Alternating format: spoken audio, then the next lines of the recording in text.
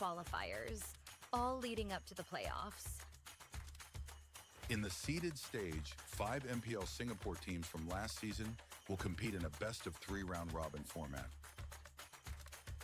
Meanwhile, the Challenger Qualifiers give community teams a shot at the big stage. Over 2 weeks, the top 2 teams from each qualifier will advance to the Challenger stage. The Challenger stage will feature the 5 MPL Singapore teams from the seeded stage and the 4 community teams from the Challenger Qualifiers. In the first 2 weeks, MPL Singapore and community teams will compete in a best-of-1 intergroup round-robin format. In the final week, community teams will face off in a best-of-1 round-robin. The MPL Singapore teams will be ranked based on their performance in the seeded and challenger stages. The top 4 teams will move on to the playoffs, while the bottom-ranked team drops into the challenger stage rankings for one more shot. In the challenger stage, the 5 remaining teams are ranked based on their challenger stage results. The top-ranked team secures the playoff spot, while the remaining 4 will enter the last chance qualifiers. In the last chance qualifier, one final opportunity awaits, a 2-stage battle to secure the last playoff spot. In stage 1, community teams get one last shot to qualify. The top 2 teams will advance to stage 2. In stage 2, they'll face off against the 4 teams relegated from the challenger stage in a best-of-1 single elimination bracket. Only one team will survive and claim the final playoff spot. To summarize, in the MPL Singapore Season 9 format, there will be 5 MPL Singapore teams and 4 community teams qualifying through the Challenger Qualifiers. Based on regular season performance, the top 4 MPL Singapore teams will advance directly to the playoffs, while the 5th-ranked team is relegated to the Challenger stage rankings. In the Challenger stage, the 5th-ranked MPL Singapore team and the 4 community teams will be ranked based on their Challenger stage results. The top-ranked team from this stage will secure a spot in the playoffs, while the remaining 4 teams move into Last Chance Qualifier Stage 2. They will be joined by 2 additional community teams who advance through Last Chance Qualifier Stage 1, which serves as the final entry point for community teams. The winner of the Last Chance Qualifier Stage 2 bracket will secure the final playoff spot. And then it all comes down to the playoffs. 6 teams, only one champion. Who will rise and claim the MPL SG Season 9 championship?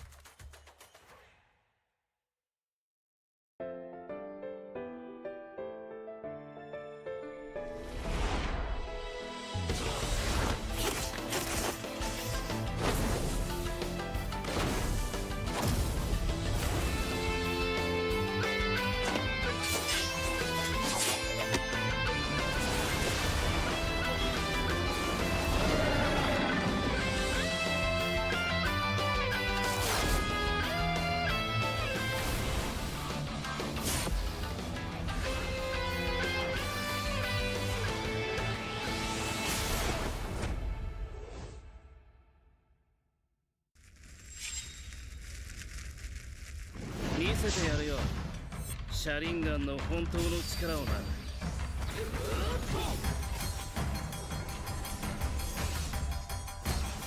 力が湧いてくる。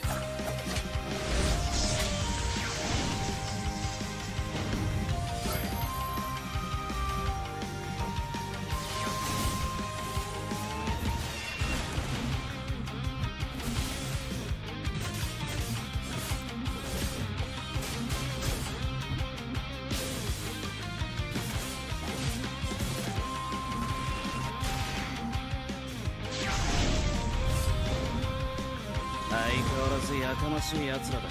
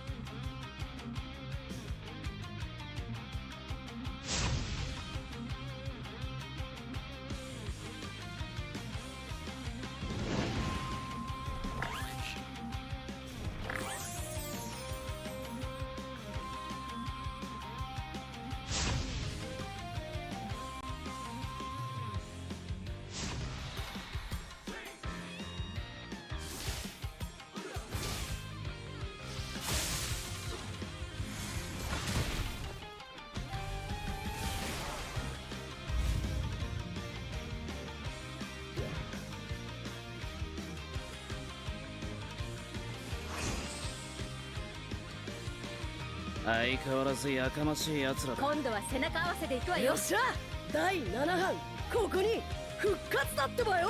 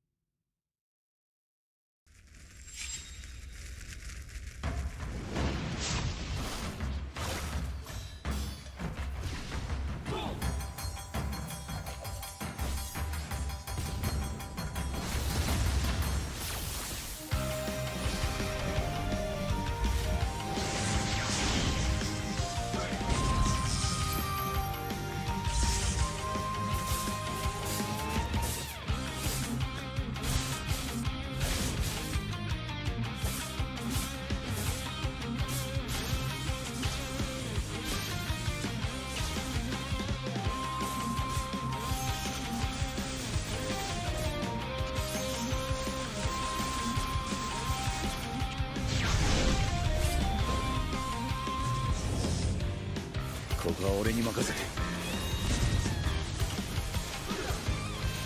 もらった。四代目他目を超える忍びはお前しかいないと俺はそう信じた。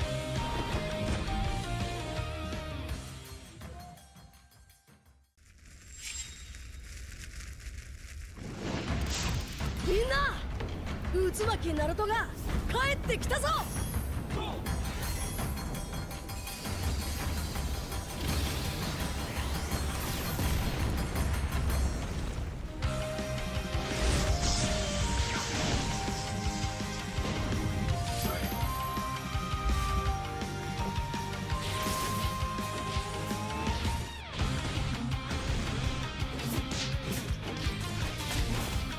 クラマ、力を貸してくれ。よ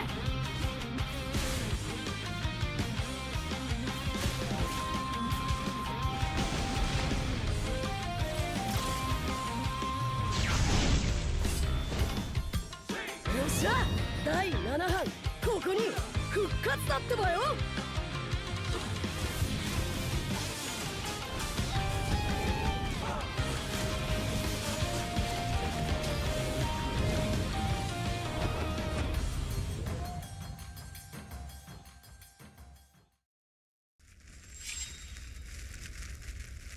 みんなを守るために私はもっと強くなる。やっさよなら。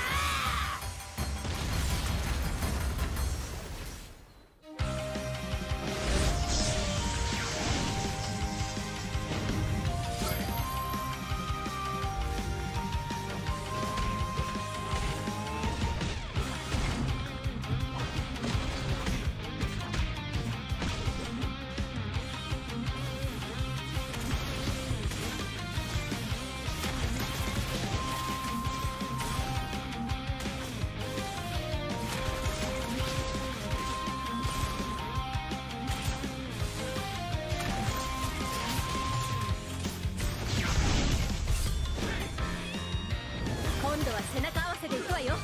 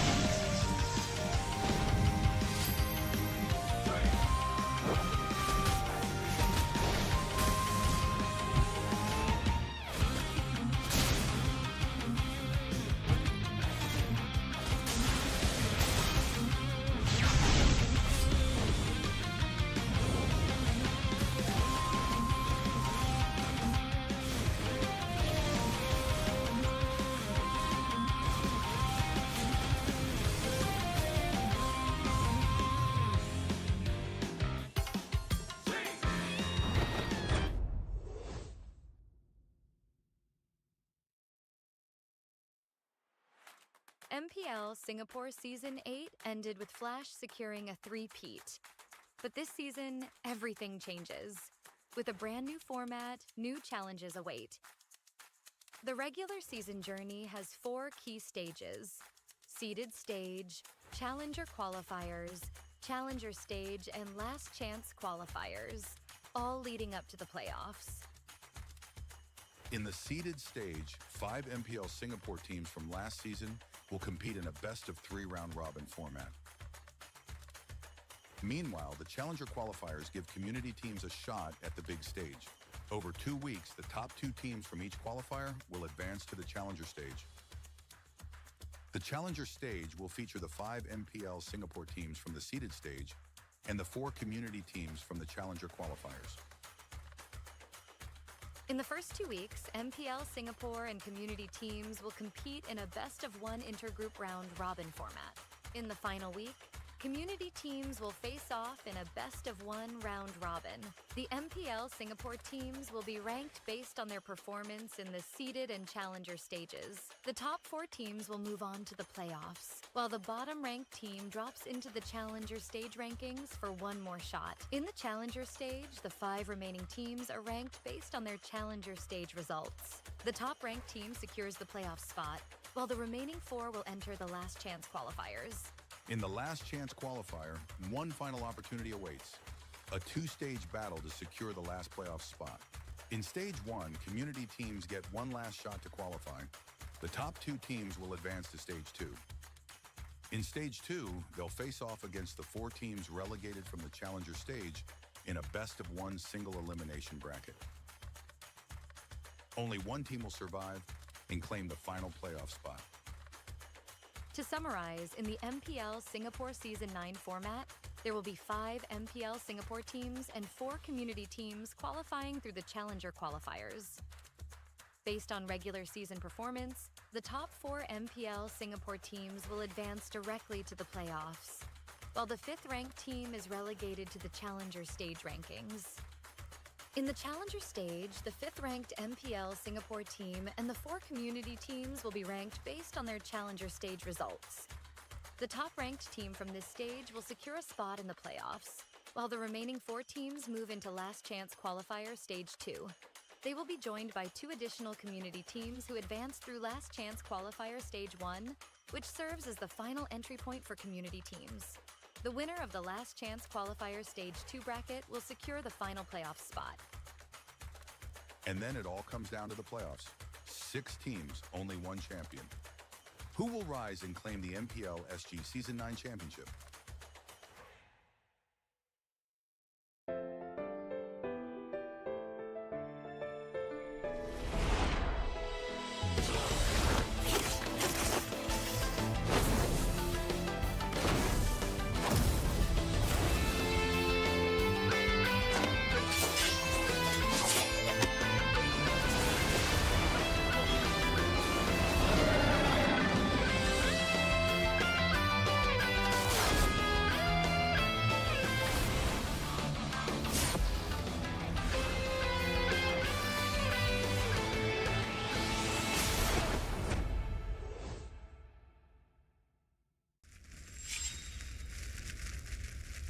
見せてやるよ。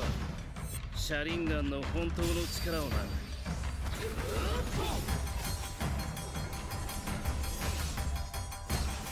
力が湧いてくる。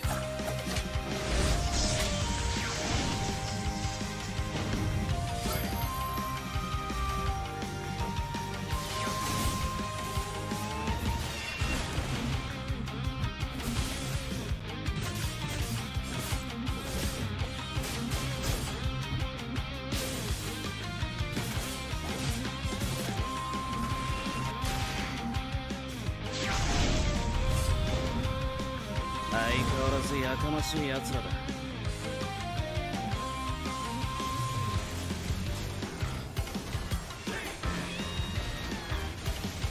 All right, ladies and gentlemen. Welcome. Oh damn! Okay, I thought we rehearsed this. I'm sorry. You better be. I'm sorry. Don't be sorry. Be better. I'll be better. Continue. Okay, But you know what else is better? MPL Season 9, as we are now coming into the final day of week number 3, which also means that it is the final day for all form of qualifying stages. Qualifying. That's a new word from now on. Of all the qualifying thing.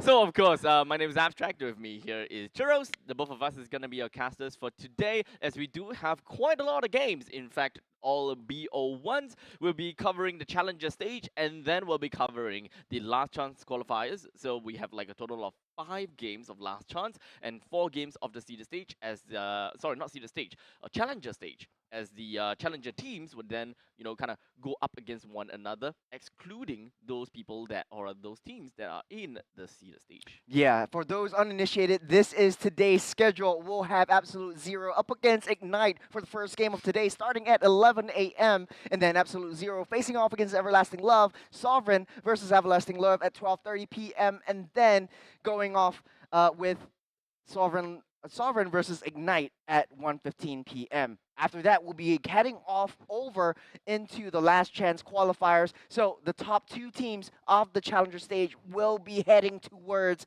the last chance qualifiers, alongside, I think, Vanguard, Kings Vanguard. Kings Vanguard. Who has been relegated from the tops, from the seeded stage down to the last chance qualifiers as well. Okay, so there is definitely quite a bit of changes ever since the last time that I came in here to cast, which is week 1.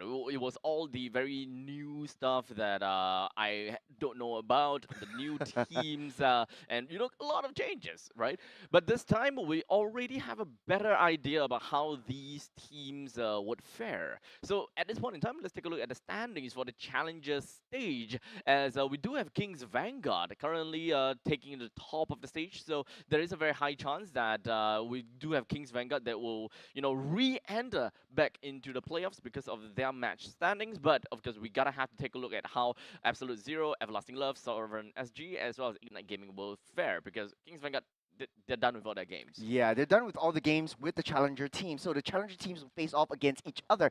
However, you don't want to be in a position where Kings Vanguard has to put their fate in the hands of others, especially for those challenger teams. This is going to be a very tricky situation for Kings Vanguard to be in. They have to be watching, they have to be analyzing all of the gameplays, and hopefully pray that they are still on top of the brackets. Unfortunately, though, this is not in their favor, because this is the games, they can't control it. It's all due to the challenger teams facing off against each other in a BO1. So BO1, very, very tough. There's no chance to adapt. There's no chance to change your rosters, change your draft. It's all one game, and yeah, it's tough. One game, one play, one thing that they can only do. One thing. And that is to put their worst feet backwards. Worst feet backwards. Correct. In other words, the Best foot forwards. Yeah. That was smart, isn't it? Yeah, that's absolutely. That was not smart at all. That was absolutely bonkers. But speaking of absolutely, we have Absolute Zero coming into the fray with Non, Rapidude, Buji, Salus, and Vendetta. Of course, when it comes down to Absolute Zero, I always take a look and looking at Vendetta because of his clear plays. Not too sure how they would fare coming in, because we've only quite literally seen them in week number 1 for the challenger stage, as week number 2 was 2 completely different teams that we will start to watch them in a bit later. Now, there is, of course, a very fun fact that we noticed when it comes down to the standings, and that is all of the challenger teams have at least lost once. Yes. That means that there won't be a single team that will get a 4-0 and immediately get Kings Vanguard out of the picture. Yeah. So it all boils down to head-to-head. It all boils down to quite a bit of how, you know, all the tiebreaker rules. So this is quite essentially going to be a tiebreaker rule kind of system that we are going to be watching today. Yeah, it's going to be a very interesting matchup, especially since both of these two teams that are facing up against each other have to be on their best foot forward, like Abstract says. But on the other side of the table, we have Ignite Gaming with Icon, Jet, Blade, Chu, and Yuta. Both of these two teams are looking hella strong. They have prior MPL experience back in Season 7, Season 8. Right now, in Season 9, they have been pushed back, so to speak, into the challenger stage where they are part of a community team. But right now, this is looking strong. If I remember correctly, they were the past. They all have varying experience. With Blade, if I remember correctly, one of the most veteran players in this lineup. Blade was what? MPL SG season 3 sub for EVOS SG? Ooh. If I remember correctly. I remember seeing a Blade before, but he never really showed himself. He never really played in the matches because he has been sub. So technically speaking, in terms of, technical prowess, I have absolutely no idea how Blade would fare. But in terms of experience, he's the one that we should be theoretically look out for. Yeah, honestly though, speaking of experience, both these two teams, one of the top seeds, especially in challenger stage, a lot of teams or a lot of audiences and fans are actually looking out towards these two teams as taking and snatching up that top 2 spot. So we'll be actually watching them play against each other in a sort of like a BO1 later on today. But man, if you're around the area, especially around Choa Chu Kang or the west side, best side, head on down to lot 1 where you catch every match in person, physically. Yes, of course. There's no other way to say this. I mean, you you want just- to bask yourself in the environment, Exactly. bask yourself, Bask in the presence. bask in the presence, and bask in the hot sun because it's outdoors. Hey, We're playing outdoors. hey, look, I gotta tell you, when it comes down to these kind of games, we know that it is going to be spicy. It's gonna be hot games. So, atmosphere gotta have to play a part as to how the games are gonna be like. How do you even? That being said, though, man, looking forward to Absolute Zero up against Ignite. Well, Abstract tries to snap. We will be jumping the draft really soon as the teams are ramping up and snapping into place with the draft. But there's a lot of things that we've seen in community teams that in the draft might be different Middle from finger and how thumb, right? middle finger and thumb, yeah. It's how we do it. Can you not snap? This is a bit. It's a bit. Abstract's just he's trolling everyone. It hurts. I tried too many times. I think I'm gonna fracture or like break one of these bones very soon. I blame it on friction. It's friction, right? It's mostly on the friction, right? I guess so. It's the friction as well as the speed it takes to get your middle finger and your palm together. Science show today. Science. Science. Do we have any shows yesterday? Shows. Yeah. Like, do we have like geography or history? No, it's just No topic. No it's topic at just all. Jay's actually pulling out all of his stats with So the math. teams. A lot of math. A Math. lot of math. A lot of statistics. We gotta thank Uncle Jay's for that. To a certain extent, is POA as well. That principles of accounts. I've never taken that. Hey, mate. Me A math neither. is the best. Me neither. I'm the dumb. Oh, I didn't even take A math, so I'm I like know. the I know. lower That's dumb why one. you're relegated into Hey! the loser stream. No, just kidding. I am the DNT guy. Okay, I'm hands on. Actually, I like DNT too. It's fun. It is very fun. It is very fun. So I don't know how we got into this. It all started It's from all the about snapping. subject. It's all about subjects, right? Yeah. So those people taking DNT is the best scoring subject. Don't slack off. Okay, DNT fun. Very DNT fun. is very fun. I want to get back into woodworking, but okay, we'll move on. I can literally just put up a crazy broadcast going on here, right? Yes. We bring in Deadeye. We bring in Bays. Who's base? Like Jays, but change Baby the J Jays? to B. Ain't no way. Sure, why not? Ain't no way. So that we don't have the know that. ABCD broadcast, ABCD podcast. We're still the Short Kings podcast. This is we are- Churros and Abstract with the Short Kings podcast. The Is shortest Deadeye guys short? in Singapore, standing tall at 4'9". I don't know what 4'9" is. Little under 150 cm. That is pathetic. That is pretty pathetic. Hey. No offense. To the I don't know people where that we're are going with under this. To 150. be honest, though. Uh-huh. To be honest, I don't know where we're going with this. Me neither. Yeah. But So don't let's worry. jump into the draft. Do we even have the draft? I don't know.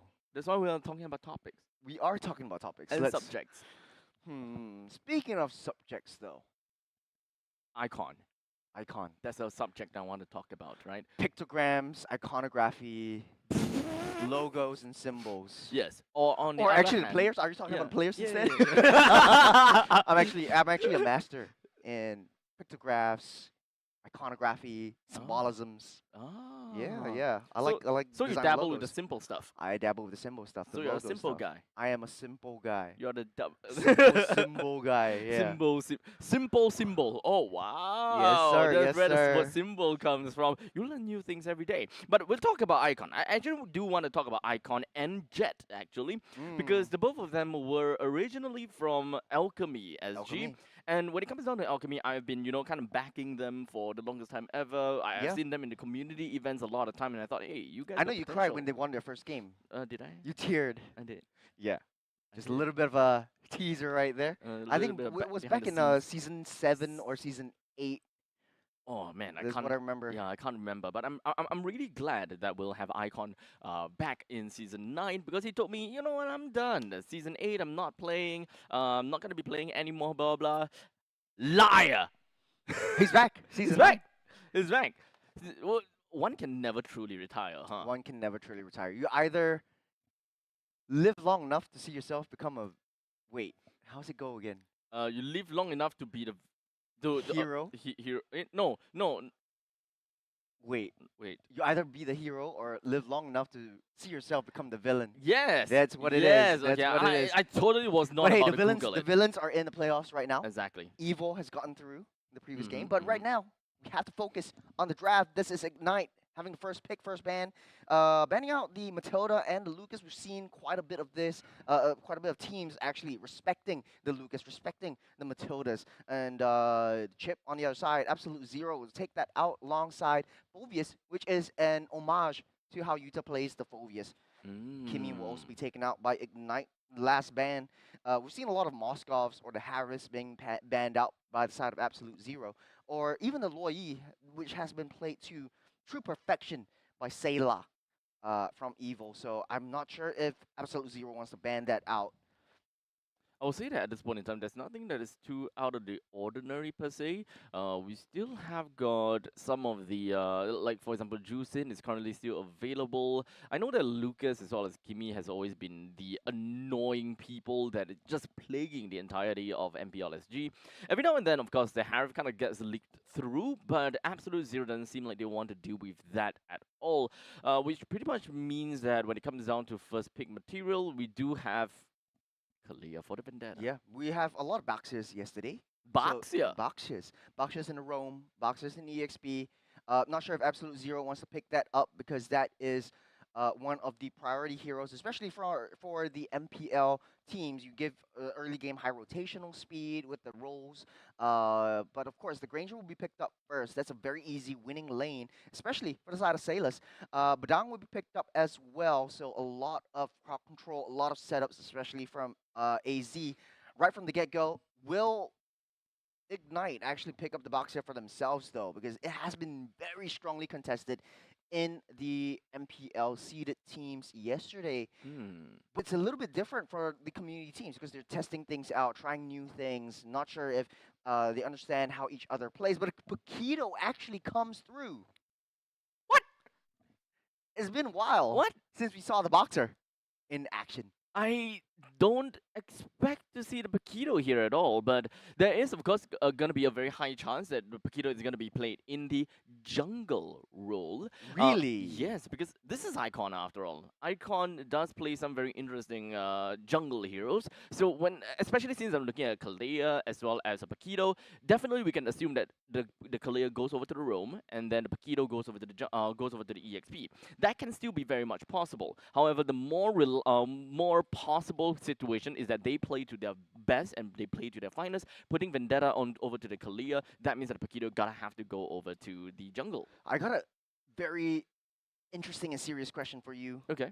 This is a BO1. This is a BO1 indeed. Do you want to test out a Paquito, which is kind of off meta at this point, very easy to read because once you don't have your triple combos, you're pretty much done for. You're a wide open book. People can read you. People will initiate and pull the trigger on you. Yeah, I do think that it is a very big risk coming in from Ignite, but Nothing ventured, nothing gained, I guess. I suppose so. I would say that they are probably really confident with what they intend to do here. I mean, Paquito does have some very crazy buzz, not gonna lie. So if they are kind of looking out for, possible hero picks, they want to really just eliminate 1% at just a snap. As compared to heroes such as the Hayabusa, very high skill hero, there's a lot of possibilities, a lot of things that you can do, but the burst aspect is not exactly there. And the caveat is that you can't have everyone just around, right? You are targeting just one person.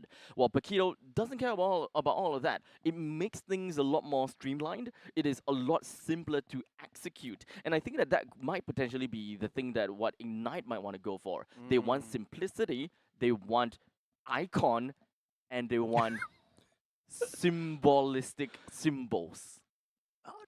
Nice try. Damn Nice it. try.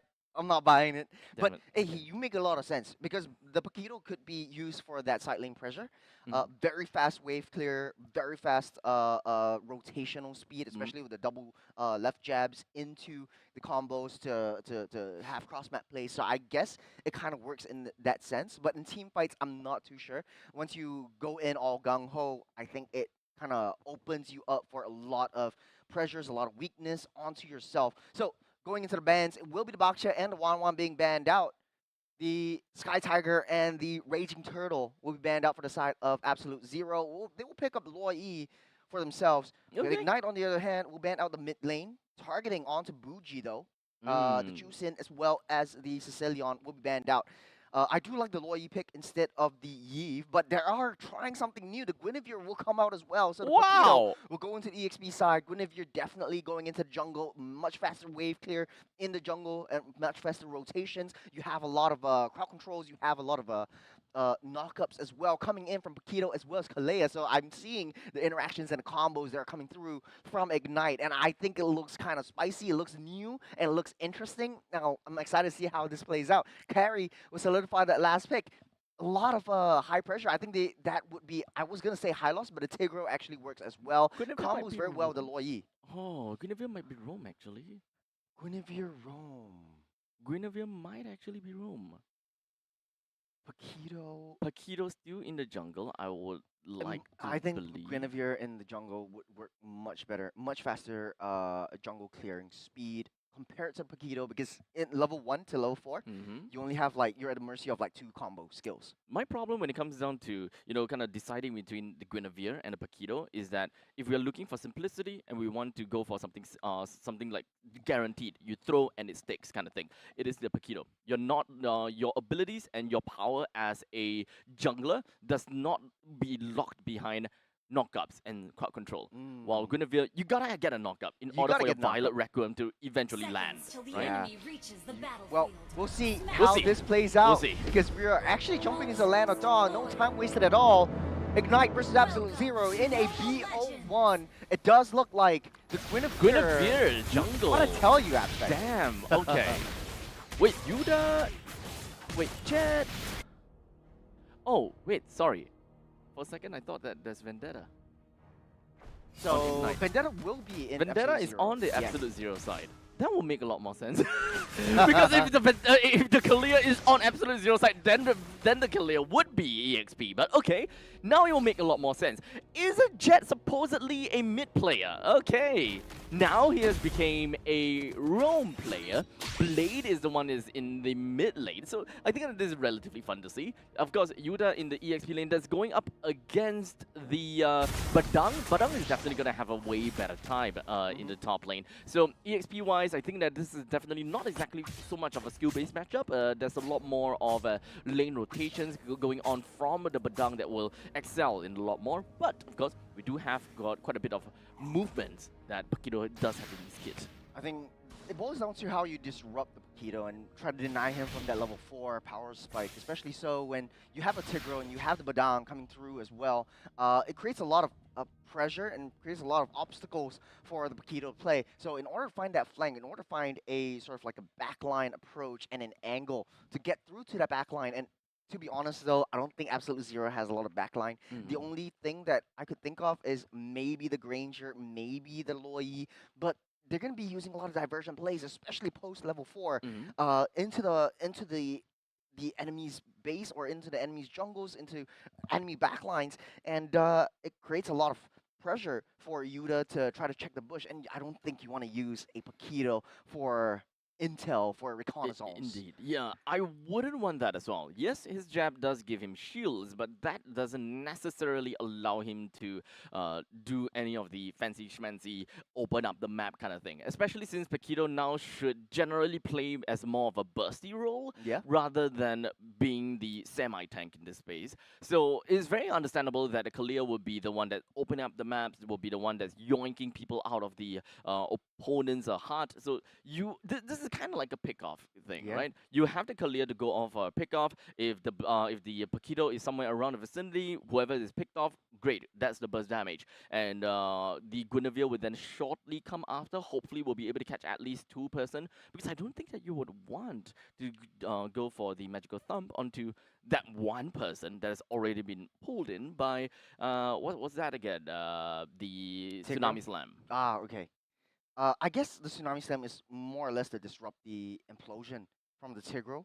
But then I guess you could play it in multiple ways, because I mean, if you wanna target onto the Badang and punish him for getting a little bit too close with the fist crack, he does have CC immunity, so you have to watch your 6 on that one as Yeah. well. Usually how Kalea players play this hero is usually to deny the setups from Yes. the opponent team. So we don't really see Kalea actually jumping into the back line and try to take out the Granger or take out the Loi first. What they usually do is wait for the tanks to actually come close and punish them for getting too close and pulling them even further back together into the vicinity of the enemy base. So Indeed. I guess the Kalea could be used to that advantage. I'm still a little bit wary about how Paquito plays around, but this is Yuta anyways. We've always seen him very comfortable with the Paquitos, especially back in Season 6 all the way through Season 8.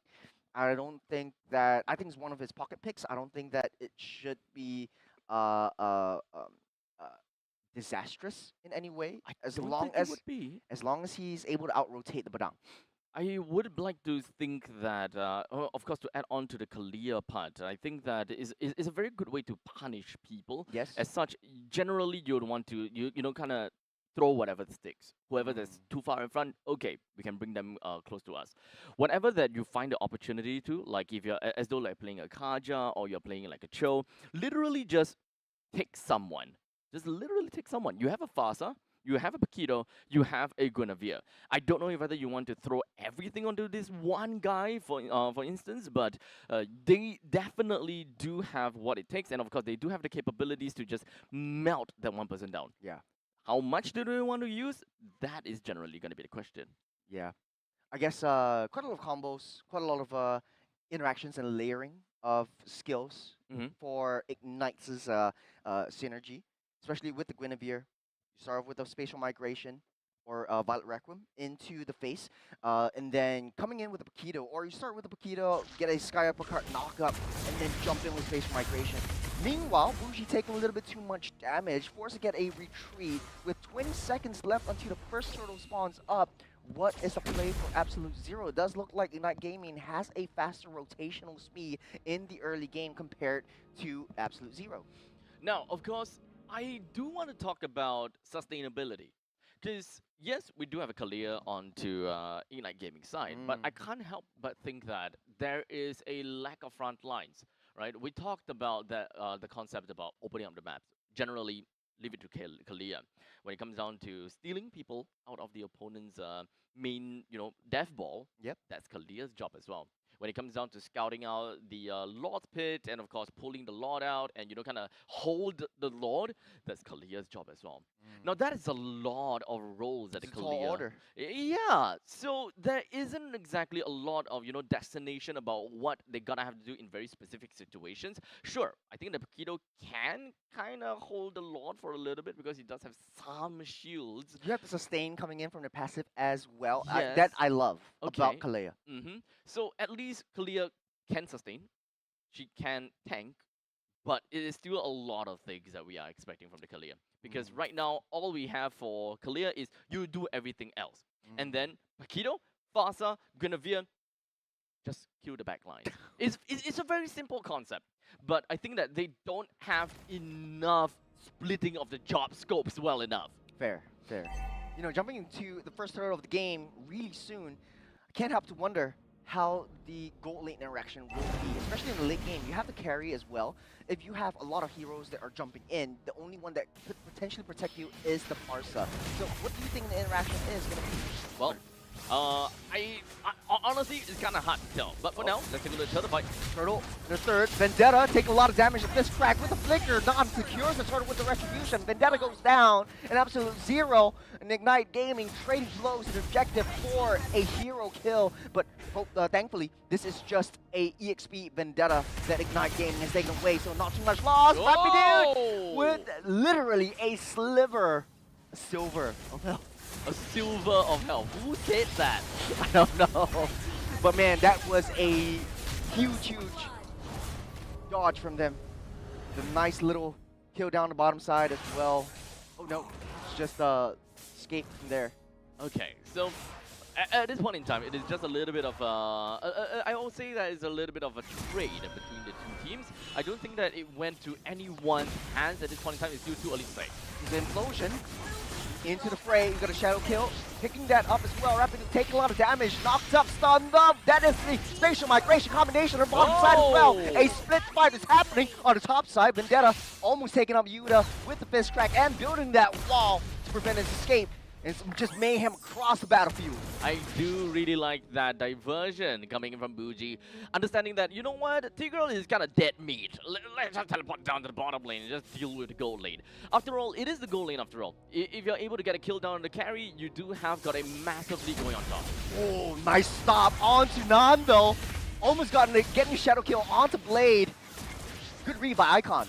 Oh, Blade with such a low amount of HP. Punished by Nan, taken down, and just stopped in his track by his Rapid dude.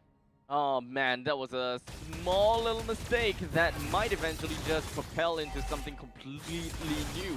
As we do have the total that will be coming up in about 10 seconds, that will mean that he does have got a few levels behind of Bougie. Yet another diversion down the bottom. Nice little backdoor play with the implosion. Chu will go down by the hands of Salus. On the top side as well, Vendetta trying to buy enough time, but nice read, good read into the Tsunami Slam, they go. Vendetta barely surviving, Jet will take that down with a killing spree for himself. The Turtle will be free for the taking for Ignite. Wow. The Roma becomes the hunter. So, who's the Roma again? Tell me about it. It's Jet, yeah. But he has a lot of experience down the mid-side, so the rotation speed and how he likes to play the map, the positioning that he has is definitely on point. Yep. So, Absolute Zero, you can very clearly tell that the main thing that they're going to look out for is that they want to smash the gold lane, which they definitely did manage to do, right? They managed to get about death onto the side of Chu, and then they even managed to bring down the T1 turret down to the bottom lane. We have to see a little bit of a lane swap soon. Good read.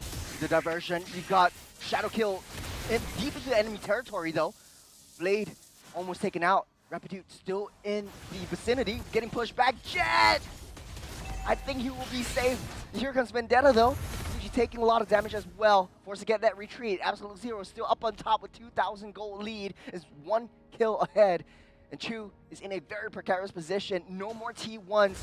He has to be able to extend that lane to pick up all the resources that's left behind for him. So it does seem like for the side of Ignite, they're not too subscribed to the idea of putting carry all the way up to the top lane. Missed the implosion. Will get that kill in the end. Icon goes down.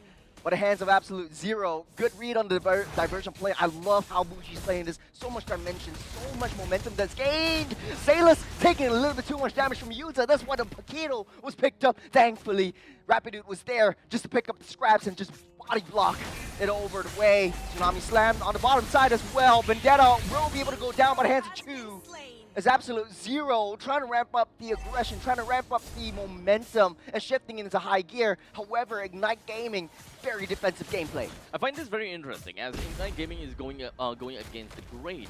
Normally, when it comes down to the gold lane, you lose your T1 turret, you immediately go for a swap up to the top lane to get yourself a little bit more safety and a little bit more farm, because you're closer to the river line, right? But this time, what they have decided is that because of the presence of Luo Yi, they can't afford to do that anymore, because it happened twice already, where the Luo Yi just diversion down to the bottom lane, right behind the brushes, where Chu have got absolutely no idea what's going on. Yeah. Because the way that Ignite Gaming has been going up so far is that the Kalia is just not babysitting Chu at all. Yeah. Kalia is just all around the map trying to make full use of the very early game power spike that they have from the Paquito as well as the Guinevere. So they're sticking to that game plan, while in the meantime, kind of, for the lack of better words, throwing the carry into the gutter and making sure that, okay, carry, you just slowly farm. We'll try to gain our own lead in order to push the enemies away. Well, 2 points I want to bring up. The first is that I think the idea is to shift the momentum and the aggression away from the carry so that the carry is able to just farm up slowly but surely and scale into the late game, because carry is definitely a late game hero. Yeah. We'll be able to see the damage coming through, especially on a lot of the tanky boys from the side of Absolute Zero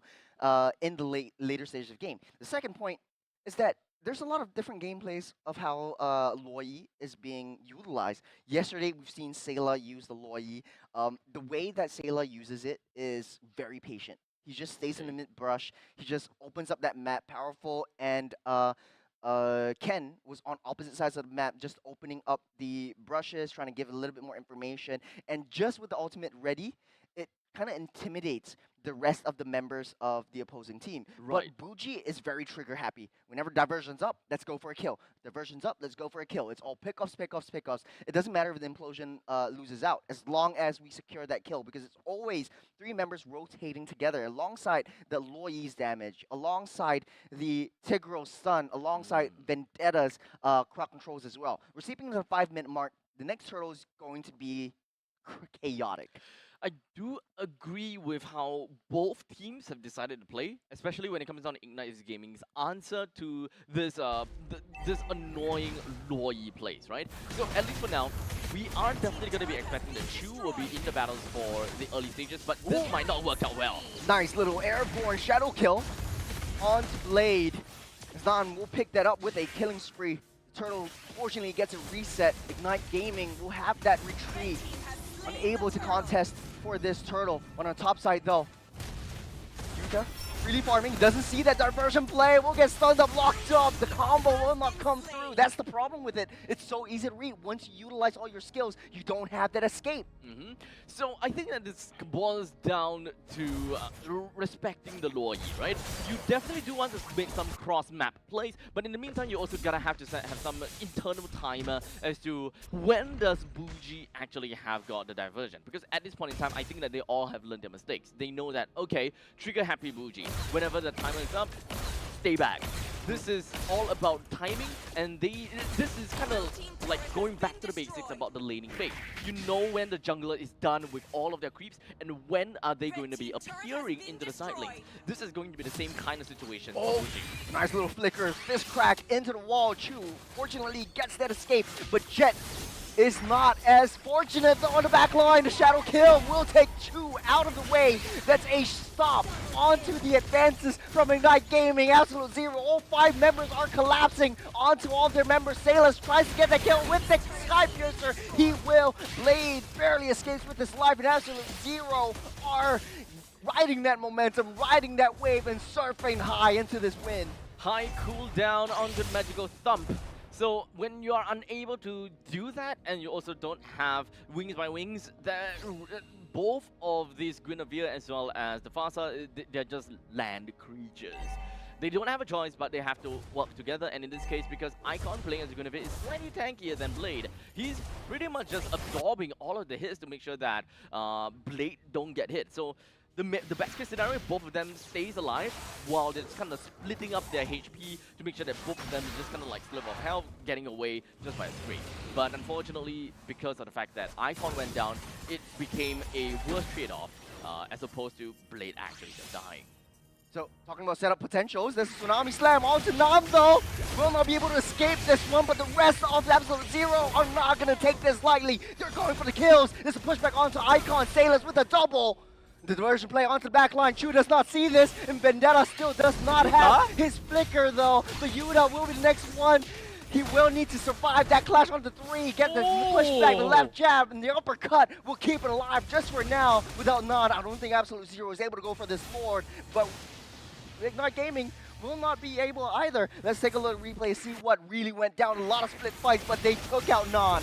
Okay, so the main thing for the side of Ignite Gaming is they wanted to eliminate the jungler first. So whenever possible, they just went straight for it, right? They threw a lot of their resources. They don't have got their feathered airstrike anymore. Yuta took some time before eventually making his way to dealing all the damage over to Absolute Zero.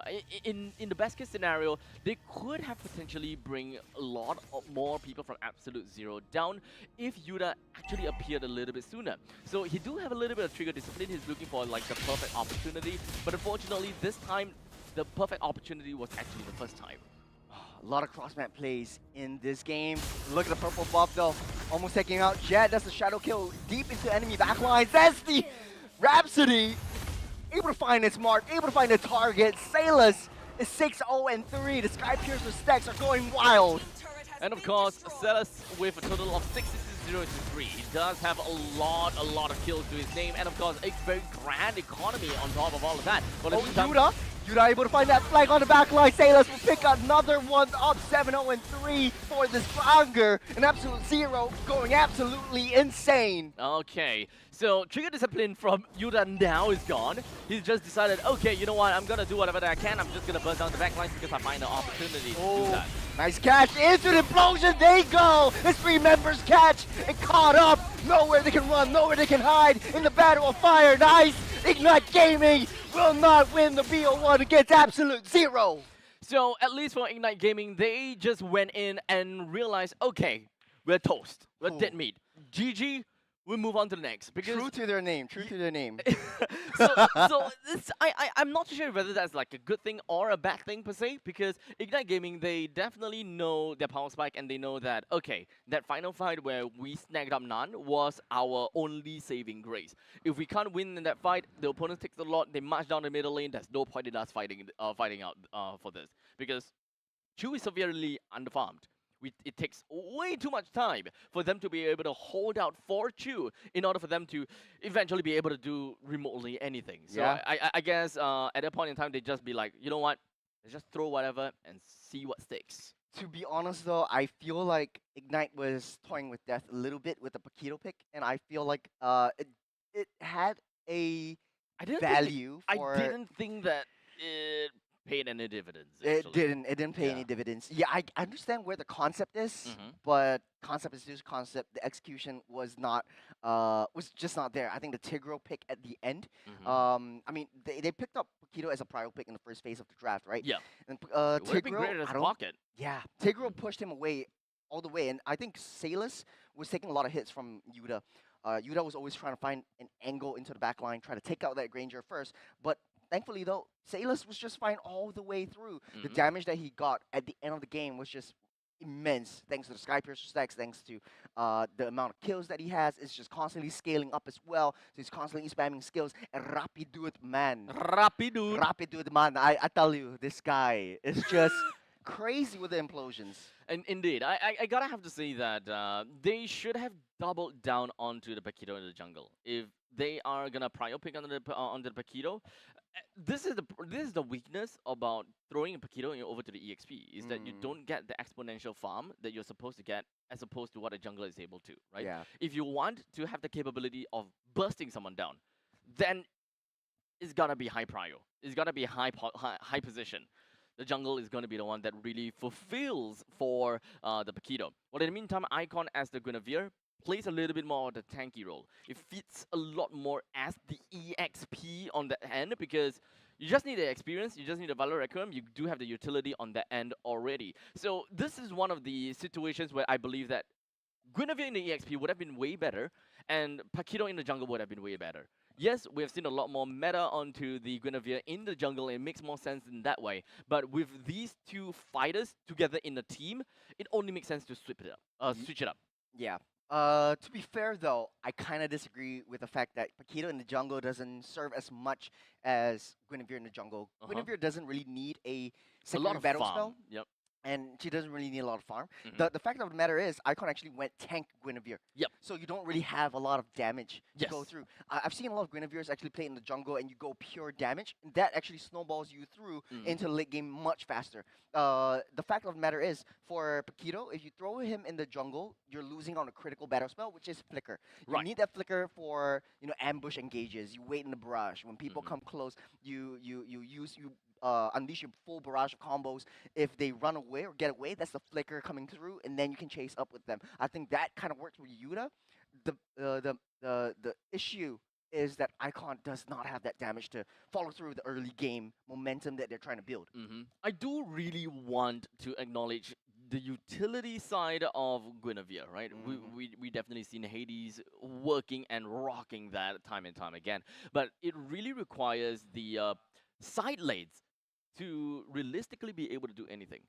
But in this case, Yuda as a Paquito absolutely just loses over to a Badang in the EXP. There realistically is not a lot of things that you can possibly do together with the Guinevere when this Paquito is just locked behind the Badang.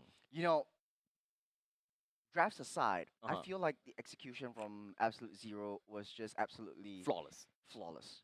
The fact of the matter is, like for Luo Yi or Buji, using the diversion play every single time that green dot pops up on the screen and the cooldown diminishes, it just creates so much pressure for Ignite Gaming. They just can't match the tempo that Absolute Zero is bringing to the table. The diversion's up. Use the diversion, either go for a pickoff or send Salus off to the long lane to get more farm. And I think that worked perfectly well for Absolute Zero. As can be seen from the scoreline, it can be seen from the turret takes. Once you leave a turret open, that's where Salus is going to be. That's where he's going to take down the next turret. And when he's around the vicinity, you don't really see Vendetta around because he's always in the jungles protecting him whenever Salus comes up. And I want to talk a little bit about the EXP shift a little bit. Okay. Especially so for how Paquito is being picked off and how Badang is being picked off. Because we've seen this yesterday and we've seen this a lot all throughout the seeded stage where the EXP, after the 5-minute mark, just becomes a roam. Literally ditches Okay. the EXP lane. And Once then you get just the first turret. after you get the first turret, or even once you hit the 5-minute mark, you Right. just start rotating and just babysitting your gold laner, Mhm. being the additional layer of support to help funnel and scale your gold laner up. With the Paquito, you don't have the same dimension of gameplay. Okay. Especially since if they want to go for damage. That means Yeah. the position shifts is you're just kind of thinking, okay, who's past 1, 2, and 3? Yeah. Because realistically speaking, if you're looking at this entire lineup, which now that you mentioned it, the goal priority becomes very confusing. Yes. Because you want to feed the carry, you want to feed the Paquito, you also want to feed the Farsa. you also want to feed the Farsa. Yeah. Yes. So in some sense, this is a very early game greedy composition. Yeah. So in the most typical scenario is that pause 1 goes over to the gold laner. Yes. Pause 2 goes over to the jungler. Pause 3 and 4 is interchangeable between the mage as well as the EXP. Yep. It depends if whether it's a utility mage or a damage mage. But now I think the meta has shifted into the sense that like the EXP has shifted down to pause 4, Exactly. where they're the secondary support instead of the core or tertiary damage dealer. Yes. The so tertiary they're like damage dealer. tankier. Yes. Right? They're tankier style. You don't need that much farm per se. You're Yeah. kind of throwing bodies. Yes, sir. So Farsa makes sense. That's why she's in the meta. While in the meantime, that's why Paquito is not in the meta because he doesn't conform to that meta rules of being a position 4. Because Yeah. now you have conflicting position 3s. Mhm. You have conflicting position 1s as well because you kind of feel as though, okay, I want burstiness in my Paquito. I want my carry to farm, but we want to play in the early game. So do we want to swap our positioning whereby Paquito takes pause 1 in the early game and then move on over later to pause 3 later on? It's just kind of like It is kind of crap. confusing, Yeah. yeah. In the past, I kind of see it working because jungle is definitely going to be in the defensive role. You had the tank jungle meta, and then you have the speedy, bursty heroes on EXP side, which is what make Paquito work. But this meta kind of forces the EXP to have a much better early rotation. Once you don't have the jungle as a main damage dealer, you don't really have a lot of follow-ups in the side waves because you have the roam position to help you alongside. Remember, it's a roaming trio. It's not a roaming duo. Yep.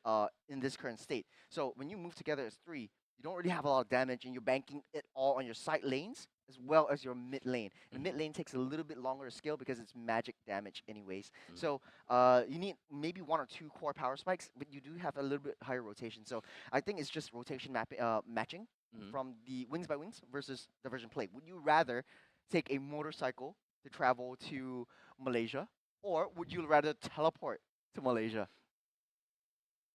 Much faster. No one likes the jam.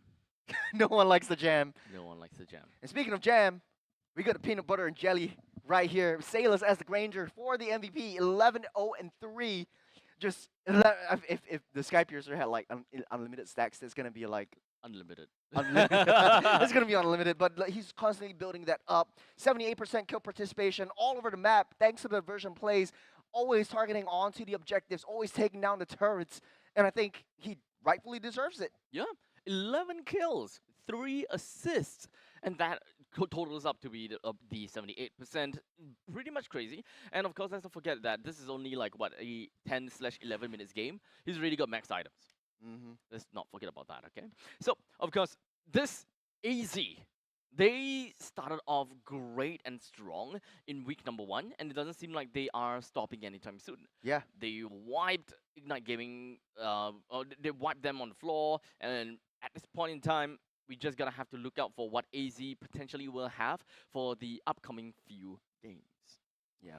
To be honest though, they are the crowd favorites. Been looking at the YouTube streams, everyone was saying, "Oh, Absolute Zero, sure win, sure win." And I think, true to their name, the expectations are high, stresses are definitely high, and they definitely perform well in a dominating fashion against Ignite Gaming.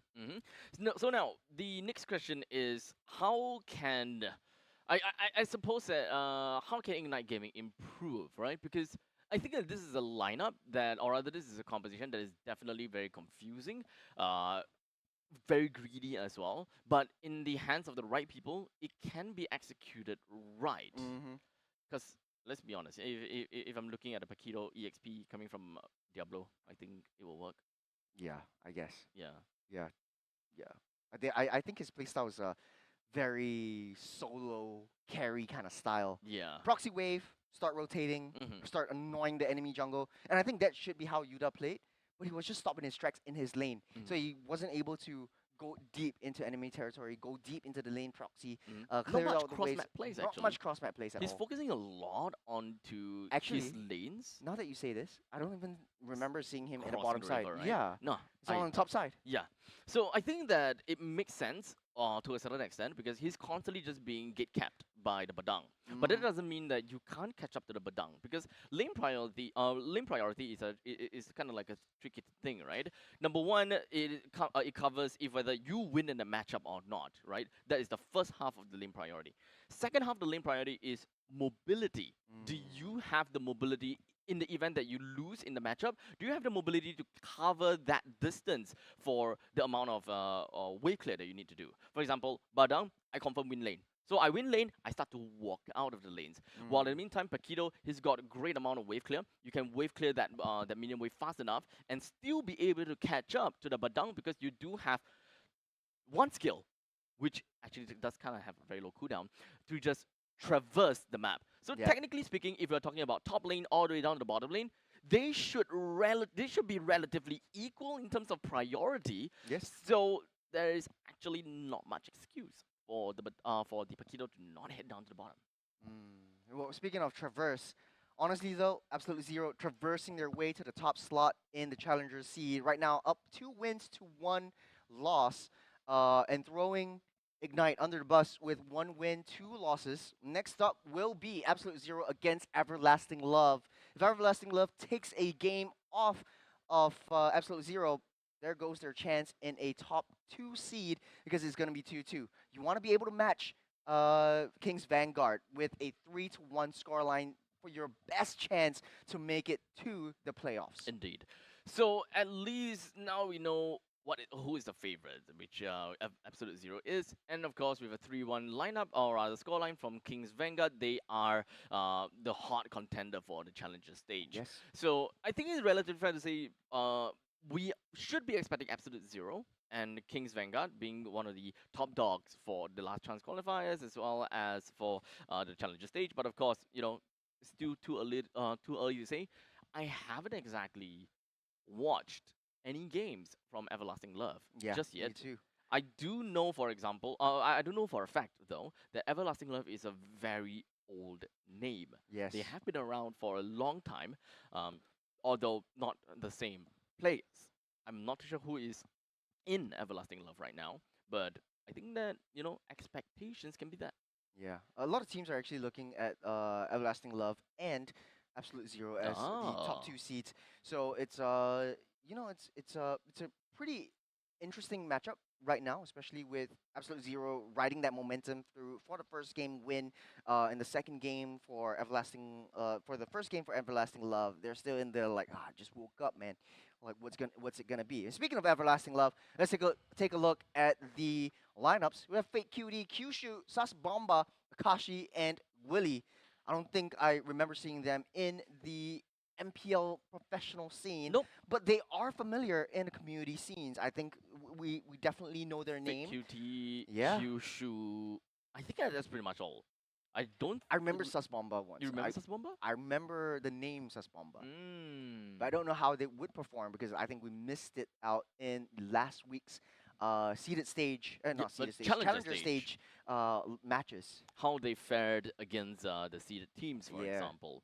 So at least they don't have to care too much about the seeded teams anymore. Yep. Or rather for now, because if they were to make it to the playoffs, they have to care a lot. Yeah. But for now, they just want to look at the challenger stage teams, and at this point in time, how do they how do they deal and how do they fare with all the other three teams? Remember, every one of these teams so far have a 0-1 score line, except for Absolute Zero, as they already got one win Yep. and one losses. Yep. Whoever gotten like I think two losses, I think that they are more or less expected to be at the last chance qualifier already. Yes. Yeah. So that means that Ignite is definitely looking. I mean, they're playing the last game of today as well, so they'll be in the venue all the way through and waiting until the last Ah. game really comes through. I don't think it'll be too long though, and hopefully, they get a little bit of reset. They have some time to analyze their opponents, and I think they're going up against, if I'm not wrong, Sovereign for the last game of today. Right, okay. For at least for the challenger stage, so they do have another shot. But it's a very precarious position that they're in right now with 2 losses and 1 win to their name. You don't want to be in that position, and neither does Absolute Zero up against Everlasting Love. I think the momentum that Absolute Zero has going into the next game with Everlasting Love will tide them through into this matchup as well. Now, of course, we close the topic about game number 1 as we are potentially, or not potentially, we are about to move on to the second game, and that is going to be Ignite Gaming. Oh no, sorry, not Ignite Gaming. Is it Ignite Gaming? No. Absolute Zero versus Everlasting. Okay. Oh, Technically, fun fact: Everlasting Loves like their squad name. EVL. EVL is. Oh. It just confuses me like with evil. I think you know what? At one point in time, Yeah, Jace was telling me yesterday, like when Evil faced off against Everlasting Love, he was like super confused. I was like, "Get me out of here!" Wait, what? What's Wait, going what? on? Evil takes down Evil. Evil!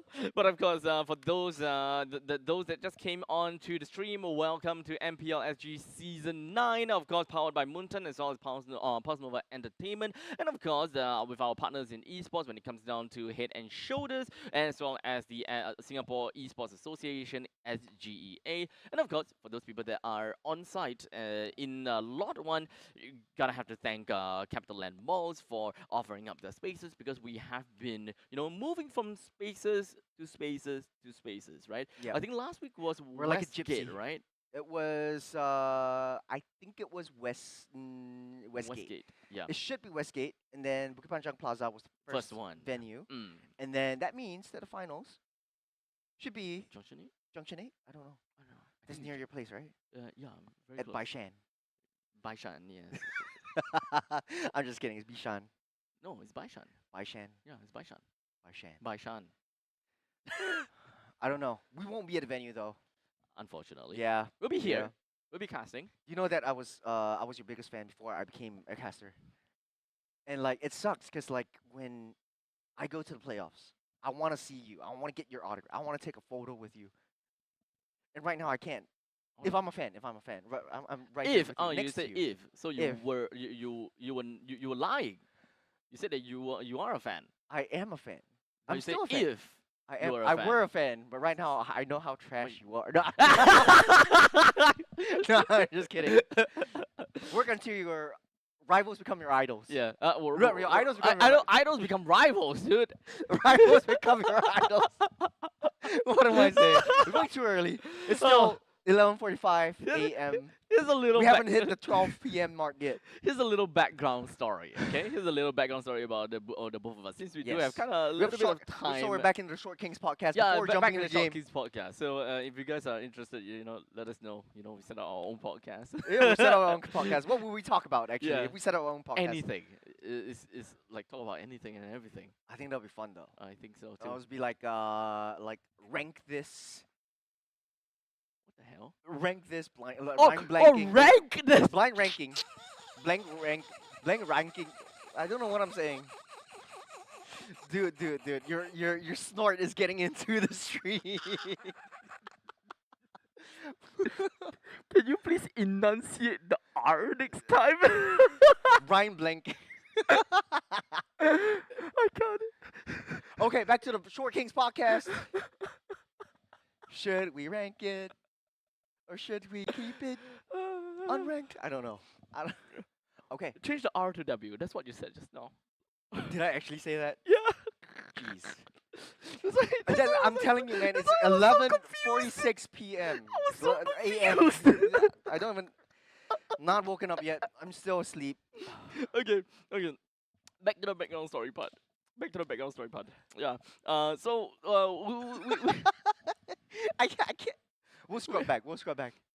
we had this this very funny moment. Okay, I wouldn't call it a funny moment, but it's about how we met. It's all about starting about tutoring. Okay. Okay. What kind of tutoring? Well, I'll tell you guys in a short bit after this break. I'll tell you guys a lot more about our background and why Short he Kings said that podcast. he We'll was be right back. my fan MPL before. Singapore season 9. We'll be right back after this. Don't go Short anywhere. little break. 見せてやるよシャリンガンの本当の力をな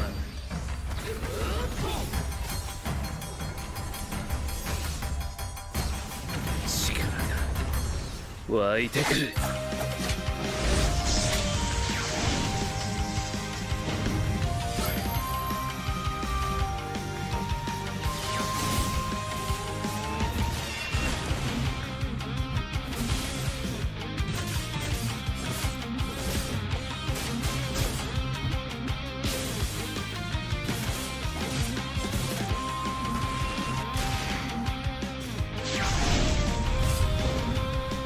相変わらずやかましい奴らだ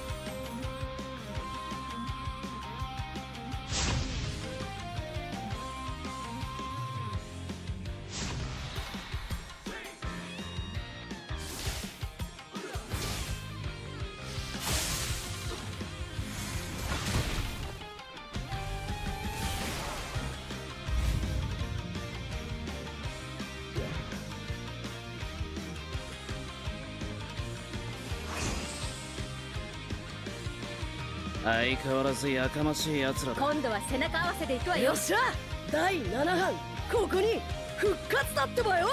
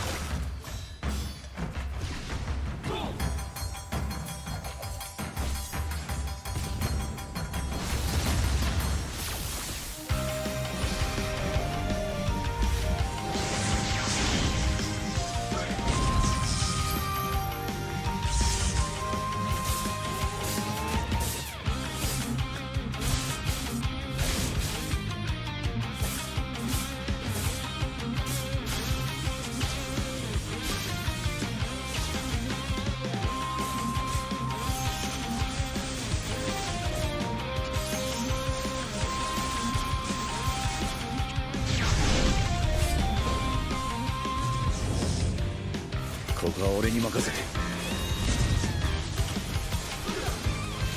もらった。4代目他目を超える忍びはお前しかいないと俺はそう信じた。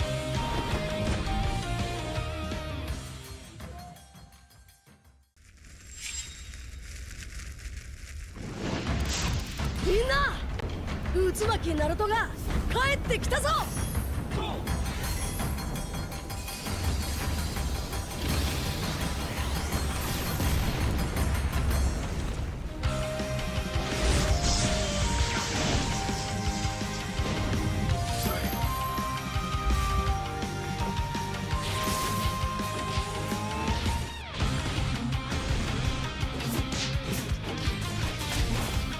クラマ力を貸してくれ。よ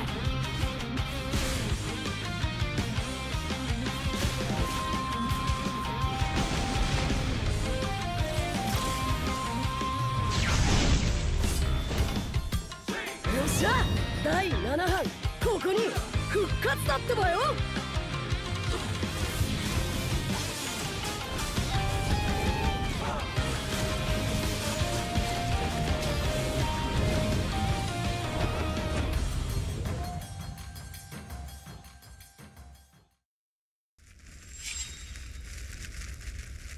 みんなを守るために私はもっと強くなる。やっしゃなら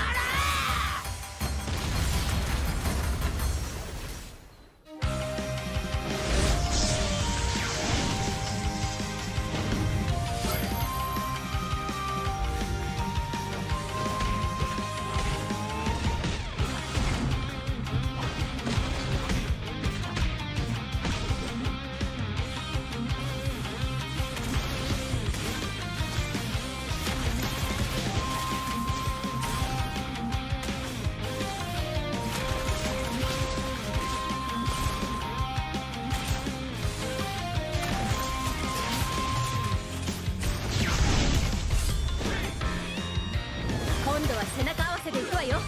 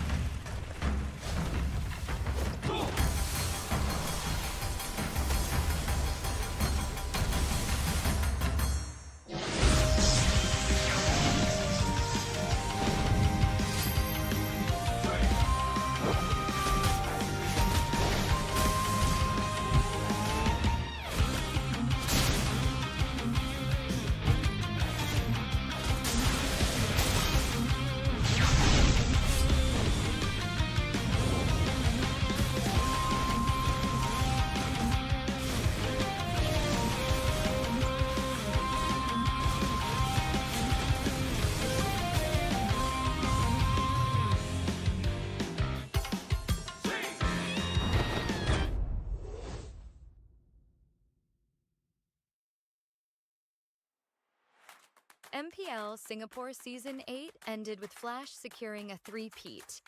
But this season, everything changes. With a brand new format, new challenges await. The regular season journey has 4 key stages: seeded stage, challenger qualifiers, challenger stage, and last chance qualifiers, all leading up to the playoffs. In the seeded stage, 5 MPL Singapore teams from last season will compete in a best-of-3 round-robin format. Meanwhile, the challenger qualifiers give community teams a shot at the big stage. Over 2 weeks, the top 2 teams from each qualifier will advance to the challenger stage. The challenger stage will feature the 5 MPL Singapore teams from the seeded stage and the 4 community teams from the challenger qualifiers.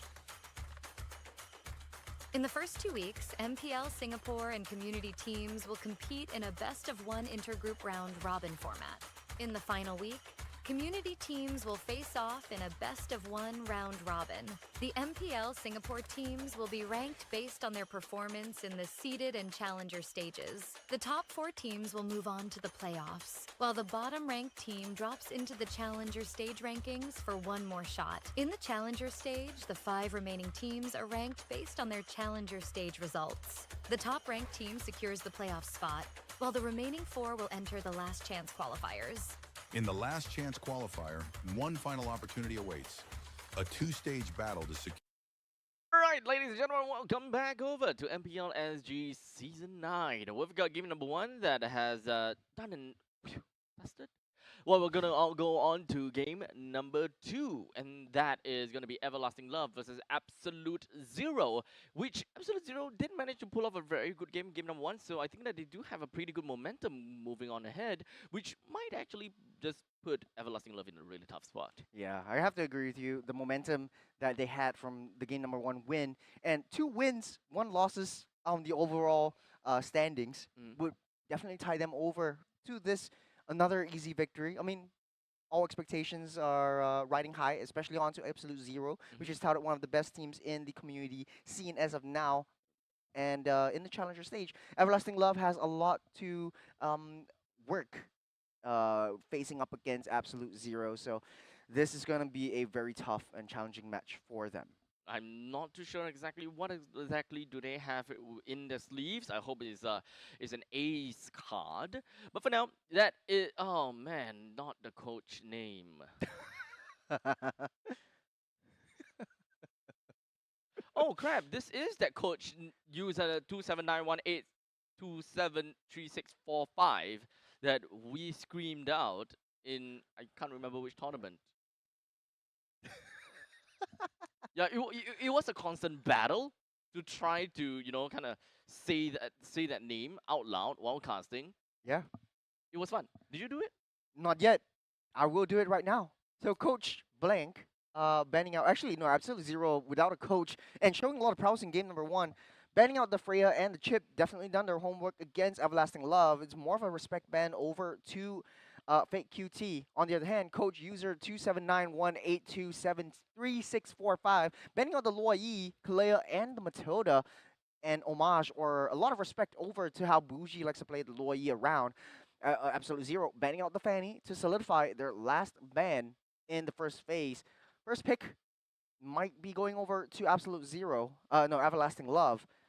So this would be quite open. Picking up the box here, or even Lucas for themselves would be pretty good. So Lucas on their side, Kalia is unfortunately banned. So goodbye Vendetta, no more Kalia for you. Loi has also been banned, but Jusin is still out there. Kimmy is also still Kimberly, out there. Kimchi. Kim. We won't go that far. We won't go that far again. Kim-chan. Kim-chan. Selena, actually, first pick Okay. from Everlasting Love. I'm Okay. not too fond of this because you need someone to actually deal with the Lucas. I know that they have something up their sleeves, but usually when you deal with the Lucas, you need some form of like true damage or some form of like, you know, damage over time kind of situation, like a carry. The Granger is getting picked up right here. Not too fond of the burst damage that Granger provides against the Lucas. In the late game, yes, it does provide some form of like utility and just a lot of chip damage, especially onto the Lucas. But man, Absolute Zero, wasting no time at all, opened up that Phobius for themselves for the easy pickings. They will snap pick that up. With Lucas and Phovius, a lot of tanky, beefy boys right from the get-go from Absolute Zero. They might be able to pick up the Kimmy or the Jusin right here at this pick.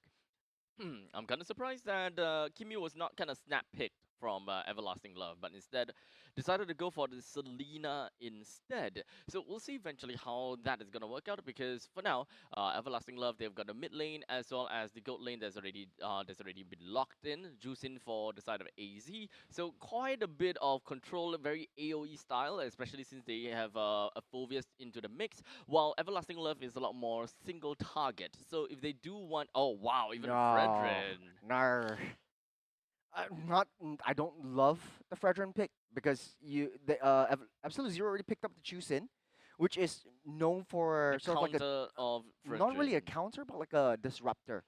I personally count it as a counter. Yeah, like Yeah. like you have a claw, Yeah. and once you have that stacks, Fredrin is just shifted aside and like, yeah, Yeah. not gonna deal with you today. That's the problem about Fredrin into a Jusin, because Yeah. technically speaking, I would call this, some people like soft counter, hard counter. Soft counter is just, it just makes things annoying to play, while hard counters is just makes the hero very useless in some Yep. sense. So in this case, as a Fredrin in the jungle, I call this a hard counter because Fredrin only has one mobility skill. And this Yes. mobility skill doesn't really have very long, very short cooldown. It will be short if you actually land your energy eruption. Yes.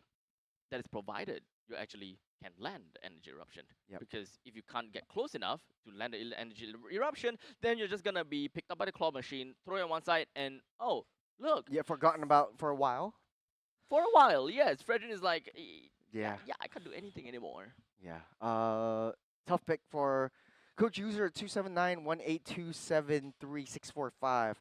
But on the other side, though, Absolute Zero banning out the roams. No more boxes, no more Hylos. Won't be able to see the light of day. On the other hand, Everlasting Love actually banning out the 1-1 and the Moskov, targeting onto Salus and how he wants to play it around. You want to give Fake QT, not Fake QT, Akashi an easier time, but man, Huh? Alice gets picked up. So a lot of wildcard picks, very, very pockety from the side of User 279-18273-645. I'm having a little bit of a trouble kind of wrapping my brains around this, because that is a Phovius that's going up against an Alice. Might be Alice in the jungle and then Fredrin in the EXP lane. That will make things even worse, isn't it? You have faster farm, especially if you're Alice. Very good pick on the carry because you're dealing with like huge amounts of tanks. Yeah.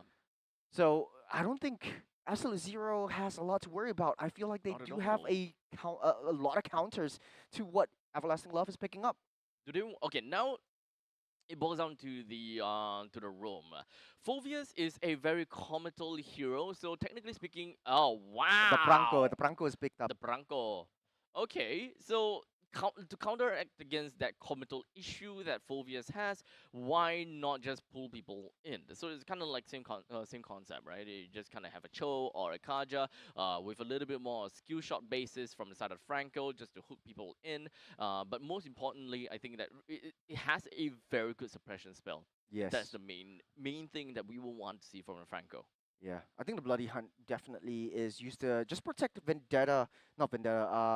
Salus from any harm whatsoever, especially in the later stage of the game. But the Minster are actually getting picked up right here.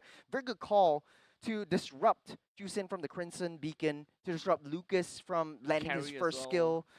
Carry doesn't have that dash anymore. Phovius would be able to mitigate Minster, no problem at all. But I'm just really interested to see whether the Fredrin or the Alice will be going into the jungle, because it kind of looks like it's a very dissynergistic kind of pickup from Everlasting Love. But I do like Absolute Zero's draft a lot better. They have a goal in mind. They have an objective in mind, and it's all pickoffs.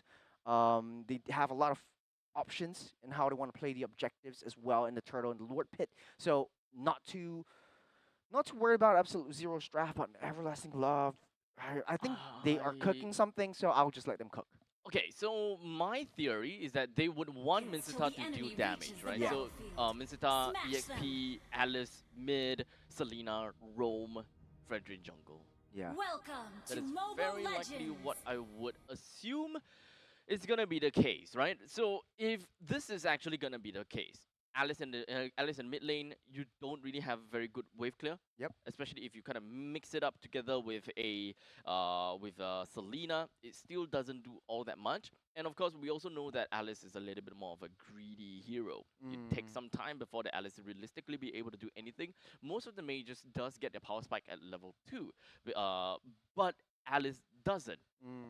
She really needs her flowing blood in order to realistically be able to do anything, to survive, and to do damage. So in the early stages, I think that they have already lost out in the middle lane. That means that most of the power from the side of Absolute Zero will be flowing over to the gold lane or to the EXP.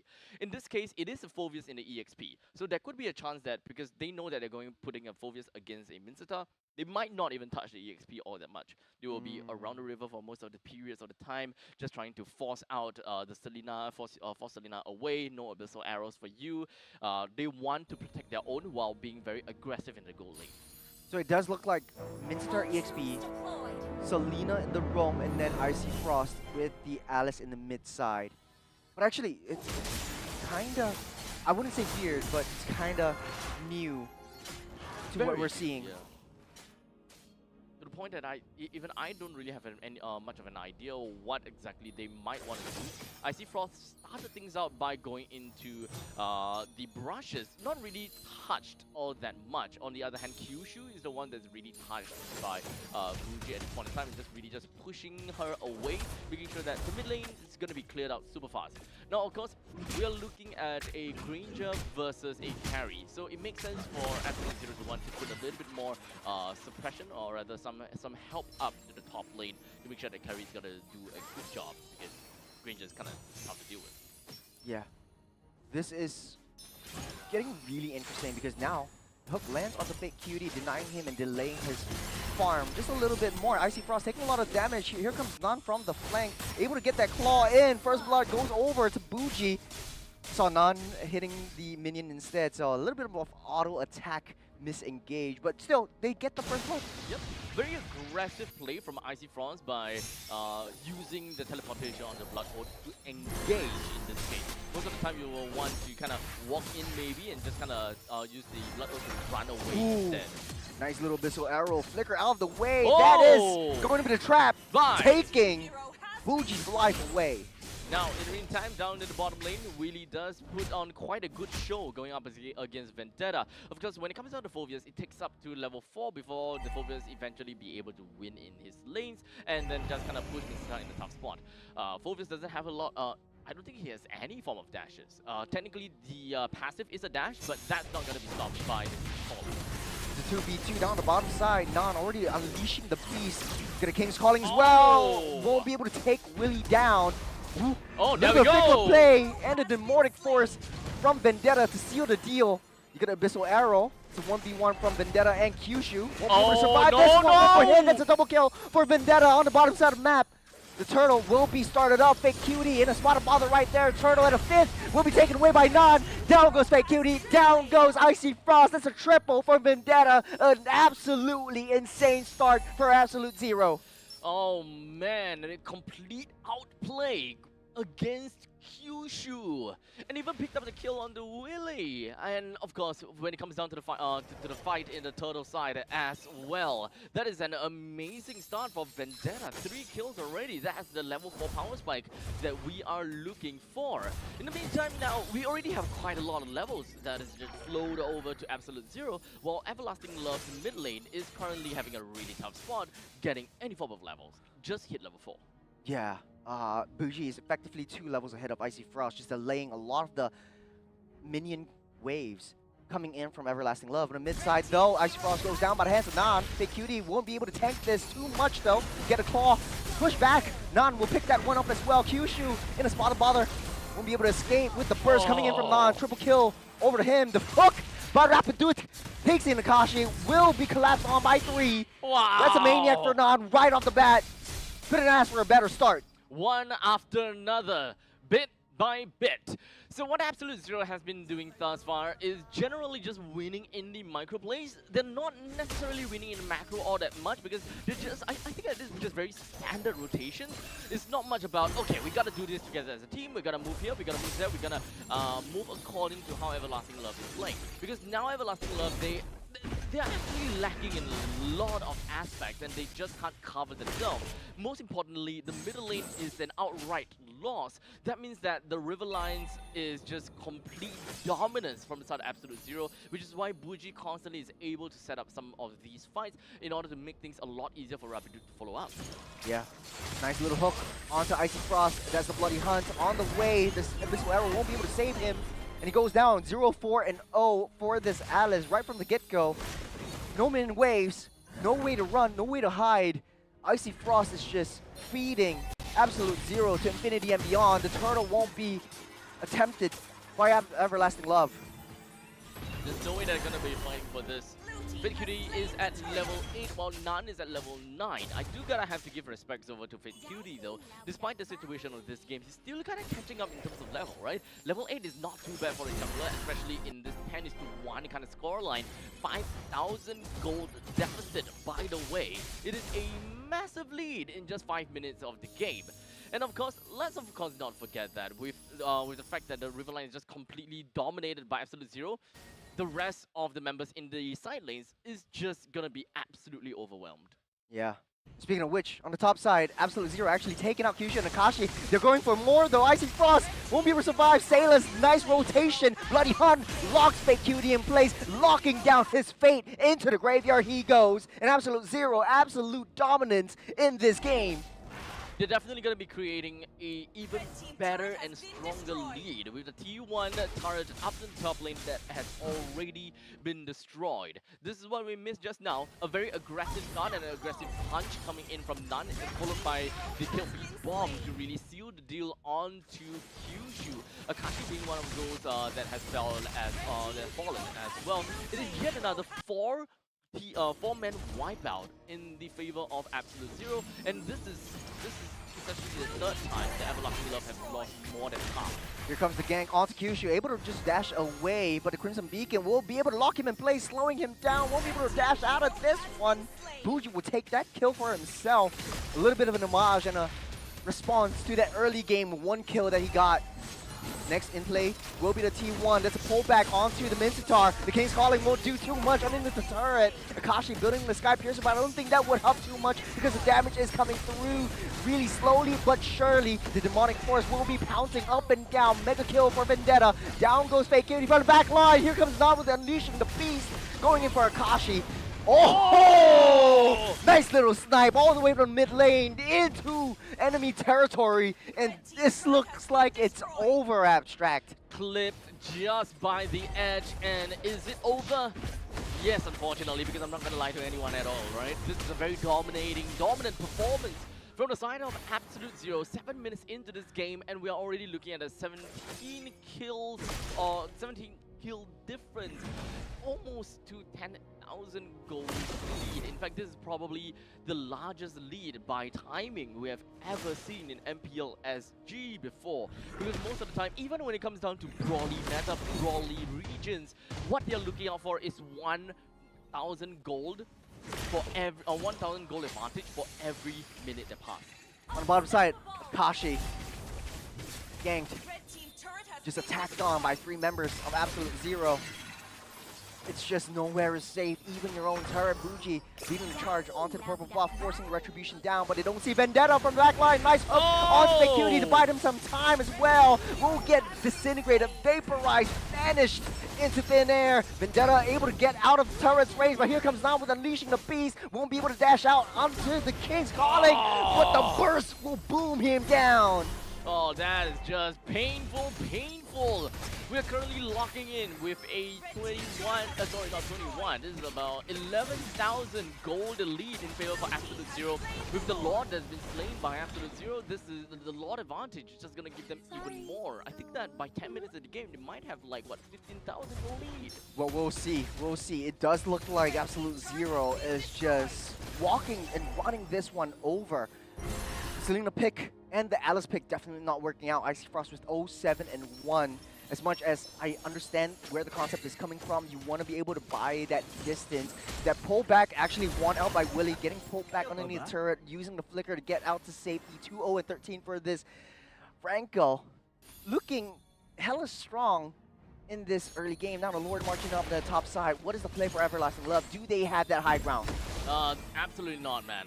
They do not have anyone that can play for the high grounds. They don't have the range.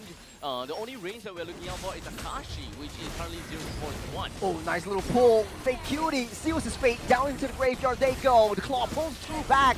The Speedy Light Wheels will take down one as well. 3 members left to go for Everlasting Love. They'll take down Nan as Akashi tries desperately to defend, but their target is definitely the core. They don't really have the minions. They do have that Lord, but Everlasting Love will be able to save this one for themselves. That's a Maniac and a Savage for Akashi. Nice little defense for Everlasting Love. Nice little consolation prize. Into the late game they go. I don't think we'll see a 15k goal lead anymore as Everlasting Love claws their way back into this game. Let's take a little replay to see what breaks down. They want to get the record of ending a game in the fastest time. The game, of course, or rather the fight went off great, but what Absolute Zero want to do is with the great amount of lead that they have, they just want to take advantage of that and try to win the game all by itself. Especially when it comes down to Nun, right? It is so strong. He got so much farm. He can, of course, play according to the amount of lead that they have. There are, of course, many times that we always, kind of talk about players. You're playing like as though you don't have a lead at all. This time, Absolute Zero played as though they have a lead. But the lead that they think is 20k. Well, this is the typical issue of like having trouble ending out and clearing out the game. As Absolute Zero actually a little bit too greedy for the throne. I think they could have gotten it, but they should have taken out Akashi first. But easier said than done, though. Everlasting Love, good defense from that initial base rush. Next 30 seconds until the Lord spawns up. What is the play for Everlasting Love to make their way back even more? It's not gonna make any difference, though. I gotta have to be honest. Even though they yielded a free Savage over to Akashi, the goal lead is still bloody massive. We do have got 4 items that's already been built up coming from side Akashi. It's not too bad. Hunter Strike, the Malefic Roar, the Sky Piercer, as well as the Sea Hound, but definitely some good old items. In fact, pretty much neck and neck together with the carry, but at this point in time, it's not really the carry that's a problem. It really just comes down to the entire team, plus the Lucas. 10,000 goal lead is on with this bad boy. Now, this is where things get a little bit tricky for Absolute Zero. Lord going to be marching on the top side. They don't really have a lot of T3s on that top. I think Absolute Zero has to go back to basics, has to be a little more disciplined in how they play this one. Don't throw all your bodies, because Everlasting Love at any point can claw back their way through into this game again. As Fake QT slowly but surely is building up his defenses and getting Kakashi to just hammer that damage down. T1, Shambles, pull. Will be on the cannon minion. Ruji deep into enemy territory with the Crimson Vegan as well. Will be able to pull Fake Cutie up, but taking a lot of damage for himself. Kashi will be hitting from the back line. Free hitting. Icy Frost on the back line as well. Trying to target onto Ruji. Living with a sliver. Won't be able to survive as Icy Frost will go down. 5 members down. And Absolute Zero takes control of this game in dominating fashion. That is a lot more of a, we are going to play with our 10k goal lead kind of play, right? Yeah. A lot more methodical and a lot more like, okay, we gotta deal with Akashi, then we do with this one, we do this one instead of, all guys play and let's just do whatever that we want, kind of thing, right? That is that top lane push down that they wanted to do. It definitely seemed very possible, but Carry is not a sieging hero. Yeah. I think if they have like a Granger, for example. Because the Speedy Light Wheels actually cuts your damage in half. Exactly. You do attack a lot faster, but it's just your damage is not there, especially for the turrets. And if I'm not wrong, when it comes down to structures and turrets, they have a very different formula and a different kind of system, because you don't deal true damage to the turrets, you don't deal, you're not really playing with the passive. So Carry, as compared to all the other marksmen, have the worst amount of damage that she can deal to turrets, and with your ultimate, halves your damage, and with all the defensive structures kind of thing, it probably just brings it down to even lower. Yeah. I have to say, the stats doesn't really tell the whole story. Buji was drawing the attention to himself. That's why he's got 4 deaths. The easiest one to hypothetically take out. And at the end of the day, Buji single-handedly pulled the members of Everlasting Love away from the Lord and focused it on himself because they were too bloodlusty, Mm. too kill hungry, Mhm. that they want to take Buji down with them. But at the end of the day, man, it's all down to the turrets. 31 kills to 8 for Absolute Zero, and they are now 3 games into the Challenger stage. Oh, is it 3 already? 3, yeah, 3. Oh, yeah, 3. So 3 now wins, it's 1 2 loss. to 1. Yeah, now Yes. it's 2 to 1. So they just need to play one more No, game. they're done in the Challenger stage. They're tied with Kings Vanguard 3-1. for the top. Yeah, 3-1. Okay. Wait, they still have one more game. to Because go. all the teams that came into the Challenger stage all have 1 win, 1 loss. Oh. So now, yeah, Everlasting Love is 1 to 2, same as Ignite 1 to 2. Ignite is 1 to 2. 1 win, 2 loss. Shouldn't they have a total of 4 games to play? Yeah. So So Absolute AC still Zero have one already more. won. Yeah. So So it's still Absolute. one more. Okay. Not Absolute Zero. Ignite and Everlasting Love has 1 more game after this. Next one will be Evil versus Evil. Evil. You got me there. You got me there. Yeah, they got you. But They got you. Everlasting Love versus Sovereign in the next game. Okay. So honestly though, I think just hold your head up high, look towards the next game because it's gonna be the next BO1, and I think Sovereign might be a much more from learning from what they learned here, would be much easier for Everlasting Love to counter draft because I feel like Absolute Zero won out in the draft, won out in the execution, won out in every single aspect in this game. It was just so dominant from Absolute Zero. It was just absolutely perfect right from the start. Absolutely. Absolutely. Absolutely. So- Phenomenal. Yeah. What was that? Hiccups. Okay, so I, as much as I want to talk about statistics, this is not really a game that we're gonna have to talk too much about statistics or just kind of like dive right in. The draft is a problem, and that led to the execution being a problem. Yeah. There's realistically a lot of things that they can't do, and that all started from the middle lane. Like having an Alice in the middle lane is definitely very tough. We definitely seen that before in ranked games Yeah. when Alice was just was just buffed at a point in time. Yeah. We did see Alice in mid lane, but in the competitive scene, it wouldn't work like that. You know, Definitely not. this was just a stomp. No easier way to say it by Absolute Zero. Mhm. Looking to our next game is definitely what Everlasting Love needs to do this point. Mhm. They have some pocket picks that they want to try out. Unfortunately, though, I think they were too tunnel visioned on the picks that they want to play that they forgot about the hero to hero matchup. Absolute Zero just absolutely dominated in this performance. From the draft, just pulling up the Juicin, just denied the Alice from the farm, denied the Fredrin from getting close to them, and just snowballed their lead into an avalanche. Yeah.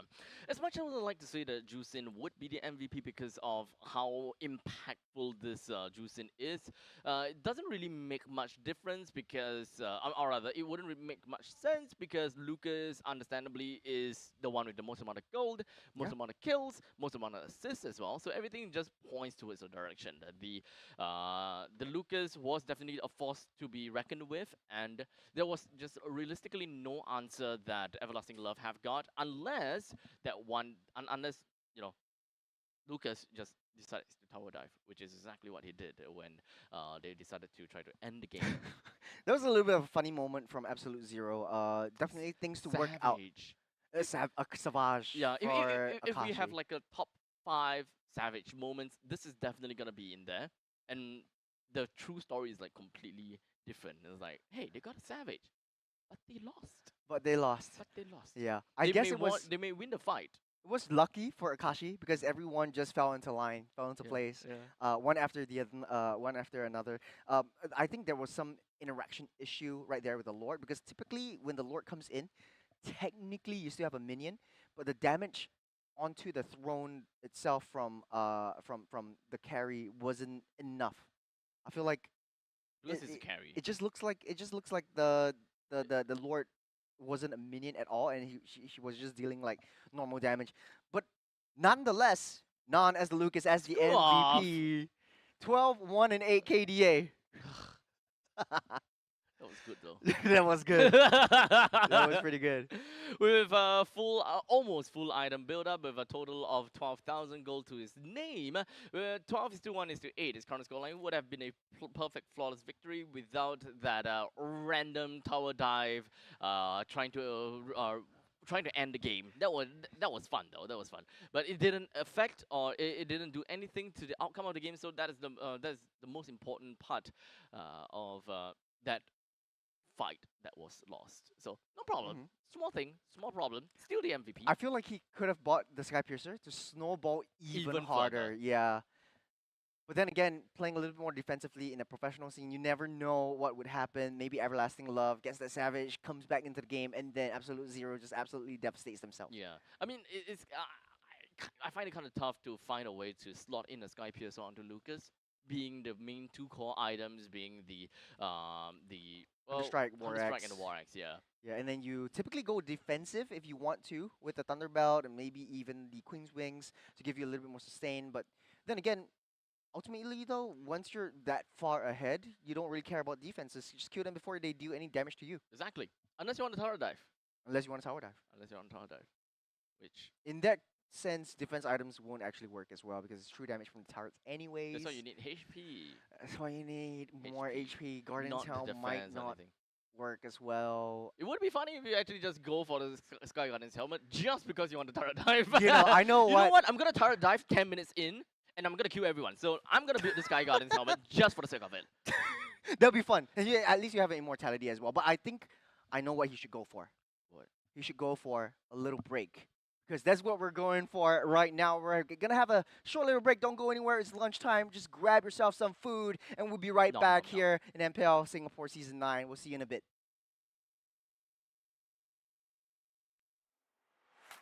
MPL Singapore Season 8 ended with Flash securing a three-peat. But this season, everything changes. With a brand new format, new challenges await.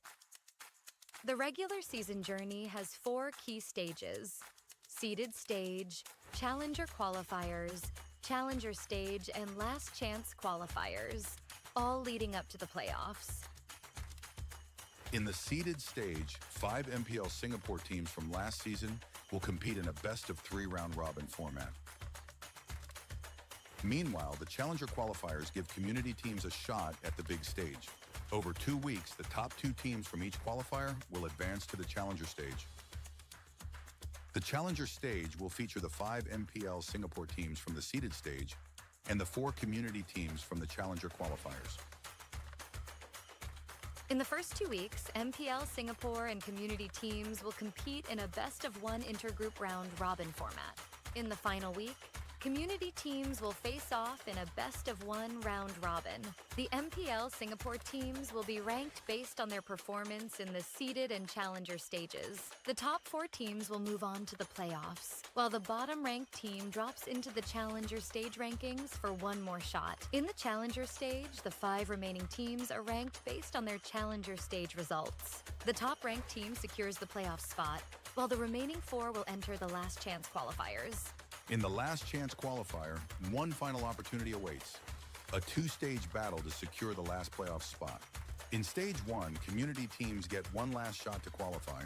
The top 2 teams will advance to stage 2.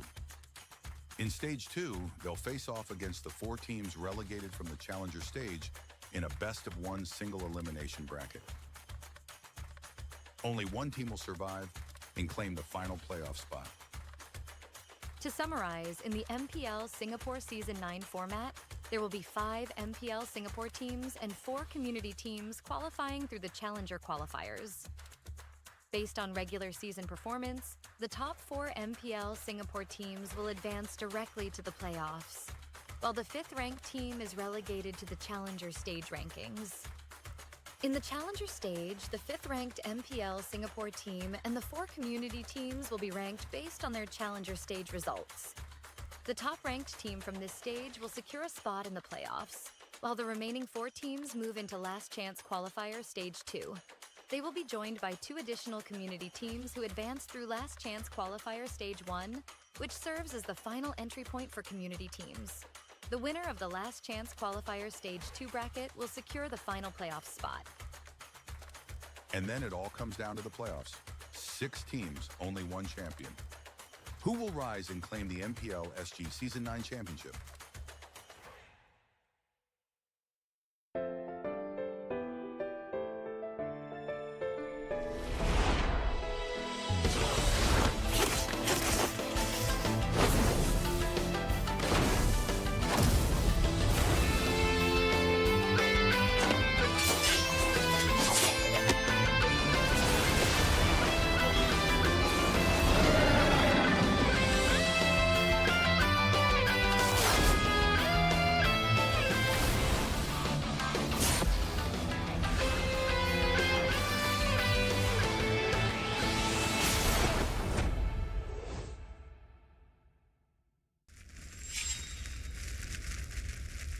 見せてやるよシャリンガンの本当の力をな。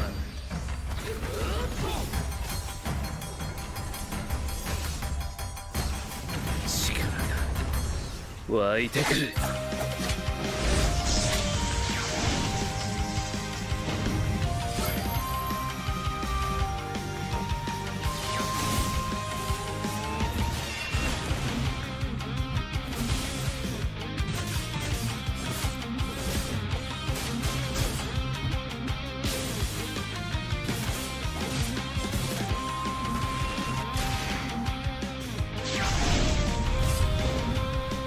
相変わらずやかましい奴らだ。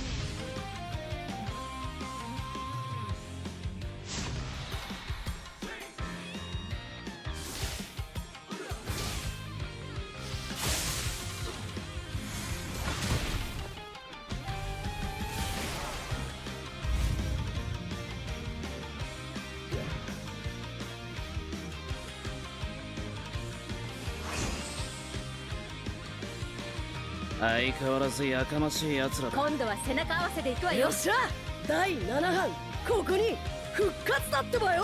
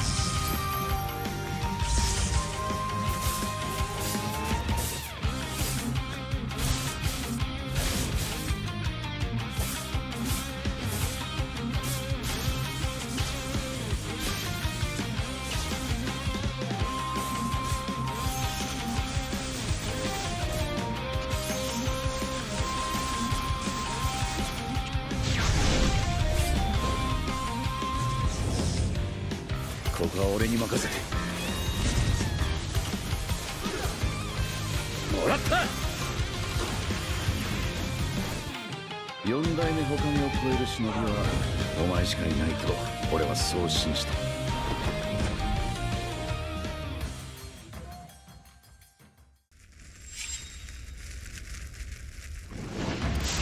みんな渦巻きナルトが帰ってきたぞ。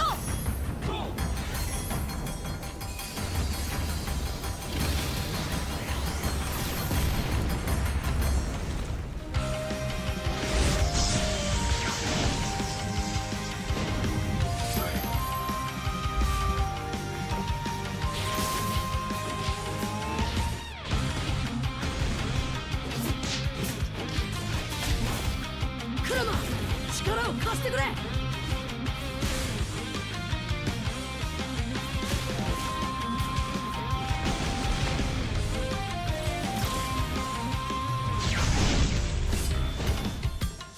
っしゃ第7班ここに復活だってばよ。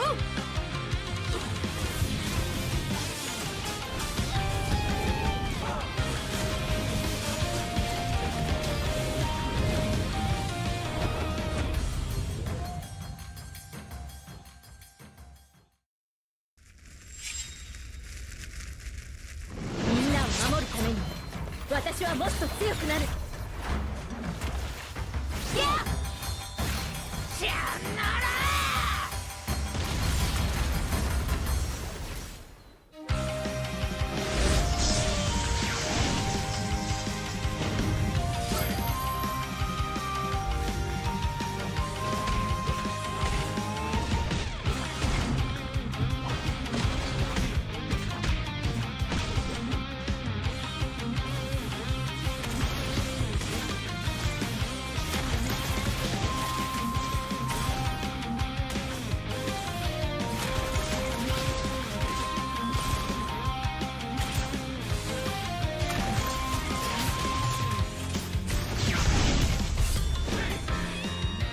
今度は背中合わせでいくわよ。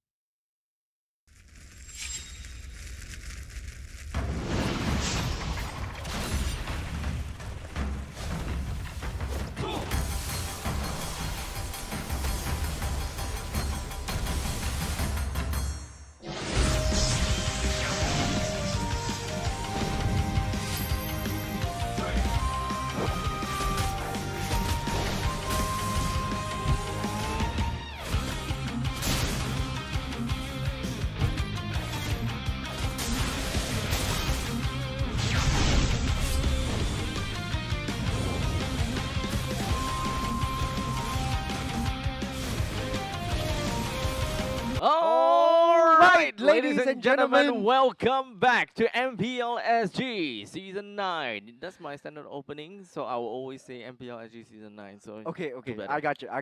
Do better. We'll do the next one. We'll do the next one. We'll do the next one. At one point in time, we'll want to ditto each other for every single word that we say. Gotcha.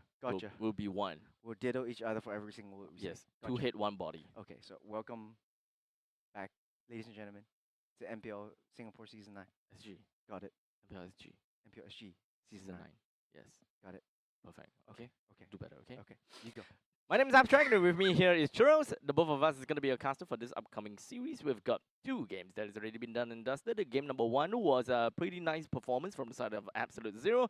And number 2, it was an absolute stellar performance from them as well. It was a downright is It's a smackaroo. It's a smackaroony. It's a smackaroo. No easy way to say this though.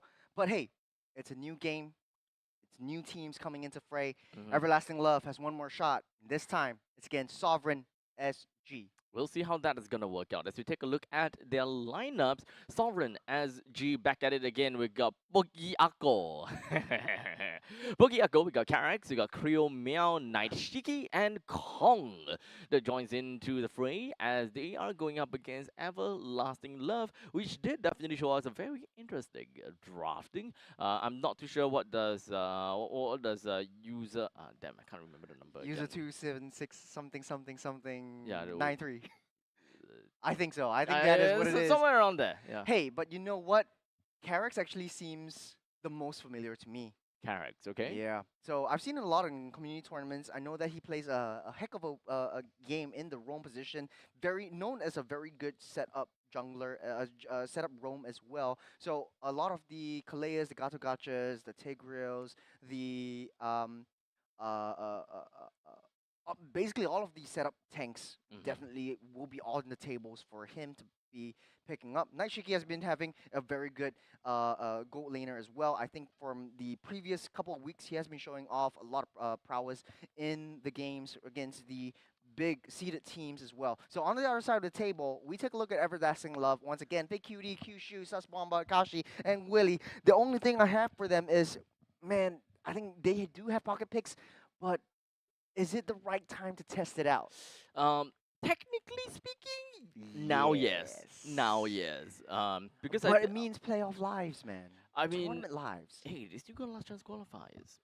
They still have last chance qualifiers. But you don't want to go that far. You want to be able to win this one out. So You don't have a choice better anymore. Shot. They don't have a choice anymore. Fair. Yeah, so they have to fight for the last chance qualifiers now. So if they would want to, take some time to really understand how Sovereign SG plays, now's the time to take a look at that, learn a little bit, and try out some strategies that they know that could very potentially work.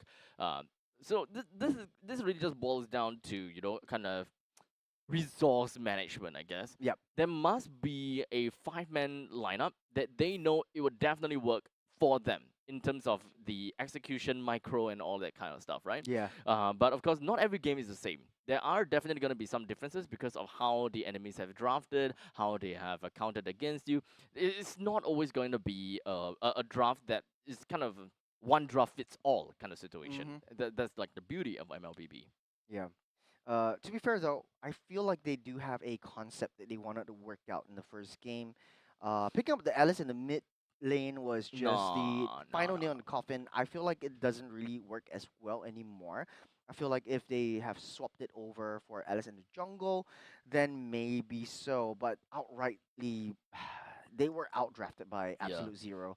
A lot of counter picks from the carry as well as the juice and just the knight, the tanks from tanking anything. If you see a Fredrin just disintegrate and vaporize into thin air, that's not where you want to be. That's not the state that you want to be. Silver lining though, Akashi had got a Savage in the previous game, but in a defensive way. But it was an outrightly lucky bit of. I would say it's given. It is a given because of the defenses that they built up upon themselves, buy themselves some time, but it was just a delaying their inevitable doom. Now, of course, with looking at the draft, I was just kind of in my head just thinking, what if they switched things up, kind of change Minsita over to a roam, Selena in the mid, that kind of stuff. Yeah. I think it would help a little bit because they do have better wave clear per se. More sustain in the EXP lanes. A little bit better, much yes. more rotation speed because Minsita doesn't even rotate at all in the previous game. But hey, draft is up. We'll see what these two teams pick up. Sovereign SG doesn't have a coach, and then it's nice to see coach user 27918273645. I found a way to memorize his name. I mean, not say memorize, but kind of recite his name better. Okay. Just remember the first 4 then the 3, then the last 4. It feels a lot easier. Like, Okay, you okay. see, Close your eyes. Close your eyes. Close your eyes. I, and I, I, we'll try can't, I it. can't just remember right off the Okay. bat. Okay. User 2791. Yeah, 2791, 182. 827, Blink 182. 3645. Right. And It 73645. feels to roll off your tongue better. Okay. I still forgot the first 4 already. I remember the first 4, but I can't remember the center one. 2791, 827, 3745? Is it 3645? Yeah. Okay. So Damn, one number okay. off. One number One off. number off, one number off. Hey, you know what? We are not off of the draft because it's already started up. Sovereign SG will start off the ban with the chip and the Freya. I think the Freya has been a lot of teams targeted ban towards Fate QT. So you don't want to give them give his Freya the light of day. On the other side of the table though, coach user 27918276645 banning out the Matilda as well as the Fanny. I think they've done their homework as well. Kaleo will be taken out by Sovereign SG as well. Both these two teams look like they are pretty equally matched at this point. Last pick, last ban actually, might be a Baxia right there.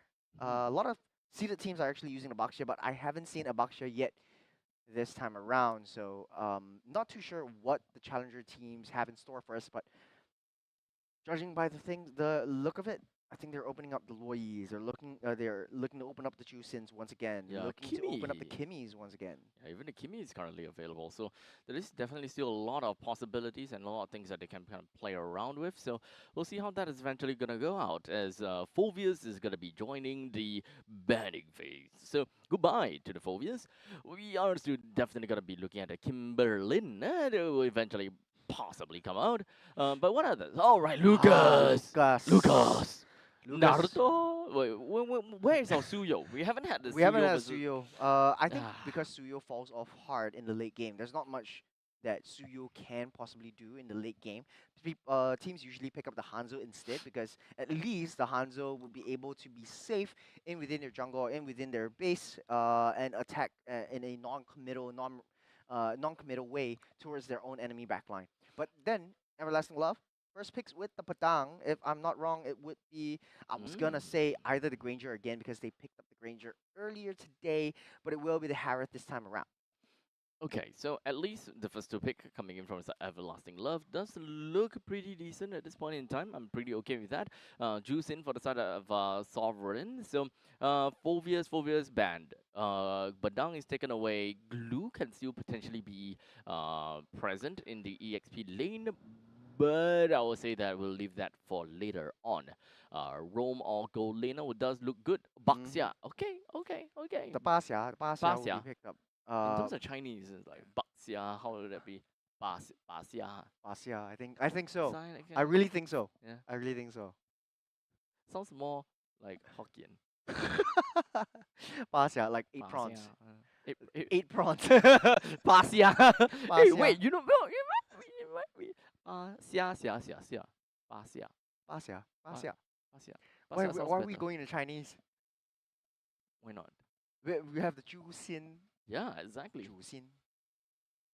That's so weird. Yeah, it's supposed to be like a Chu Xin. Really? Zhu Xin. Yeah. It's not Juicin, man. It's not like one. Choose more than pig. one. You Yeah, don't you call can- a beautiful girl like Zhu Xin a pig. So are you telling me Dang. that every single lady out there with a Zhu in their name is pig? How dare you? How dare me? How dare you? I will show myself out. Yeah, please You will do it. apologize. Okay, so back into the draft. Everlasting Love will solidify their first phase pick with the Gato Kacha. Away from the hands of Correx. I think Correx will actually pick up the Baxia for himself in the roam position as well. Everlasting Love banning out the Moskov. Sovereign SG banning out the Luoyi. I feel like Everlasting Love does want to give Harith an easier time, so banning out the Granger or the Bruno would work for them as well. Very Giving it over. AoE, huh? Yeah. Yeah, very team fight based from the side of Everlasting Love. They want to take control of an area once again. Gacha is definitely going to be nice together with that Badang, but I can't get the topic about the Chinese out of my head because now I feel like this intense urge to ask you, how do you say Gacha in Chinese? Based on the English word. Dude, I have no idea, man. Try it.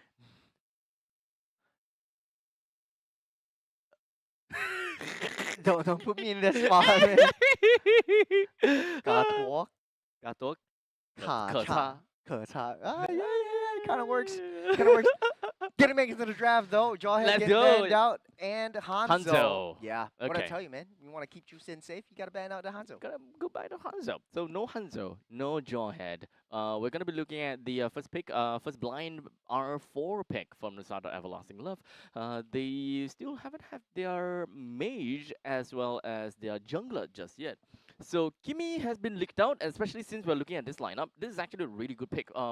Really good pick for Kimi, right?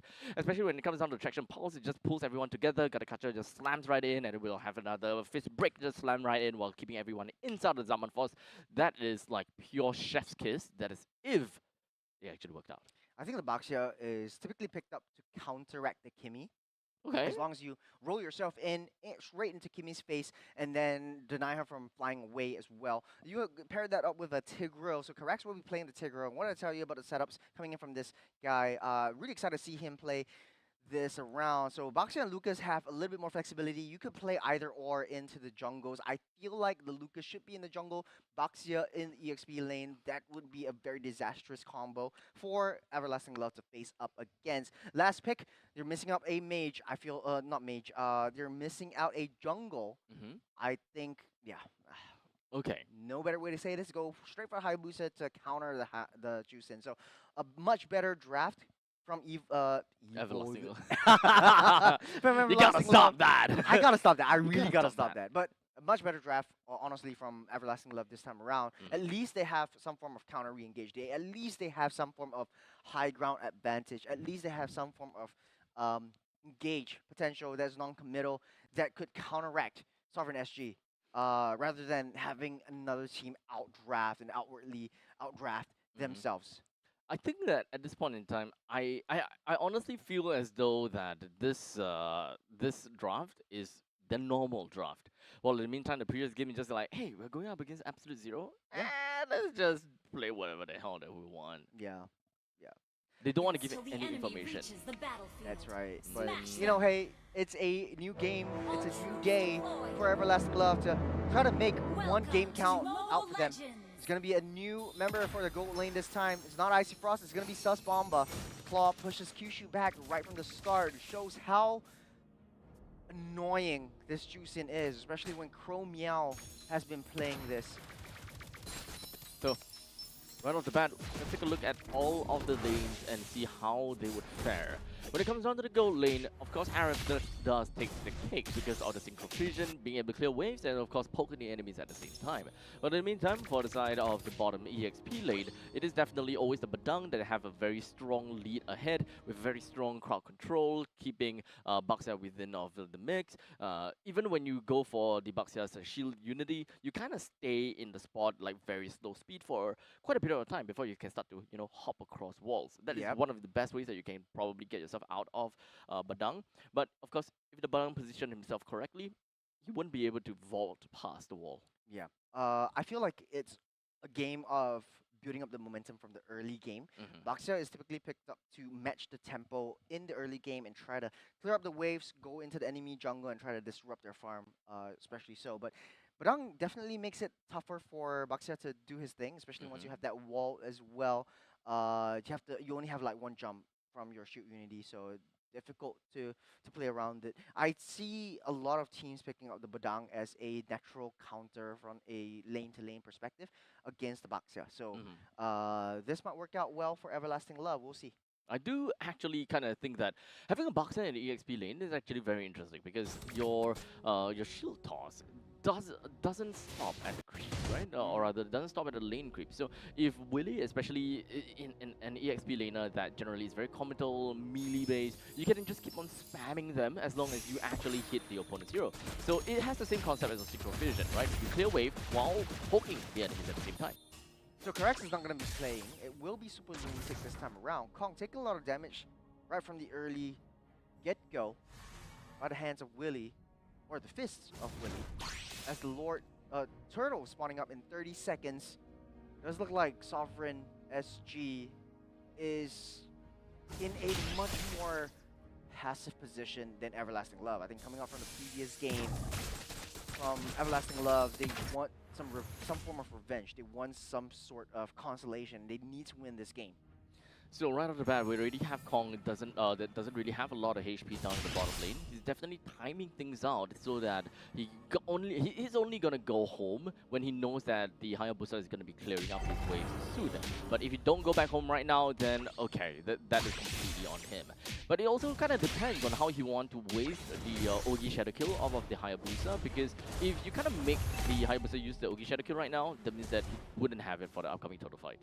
Yeah, it's in a tough spot where Sovereign SG is, because if you're a boxer, you want to be able to rotate much faster. A little bit of a nice deny for the recall in preparation for that turtle that's spawning up right now. Kong starting that rolling in, trying to find a target onto Fake Cutie. Kyushu in the wall, blocking all the entrance, pushed back by Super Lunatic, getting a lot of hits. The fist crack will land onto Shu. Really taking a lot of damage, forced to use that flicker out of the way. Crimson Beacon trying to chase him out. The claw will pull him back in. And First Blood over Shriel Meow. The Juice In will take out First Blood as Everlasting Love back on the defense. Once again, the power of the Juicin is showing, and of course creeping in over to Everlasting Love. Sovereign SG takes the turtle from Everlasting Love with no issues whatsoever, and even gotten a consolation prize being Willie from that mix as well. So Sovereign SG definitely happy with the early stages. They will want to move on from this point onwards with a little bit more aggressiveness from the Lucas. Nice little passive play from the start, and just knowing that their power spikes is coming in. Kyushu AOG will miss onto Naishiki, forced to use that flicker out of the way. Crucial resources wasted, but saving his own life. Not really a waste if he managed to walk himself away completely unscathed. He still would have to recall though, so I don't think that's going to be that big of a deal. In fact, that recall probably will serve him a lot more well, because judging from the rotations, it does seem like Hayabusa is already at his way up to the top lane. So if the Granger were to kind of overstay his welcome in the top lane for any extended period of time, that would have been a free kill for the side of Fate Cutie. Good reconnaissance by Kyushu, just to read where the enemy is at all times of the map. I see one kill down actually from Everlasting Love. That goes into their hands. Actually 2 kills in back line. Starting things off, Kong running for the hills, blocked by the fist crack as Willie locking that down. Pogyako not in a viable position to counter re-engage. As Everlasting Love actually taking one at a time. Very good counter play from Everlasting Love. Very aggressive play from Everlasting Love. For them to be able to snag up that 2-3 kills on the Super Lunatic as well as Krill Meow right within of the enemy jungle as well. In the meantime, Traction Pulse is no longer available, especially since the turtle is up in about 10 seconds. That is going to be a very crucial ultimate that has been, in this case, really wasted. QE jumps straight into back line, deals a little bit of damage, and backs off. Kyushu not in a viable position to start this turtle off, but they will do so anyways. The Sovereign SG in a better position to start with this one off. Everlasting Love needs to be able to find a flank as 2 members of Everlasting Love down the mid side. Just Bomba and Willie looking for a way to try to get into it. Fake Cutie holding on to the shadows, comes in, misses that, the implosion goes in! And Fake Cutie able to escape with this live, the fist crack onto 3, Kyushu trying to buy enough time for the rest of them to run away as Everlasting Love loses 1 member yet again. Sovereign SG taking team fights one at a time. Sus Bomba chasing down Pogyako, but will not be able to chase him down as Everlasting Love loses out yet another objective. Not much damage coming in from Sus Bomba, unfortunately, but of course set up a pretty good Traction Pulse onto Sovereign SG. All in all, it's only 1 single kill the Sovereign SG managed to snag for themselves, while also taking the total for themselves. So, all in all, we're looking at about 500 goal lead for the side of Sovereign SG. Still pretty much neck and neck between these 2 teams. We're not really looking at any form of advantage for either one of these sides, but we have finished the laning phase. That would pretty much mean that the early game is now here. Everlasting Love, understandably, will want to be a little bit more defensive now that we should be expecting a little bit more movements coming in from the roaming trio of Sovereign SG and perhaps even from Kong. Speaking of movement, there's the early game rotation from the second turtle off the gold lane, moving down to the bottom side, trying to maximize their farm as much as they can as Naishiki slowly but surely coming online. We're stepping into the mid-game mark. 40 seconds till the last turret of the game spawns up. Sovereign SG already has 2 objectives under their belt. Almost 1,000 gold lead ahead of Everlasting Love, winning out all on the team fights. What is Everlasting Love's play? They're making top controls. They're making all of these big plays, but the follow-up just isn't there. So moving on forward, we're gonna have to look out for what they gotta do at this point in time. Of course, with the total that's coming up in yet another 15 seconds, Everlasting Love, they need to get themselves back into the game, right? I would say that when it comes down to the mid stages of the game, that is when they will start to suffer a little bit because they don't really quite have the power spike. They don't really quite have the damage per se. The only one that realistically have any form of damage in the mid stages is Fate Cutie. Starting things off with the turtle. AOG tries to block off all the advances. The implosion will land onto no one. Super Lunatic a little bit more strange of that play. On the back line, Pokiako takes down one, loses his life in the process. Turtle gets a reset, and Everlasting Love, they're back on the charge. No more jungle for Sovereign SG. Looks like Everlasting Love will take control of this turtle play as long as Super Lunatic or Kong is able to do anything about it. They're saving up all of their resources, so Shadow Kill not used as of now. And Everlasting Love easily picks up the 3rd turtle of the game. Finally, Everlasting Love took a turtle of their own. I gotta have to say, right, that was a very aggressive play from Pokiako, considering the fact that he is the jungler. After all, they need him alive. But in the meantime, it does seem as though that Sovereign SG, they want to take control of the river lines, but Everlasting Love is just not gonna allow them to do that. Considering that they did win the fight previously, with no Lucas around, they can be more aggressive. Nice little backline play onto the Shadow Kill. Flicker won't save Kuro Meow. Down goes the Juice in the fist crack onto Super Lunatic. There's an implosion play into the AOG. Kyushu saves Willie with his life. Sus Bomba from the backline cleaning up. And Akashi coming in with the counter re-engage. They take down 2, and Everlasting Love, they take what they can and they get away. Lovely body block from the side of Kyushu, ensuring that Willie will still be able to stay alive even after the Tailed Beast bomb. And now Everlasting Love break on over to the mid lane T1. Definitely going off the tangent, I would have expected that Sovereign will be a lot stronger when it comes down to mid stages, just because of the fact that they do have a Lucas that will be pretty crazy. And of course, I gotta have to talk about Juicin, right? Juicin will play alongside as this roaming trio just so perfectly well, and they will just make Kyushu have such a difficult point in time, or rather difficult play, where he's forced to Avatar Guardian out of team fights most of the time. Yeah, Sovereign SG actually have had a much better early game, but coming into the late game mark, Everlasting Love is showing that they are winning out on these team fights, and it's all due to the fact that Kyushu and Willie are able to get it setups right. Knight, Shiki, and Pro Meow taking a lot of damage, revitalized, already popped by Kong, just to keep all of them up alive. Big Cutie showing that the damage is coming through with the Shadow Kills. As Everlasting Love back on the aggression. 5 seconds until the Lord spawns up. What's the play for Sovereign SG? Sovereign SG, at this point, I think it's just going to be a little bit of defensive play, right? Pokiako currently level 13, Fate Cutie is also level 13. If they really do want to go for this Lord fight, it is mostly going to be a all-out battle, because as a Lucas, you don't really have any opportunity or any kit that allows you to go in and steal. It is a very comical hero after all. If you do join in the fight, you gotta have to unleash the beast.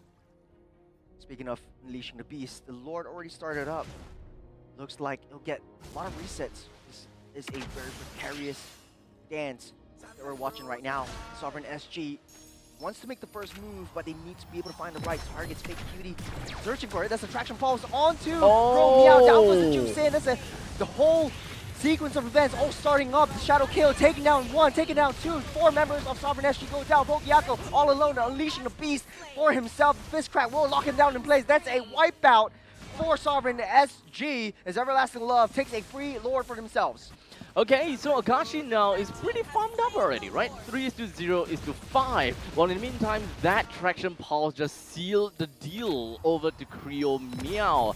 I mean, Creo Meow gotta do what he gotta do, right? This is just kind of what Juicin is capable of doing, but he wasn't... He wasn't fast enough when it comes down to the flicker.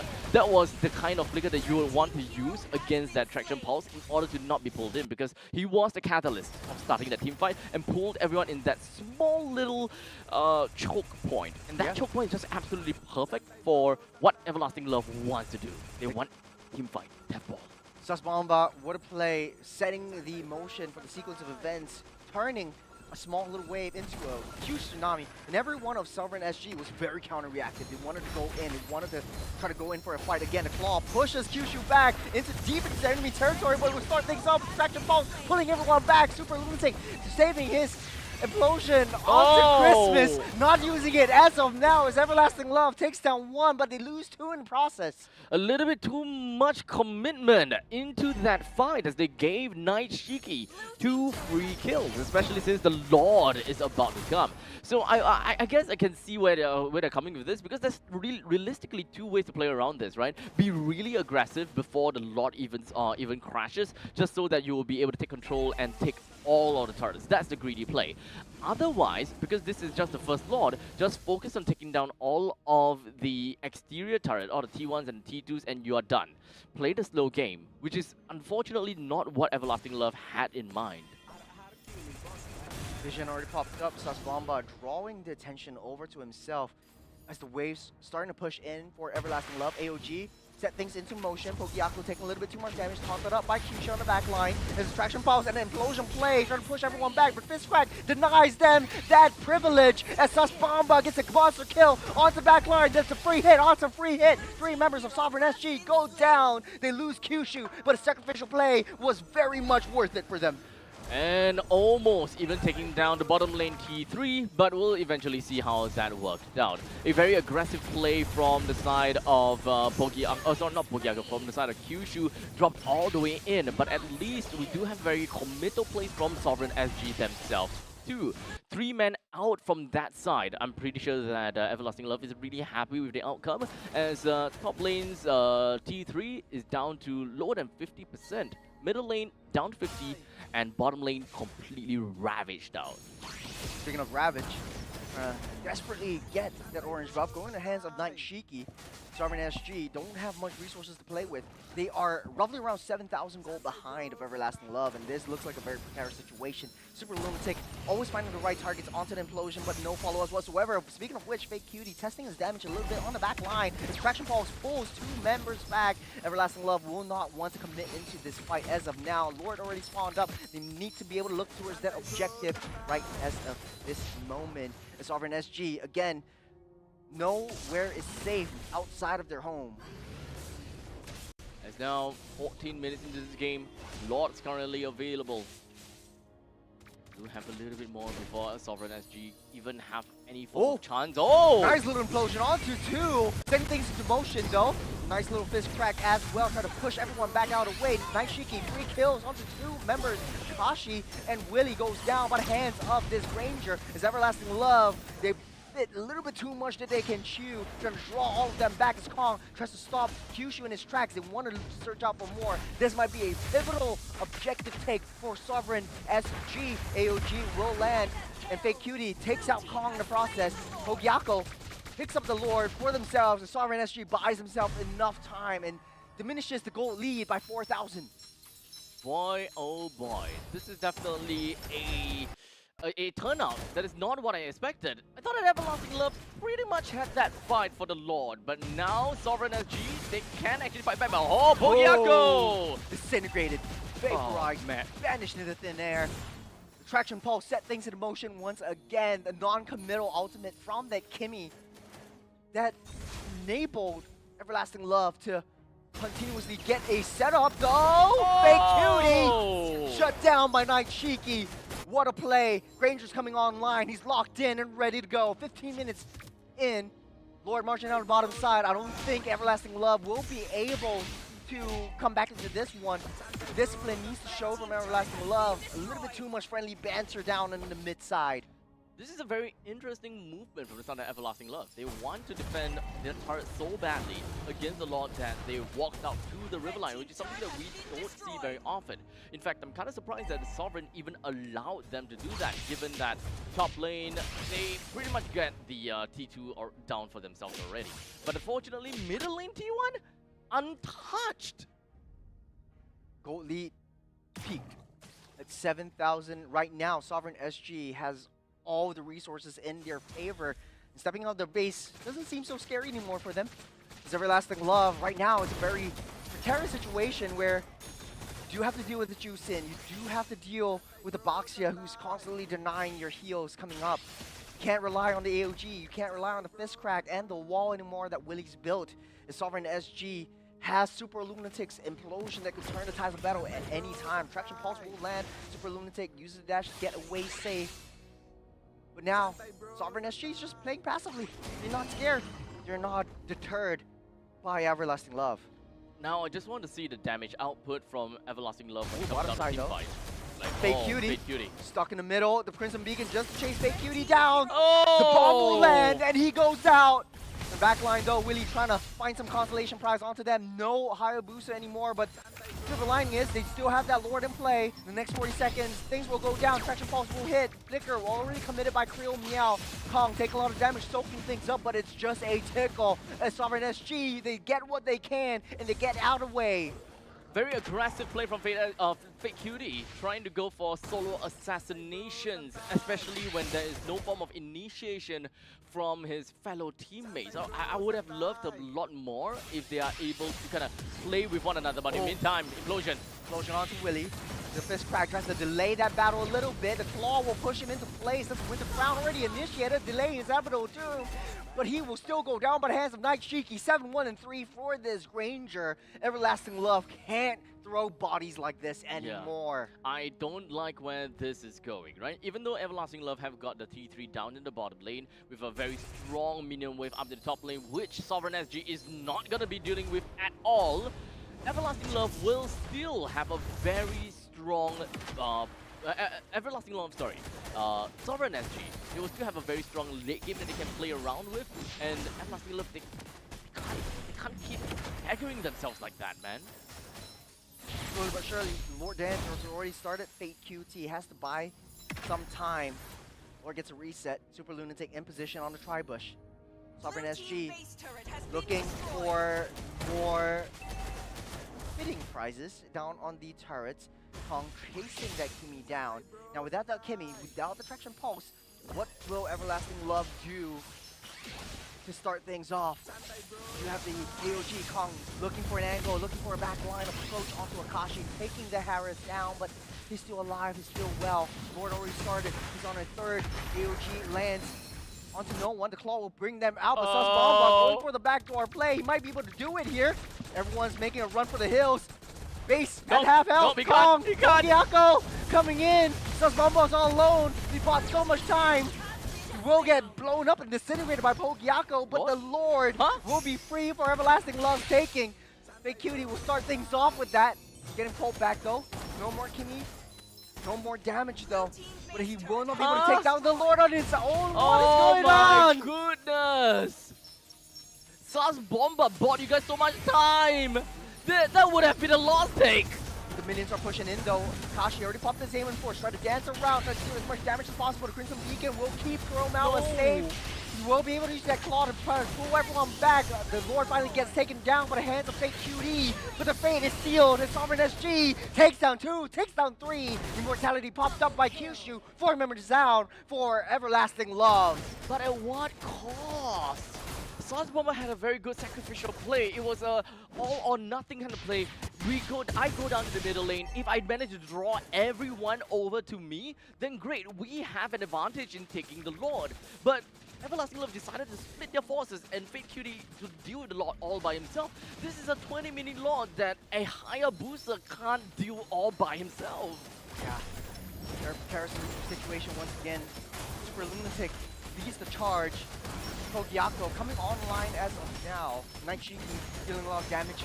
Everlasting Love has way too many more priority targets to take down.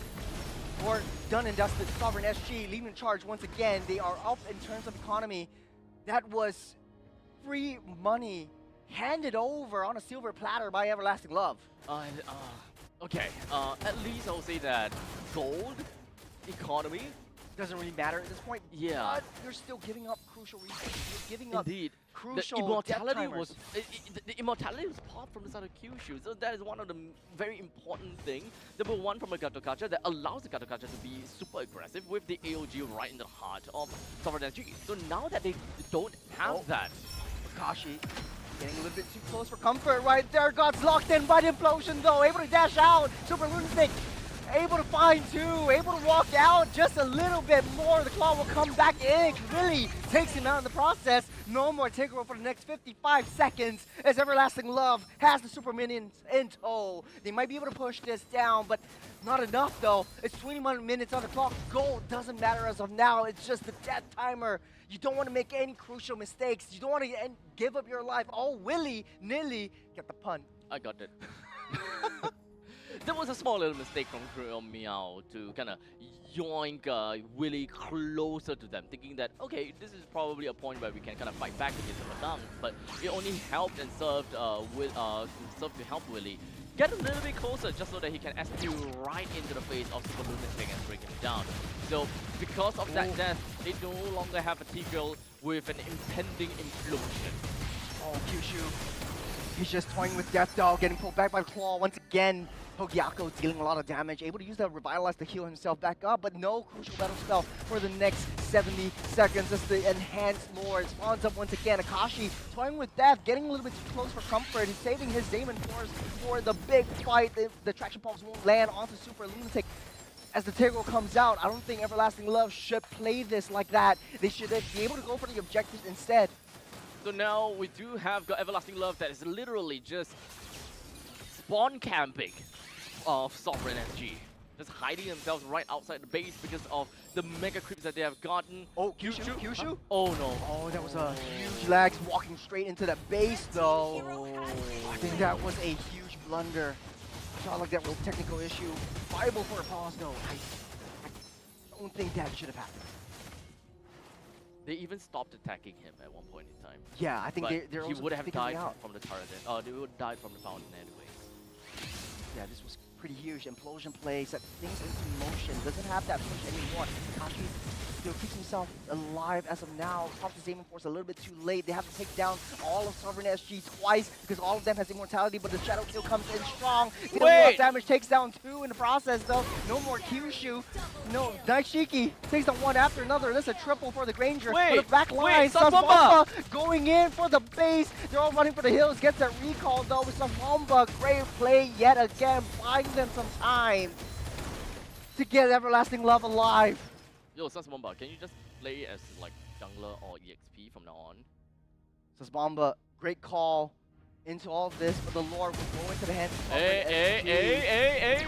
They might be able to go again, but there's an immortality on that Juicin. Sasbomba can't do this all alone, but here comes Kyushu back out of base after that respawn. I don't know what happened there. He's just walking into base. Man, that was just such an unfortunate maneuver from Everlasting Love. Oh, drat. So now Everlasting Love lost their lead. They lost the fact that they had a full Baron base on the opposite side. As such, now, the Lord, which is very tanky by the way, is going to be marching in favor of Sovereign SG. The middle lane T1 and T2 ought to go down. Minions slow pushing in. Sovereign SG leading the charge. Kong trying to desperately pull the trigger, finding the right target. There's now Sasbomba. There's Attraction Pulse locking Kong into place, but not enough to take him down. Not enough damage as of now. There's Everlasting Love. They toyed with death a little bit too long in the early game. They could have ended it in the 15-minute mark, but right now, 25-minute game, the scoreline, even Steven, Sovereign SG, economy up 6,000. Doesn't really matter at this point, just a little bit more extra items, but it shouldn't have come to this. This Everlasting Love. Man, the discipline really starts to show. The Shadow Kill just to clear out that waves. They desperately need to save themselves from that T1. And they do. They really want the T1. The Lord's still marching up on the top side. They have to deal with that. They really love the T1 at this point in time. Honestly, I don't even know whether they can keep the T1. Like, now they have to deal with the Lord. The middle lane will push in. Like, without a doubt, the middle lane will have to push in.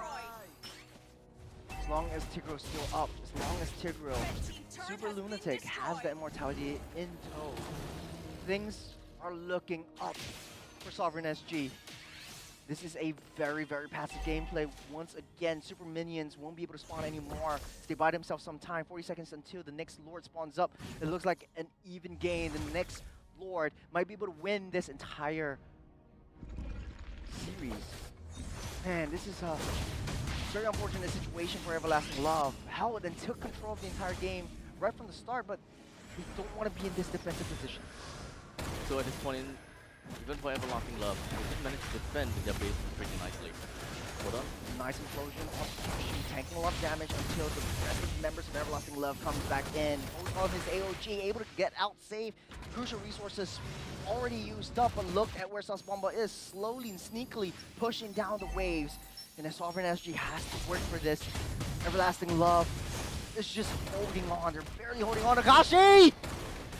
Won't be able to get away. Press away. That was just so close. Naichiki almost took him out. Willie around the corner though.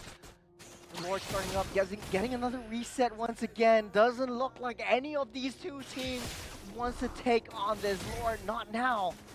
They're both lost. I gotta have to say, they're both lost little puppets, not knowing how to end this game. But Attraction Pulse misses just by a hair. No flicker for the Tigro though. Just a little bit more before we inch into something. We're looking for a small little revelation. This is a 27-minute game, guys, and I don't think that it's going to be ending anytime soon. Implosion onto Kyushu. Oh, nice little find onto the back line. Kyushu won't be able to use the AOG to get out. They're sounding the horns. Sakashi goes down. Pokiako coming in strong. The Crush will pull back too. Sasbomba takes down one. It's Immortality Pop by Pokiako. The Winter Crown in tow will get shut down. No more jungle for Sovereign SG. But it doesn't really matter though. It's Sasbomba as secondary damage dealer. Waves are pushing in. Sovereign SG has to find that defense. No more immortality for that Tickle as well. As Everlasting Love, they managed to equalize the scoreline. Oh my 75 God. seconds on the death timer. 28 minutes in. Oh my goodness. They fought back. They lost. And then fought back again. There's just so many fighting backs at this point in time. But Kong, no! Immortality. Still in tow. Winter Crown. Able to keep himself safe. Okay, that goes wide though. Sovereign SG. They have prayed to multiple gods. I don't know what is going on. I don't know what they ate this morning, but this is just luck at its best. This is just Sweat City. These boys are sweaty. Both not willing to yield to the opponents at all. This has been an impeccable defense coming in all the way through from Sovereign SG. Board already started up by Fake QT. Sovereign SG doesn't have the Pickle, doesn't have the Lucas. On the bottom side, Willie a little bit too close to death, toying with that claw, brings him back. As Kong tries to lead on the charge, AOG tries to stop the advances onto that Lord. Everlasting Love will be able to snap pick this Lord up with Akashi in tow. Akashi dealing that damage as well. Kong giving a little bit more information, but it will. Oh! Pokiaka with the steal of the Lord! Gonna set things in motion though. Winter Crown will keep himself safe and alive. Traction Pulse pulls Kong back, immobilized, trapped onto the wall. Able to walk out safe for now. As Kyushu tries to go in for that charge. Pepper Spray will block him into place. What a play, but Pokiako just prances right in with the retribution. There has never been a point in time where a team wins a lot and immediately runs back home. But hold on, another implosion of Kyushu. It's Kyushu. Kyushu won't be able to survive this one. 80 seconds on the death timer. Kong taking a little bit too much damage. He will go down to the hands of Sasbomba as well. The Lord will be marching in. It's a 4v4 in this late stage of the game. 30 minutes into this game on a best of one. It just feels like a best of three. Right now, it just feels like a best of 5 for me. Oh man, a best of 7. That's Willie taking a little bit too much. Buys the immortality just in the nick of time to save himself from this damage. Naishiki still coming on strong. He does have the Sky Piercer, but won't be able to reach Willie in time. Everlasting Love carefully deals with his Lord on the uptown as Sovereign SG needs that time for Pokiako and Kong to come back in.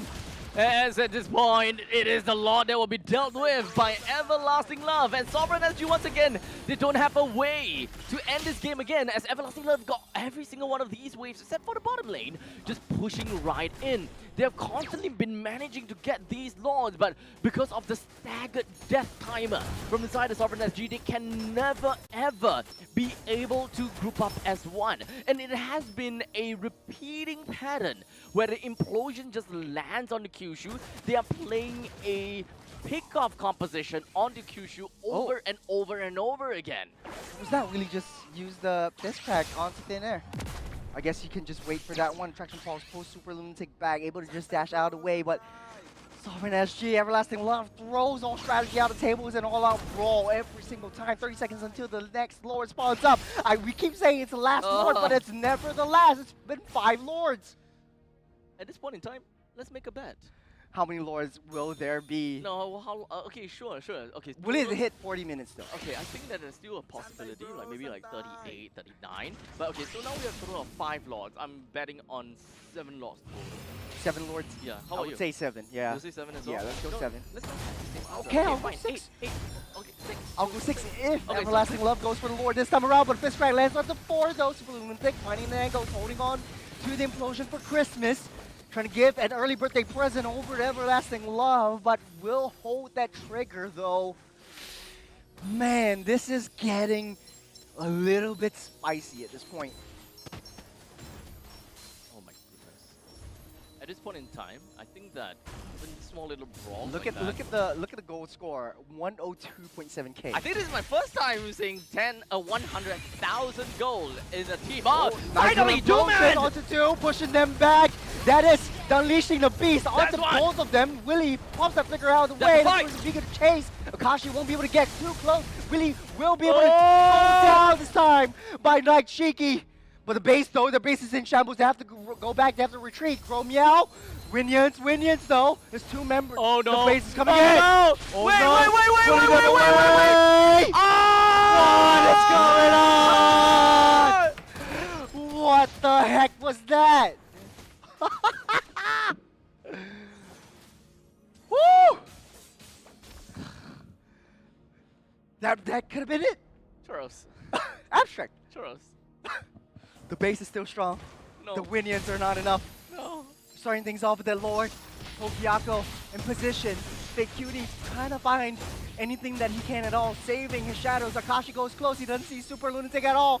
What is he doing? He's walking. He's toying with that. Wait. Super Lunatic. Okay, he gets a reset. What is going on? Oh my god! Pogiako, hey brother, you have half HP. You sure you want to be here? Yes, go back home, please. But the waves are pushing in though. The waves are pushing in. Naishiki can take care of this, but Yeah, he can do it, no problem. not for long though. 35 minutes on the clock. They don't have the 6th Lord as of now. Brother, even the marksman having problem with the ballista minion. It's come to that point, huh? It's come to that point, dude. What? Okay, they don't see Sus Bomba at all. Super Lunatic just walked past that bush. I think he's in the right position right now. Fake Cutie getting locked up by Kong. Won't be able to go for this one. Holding on to the Shadow Kill for this Lord dance. There's Kyushu and Sus Bomba making their way downtown. It's just holding out on that fort down the purple buff. You know what? I think we are this close to have the ballista minion to have the almost same defense and health as a first Lord. I think so too. I think so too. The longer this goes, I think the minions will become the Winions. And the longer this goes, the more our sanity is drained. Yeah. Are you True okay? to their name, this game is everlasting. Yeah, but no love. No Oh, love. in this. Akashi, toying with death. Nope. No, that's not gonna do anything. He dashed the wrong way! Akashi goes down! Sovereign SG popped in all of their resources though. Pokiako will be next to fall. Able to get out safe. Sus Bomba blocked up by that gotcha as Kyushu able to save the secondary damage dealer from harm's way. That's 70 seconds on the clock that Kashi's never gonna get back as Willie tries to buy enough time to block all of them back. No more. The implosion is still in tow. Might be able to pop that in. It's Fake Cute and Sus Bomba tries to go in from that back line. Traction Pulse won't land onto 2. Here comes the Shadow Kill. Pokiako. Immortality popped up along with the Winter Crown. Can't find their way down to the back line. No one And they drop and they go. It's a boxing match. No one died! We're 36 minutes into this damn game! Kill the Lord! Oh, for goodness! Yes! You guys are shaky! Finally popping his immortality for the past 20 minutes! He had immortality this whole time? For 20 minutes, change it up for the rose gold. It's got a BOD, but I don't think it's enough though. One more time he goes down, it might be it for Everlasting Love, but it's been what we're saying for the past 20 minutes. Super Lunatic, got a conceal play on the back line. Oh, He finds this is Sus the one. Bomb, but it's implosion onto the Kimmy! No! He goes down, goes to 85 seconds on a death timer. AOG goes wide, but the winnings are coming in strong. One more hit! Wait, hold on a second! This is just one more hit from the Cannon Medium. They but might it's be able to not save it though! enough. Oh, what?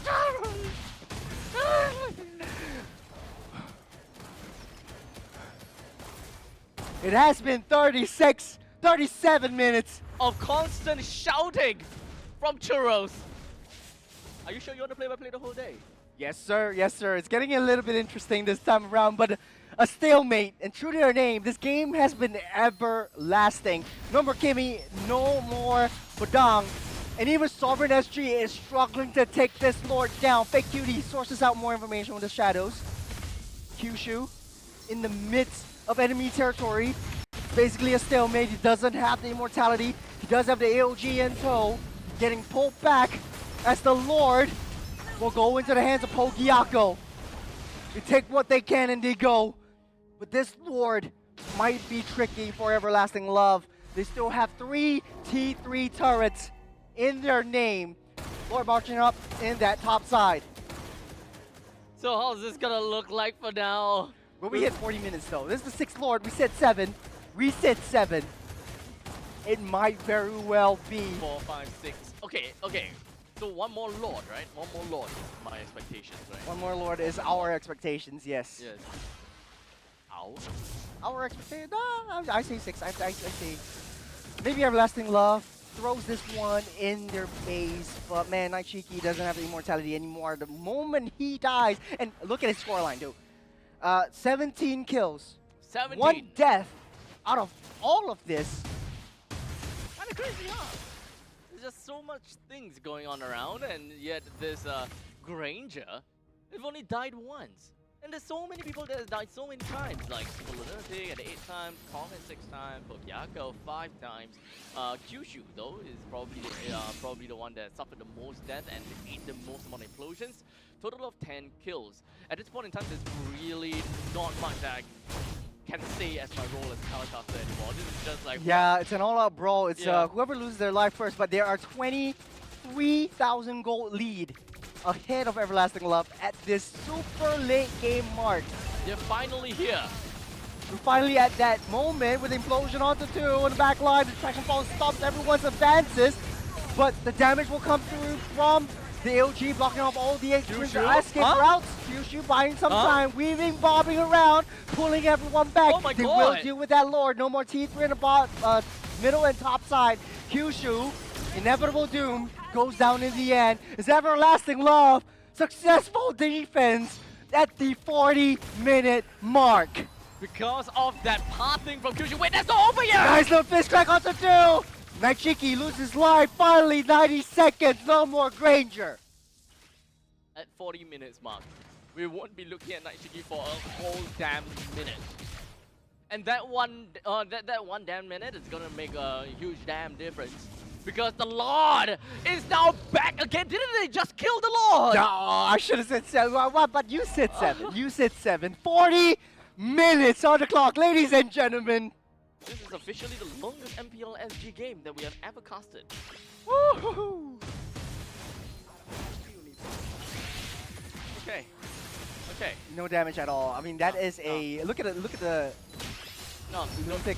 no, don't expect anything from Lily at this point. in time. Okay. Yeah, Little punches, nice little traction damage. pulse right there. Yep. Yeah. Like look. Okay, I want to see like who has Thunderbelt, because at this stage. Oh, yeah. At this stage, the Thunderbelt stacks is just beyond comprehension. Probably the most amount of stacks. It's look at Willy. Okay, he's got the shields back up. You're just poking him. He's not gonna die, dude. Yeah, dude, okay, no damage whatsoever. Fist crack into the Unleashed Beast. Damage onto him. non-existent, soaking everything back up once again. Okay. Now, the Lord is gonna be touched by Everlasting Love. Please, can we see the itemizations Oh, right now? I just want to see, bottom- like, okay, who is the ones that have the Thunder Belt, and who has the ones, like, unlimited score lines? You got Gato Kacha. That's why he's, like, all gung-ho going in. You got Padang with the Thunder Belt as well. Okay. No Thunder Belts on On Sovereign Sovereign SG. SG. Silver lining is, Everlasting Love, the longer this game goes, they have the advantage. Just because of the Lord, Everlasting stack. Lord goes to Bogia! Oh my god! Okay, this is not gonna be over just yet because Fate Cutie, he managed to get himself right out of dodge. He still has the immortality. Still has immortality. Oh, Calm, pumps the calm. immortality. He has the Winter Crown. Save himself just for a little bit. Will go down by the hands of Willie. But they have the Lord. They have the Lord. They have the Lord.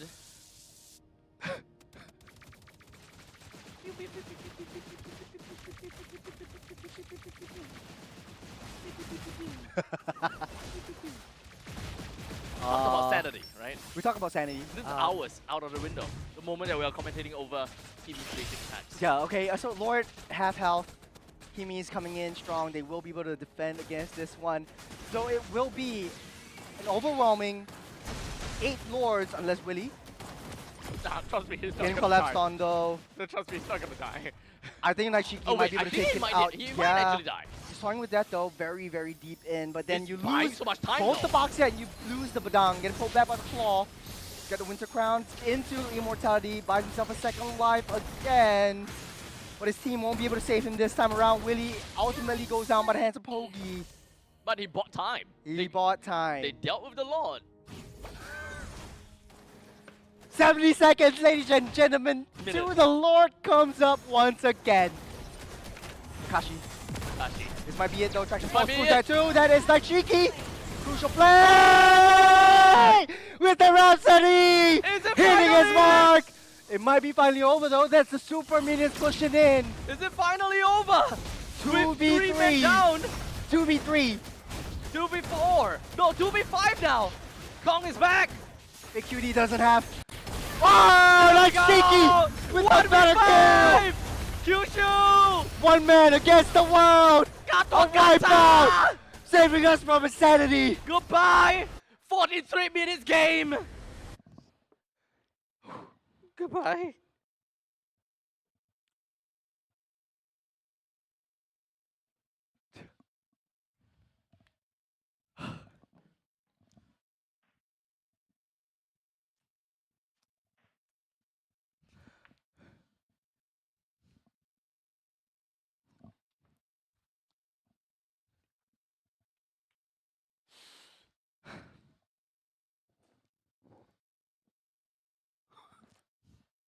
Well, congratulations to Sovereign though.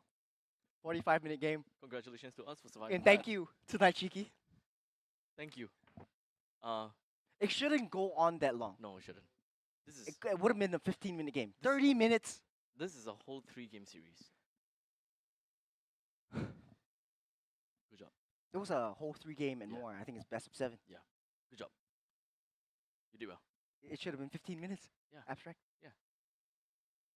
No, we have one more game after this. Before we actually cut for break. Yeah. But I think that we need that.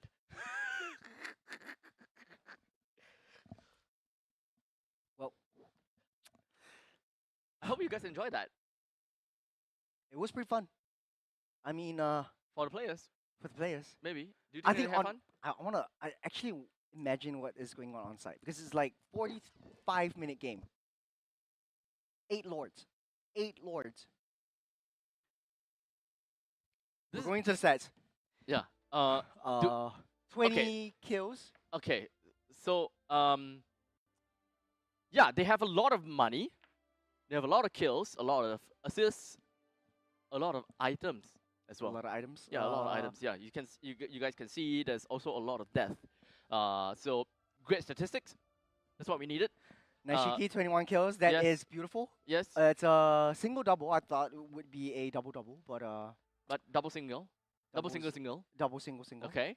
Um, how much damage do they deal to the turrets? I think that We should Uh, go to the next yeah, I think that is, graphic. yeah, I think that that would probably be the one that we want to see. But Naishiki definitely MVP, Nishiki definitely MVP without a doubt for without sure. a doubt. Yeah, without a doubt. Yeah, 21 kills and I all. actually am interested in the number of stacks of Thunderbelts that Willie and Kyushu has. Actually, Yeah. Kyushu sold his Thunderbelt in the late game. Oh, isn't that a huge waste, dude? That was a big, big waste. Oh man, that might be one.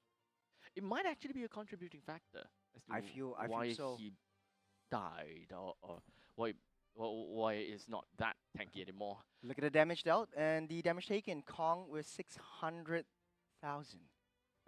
Sauce Bomber with 290,000 hero damage. Oh man. 444,000 damage taken from Kyushu. 200,000 from Akashi as well. Naishiki, as much of a kills that he has, barely But- seeping into 200,000. He don't have 200,000 damage. Sauce Bomber has got like a crazy bunch of damage. It's all onto Super Lunatic and Kong. Damn. Wow. Wow. 69% team fight participation by Nice. Akashi. Nice. Nice. Mhm. Nice. I think we're done with this one. Yeah. Yeah. Congratulations Congrats. to Sovereign SG. Yeah. How many wins do they have now? 2 wins, 1 loss. 2 wins, 1 loss. Okay. However, Everlasting Love is 1 win, 3 losses. 3 losses. Because the previous one with Absolute Zero Okay. absolutely dominated this Okay. one. Mm. This game shouldn't have Go- gotten this far. Shouldn't have gotten past 20 minutes. It was supposed to be a 15-minute game. I And- feel like I feel like this is an everlasting love game. yes. They shouldn't have allowed the opponents to play eternal turtle defense. Yes. I know they have a boxer. Mm-hmm. I know he's a turtle. But it's like hunkering down the base. It shouldn't get into that point. That remember that split push down in the middle lane with Kimi, 4 members on the Lord. They just decided to give up the Lord. That was probably one of the biggest mistake that Yeah. spiraled them out of control. Pugiako though, with double Lord Seals underneath the noses of Fake QT. And he just He stole walked- it from a Hayabusa. Dude, he walked in. He walked in to the Lord Den. From the base, he respawned, walked in twice. Twice he did. Walked into the base. Walked into the Lord's Den. Whoop, steals it away. Twice. Twice he did that. Late game. Pew. 90-second timer. Death timer. Yeah. Never thought I'd see the day. Night Shiki was down for that 90 seconds as well. Yeah. And that was like their main damage dealer. How? But Everlasting Love didn't manage to do anything within that 90 seconds. In fact, it's because 5 seconds after Night Shiki died, the Lord came up. Mm-hmm. The Lord. And they bought some time at least. Yes. But I feel like Sasbomba played a heck of a game. There were Decisions from Sas Bomba. glimmers of hope. Glimmers. Yes. Glimmers of hope. At But- the 20-minute mark or the 25, it's all blurry to me. I think, yeah. I don't even remember what's what anymore. Yeah. Damn. I feel like if the It's Kimi, 149. if the Kimi bought like physical Nah. attack items, would have been better. Would have Would been- have been? I feel like I feel so. I don't know. I feel that magical damage should still do. I don't know. But Kimi's not a turret taker, so I think if maybe Oh. Berserker's Fury or Maybe- maybe Maybe it might BOD help. in the last second for a Right. base rush, Okay, maybe would help Maybe it would have helped. because it's just like that one Like tiny little- pixel. they were this close to winning, not once, twice, because of Winions Because of Winions. The Winions actually deal more turret damage than the Kimi. than the Kimi. Cut to the MVP. Congratulations, Night Night Shiki. Yep, congratulations. 21 kills, Mm-hmm. 82% kill participation. Perfect, great. a lot of hero damage that we talked about, but lot of not hero damage? as much as the Kimi. So technically speaking, Kimi on the magical damage still kind of make a lot more sense because she Is magic damage anyways? she did a lot. Yep. She did a lot. For Man, more. Okay. 42,000 gold. I think I've never Never thought I seen. lived this day to see this Never number. Never seen that kind of number. Did you get a Savage? Or not this no, game, right? not this game. The previous game was like another Granger with Savage. It was another Granger. It was like Kashi. Kashi Granger. Yeah, it was a Ah. Kashi. It's all blur to me. Yeah. We are blur. I I- am blur. I am blur. Yeah. High blur. It is, fun fact. Immortality, 120-second cooldown. For It- immortality It pop up feels once again. nothing here. It feels like nothing. Yeah. Like just use only. Item slots back and forth. I think. Buys him sometime, yeah. But I don't know. I don't know either. Well, We gotta you I think I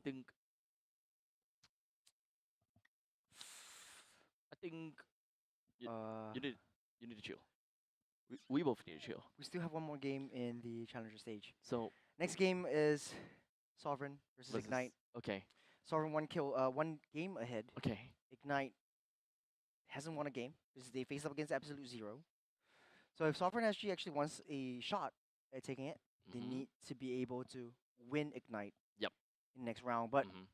this is going to be after this break. Yes. It won't be as long as the game that we've seen Yes. witnessed For sure. just now. Yep. We're gonna get ourselves, kind of back on track. We're gonna When be we come back, it's back into the game. we're gonna be more energetic. Energetic. The adrenaline has dissipated. Yeah. This is kind of like you got a caffeine rush, and then suddenly you just kind of like Yeah. Yeah. Now we both toh. So now we're gonna toh off cam. We'll see you guys in a short bit.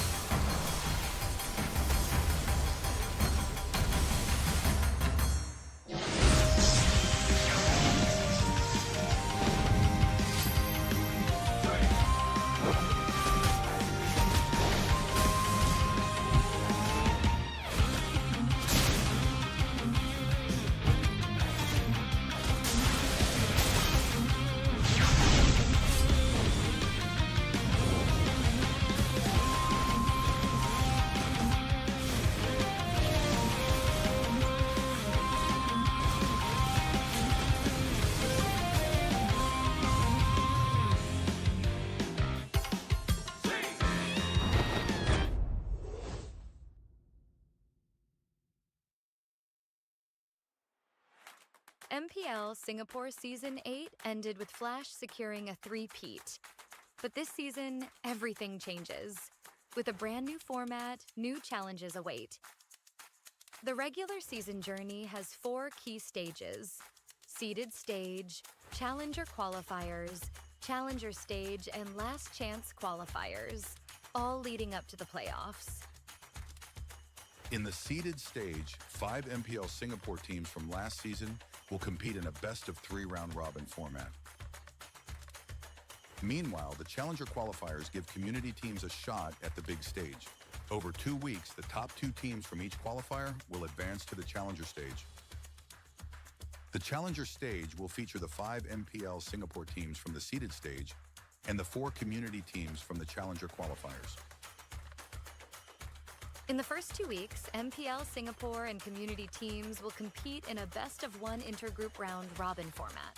In the final week, community teams will face off in a best-of-1 round-robin. The MPL Singapore teams will be ranked based on their performance in the seeded and challenger stages. The top 4 teams will move on to the playoffs, while the bottom-ranked team drops into the challenger stage rankings for one more shot. In the challenger stage, the 5 remaining teams are ranked based on their challenger stage results. The top-ranked team secures the playoff spot, while the remaining 4 will enter the last chance qualifiers. In the last chance qualifier, one final opportunity awaits: a 2-stage battle to secure the last playoff spot. In stage 1, community teams get one last shot to qualify.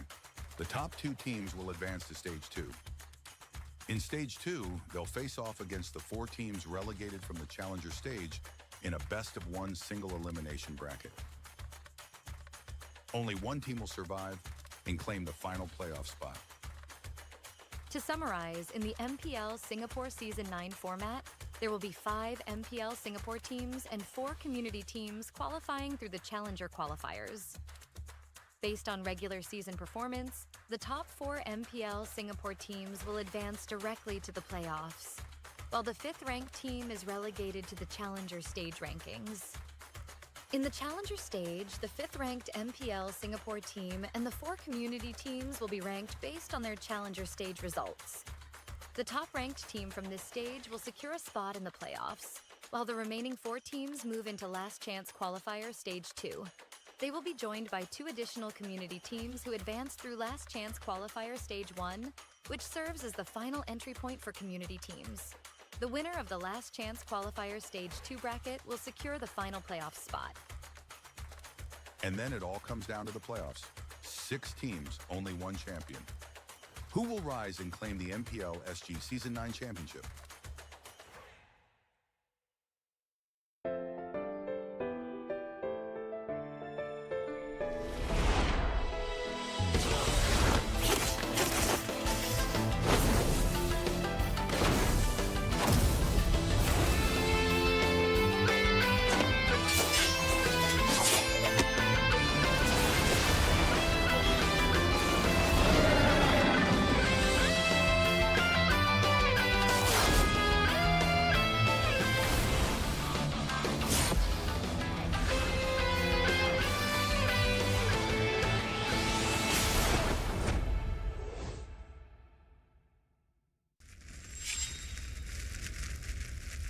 見せてやるよ車輪ガンの本当の力をな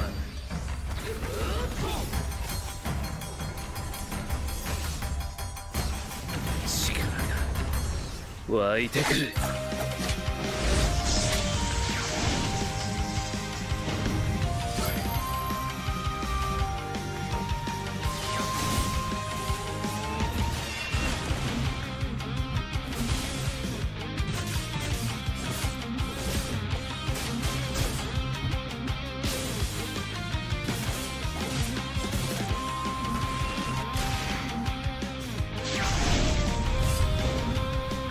相変わらずやかましい奴らだ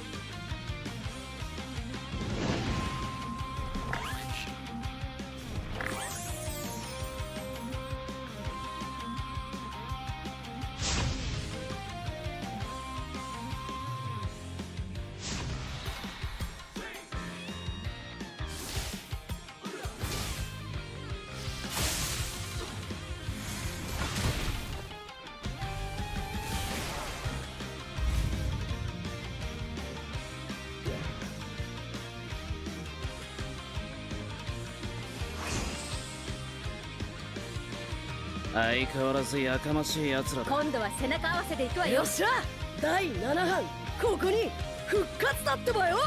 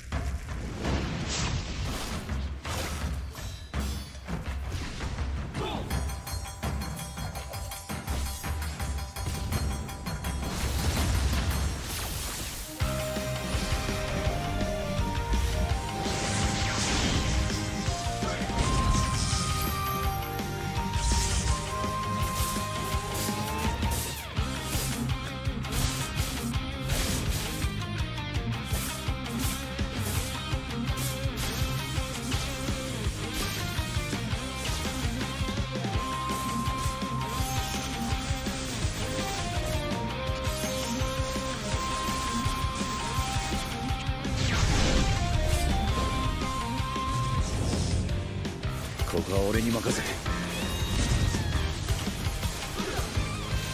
もらった。4代目ほかげを超える忍びはお前しかいないと俺はそう信じた。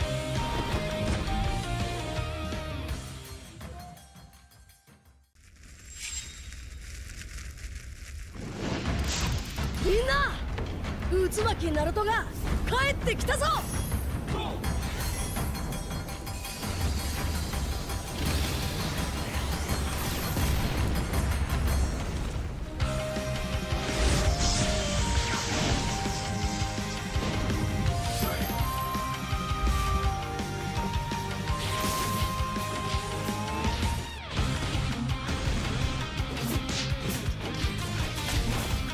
クラマ力を貸してくれ。よ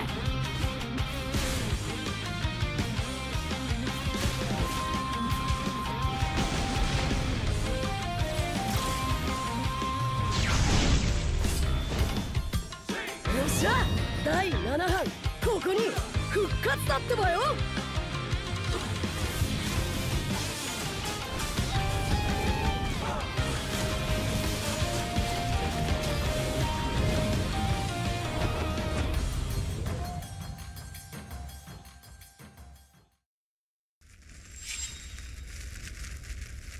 みんなを守るために私はもっと強くなる。やっさよなら。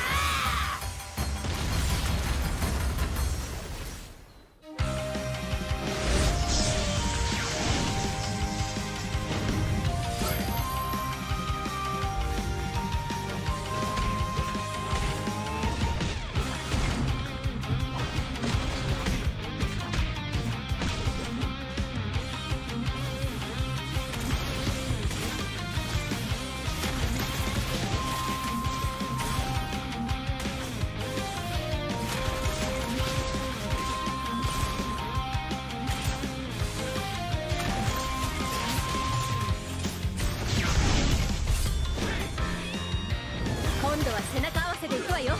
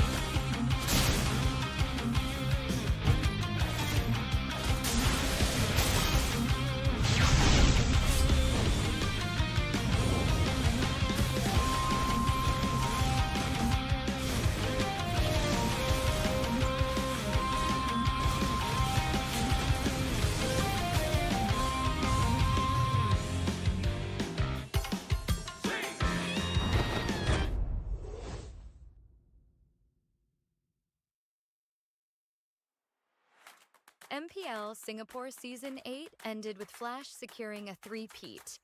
But this season, everything changes. With a brand new format, new challenges await.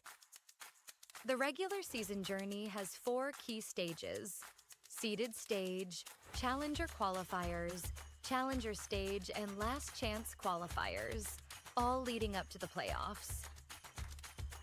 In the seeded stage, 5 MPL Singapore teams from last season will compete in a best-of-3 round-robin format.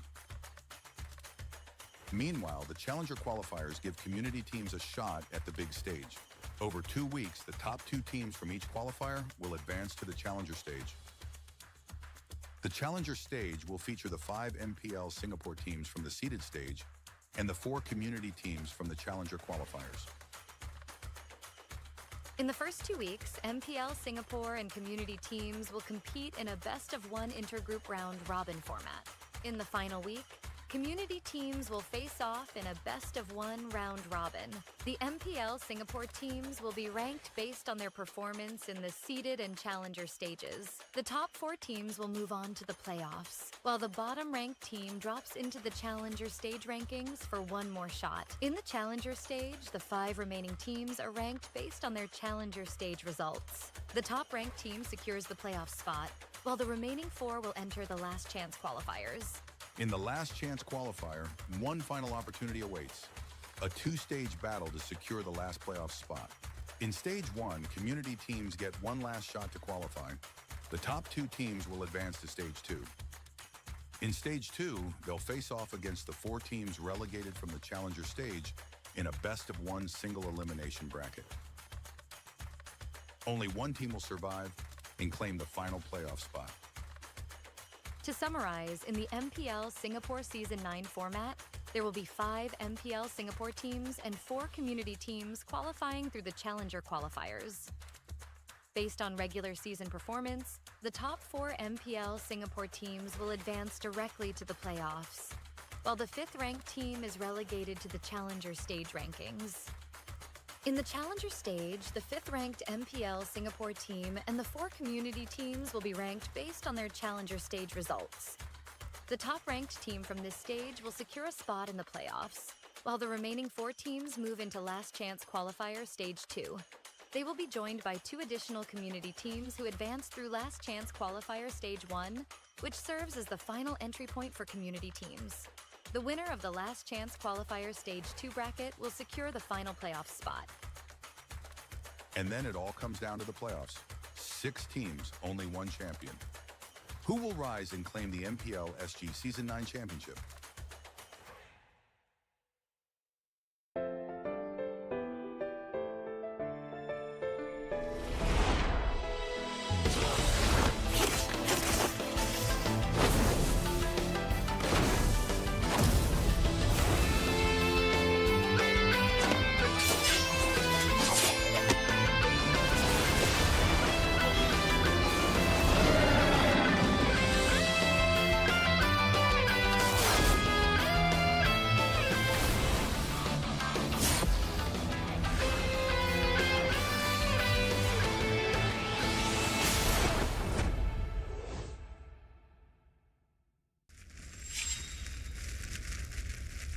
見せてやるよ、シャリンガンの本当の力をな。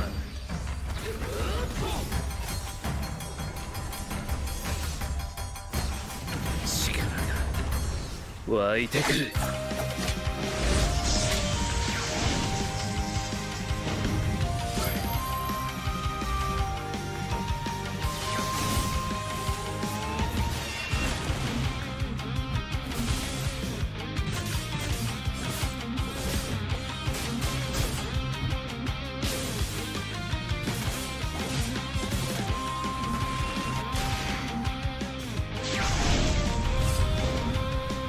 相変わらずやかましい奴らだ。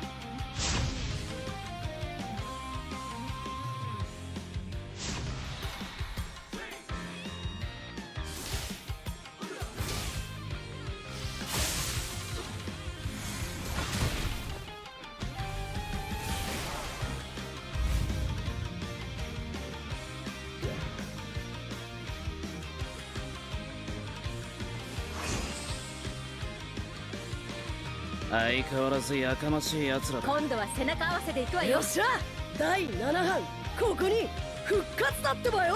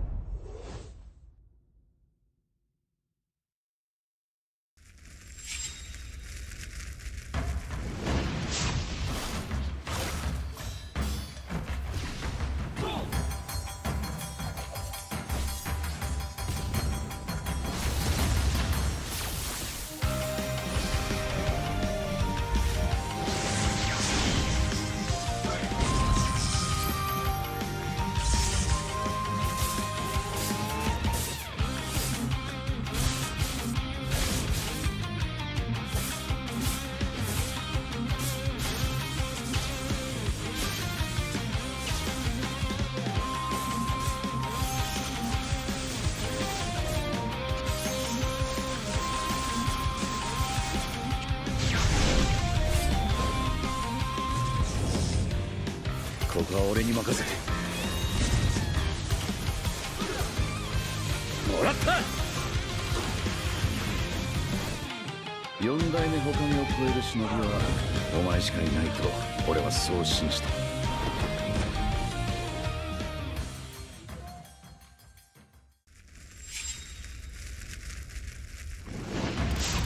みんな渦巻きナルトが帰ってきたぞ。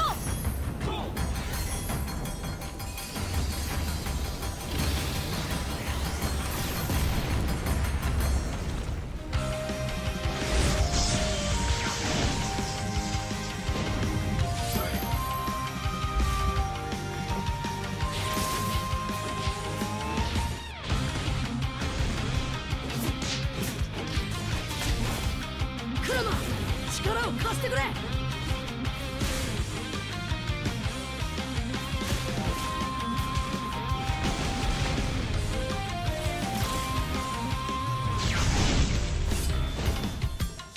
っしゃ第7班ここに復活だってばよ。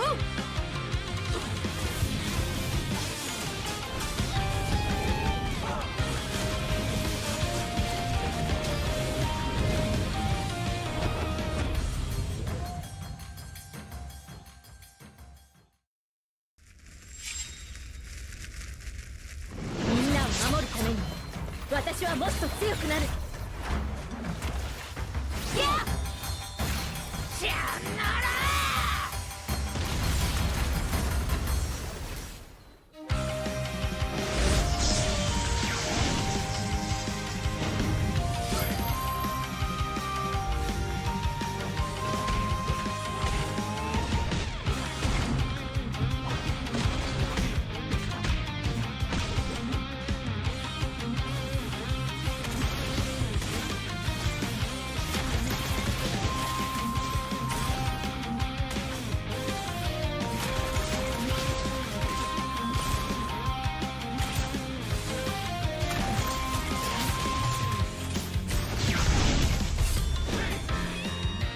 今度は背中合わせでいくわよ。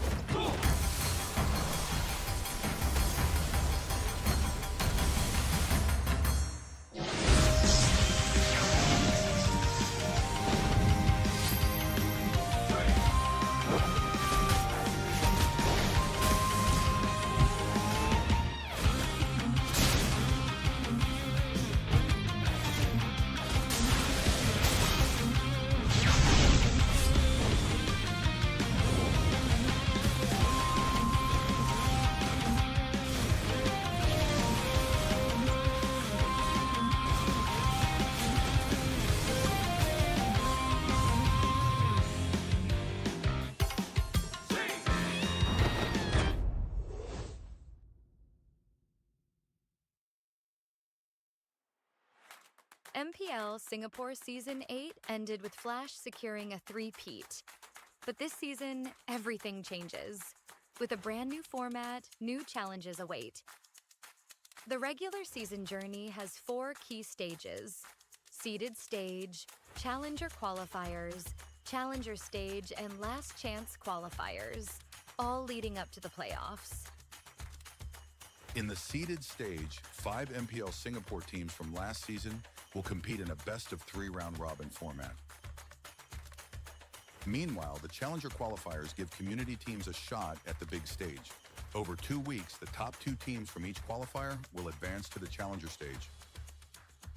The challenger stage will feature the 5 MPL Singapore teams from the seeded stage and the 4 community teams from the challenger qualifiers. In the first 2 weeks, MPL Singapore and community teams will compete in a best-of-1 intergroup round-robin format. In the final week, community teams will face off in a best-of-1 round-robin.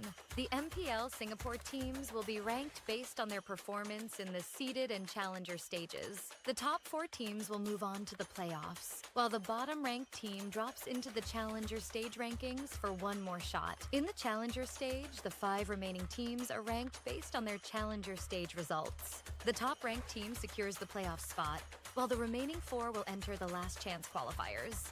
In the last chance qualifier, 1 final opportunity awaits: a 2-stage battle to secure the last playoff spot. In stage 1, community teams get 1 last shot to qualify. The top 2 teams will advance to stage 2. In stage 2, they'll face off against the 4 teams relegated from the challenger stage in a best-of-1 single elimination bracket. Only 1 team will survive and claim the final playoff spot. To summarize, in the MPL Singapore Season 9 format, there will be 5 MPL Singapore teams and 4 community teams qualifying through the challenger qualifiers. Based on regular season performance, the top 4 MPL Singapore teams will advance directly to the playoffs, while the 5th-ranked team is relegated to the challenger stage rankings. In the challenger stage, the 5th-ranked MPL Singapore team and the 4 community teams will be ranked based on their challenger stage results. The top-ranked team from this stage will secure a spot in the playoffs, while the remaining 4 teams move into last chance qualifier stage 2. They will be joined by 2 additional community teams who advance through last chance qualifier stage 1, which serves as the final entry point for community teams. The winner of the last chance qualifier stage 2 bracket will secure the final playoff spot. And then it all comes down to the playoffs. 6 teams, only 1 champion. Who will rise and claim the MPL SG Season 9 championship?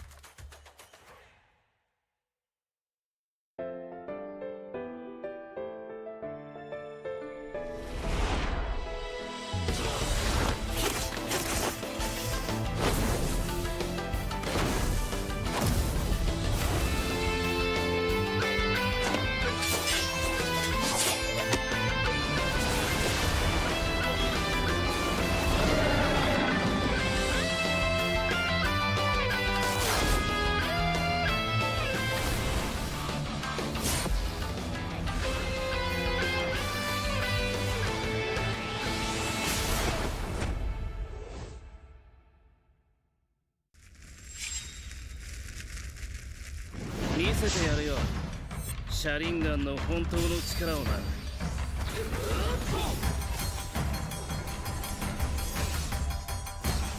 力が湧いてくる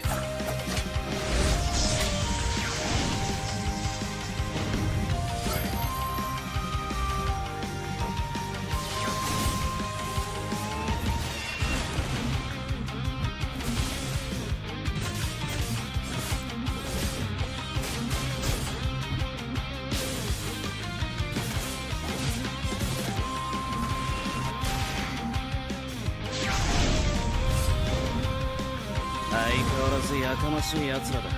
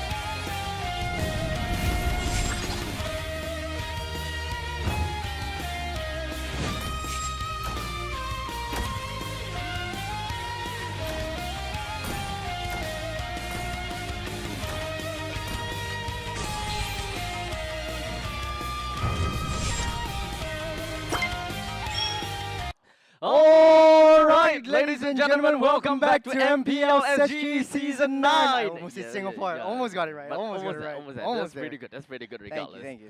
So of course, we are now rejuvenated, back in action after a dreadful Tumultuous. 43.33 minutes game. Dang. I mean, hopefully we won't see that again because this one is a new game today. It's going to be Sovereign SG up against Ignite. Ignite having one loss under their belt against Absolute Zero, and Sovereign SG having one win against a very, very long game.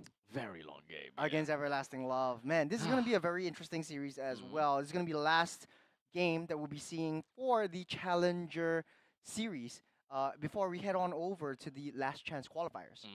So with that all said and done, we will be jumping in, of course, taking a look at the teams and, of course, who are the ones that will be playing in this upcoming match. Because when it comes down to Sovereign SG, they had a long game. They must have been really tired as well.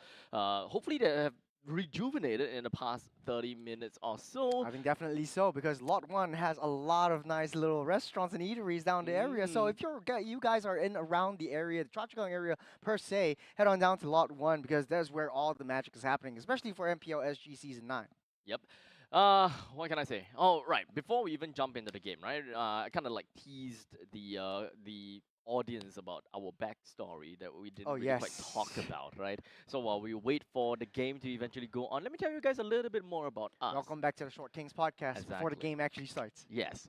So what happens is that there was this there was this kind of course, right? It's a shoutcasting course, and this guy just randomly just decided to sign up for this this course. So it's all about teaching shoutcasting, how to do this for a living, have fun while in meantime turn your passion into a career. Yes.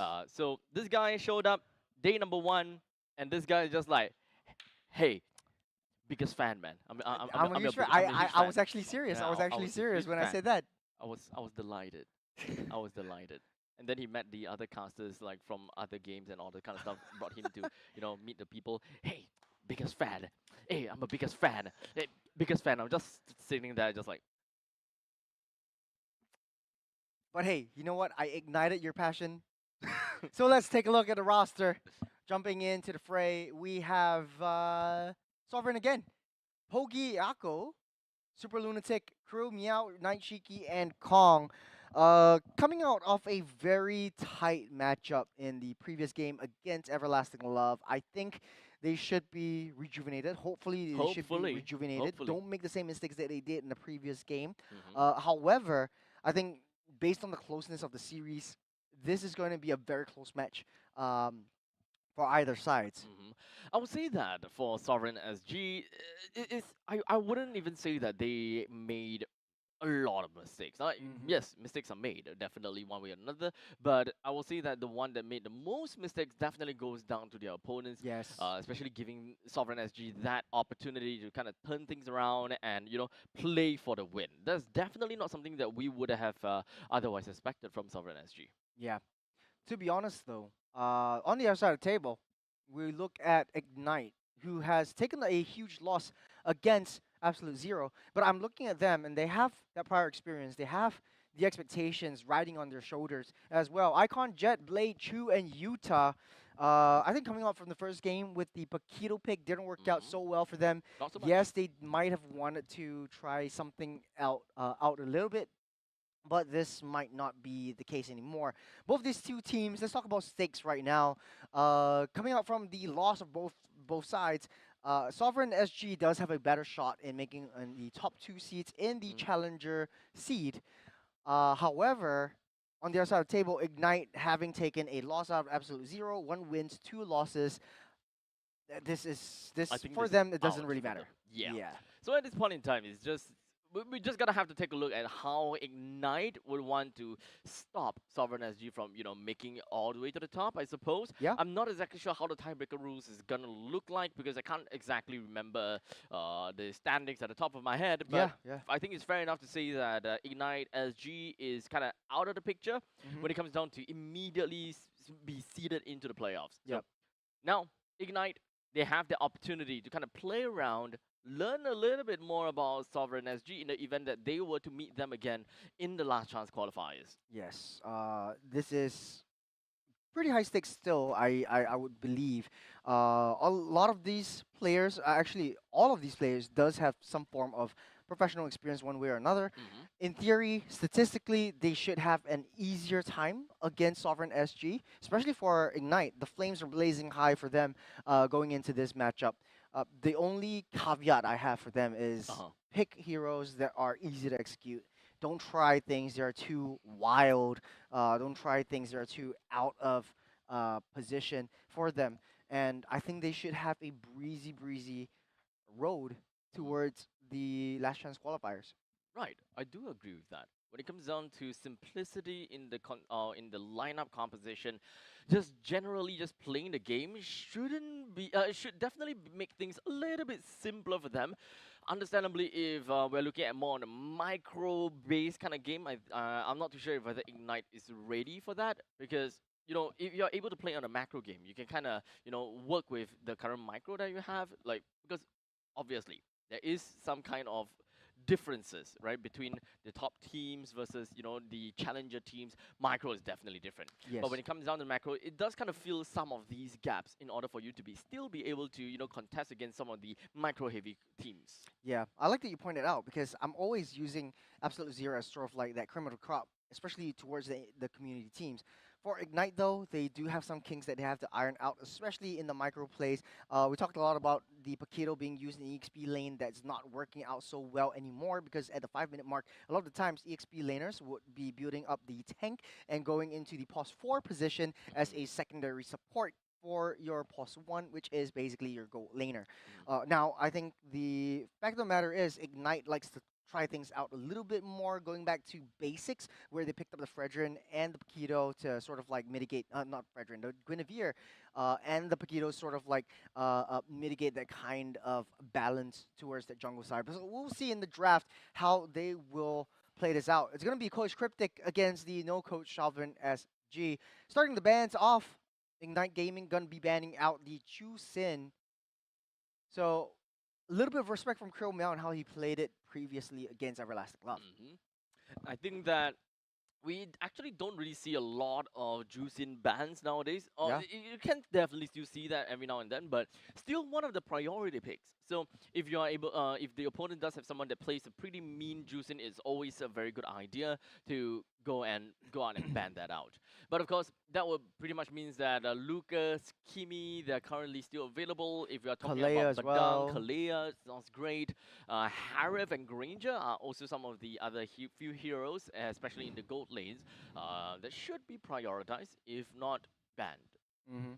For the side of Ignite, though, looking at Jet in the roam position kind of doesn't fit too well, if you ask me. I feel like I remember him back in Alchemy SG as the mid lane prodigy, so to speak. He's always carrying Bitcoin! the game, and yeah, it was called Bitcoin back in the day before he actually changed his name Jet in the midst of the regular season as well. But I think he's known as the artillery mage kind of hero, kind of player that positions himself really well. So continuing off with the bans. Coach Cryptic banning out the Lucas, doesn't want to give it to the hands of Sovereign SG, but on the other side of the table, taking out the Fanny, knowing how Icon performs with this assassin. So taking out the assassins again, Joy. Joy, okay. Mhm. So we still have quite a bit of heroes that's currently available, especially when it comes down to the EXP lane heroes. They are still relatively open.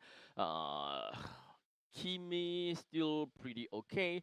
Hayabusa, Hanzo, they are all available for the picking too.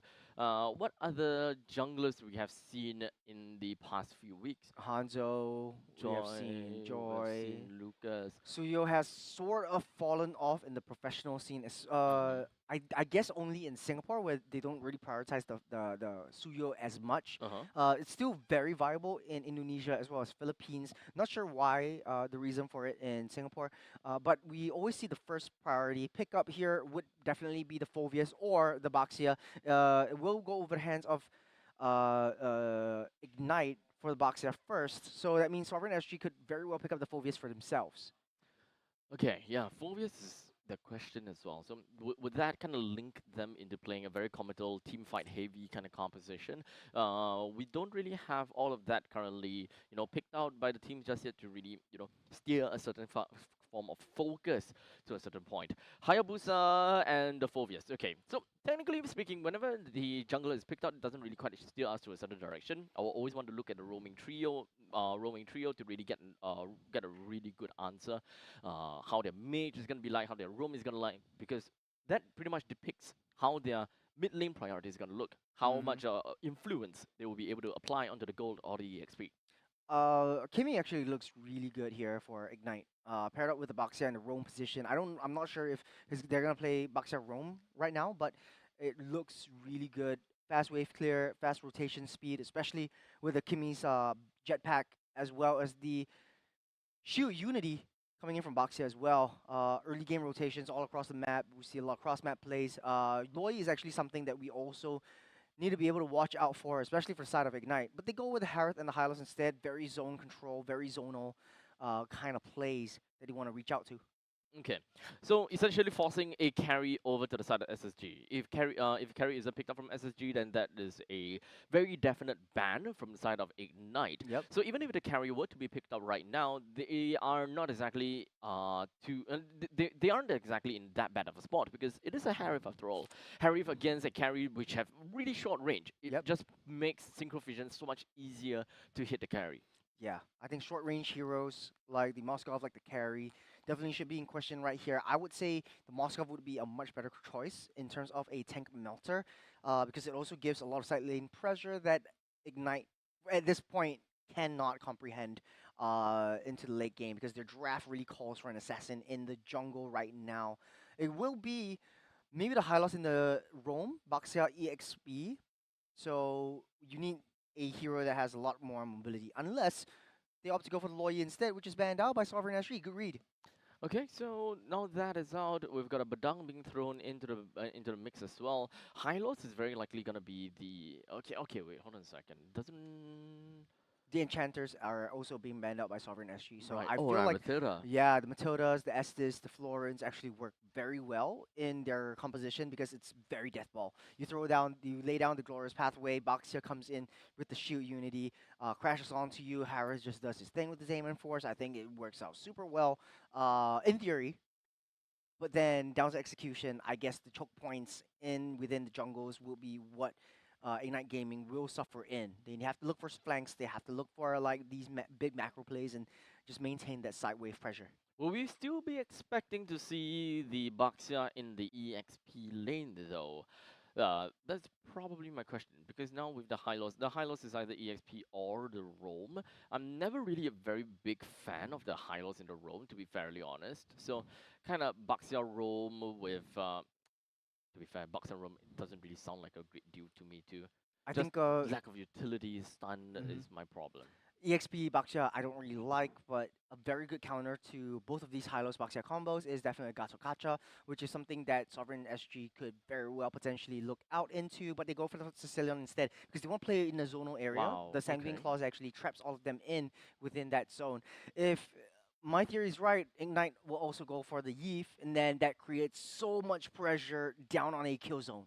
So my problem right now, all I'm seeing about is that Ignite for the side of Ignite Gaming, they do have quite a lot of magical damage from the Harith plus the Hylos itself. Hylos does deal magical damage. Well, in the meantime, SSG is a very greedy composition. They want to they have a lot of priority that they want to set onto the carry and the Sicilian in order to really scale into the late stages, right? Yep. So very late game centric SSG. They will probably need to find a way to kind of shift themselves in the early stages just a little bit more. Unfortunately, with the lack of Matilda, they are kind of locked in a bit. So Kimi wide and open for their pickings. They will snap pick that one up. Alongside the Suyo, we talked about the Suyo not being in question, but right now Ignite really going to show us what Icon is made of this time around. Last pick going to hands of SSG is the roam position. That might be Gacha Got it. Gacha just to break up the fights down on the kill zone to Yeah. alleviate some pressure and maybe even reach out to the back lines, but they want to go Cho. for the Cho instead, which kind of works because it mitigates the slow coming from the Kimi and especially the Harith. It's kind of like it's kind of like either a Jawhead or Cho for me. Cho is great when it comes down to dealing with all of these aggressive crowd controls, and of course being able to kind of lock someone down and make full use of your burst potential as a carry. Just kind of bring people to you instead of having carry going over to other people instead. While in the meantime, Jawhead kind of does the same thing, but one thing that he excels in is the early stages, which is something that SSG currently lacks. They don't really have that strong of an early game presence, and not to forget when it comes down to the tagging potential of Ignite Gaming, their roamer have got a very strong way of just tagging onto the roamer and just kind of like playing around. It's just like, hey, look, this guy's here, this guy is there. At least Jawhead kind of stops that with the smart missiles. You kind of force them away. Smart missiles. Smartphones, smart missiles. Okay, but I get what you He mean. reaches There's the like battlefield. more of like homing missiles Smash to them. track your Is opponents. it called smart missiles? All troops Can't remember. deployed. What I can Dumb missiles. What I Welcome do to remember Mobile is we're Legends. jumping into Land of Dawn, not before a small little pause to set things into motion. To be honest though, I feel like I kind of like Ignite Gaming's Composition. composition a lot better. You have a lot of rotation speed from the Baxia and high loss as well. You do have the Suyo, which is one of the fastest assassin junglers in today's meta. However, it falls off really hard in the late game, especially when you're dealing up against a carry. If you throw yourself in as a Suyo into the back lines, try to deal with the carry, you get bursted down by the light wheels, and that is going to be it. So, tricky situation that Ignite Gaming has to play. Hopefully, it's not a 43-minute game that we've seen in previous Hopefully not. series. This is I would say that this game is very 50-50, right? It Early is- game goes to Ignite. Hey, you're scaring me with the 50-50. Oh no. Because when was the last time was 50-50? It was It was a disastrous 40-minute game that could have been a 15-minute. could have been Could Twen- have been 20 if Coulda, you- woulda, shoulda. if we're kind of stretching it, right? Yeah, 15, Yeah. 20 minutes if we're stretching it. But to be fair, this 50-50 is kind of towards the extremities, right? Yes. Early stages, Ignite Gaming fall off short a lot more into the late stages, whereby we do have like the carry plus the Sicilian that should be, that should be able to really deal with the front lines very easily. And I think that Sicilian's growth kind of grow exponentially once it reaches to a certain point, 17 minutes to 18 minutes mark. He kind of farms up or rather gains stacks so much better from that point, because everyone's just so tanky. They're just trying to open up the map with the lot is currently available as well. So many neutrals that you can kind of play around with your bad impacts. That being said, jumping into the last best of one in the challenger stage, Ignite Gaming on the blue, Sovereign SG on the red. Kind of seems like the Cho will be played in the roam right now, and Baxia thrown into the EXP lane. Very early game rotations coming up from Blade and Kong, taking a little bit too much damage from that Baxia, just spamming that shield. I will say that right off the bat, Kong will definitely have a bit of issue going up against the Baxia, as you can pretty much see right here. But it all boils down to a level 4 for the side of Sovereign SG. So you would want to get early turtle for the side of Sovereign SG, but unfortunately you're also going up against Suyo, which happens to be an amazing objective taker because of Soul Sever. So it's between the Hayabusa and, if it's between the 50-50 of Hayabusa and the Suyo, it's Ooh. almost always Suyo. Oh no! Nice little steal on the blue buff, purple buff by Sovereign SG as Pogyako actually going in, walking in with the shadows, stealing that out of the way. Jet taking a little bit too much damage from Super Lunatic, forced to use that flicker out of the way. Blade trapped in his place. That is the Soul Sever, but will be taken out as First Blood goes over the side of Blade. So with that all said, it is one kill connected over to the side of Ignite Gaming, despite Suyo losing out in that purple buff. It should have kind of made things a lot tougher for Ignite Gaming to even take control of this river lines, but fortunately, because of the death that they managed to get from Super Lunatic, it does definitely give a little bit more EXP over to Icon and keep him still pretty much in check, and of course in the same kind of, what's the word, in the same curve, leveling curve. Turtle starting up. Yuta making his way over to the mid side, Okay, just to get a little bit of farm. Super Lunatic goes deep. Yuta's healing everything back up. Stolen away with the turtle. Yuta picks up a kill. Pogyako, nowhere to run, nowhere to hide. But over on the back lines, you got the Zaman Force from Chu, finding a flank. Kuru Miao almost getting taken down as well. The protection pulse not on arm, so Blade won't be able to get that kill over on a Sicilian just as of now. Very good aggressive plays from Ignite Gaming, playing right into what they are good at, right? Even though we are looking at Pogiaco with what, one level ahead of Icon, they still manage to play it very well because of, like I said before, it is all about the S2. You know, you do have the execute mechanic. They really just deals a lot more damage while the opponent is, you know, low in levels. So that is something that a higher booster is unable to beat against and unable to win against because you just don't have that kind of burst damage in order to get the Lord down to critical HP. Yeah, that's the issue when you are facing up against a Suyo. A lot of early game is definitely being lost. Yuta rolling down the hill. The Demon Force already popped up with the Glorious Pathway, getting pushed back. Super Lunatic spread away as Yuta underneath the turret goes down by the hands of Night Shiki.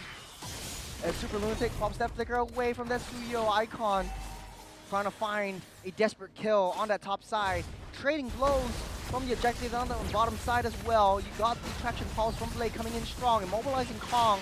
And that is not what you want to actually see. The EXP lane very, very early on together with your gold laner. Yeah, it's unfortunate that Ignite Gaming didn't manage to get any dividends up in the top lane despite, you know, using up 4 members all the way up north while giving Pogiaco some free energy shields down in the bottom lane. So that is some good amount of gold that Pogiaco has got for himself. I would say that it definitely accelerated his growth a little bit more. As between Icon and Pogiaco, it kind of seems as though that Icon is just slightly ahead in terms of level. Starting things off with the turtle, getting a reset as Yuta waiting patiently for the jump onto Kong, getting pushed back by the weight of the dragon. Here comes Pogiaco with the shadows. Got his eye set on Yuta, but too tanky to take down from the back line. You have Chu dropping in from all the way up north into the turtle pit to take down another kill for himself as well. Super Lunatic Kong nowhere to be found as the turtle goes over the hands of Ignite Gaming. 4 minutes and 50 seconds into the game at this point in time. We got about 2.5 thousand gold lead in favor for Ignite Gaming. Everything is still pretty much in its tracks for Ignite Gaming. The leveling curve is pretty much alright, and when it comes down to gold lead, it's pretty good as well. Remember, we did mention that Ignite Gaming do triumph in the early stages of the game, and of course, with Sovereign SG definitely still having a tad bit of difficulties even in the mid stages of the game. I can only expect Pogiaco to be able to assassinate a couple of members one or twice, but I do not expect them to be able to outright win in these team fights because Kong, very comical. He's probably going to go in there all alone and constantly just be wiped out. Top side though, Yuta once again directly on top of Night Shiki. Might be able to find an angle here with the traction pulse, but misses, goes wide. You got the Glorious Pathway laid down. Yuta making a charge onto Night Shiki, but taking a lot of damage. Kuro Meow there for backup though. A little bit of a revenge coming in from Night Shiki as they take him down. That's what you get for chasing me out of the way from my own lane, but they do have the consolation prize of the turret to their name. Yep. 3,000 gold lead now with the top lane T1 destroyed. This is going to enable Ignite Gaming with a little bit more movements all across the map, and that will pretty much mean that when it comes down to Yuta that's playing onto the Baxia, he doesn't really need to care too much about his lanes anymore. This is a completely unlocked Baxia, and Baxia with massive amount of movements. You can pretty much expect the Baxia will be all around the map and all around the fights while still being able to handle his own lane up top. It's pretty much sort of like a double roaming situation that Ignite and Sovereign has. Defova is getting pulled out of the EXP lane, and therefore extra support onto Night Shiki creates some sort of extra pressure onto him. You have the Sky Piercer being built up by Blade as well, so a huge power spike from Ignite Gaming. Looks like the turtle won't be contested over to the side of Ignite Gaming as the Glorious Pathway laid out and pushing Pogiaco back from that turtle pit as Ignite Gaming secures all 3 turtles in the early game. They're pretty happy with giving a trade between their own top lane T1 and the opponent's bottom lane T1. This one pretty much means that Carry would literally have got no place that is suitable to farm in his safety. If anything, at this point, it's only at the bottom lane, but you can very clearly tell there's way too many people down the bottom. Look at the top side though. Collapse. Evident onto Yuta. Might be able to run away. A little nice trade down the T2 bottom side. The Sovereign SG desperately try to go for an objective up on top as well. Pushed away by Yuta. very good time bot, but here comes Icon with a small little stun on Pogiaco. No more shadow kill for Pogiaco. Might be able to get chased down by Icon. Sever will seal the deal onto his fate. Lord's Pathway breaks off all exit routes onto Super Lunatic. They have their eyes set on Kong.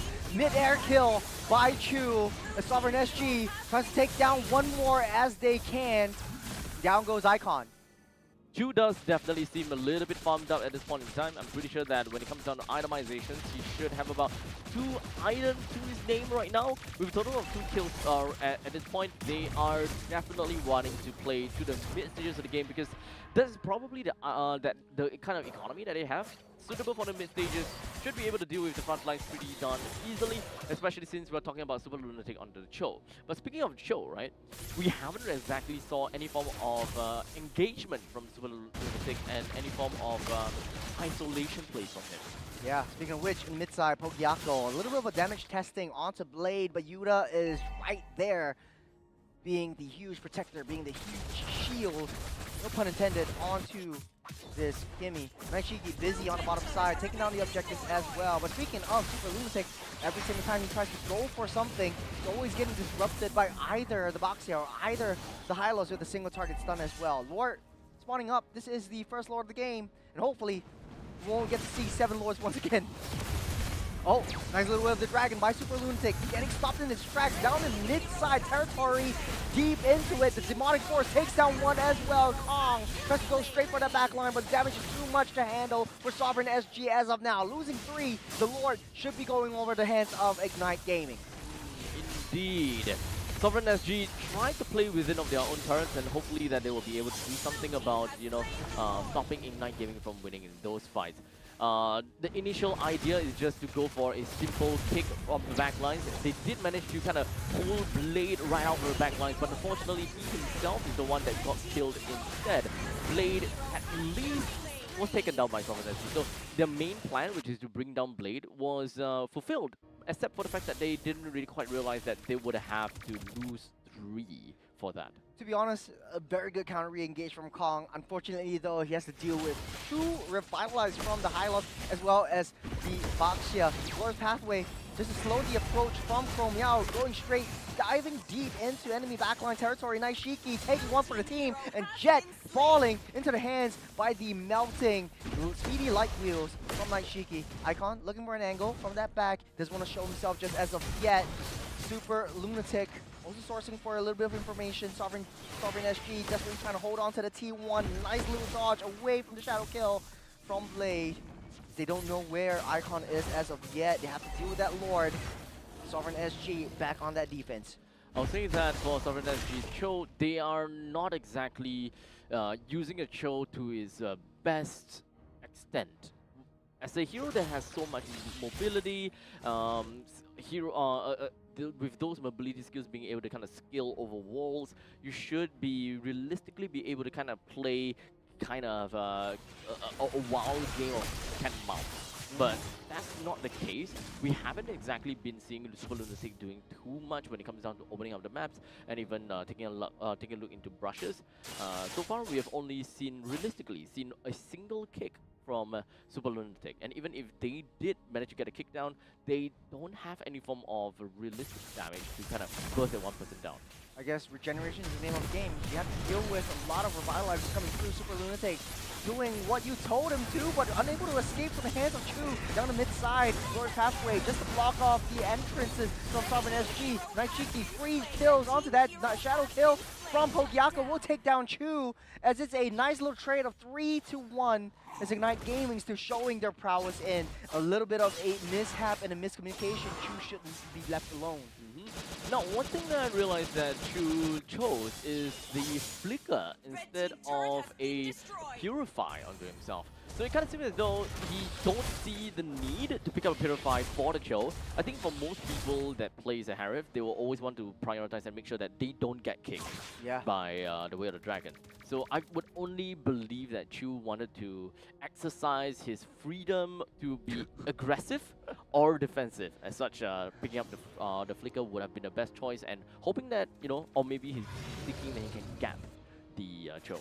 I don't think Cho is the main problem anymore. I feel like Pogiaco is much more of a threat to Chu. That's why the flicker was picked up to mitigate the shadow kill away from himself. Unfortunately, he used a little bit too early, and Sovereign SG was able to get that easy kill. Nice little retribution as well from Icon to secure the second the second Lord of the game. Sovereign SG desperately try to get that defense, picking up all the resources that is left behind. Yuta sourcing for information. They stopped. Hogyako found him in his tracks. The Shadow tries to go on to Chu, but split damage and double revitalizes to keep him safe. What a play from Ignite. Seems overused, or is it? Seems like even when it comes down to double revitalize, Chu actually didn't manage to heal back all of his HP. So perhaps it was absolutely necessary for them to be able to out-heal the OG Shadow kill. At this point, Lord marching down south. Ignite Gaming has 3 waves pushing in all directions. Sovereign SG needs to be able to split themselves up. Sanguine Claws alone won't be enough to reliably stun anyone. Glory Pathway laid down, slowly approach once again. There's a stun onto Kong, won't be able to survive this. Blade picks that one up. There's a Damon Force laid down by Chu. Tries to get a little bit more damage onto Sovereign SG, but they have to deal with the Lord South as Ignite Gaming tries to split off all of their damages into every single part of the match. We've been in this place before. Ignite Gaming has 8,000 gold lead.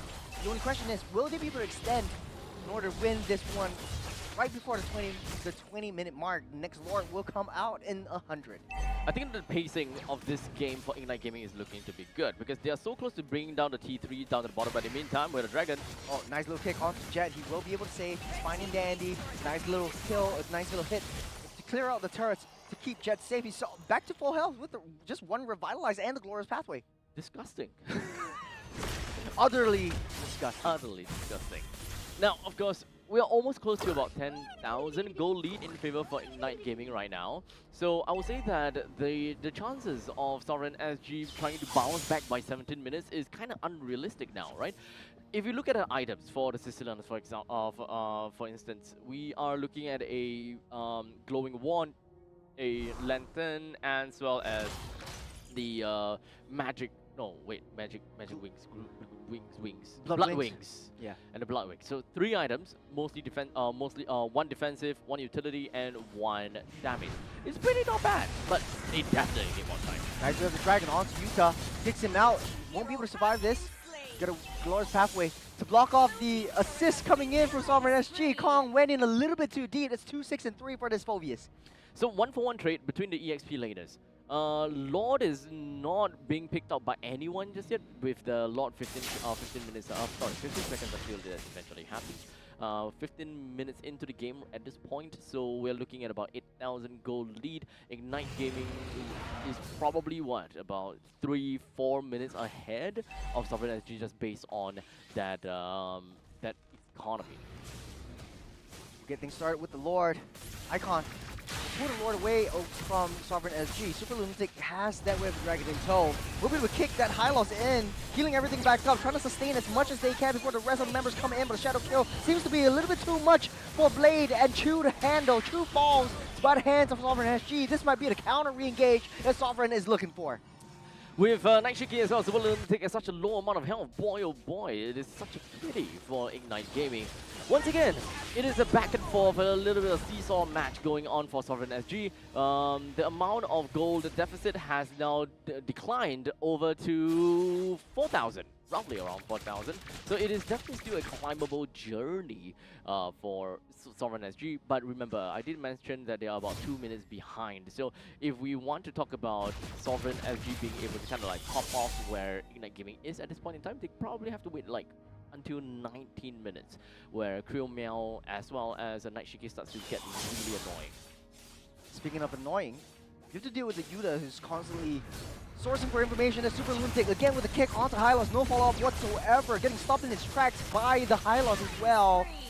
Zycon picks one more kill to his name. Super Lunatic is no more to be seen. Sovereign SG wasting that Lord. You have to wait for the next one. As they slowly have the Lord prancing up to the top with no form of escort whatsoever. And of course, not having Super Lunatic is super important as well. they're just gonna relocate themselves, and hopefully seems like they're trying to look for another angle of attack, only to realize, yeah, this is not a great spot. Ignite Gaming can just rush right into the box here, and they are all caught in that small little brush. Unfortunately for Sovereign SG, there even is a Kimi on the side of Ignite. So the moment that Boxer actually manages to find people inside of a brush, you can always expect the traction pulse to come shortly after. The part at the end of the rainbow is that the Sicilian is infinitely scaling up to the late game. So the longer this goes, Sovereign SG has the upper hand. Very good little high ground from the Sicilian as well. 4-0-6 so far. No kills so far by Ignite Gaming onto the Sicilian. But the longer this goes, man, Ignite Gaming will have to watch their 6. I think that Ignite Gaming kind of lost their lead, and they lost the advantages that they originally had in the early stages. Because this is the point in time where Studio probably just doesn't do all that much damage, especially to the early, to the front liners such as Kong as well as Super Lunatic. It still somehow managed to get his way over to the backlines, dealing with Creo Meow or Night Shiki. I think Night Shiki might be a better target because Creo Meow does have the Blood Wings. Know where Yuta is. Stopping him, stunning him up. The split fight onto Jet. Well, there's a double revitalize to keep both of themselves safe. It goes down the red carpet. Tries to stop the approach, stop the engage. The Super Lunatic's going ham. Night Shiki, dealing a lot of damage as well. The Demon Force laid out by Chu, but won't be able to follow up. The Sovereign SG will take down Jet as well. You have one more kill onto Icon. Might be able to escape this one. Speedy Light Wheels will take that out. Nice little chase, nice little tracer by Night Shiki. It's a killing spree for him. There's a 2-for-1 trade. While we do have base. the minions that march all the way down into the bottom lane, which Sovereign SG will be able to deal with pretty effectively. Not that Lord Icon again. Want to see the Lord Icon. A little bit of a traumatic experience, but let's take a look at what actually went down. Hylos and Baxia tanking way too much damage. Blade and Chu very safe by the hands of the two tanky little boys. But another fight breaks out. Creo Meow takes another kill for himself. No more Icon, no more Yuta. It does look like the next Lord will go over the hands of Sovereign SG. Well, the bottom side is in shambles though, as Ignite Gaming might be able to find a way to have a black backdoor play. They definitely need to kind of deal with that heavy wave up to the top lane. Icon is the one that seems to be dealing with that. So at least Sovereign SG, they have information that the jungler was locked in up top lane. So if they want to engage, they gotta go. Oh, Kong taking a little bit too much. Will fall by the hands of Blade. Hogyako with the retribution still on that Lord, and they disperse. Nice little steal away from Ignite Gaming. A little bit teeter-tottering with, as Icon makes a beeline for that Lord, but nice little retry finger from Hogyako. Unfortunate for Ignite Gaming, no free Lord for them, since Sovereign is the one that initially started the Lord. Yuta started things with a great fight together with Chu. They were working in tandem in order to bring down one of the main, couple of the main members in the back line, but didn't really quite manage to yield anything to fruition while Hogyako takes the Lord, right? So only 1% death, 1% dead from the side of Ignite Gaming, which is Yuta. Like I said, didn't do anything. It's an 18-minute Lord. But as the Lord marching up on that north side, I think at the end of the day, things are looking bleak for Ignite Gaming. There is not much that they can heal up. It kind of seems like that Power Spike or the peak of the Revitalize that comes in together with the double tanks is not coming to fruition anymore. The carry is online, and he's locked in. Night Shiki dealing quite a lot of damage from that backline. Doesn't seem that Chu is able to face him one-on-one as well. So there's a lot of choke points that we talked about, especially in the midst of the jungle. In the late game, the Sanguine Claws it finds it easy to find them and lock them down before getting Night Shiki to just do that damage from backline. So all in all, I gotta have to say that the timer has ran out for Ignite Gaming. Yep. So it all boils down to the Sicilian. Unless they want to, kind of keep stacking the Sicilian over and over and over again. Hopefully they have Thunderbelts. How many minutes in are we? We are 21 minutes, I think. Crap. Yeah. That's halfway to the longest game that we have literally just witnessed Half. previously. Oh I remember us talking about like the game should have ended 15 minutes. This at 50 game, minutes. But to be honest, though, I think that Sovereign SG should play in the late game because they have the Sicilian now. yes. Rather than like having giving them the win in a silver platter. Because now I understand if the game goes 40 minutes because it's infinitely scaling for the Sicilian specifically. They don't have a reason to really just try to end the game fast for Sovereign SG at least. So if they are able to, then that's great to end it fast. But if a hero is infinitely scaling, why do you want to kind of risk everything and trying to end the game fast, right? It's difficult for Icon to get to the back line. Even with late Traction Pulse, it's not reliable enough to bring everyone in together because they can always disperse before the Traction Pulse actually lands in. They will make quick work of that Lord up on the top side, won't be able to crash down on the T3. So Ignite Gaming is safe for now. But the T2 is in shambles. Ignite Gaming doesn't have the macro game plan going on. 50 seconds till the next Lord spawns up, and I think that should be one of the biggest fights that we'll be able to see. The only issue is, how do you get to the Sicilian? I think that the only answer that I possibly have is Glorious Pathway. Or Yuta just hiding in the back, or Icon just hiding somewhere. Wait until the point that they start to see, hey, look, the Sicilian have decided to, kind of step out of the comfort zone, step out of his no square. Then that is probably the only point in time where Icon can just go in to assassinate. Both teams patiently waiting for the lot to spawn back up. As Ignite Gaming sourcing for a little bit more information, they have two tanky beefy boys, but it kind of seems like skinny boys when you're facing up against a tank killer like Carry. Ignite Shiki and Chromiel truly carrying Sovereign SG on their shoulders as the Lord spawns up. Kong will get things started, getting that reset once again.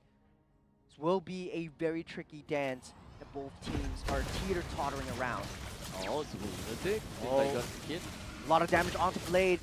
Actually got that immortality. Buys himself some time to stay alive. But the longer this game goes, now one Revitalize already used up. As Sovereign SG tries their desperate best to land that Sanguine Claws from a safe distance to try to get resets, try to get set ups for themselves. They want to pull the trigger. You're waiting for Super Lunatic. You have to conceal play. That's with the dragon onto the walls. Nice Shiki following everything back up. The Glorious Pathway will block up the entrance route. Kong is left all alone to his own devices. His Blade will pick that one up. It's 4v5. The numbers advantage as Icon desperately try to get a nice little stun. But look at the Winions up on that bottom side. Charging into Ignite Gaming's home. You have to force that retreat. This looks like it's going to the hands of Ignite Gaming, unless Togiako has anything to say about this. We're starting things up strong. They still have got a Sicilian that will be able to deal with the wave down to the bottom lane, but this is Togiako coming in. Nice damage, nice hit by Night Shiki. Able to clear things out. The Daemon Force will be locked in. And locking in, Super Lunatic. Take things out of the way. You got Chromiel there. I'm not too worried about the base. What I'm worried about is that Lord will Togiako be able to say anything about this. Looking over on the backside.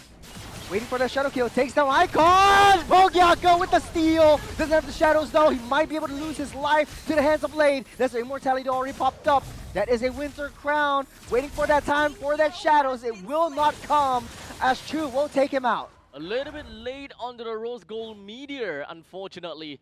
Wasn't able to cycle his items fast enough just so that he can buy a little bit more time for the Quad Shadows. But regardless, they did manage to take the Lord for themselves, so at least that is a great consolation. But because of the fact that there's only 3 members on the side of Sovereign SG, it seems like they are too interested in escorting this Lord to his final destination. Distraction Pulse will land onto Kong. Won't pop that Demonic Force just as of yet, but taking a lot of damage from Blade and Chu as Jet himself will not be able to tank this carry. Speedy Light Wheel starting to really hurt. Ignite Gaming back on that defense. We do have the Lord that's already marched down halfway through. Togiako as well as Kong is unfortunately out of commission for this upcoming fight. So even if they do want to take down the inhibitor turrets, the T3 of Ignite Gaming, that is not going to be possible. We're currently 27 minutes into this game at this point in time. Oh man, history is repeating itself soon. A little bit of a deja vu moment from the previous game. as long as it doesn't hit 40 minutes, I feel like this should still be an even game. I mean, we called it. We said this was a very, very close game, and it actually is. But it kind of seems like these community teams just struggle to clear things out. Ignite Gaming had the upper hand all throughout the mid to late game, but seeping in to the 30-minute mark, Crow Meow is starting to hurt, and all his Sanguine Claws are starting to land. Jet can't seem to tank enough damage. Yuta can't seem to tank enough damage, and I think Sovereign SG are utilizing Night Shiki to his full potential. Remember, Night Shiki is this kind of player who excels in the late game, excels with all the core items being built up. Hold on a second right now. Gonna conceal play, trying to find an angle onto Jet, getting stunned up. Glorious Pathway will stop the advances from the rest of the team. Palm goes down by the hands of Blade. Super Lunatic too deep into enemy territory. Will not be able to survive this though. Nice little stun from Jet to be able to seal the deal. It's another manpower advantage over the Ignite Gaming, but we've been in this situation before. The Lord swans up once again. I think there's an issue with the timer though. Right now, we're seeing just 27-minute mark. A little bit more until Sovereign SG eventually should be able to pick this draw down. Especially since Night Gaming. Okay, yeah, there's no way. I would have expected that Sovereign SG would want to make their way over, especially since they still have Kotiako. He's a Hayabusa after all. Yeah. They could steal it right under the nose of Ignite Gaming if they really wanted to, but I think that they just don't want to take that risk. So Lord spawning up in the next 10 seconds. Definitely marching down the bottom side. Sovereign SG does have the high ground in the form of the Sicilian. So far, Ignite Gaming cannot find an angle to take that Sicilian out of the game just as of now. And as long as the Sicilian is still alive, this game will still breathe life. And the life is currently now in the bottom lane. This would eventually crash over to the core, or rather, it's not exactly even a crash. It just casually just walks right in over to the base, and hopefully that there will be GG that will be in favor for Ignite Gaming. But they still gonna have to really practice some due diligence, not to be overzealous in taking up these kills against Sovereign SG, because they don't have someone that can realistically be able to kick people out of their base like what Cho or a Jawhead is able to do. So this is eventually a very committal team fight, a very committal team composition. If Jet lays down the carpet, Yuta is expected to follow. Icon to Blade all things. It's gonna happen. Glorious Pathway to kick things off.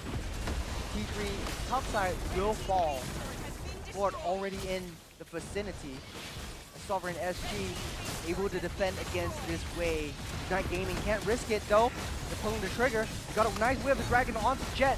A nice little hit onto Night Shiki to melt all the tanks down.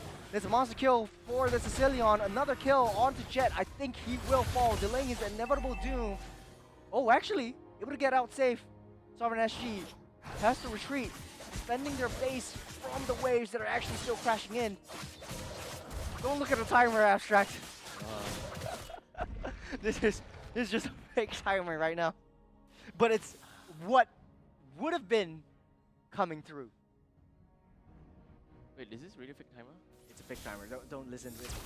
No, Because it's definitely like on the 27-ish minute, 29 minutes. okay, because It's gone so long in I the closed previous my game. eyes. Yeah, I closed my eyes and I opened again, and I'm just like, wait a second. Yeah. I didn't know I didn't know I teleported. No, the previous game went on so long that it just broke the timer. This is what happened right here. Oh man, Sovereign SG knocking around. The Lord is up. They are blitzing it down. Super Lunatic trying to block off the entrances from Chu. As long as Chu's not there, they might be able to do it in time. Icon There we go. trying to Icon. go for a steal though. Oh, Shadow kill. And Pogyako with the steal. Gets taken out as well. Icon goes down. Next Shiki will take down Jet. One more Speedy Light Wheels. There's two members down for the side of Ignite Gaming. And Sovereign SG will be able to live to fight another day as the Lord is on their side. why, Sovereign SG? Why do you guys like to play from behind? They Man. are monsters from playing from behind. Icon, we start things off, right? Icon already bursted his immortality. So So he didn't really have any of the opportunity to even be able to, kind of run the retribution onto the Lord, and Pokiako got the opportunity to do so because he's pretty much just out for the OP shadow kill throughout the entire time. So now, finally, Sovereign SG have got the lead. They have 2 men down from the start of Ignite Gaming. In almost any situation, this is the end game. As Sovereign SG marches down in the middle lane, Super Lunatic catches one. Nice little kick onto Yuta. Won't be able to survive this. Just buys himself a little bit more time with the Winter Crown. As Creel, Meow, able to just free hit from that back. Taking too much damage from the light wheels. Night Sheik will take him out. That's 4 members down. It's Blade against the world. The Lord will take this down. And Sovereign SG with another win to their name. There we go. Definitely, shaved off some time from what should have been. Or rather what it could have If been. this is a speed run, they're still up on top. They have the Yeah. advantage because it's 10 minutes faster than the previous game. Exactly. So I think that is all for Sovereign SG. Actually no, that is all for the entire Challenger team. But to be fair, Sovereign SG is actually tied with Absolute Zero and Kings Vanguard with 3 games to 1 loss. 3-game win to 1 loss. Okay, so that would mean that we're looking at a 3-way tiebreaker. Yep. Man, I gotta have to really just look out for what the tiebreaker rules are, because this is gonna be a little bit tricky, huh? Yeah. So we have to look at head-to-head. We have to look at true score for the rest of the teams. We'll have to look at the stats first, and let's talk about this game and what went wrong for the side of Ignite. They had the upper hand all the way through. They had 2 tanky boys that Sovereign SG was unable to take down, but Night Shiki came online. Cecilion was online from the late game. And the longer this game goes, I'm telling you, man, Sovereign SG has the upper hand. Chromiao just keeping himself safe with a distance, landing all of the Sanguine Claws that Ignite Gaming was unable to get close to him. There's no one in their team that could go straight into that back line. Okay, so as far as I'm concerned, and from what I see, tiebreaker rules is based on points, game difference, then head-to-head. So I think that the game difference is the one that we gotta have to really look out for. That means Timing and how fast was the win? How Wait, hold on a second. far away was the kills to death ratio? No, Is I that think, right? No, I think the game difference is it only applies if it's a best of 3. So game difference only applies to best of 3. That means we are going straight into head-to-head. So who won whom? Whoever is the one that won the most, then they are at the top. Unless this is one of the other kind of situations where each team eats each other teams kind of situation. Yeah, then, doggy dog. Yeah, Doggy dog world. then at that point in time, I don't know what the 4th tiebreaker is. Gotta have to take a look at the rule book to get. Actually, a we proper can just answer to wait for that. the production to get the stats ready or to Yeah, get the it's always- standings yeah. ready after this because That we will are always going be to the jump easiest in. way. Yeah. We're going to jump into the last chance qualifiers after Yes. the Challenger seed. So once this is done, I mean, man, there's nothing much to look out for. Very good game from Ignite Gaming. Unfortunately, though, losing 2 games today really, really bruised their ego. And I was hoping for at least 1 win from Ignite Gaming. We've Right. seen the old Alchemy boys. I know you, especially so, have sort of like an affinity to the I'll old say that. Alchemy boys. Yeah? Yeah. Yeah? So being able to see them, kind of play from community to MPL SG season 7, and then now with Bitcoin, Jet as well as Icon, is definitely nice to see them in here. Yeah. But it's definitely a little bit heart wrenching to see, not being able to get a game, especially since this game. They were actually pretty close in the early stages, managed to break down every single one of those turrets, but unfortunately unable to end the game. Kind of seems like that has always been like the normal problem when it comes down to these challenger teams. How to end the game, how to play with the Lord, how to play using the Lord, for example. There's not a lot of macro game, I would say, coming in from Ignite Gaming. I think that is probably the main problems. Like if they're trying to contest for the Lord, side lane pushes. I think the macro game is definitely the macro game definitely needs some working on. Oh, Did you break your jaw with that sneeze? I sneezed, and I with my already written Ulcer. ulcer. Yeah, I have 2 ulcers right here as well. Oh man. I think this ulcer is gonna be big again. Oh, you bit it again? Read it again. I'm so sorry. You want to show it to the camera? This is the third time. It's a very it's a very disgusting This thing. is the Like, what third do you? time. Okay, this is gonna be how I'm talking throughout the entire stream now. I like it. I like don't! I It see hurts! I know. You wanna see it? Yes. Here you go. Oh, that's big though. I saw it. I saw it. It's red and big. Red! Oh crap, that means it really just opened it up again. I don't know why you're saying this on stream, man. Because it hurts. I know. I'm hiding my pain too. I have 2 ulcers on the roof of my mouth too. If you guys got any very good solutions to ulcers, please let me know. Don't say salt water, please. I think that is the worst argument to clearing out ulcers. Like Oh. a home remedy. You want to burn the ulcers to fix it? Oh man, that is nasty. Damn, it's swelling up. But MVP, we're cutting over to that. Definitely going over Night Shiki. Nashiki! Played a heck of a game with the Granger with the 21 kills in previous series. And right now, 8-1 and 10 for the carry. 23,000 gold with 95% kill participation. Especially so in the late game where it's always being set up, always for Night Shiki to just get that light wheels onto the tanks, making the tanks look like really glass cannons. I don't even think that they're cannons at a point. Yeah, just glass. They're just glass. They're like just wine glass. Because Wine they're not glass. dealing a lot of damage. The No, single not at target stuns, I think it's only for, I would say, the Hayabusa. Probably so. But Pogiaku was just outplaying them all the way through until that last Lord, where until the second to last Lord, where he was unable to get a steal with the Retribution. But other than that, though, I think the tanks were drafted just to counteract the Hayabusa from coming too close to Chu. But ultimately, though, at the late game, the Revitalizers weren't enough. The Glorious pathway into the Zamin Forest didn't create the zone that they stayed in, or they managed to stay in, because Night Shiki was just clearing them out like wildfire.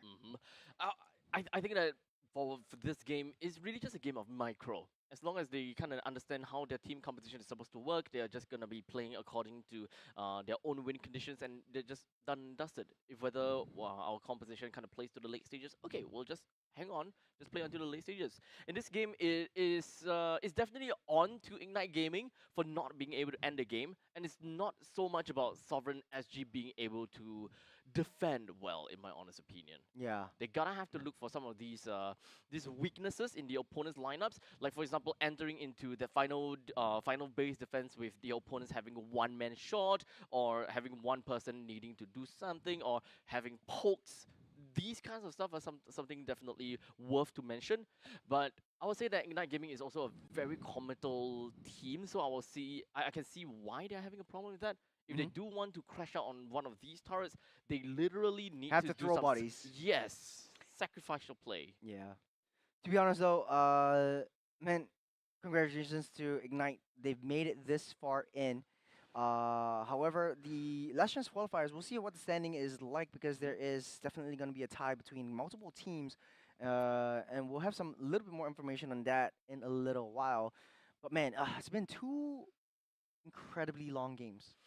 Yes. Typically, we'll see games lasting for like maybe 15, 20 minutes 15, because 20, yeah, with yeah. the very typical seeded stage timing being 11 minutes, 12 minutes, that kind of stuff. yeah. So it kind of increases exponentially the tougher the game goes and kind of stuff, or rather the longer the day goes, the Yeah. longer it becomes.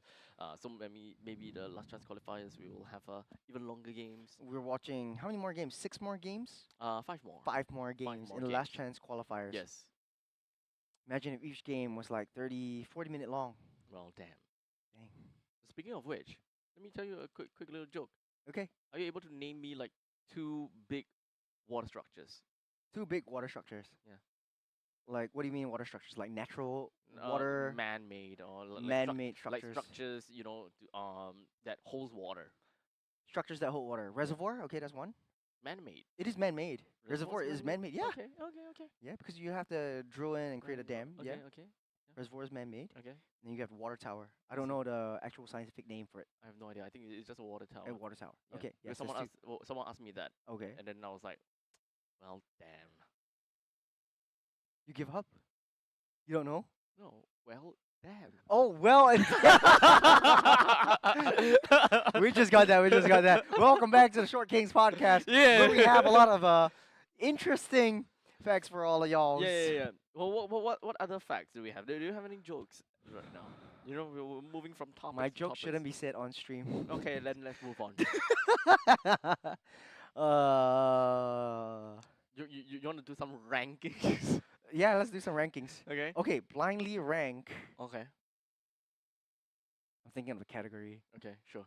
We'll think about category first.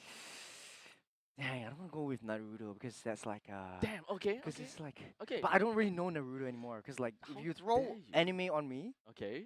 I will lose out Okay. because I don't know anime as much as Okay. you guys. Then okay, you look like an automotive kind of person. Automotive, okay, Yeah, okay, yeah. okay. You sell tires for a living. Oh yeah. I mean I don't. But okay, the topic will be automotive. You know, be it tires or cars, brands or whatnot. Okay. Blind So rank, let's tie it in with Mobile Legends, right? Yeah. Okay. So there's a couple of heroes who are like super fast. Okay. We will rank all of them with a like who has sort of like a some form of ride or another. So Okay. there's let's blindly rank this. We'll only have 5, but I'll Okay. think on the top of my head because Okay. this is like, you know, spontaneous kind of thing. Okay. Let's start with Leomord. 1 through 5. Leomord. So 1 is fastest, Okay. and then 5 is slowest. Okay. Leomord. Leomord. Okay. Leomord's you know, since this is like first one, I think it's fair to put him like 3. You know, Okay. right in the center. He's the Okay. first one. Yeah. Fair choice. Fair Okay. choice. Okay. So we're taking like Leomord from his Ducati skin. So he's riding sort of like a, if I'm not mistaken, it's a Diavel, which is Oh, is basically like a chopper, but it's a Ah. Ducati chopper. Ah. So that's his skin, right? Yeah. All right, let's take a look at Johnny Boy. Johnny So you have boy. 3 for Leomord. Where are you Okay. going for Johnny? Johnny gotta be a 2 for sure. He's faster. Actually, than much faster than Leomord. Yeah. Is there anything faster than a Johnson? Technically, yeah. Okay, Yeah, okay. there- I'll there think of it from the top of my head. So that's Johnson. Uh-huh. Let's go with Earthel. Irithel. Damn. Okay. So actually, Earthel has the fast, but- Ducati Monster. Yeah, which I remember is that. Technically faster than the Diablo. What Leomord is actually Yeah, riding definitely. So I can't say 2.5 anymore. on. I feel I'm forced to say 1. Okay. Yeah, so it's 1. Okay, so Earthel first. Yeah, Irithel's fastest? gotta be first. Yeah, unless Then- he's gonna throw me a bloody fanny at Okay. this point. Let's go with Aldous, but the Starscream skin. He's literally a jet. Dude, he's little. Dude.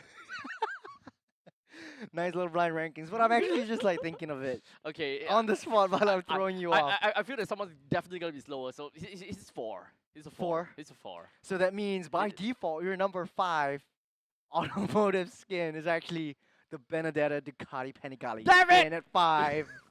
So you got the Ducati Monster, you got Earthel first, and then Johnny Boy with basically a jeepney, or actually whatever he is, Whatever it is. Yeah. whatever he is, and then you got Leomord from 3rd. You got a literal jet on the 4th place, and then you have Ducati Panigale, Literal sports bike, jet. a literal sports bike on the 3rd, well, on the 5th one. Tell So me that's a- your flying ranking Tell for me today. a fighter plane to be number 4 in speed. You said automotive, bro. Hey, I mean, yeah. Technically, a jet is an automobile, an automatic mobility machine. Yeah. Is it automatic though? Well, kinda. It has like a Buttons. computer system. So the buttons and Yeah, presses. autopilot, no, that kind of all that kind of jazz. God damn it! I completely forgot that he had a skin. Yeah. Damn. Man. Hey, you know, fun fact. There's a new Okay. hero that's coming up. Zetian. Have you heard of it? No, actually. So the new hero has a global ultimate. Oh no, no, no, no. It's basically a global stun. Anyone on the map. It's that's why Yu Sun Shin got the ultimate reworked because Is Zetian that is coming why- in. Yeah. Is that why they changed No, him? so that's like from the audience's perspective. Uh-huh. That's like canon. You have to make way for the same ultimate onto Zetian. Because they can't have 2 person You with the same can't have ultimate. two ultimates, two Two- similar ultimates from the same person. Okay. So that's why Same person? from the from different characters, you can't Yeah. have two ultimates Fair. that acts the same or works Fair. roughly the same. Yeah. For two different characters. Mm. Because then, what's the point of having two different Yeah, characters, right? what's the point? Yeah, but ultimately, no one uses Yusun Shin anymore because people are protesting that the ultimate It's kind of ruins. dog water. Yeah, it's like dog water. It's kind of like it ruins how Yusun Shin works. So tell us in the comments if you want that old Yusun Shin ultimate back because I Do do you? miss the turtle ship missiles, man. Oh. I actually do. I actually miss do. it quite a bit. Mountain Shaka. But then, okay, they Moonton kind of balanced it with higher sort of like skill attack Okay, okay. from the early game all the way to the mid game. So technically, so better higher burst burst, on the one person, higher right? burst, but the ultimate is basically kind of, to me, it's kind of useless. Okay. The new ultimate, I though. thought the new ultimate does give quite a bit of damage. Because okay, so I think only on a spot, but we haven't seen Yeah, it's just Yusun one Shin spot. actually getting picked up yet. right, understand. I would say that there is very varying. I would say varying examples, or not examples, varying opinions about the new Yi Sun Shin's ultimate, right? Mhm. And I'm gonna say this, but some of you guys might not like it. Okay, people that say that the old Yi Sun Shin's ulti is useless.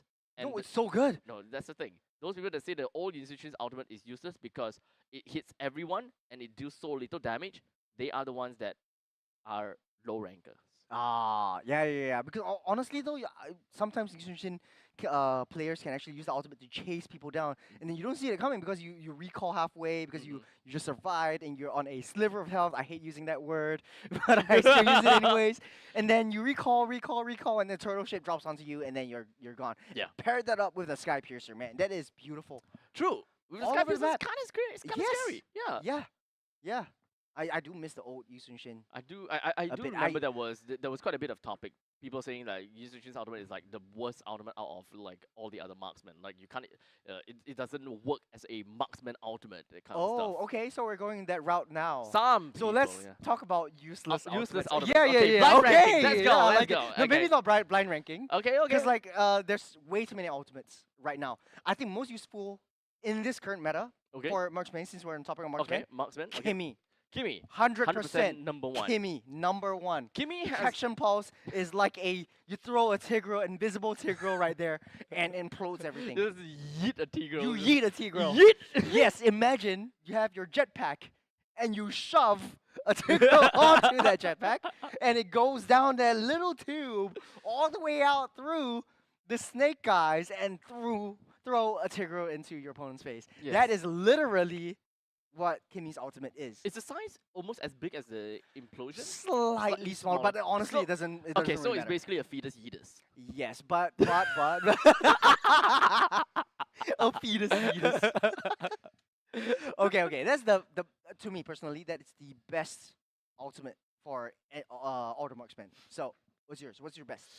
For all the marksmen. Okay, let's go down the line. Bruno kind of bounce about. But the bounce damage is around. not that much, but it kind of has that knockback. So I kind of Eh, am okay with it. But then, I'm- yeah, it I'm- kind of is useless. Yeah, I'm okay with it. Like, okay, if I'm thinking about ultimates for marksman just start sieging and Turret kind of deal sieging. damage at the back line. So at least I will go towards that kind of direction, right? Because you're Mhm. looking at usefulness in general. Yep. So let's take a look. Brody, yeah, you can do damage, but then it doesn't do anything to the turrets, for example. Claude, does it hit turrets? No, it doesn't. No, doesn't So hit turrets. That's kind of like meh. Let's see, what other marksmen have I not talked about it yet again? There is Clint, quite a Clint bit, is meh. but that will stand for later. As we look at the team standings, Okay. we have Absolute Zero up on top, Sovereign SG in second place, Kings Vanguard in third, and Everlasting Love fourth place with 1 win to 3 loss. So you have a 3-way tie with 3 wins, 1 losses for Absolute Zero, Sovereign SG, and Kings Vanguard. Last place goes over to Ignite Gaming with no wins under their belt, 4 losses. Okay, so Absolute Zero is actually going, based on Challenger stage, into the playoffs. Is this after all the tiebreakers has went through? So that means that Absolute Zero is number 1 after tiebreakers? That's my question. Because if Absolute Zero wins after tiebreakers, I would say that it kind of makes sense. Yes. Okay. Yeah. So Okay. okay, we have the information that Absolute Zero wins out in all the tiebreakers, so they're first place and going straight into the playoffs. That means that Sovereign SG, Kings Oh. Vanguard, Everlasting Love, and Ignite Gaming still has one more shot in the last chance chance qualifier. qualifiers. And none of these scores actually don't really matter as much because it's sort of like a new seed where the standings right now, where they've been, the second place going over to Sovereign SG will be playing against the winner of match 1, which is Everlasting Love versus Nightwind, a new and upcoming community team who's welcome to the last chance qualifiers. Kings Vanguard still has another shot in third place. So at Facing least up there's against seeding going on. yes, Yeah, there's yeah, seeding at going least on. they're seeding. So number 1 of the challenger stage, they immediately go over the playoff. 2 and 3 will then be seeded in the match 3 and match 4, while the 5th and the 6th team, 1, 2, 3, 4, 5, 4th and the 5th team then goes on to fight against the LCQ newly qualified teams such as Nightwind and Passion Fruits. Yeah, Okay, so okay, we'll be okay. watching 5 more games after this. The first will be Everlasting Love versus Nightwind. And then the winner goes on to face Sovereign SG. Hopefully we won't see another 30-40 minute game again. And then match 2 will be Ignite Gaming versus Passion Fruits. Winner will be facing up against Kings Vanguard. This is going to be a very interesting game because Kings Vanguard is ultimately the MPL seeded team, and it's it's wild to see them in the last chance qualifiers. I know, right? Yeah. But ultimately, we will only crown one more winner for the last chance qualifiers, and that winner in match 5 will be going over to the playoffs. Damn. That's what we want to see. That's what I want to see. So even Full skill competition. if you are Ignite Gaming, Okay. you have one more shot. You haven't win a single game as of now, Mhm. but you have like you still have a lot of hope. Yep. Last you chance still have chance qualifiers, here. everything you're throwing out of the tables because it's not by match points anymore. It's by best of 1. You win, you're in. You lose, you're out. That's it. So technically speaking, also lesser games for them.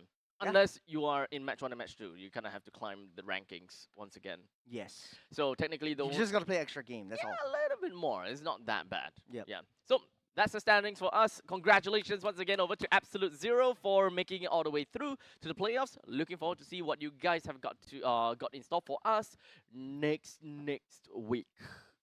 Next week. Are you watching it today? No, I thought for we were doing- playoff. Oh, for play. Oh, yes. Oh, yeah.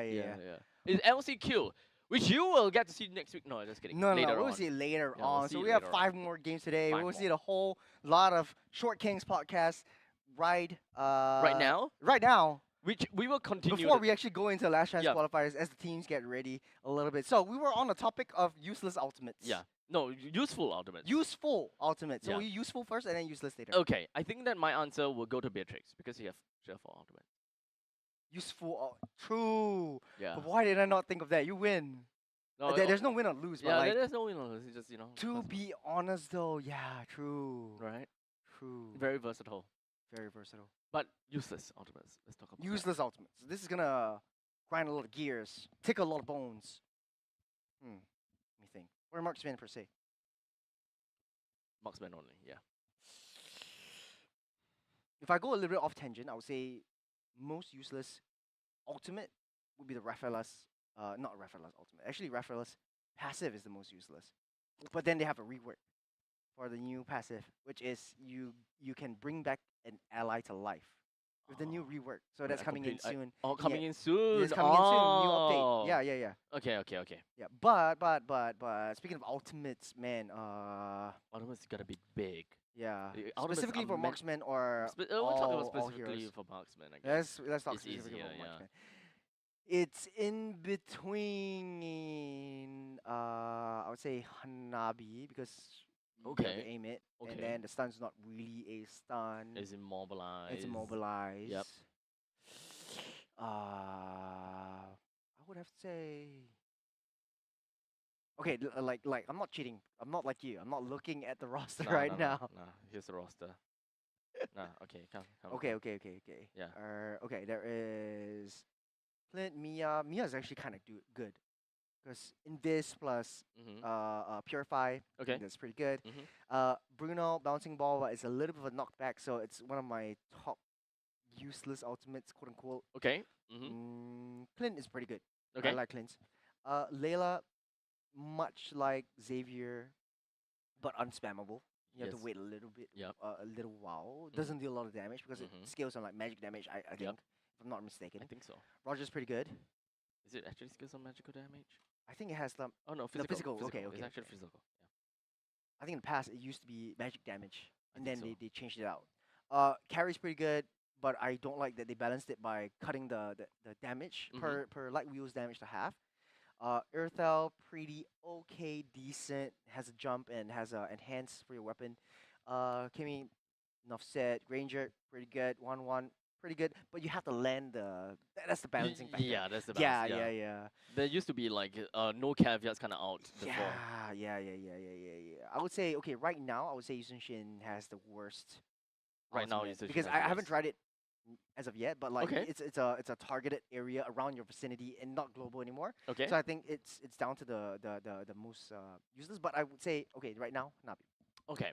I think that I have two candidates in mind. Yeah. Number one, Layla. Number Layla. two, Leslie. Leslie is good because he gives a lot of vision. That's true. Then Layla it is because it allows your ultimate from Xavier. Fair. Yeah.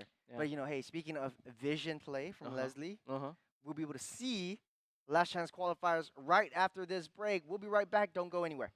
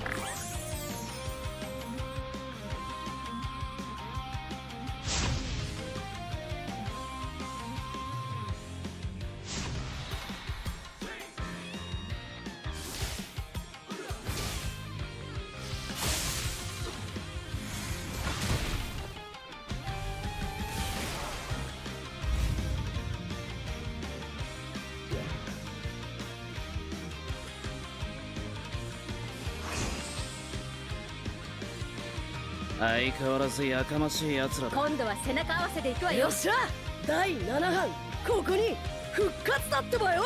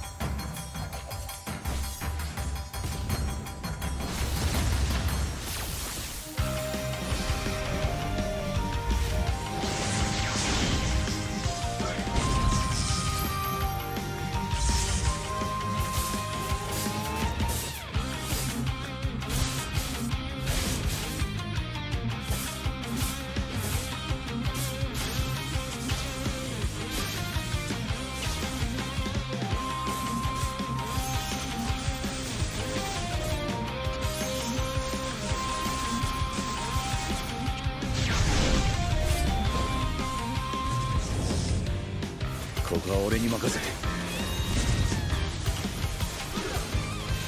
もらった。4代目他目を超える忍びはお前しかいないと俺はそう信じた。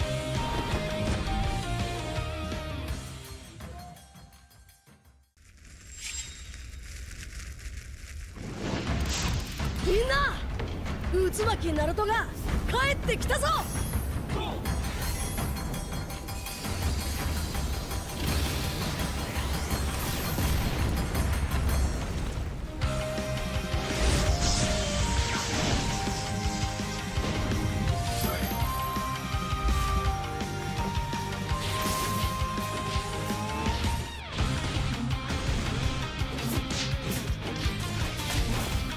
クラマ力を貸してくれ。よ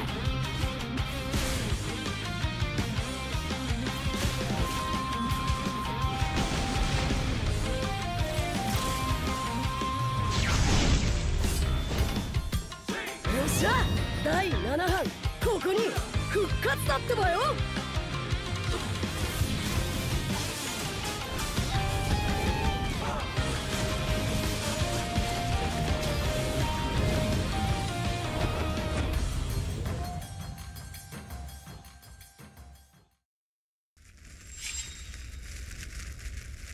みんなを守るために私はもっと強くなる。や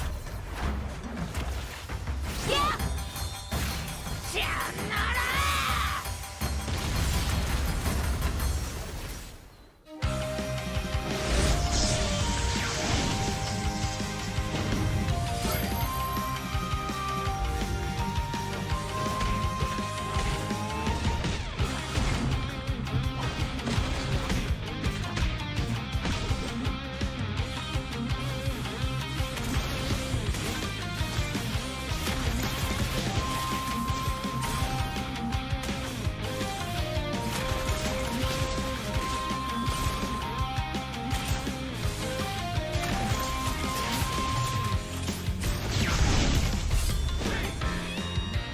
今度は背中合わせでいくわよ。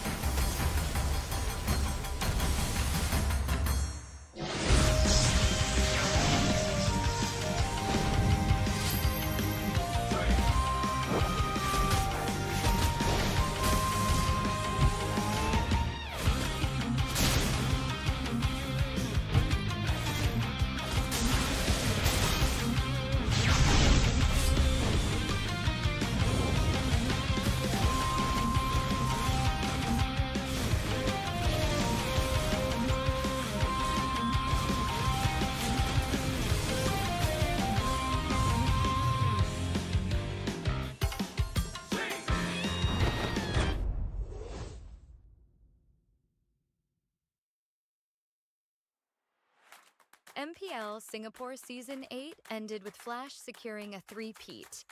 But this season, everything changes. With a brand new format, new challenges await.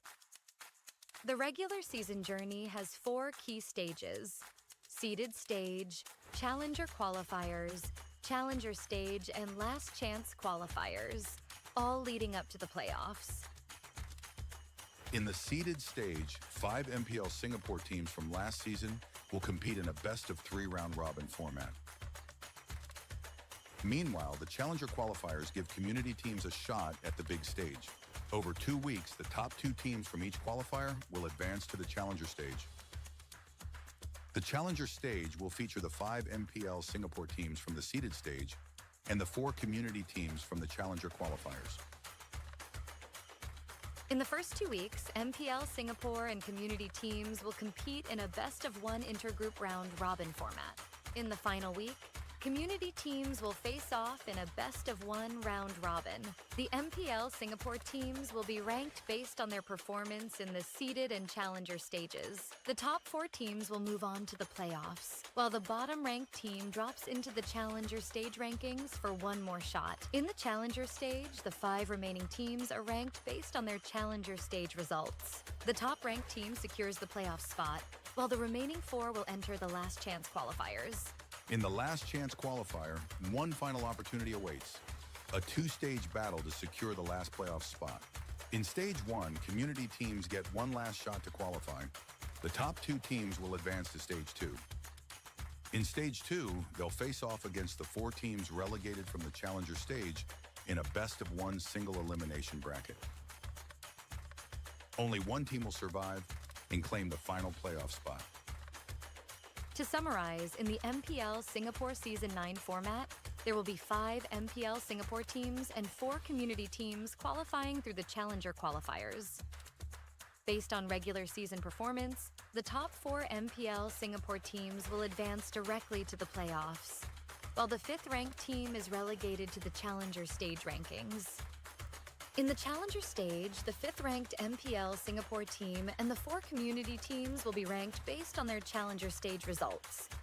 The top-ranked team from this stage will secure a spot in the playoffs, while the remaining 4 teams move into last chance qualifier stage 2. They will be joined by 2 additional community teams who advance through last chance qualifier stage 1, which serves as the final entry point for community teams. The winner of the last chance qualifier stage 2 bracket will secure the final playoff spot. And then it all comes down to the playoffs. 6 teams, only one champion. Who will rise and claim the MPL SG Season 9 championship?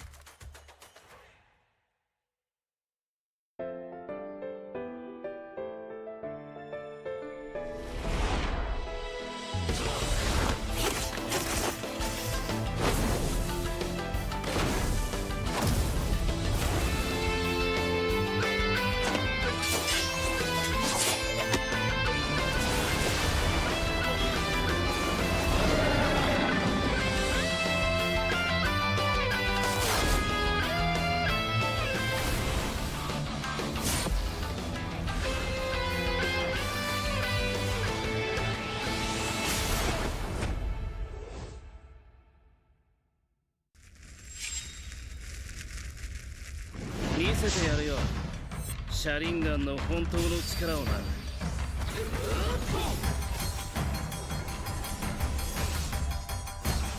力が湧いてくる。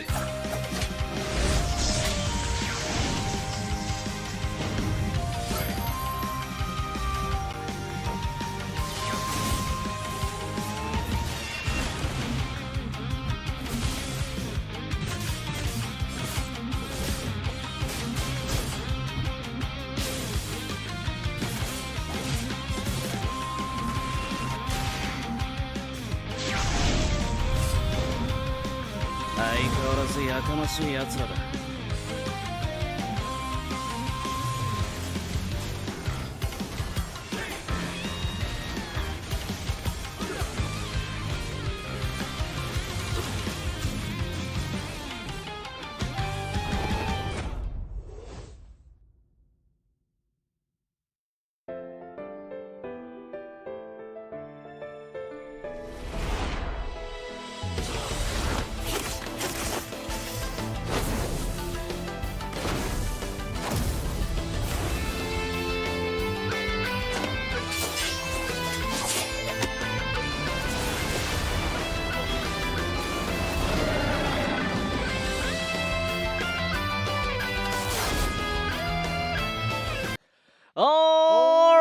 right, ladies and gentlemen, welcome back to MPL SG Season 9. Good job, brother. My name is Abstract, and with me here is Churros. The both of us is gonna be your caster for this. We'll work on that one. We'll We'll work on that one. Yeah.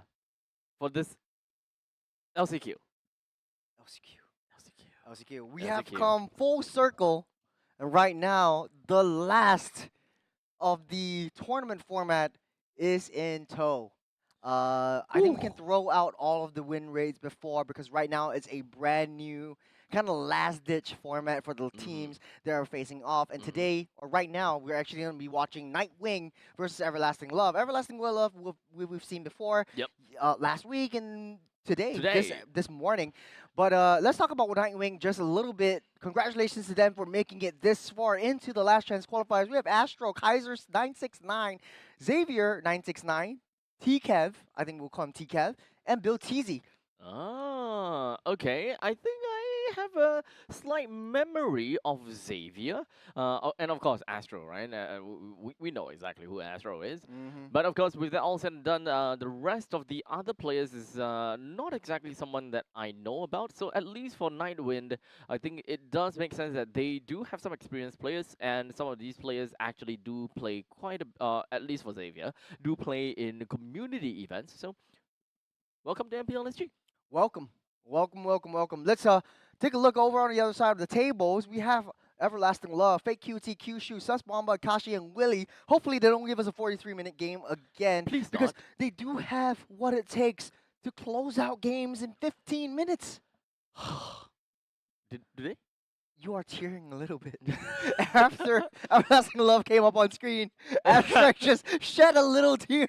A little bit of his a left eye. PTSD going on. So, Everlasting Love, please, for the love of God, please, end it. Please end it fast, or hey, you know, we're in for a interesting matchup because we're in for a ride. We're in for a ride. Yeah. And a ride is honestly an understatement, because Everlasting Love does have the momentum going through after the first game today. Possibly. However, Do they really have the momentum though? Oh yeah, they lost, but they're back with a vengeance, I guess. Stop putting me in a spot, man. Wouldn't that make it worse, because they are more resilient now? They will play even later into the game. And You know just keep on that trying and resilience reduces crowd control time. In the game. I'm just kidding with you. I'm just joshing. However, if only there's Nightwind, items that... there is. Wait, there Tough is tough boots. boots. Yeah. Too little. It's too little. Too little. But so the tough boots is gonna get a rework in the next patch as well. So not only does it reduce the crowd control duration, it also reduces the knockup duration. So now knockups is it's not reduced by resilience. You have knockup, and then you fall down. Yes. But if you have the tough boots, you have extra resilience, like Barats. Boom. So Literally, so- it's so- like a so like it's a a jump. hop. It's like a hop. It's a little hop. A literal hop. Okay. So does that mean that Juicing is affected? Yes. Ah. Yes. I think so. Doesn't that mean that... Oh, crap. That is after all of this, because Tough Boots has been reworked so that the control immunity works on slows. So that's the interaction between Tough Boots and Yves, with the Ice Cream Wand as well. So there's a lot of new interactions coming out after the new patch comes in. That means that that is going to be a more intense nerf onto Guinevere. Utility mages as well. So, okay, so as far as I'm concerned, from the time that I played Guinevere, when you knock people up with a magical thumb, you actually have time to weave in one auto attack before you Violet Requiem. I think a lot of people don't really realize this, but the passive actually causes a knockup as well. But you have to chain 4 attacks together for one knockup. That's why a lot of Guinevere players like to go in, basic attack, and then you have one smaller knockup, but the knockup actually persists for a long fixed duration. So even though you have crowd control immunity, the knockup will still persist if you use the Violet Requiem. Or the spatial migration. Or rather before, because what I'm thinking about is that time in between. Yes. A time in between of the Violet Requiem and the Magical Thumb. Yes. So if the Tough Boots actually does, reduce the amount of knockup time, you will still get knocked up with the spatial migration. You will still get knocked up, provided if you don't weave in the extra AA in between. Because I think that with the extra auto attack, you actually lose out the timing from the knockup anymore. So you can't actually chain it into Violet Requiem if you within the AA. So that means it's interesting. extra damage lost. I think we'll have to test We it have on to the test it. advanced server. Yeah. In the advanced server, or when the actual update Is comes it in the into advanced server actual already? game. Yeah. So I saw it when in, I think it was Elgine's kind of YouTube, because he's always educating me on like the new patches coming in. So like that's something that I always watch from him as well. I gotta try that out now, man. Yeah. I gotta try that out. No, Are you actually in the game? I'm actually gonna try it out now. Are you serious? Yeah. Well, waiting for the games. We're actually gonna play a game might as of our well, own. right? Just jump into a custom game, find out if whether Guinevere is really like trash or pass. Wait, Treasure Pass. trash or pass? No, pass or no good. But then Treasure Pass is Is- basically a double pass. yeah, exactly. Unless you he's trash, so I'm passing because you're trash, so you're good. Are we back to the Short Kings podcast? Yes. Welcome back to the The Short Short Kings Kings podcast. We just came up with that jingle on the spot.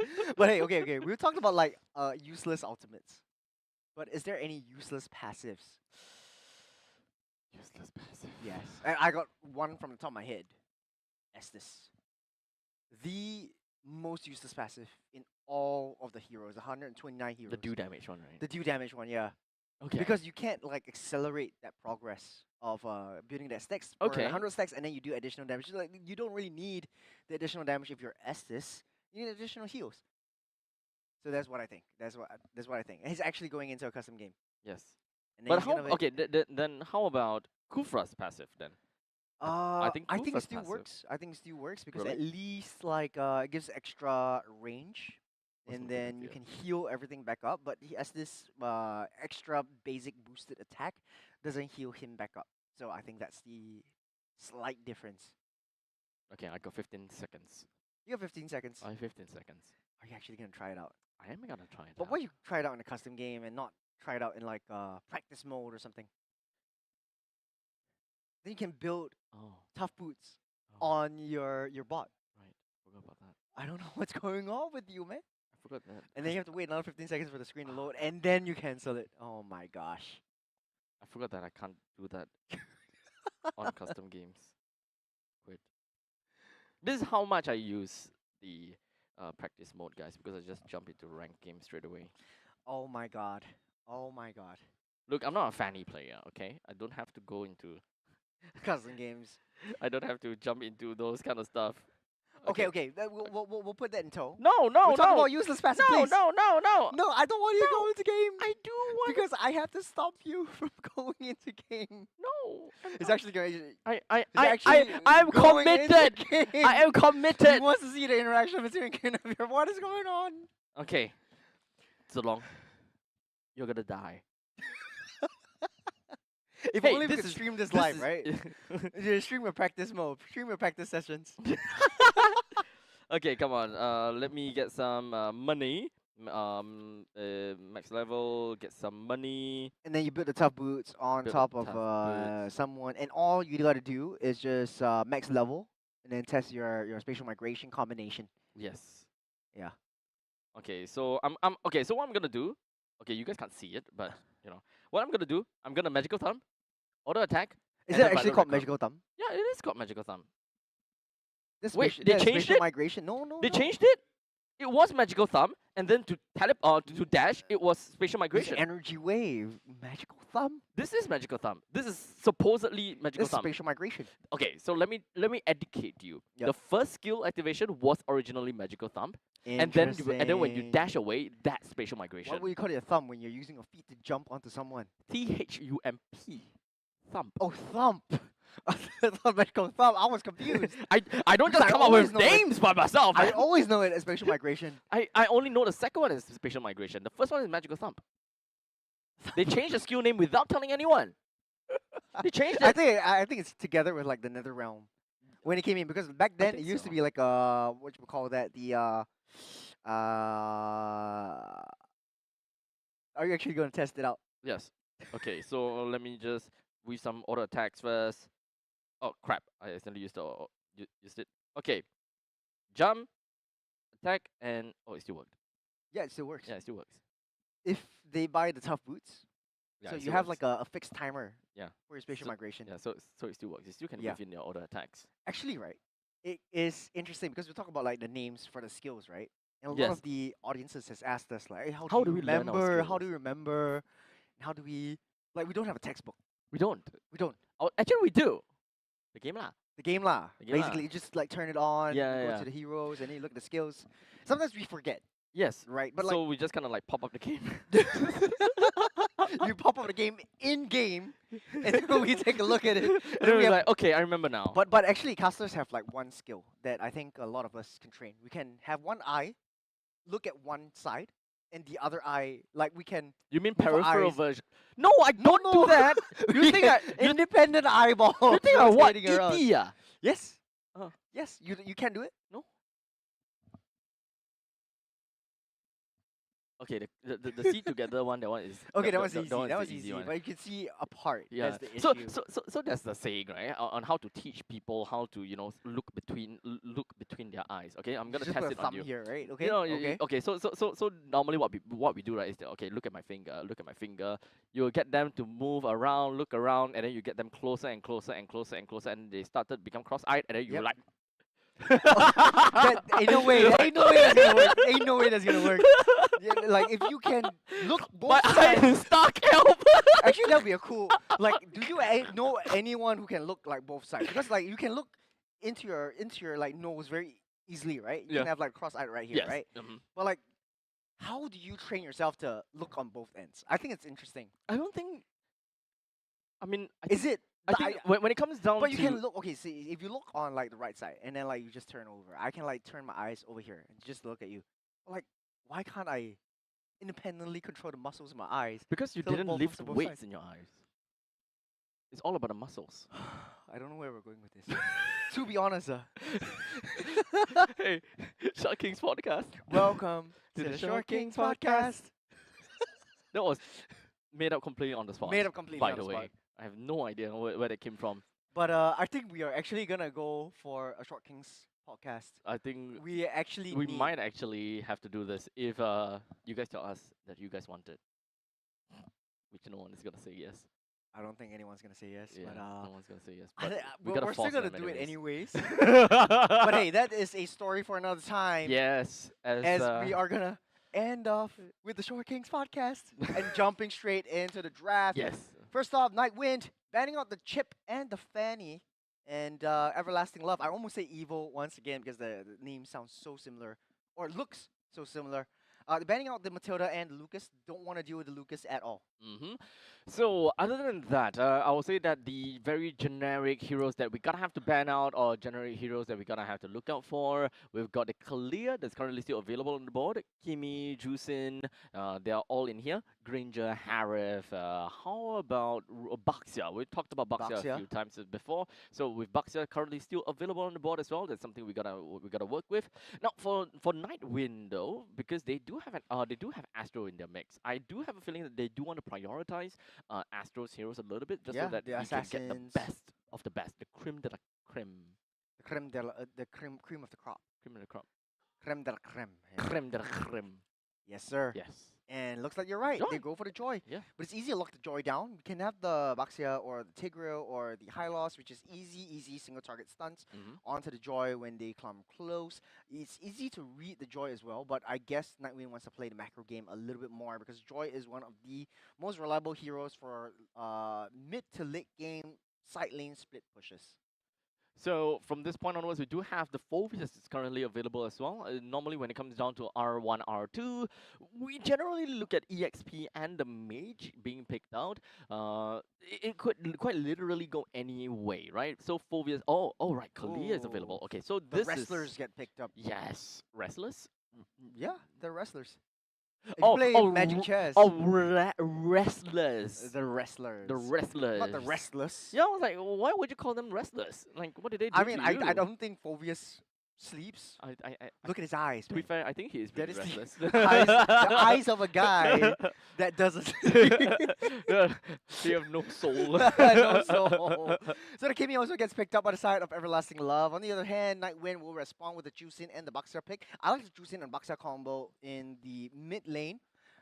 Because of the concussive blast that Baxia would definitely bring into the mix. Clears up fast together with Juicin and start the fast game rotation in the early game. Everlasting Love, second phase ban, taking out the Granger from the draft. Nightwind banning out the Assassins. Doesn't want to give it over to the hands of Fate QT. No Suyo. I think that it's probably gonna be either high. I think Fake QT did play quite a bit of Hayabusa, so I think it. Oh wait, it's already been banned. Okay, so Yeah. that's out of the picture. Possibly looking at some other assassins. Hanzo being one of the notable picks. Ling also. Ling as well. possible. Okay, the Crane. But at this point, I don't think that we. He's a finch, not a crane. Is A finch. what's the difference between a finch and a crane? I think a finch is a shorter beak. Crane is what you see in the Kung Fu Panda kind of universe. Where you have like long, stocky legs. That's what it's called, a stock too. Finch. Is that what it's called? Finch poise. Yes. You don't know. What the It's hell? like a Chinese bird or something. What the hell? This is a finch. That's just a bird. Bruh, it's like a. No, you look. It's a finch. Look, if it's a finch poise, people relate that But to like it's- cranes. So I'm expecting like long legs, long neck. But this is just a stubby little guy that can possibly just join us in the Short Kings podcast. Hey, he's a short king too, man. Yeah, exactly. Don't put him down. It's cute. Yeah. Actually, this is interesting. They banned out the Leomord. Wow. I think QT actually played this last week, and I remember watching Ah. Deadeye and Jace actually casting that game. Okay. And Deadeye went crazy over the fake QT Leomord. They actually took the game off because of the high damage that it provides in the late game, just running it Ah. down. Okay. Okay. So there is definitely some possibilities of seeing Everlasting Love playing off meta picks. Yeah. So I think a lot of teams are actually banning out Everlasting Love's Freya, if I'm not wrong. oh wait, Freya. Oh yeah. So opening that last pick, could it be The a Freya? Because Freya does do splash damage, melee splash damage as well. So if you're gonna play into a Phoveus, which is Comatol, Kalia that's Comatol, a Kimi that can that have the traction pulse, I think is not too bad. Like Yeah, you do have a little bit of physical attack damage because right now your mid and gold lane, super high magical damage. Balls in their court though, so they can pick up the Freya. Oh, Hanzo. Hanzo. Okay. I think it still works. Pinnacle Ninja still has quite a bit of toolkit that does pretty good AoE damage as well. So I think can play into the traction pulse pretty effectively too. Mm-hmm. Well, I think it's baiting out the ultimates that Hanzo is pivotal in. Haven't seen Edith in a hot minute, so refreshing to see Nightwind actually pick that up. Don't know if that would work in this composition, especially against Fake QT and Willy, because you have to go into the backlines as well. Irithel, Juicin, big red target from Hanzo. If we're talking about like jungle matchups, I think Joy definitely clears it equal to Hanzo. The only saving grace from Hanzo is basically the first The skill consume. which eats it, which Yeah. eats the creep up. So which one do you prefer, man? Honestly, I kind of feel that the Hanzo will put them with quite a bit of advantage. Puts Irithel as well as that Juicin in a really tough spot. So there's probably going to be a lot of mana wasted from the side of Juicin just to really deal with the Pinnacle Ninja. Well, in the meantime, I think that there is a pretty good win condition from Everlasting Love, especially since we want to see, you know, Kyushu locking someone down and then the Pinnacle Ninja just slashes away. Yeah. What I like about Nightwind is actually Baksha baiting out and leashing the purple buff so that it matches the speed and tempo that Big Cutie brings in with the Hanzo. So you start out with the purple buff, Astro comes back in just to take the purple buff away and then just starts the early game rotation. So Nightwind, even though they're a community team, even though this is the first time in the big scenes and the first time we're actually seeing them live, they're actually quite speedy in terms of their rotations. Yeah, I think that out of the entire lineup of Nightwind, I'm pretty okay with everything. I do really love their mid lane combination, having the Juicin and the Baxia. Both of them can be very annoying to deal with in the middle lane because of the constant amount of pokes, and of course, I would say some unlimited skill usages just to clear the wave. But one thing I didn't like, the Edith. I think that Edith is kind of like out of meta now.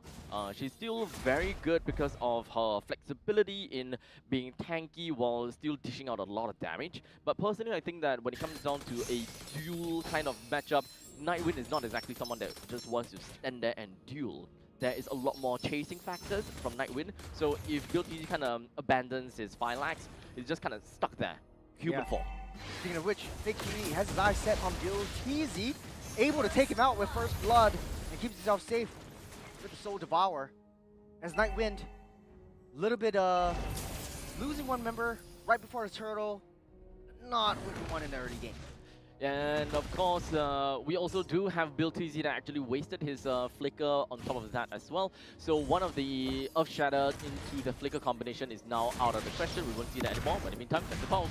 Ooh, Kaiser sucked in, slammed to the ground. There's two members chasing on him.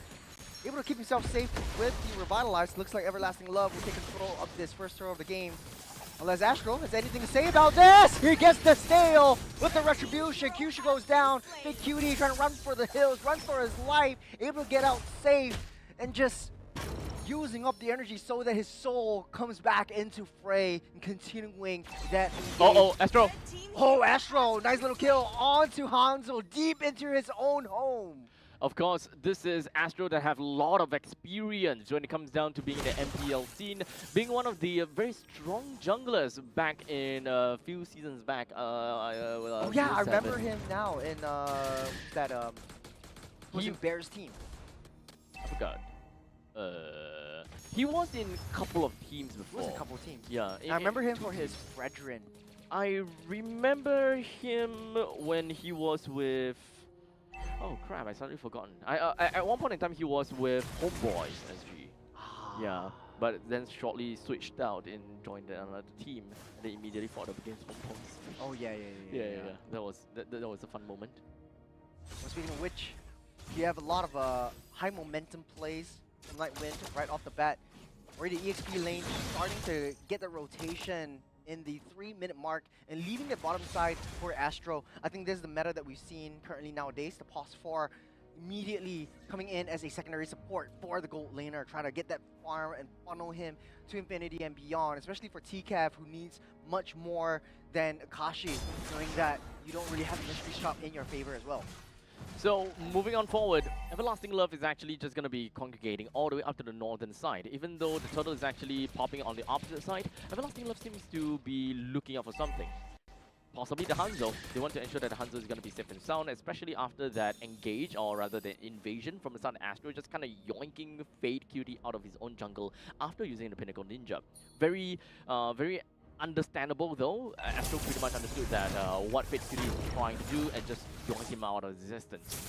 Starting things off with the turtle once again. Second turtle of the game as Nightwind slowly pulling it out. No more traction pulse. We're the side of Sus Bomba. Everlasting Love. Patiently waiting for the health to diminish. So they have their targets onto something else. I think this is the dance that we see nowadays when there's two assassins on both ends. Painful. Nightwind carefully making their way down towards that turtle. No one is starting things off as of now. Move on with Nightwind. 3 members around the turtle's pit. Joy just somewhere around the southern part of the turtle, not wanting to appear just yet, but of course using up all the dashes already. So it does seem like with Nightwind, they will want to get out of this fight. Nice little traction pulse to start things off, but they don't want to commit at all. Lasting Love, learning their lessons from previous games. This is a very different, very non-committal turtle fight, actually. Turtle fight is still pulling and pushing this turtle, getting a lot of resets, and it does look like it's the roams who are starting things off and getting a lot of resets because they don't want to risk a lot of big engages. They're just not ready yet. So this is actually one of the only few situations where the turtle is just hanging around for a very long period of time. Ooh, starting things off with the Crimson Beacon. Great for the backline. Bill TZ taking a little bit too much damage. Primal Wrath will be able to keep him up alive from the backline.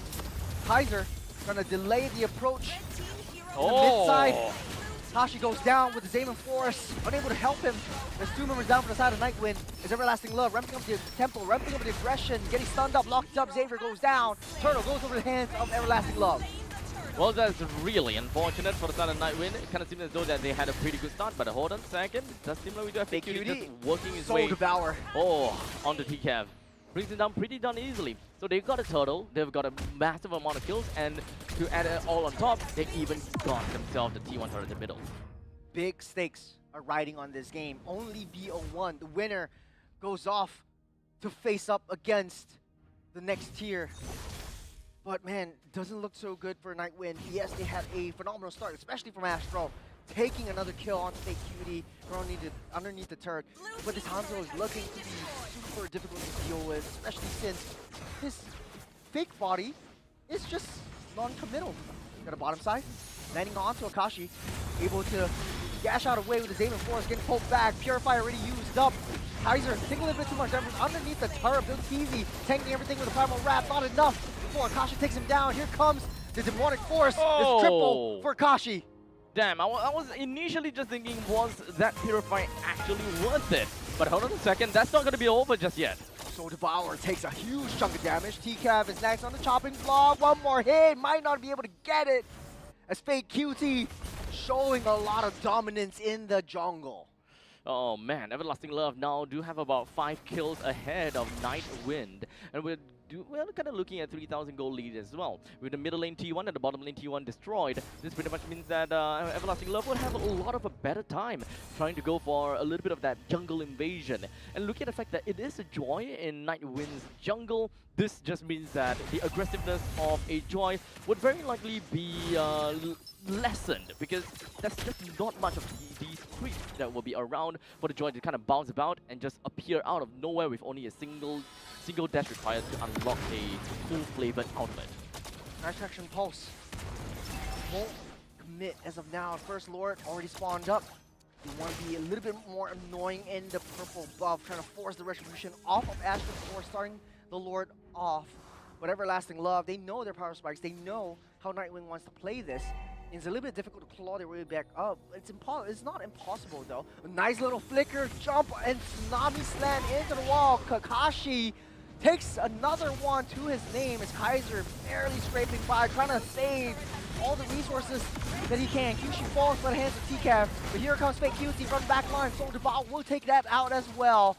Is Everlasting Love up 6 kills, 4,000 gold. At minute 9, we're looking at a 4,000 gold lead in favor for Everlasting Love. And now, we even got the Lord that is acquired by Everlasting Love. So this is all great and fine and dandy. We do have got Everlasting Love that can potentially be able to end the game fast. Yeah, this is looking like an Everlasting Love that deserved to be in the seeded stage. And we've been in this position before. If Everlasting Love played it more disciplined, goes for the objective more than Nightwind, they might be able to end this in 15 minutes. It should not drag to a 30-minute, 40-minute game like we've seen Are you jinxing it right now? I'm not jinxing it, but hopefully that will not be the case. Let's talk about high ground for Nightwind. Do they have enough on the high ground? Do they have enough wave clear? My thought is no. They don't really have a lot of AoE wave clear, so Nightwind's going to struggle when the Lord pushes through. On the contrary, I do think that they have wave clear, but they have to commit a lot just to wave clear. That also means that they gotta hack that close. Nice action pulse on Kaiser. Doesn't want to sound the alarm for now and really holds on to the Demonic Force.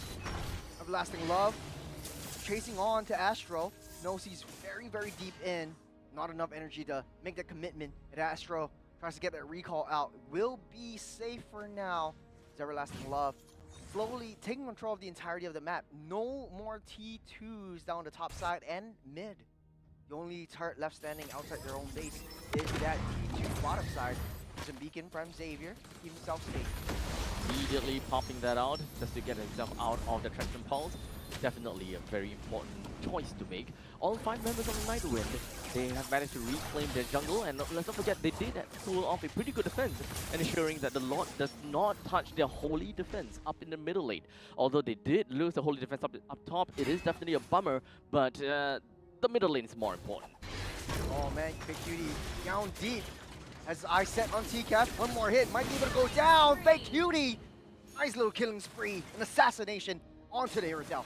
There's realistically nothing much that you can do as a team from inside of Nightwind, because unfortunately they don't have much crowd control. Yeah. They do have Xavier, they do have Bill TZ. They are really good at, I would say, layering these crowd controls, because you can always just pop the onwards of Shatter, and then by that point in time, I think that it's already full stacks for the Yusin. Action Pulse, Kaiser will go down, but hands of Sus Bomba. Backside, they dissipate. Nightwind, I do have to echo your sentiments.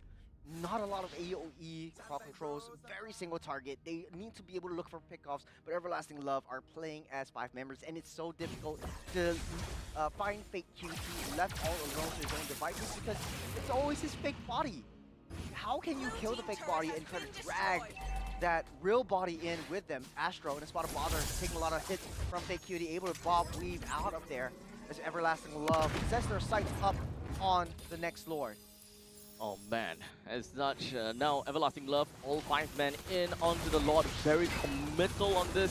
Nightwind understands that they do not have a chance against this Lord. Even though Astro is currently at level 15, it's definitely stealable per se, but this is not the kind of jungler that have that single burst damage that you can that you can use to kind of execute the Lord, like Sugyo, for example. And as much as Astro has a lot of the core items, he's reached his critical mass, he can't just go in just like that. He needs that setup coming in from Kaiser and Bill TZ. But that does not just happen, because Kyushu is dissipating the engages coming from there. Big Cutie start things off on the back line. TCAB is a huge big red target for him. Lord will be able to take down, will be able to get taken down by Nightwind. So saving themselves just for a little while. The T3 in mid-side still barely standing strong. A very favorable defense, while in the meantime, Big Cutie once again with the Soul Devour. Kaiser heals everything back up with a revitalized Rhythm of Joy already used up as well. And Everlasting Love holds on to the trigger. We've seen this before, and they're a very dominant team. Only in an early game, if they manage to play this disciplinedly, it is Everlasting Love's game to lose. So with all of the forces of Nightwind just kind of stuck inside of their own base, there is realistically not much of farm that they can do. And if Everlasting Love just keeps on to this this diligence of not just shoving the wave too much and just making sure that Nightwind don't get farmed, that will always be a very good thing. From the mid side though, they took out TCAB. That's a huge find. Tsunami slam into the wall, and over the wall though. Astro will be able to dash and bob and weave out of there. There's the same in Forest, one not good enough to save that. As Akashi will take down 1, 2, 4 members down and Xavier against the world. Not enough minions though, they might not be able to take it as Fake Cutie will be able to devour Xavier. The traction pulse will not be reaching long enough to trap Xavier into the fray, as the throne will be tackled on by Everlasting Love. What a dominant performance from EVL. For the first time for today, they managed to get a win under 20 minutes. You know, the time is just getting shaved down more and more. Low sample size. Low sample size, yeah. But to be fair, we have already reached a point whereby there's a total of 3 games from them. So we've already can, you know, kind of make it not 50-50 already. Yeah, so out of these 3 games is like a 33.33% recurring. Hey, you know, the next game that Everlasting Love needs to face up against is Absolute Zero. Oh, no, not Absolute Zero. Sovereign. Sovereign. So this is the 40-minute game that we played just now. Hopefully that won't be the case again. But man, I know this is a traumatic experience. I'm having shivers right now. Massive trauma. Oh. We got the stats. I do not want to talk about that. I do We not got want the to stats. Let's talk about focus on what's this coming up game next. first. Okay, let's talk about this, right? 17-4 is this current scoreline between Everlasting Love versus Nightwind. Unfortunately for Nightwind, they were unable to take control in the early stages of the game. I gotta have to say there is definitely there are some attributes that kind of changed and made things a little bit tough for them to even do anything because of, for example, number one, the EXP lane.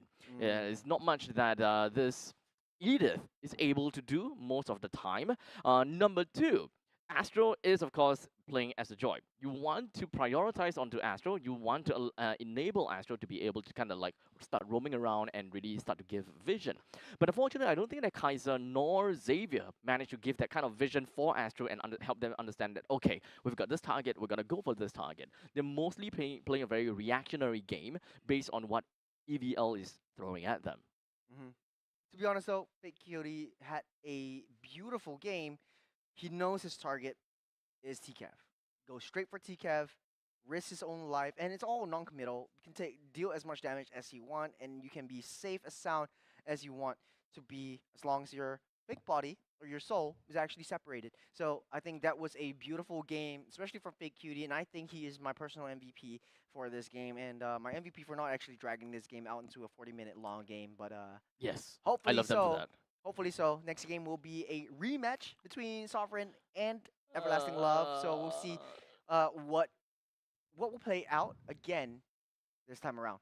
They better not give me a 43.33 minutes game, but too early to say.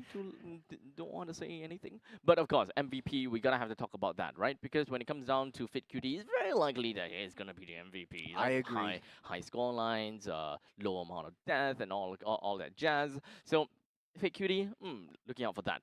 But of course, when it comes down to Hanzo is one of the assassins that is really hard to die because of Pinnacle Ninja. Okay, so at least last time, right? When you summon the Pinnacle Ninja, your real body is left behind.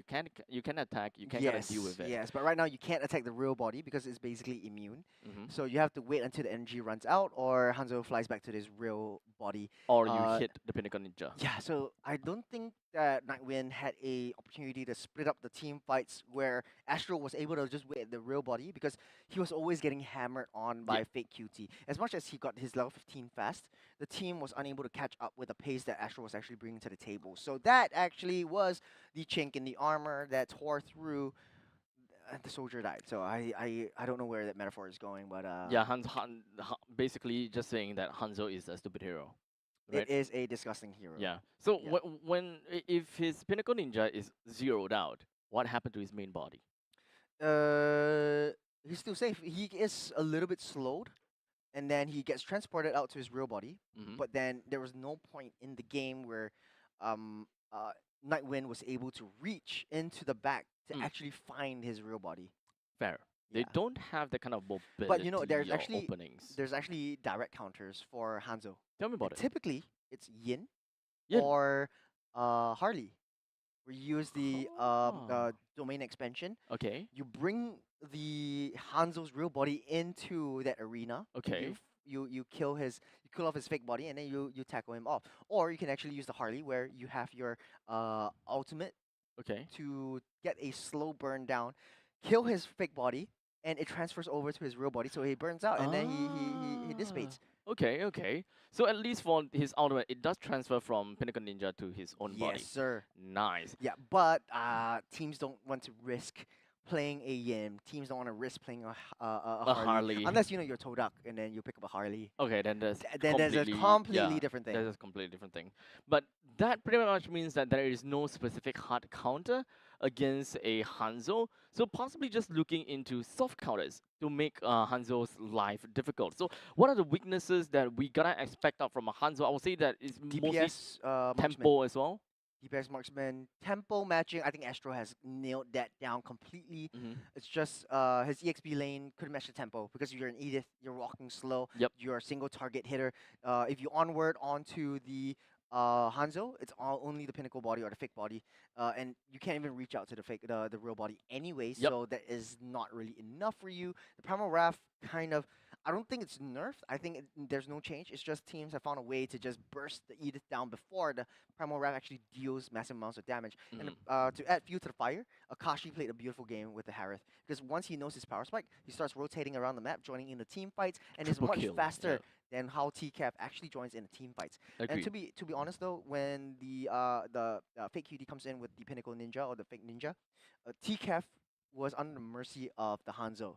Couldn't burst the Hanzo down. And that's why typically teams would pick up maybe the Beatrix or the Carry or attack speed hero, fast attack speed hero, or bursty heroes like the Bruno even, just to kill off the Hanzo first before he deals any massive damage. Okay, so at least, I see where this is coming from, right? Because Irithel is a great marksman when it comes down to dealing with people in big groups because of the explosive arrows, right? Yep. But not specifically that good at, nailing one person into the coffin. Yes. So anyone that has like great burst on that end, like Clint, for example, is also going to be great, Possible, right? yeah. I will say that it will always be great if an assassin just runs right in your face. You're able to just kind of use your Wesker to just kind of like blast them out of nowhere. But I think that this requires a lot of pre-planning involved for the Beatrix, knowing that okay, cooldown's over, he's coming. Let me change to Wesker now. So that way, I think that I would like to believe that he will only land like 1 or 2 shots, right? But to be honest, you can use the Nibiru, and it's basically trace targets. And it just Fair. auto attacks down to it, and that's how people usually pick up the Beatrix or even the Moscow for Brody just to counteract the Fanny. Because you burst the Fanny Trace down arounds before it and all. actually comes. Yeah, so you it's trace arounds. But then again, this is what a win for Everlasting Love. I do hope that we'll be able to see a shorter game later. You and I both, my friend. You and I both. You and I both. But before we actually watch Sovereign again, Sovereign versus Everlasting Love, we will take a look at the MVP because I don't think we have actually seen the MVP. Yeah, we haven't get a finalized confirmation who's the MVP. We all think that. We all speculate it's Fate. Yeah, and we're even building up to that point. Yep. Imagine it's actually not Fate. Imagine that. Imagine it. Dang. Who else could it possibly be?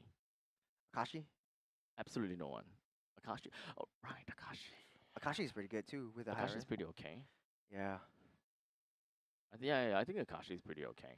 Akashi's pretty okay. The mid lane, Sasbomba also played quite a critical role with the traction pulse, but it's just a Kimmy doing Kimmy things. Yeah, so you can't exactly say too much about Kimi being able to land traction pulse. Yeah. Because you kind of just need to aim. Any guy can do that. You just auto attack. Actually, there's a way to play Kimmy. Because I've seen like TikToks on how Kimmy, you don't really have to aim because literally you just press the attack button and then you just kind of rotate around. Like you rotate around, right? Yep. Just spam it. When you spam it, it targets onto the next the closest Oh, enemy. like you literally and then just tap, you just tap, and then the rounds just trace and lands on top of the enemy. So you don't really need to actually target onto anyone. That's a life hack. Yeah, it's a life hack. So it's I'm auto gonna attack try it and right now. autopilot. Yeah. So you I'm can gonna try it. But before you try it, we are going to take a look at the MVP of the game. It will be Fake Cutie as Hanzo, not Hayabusa, for 1-4 with 11,000 total gold, 47% hero participation. He has the Trinity build, which I really actually love on top of this Hanzo because you have a lot of attack speed. You can melt down the tanks. That's where the Edith was basically a non-factor. The Baxia was basically a non-factor, and you have to deal with him flying into your face. 4-1 is 4. There's actually not a lot of kills going on in that game, isn't it? I think that they're mostly playing a lot more on objective, so I think that that's pretty much fine. But Fake Cutie, congratulations on being the MVP, and this is the first win for Everlasting Love for the day. Yes. And this is where it actually counts because this is the last chance qualifiers.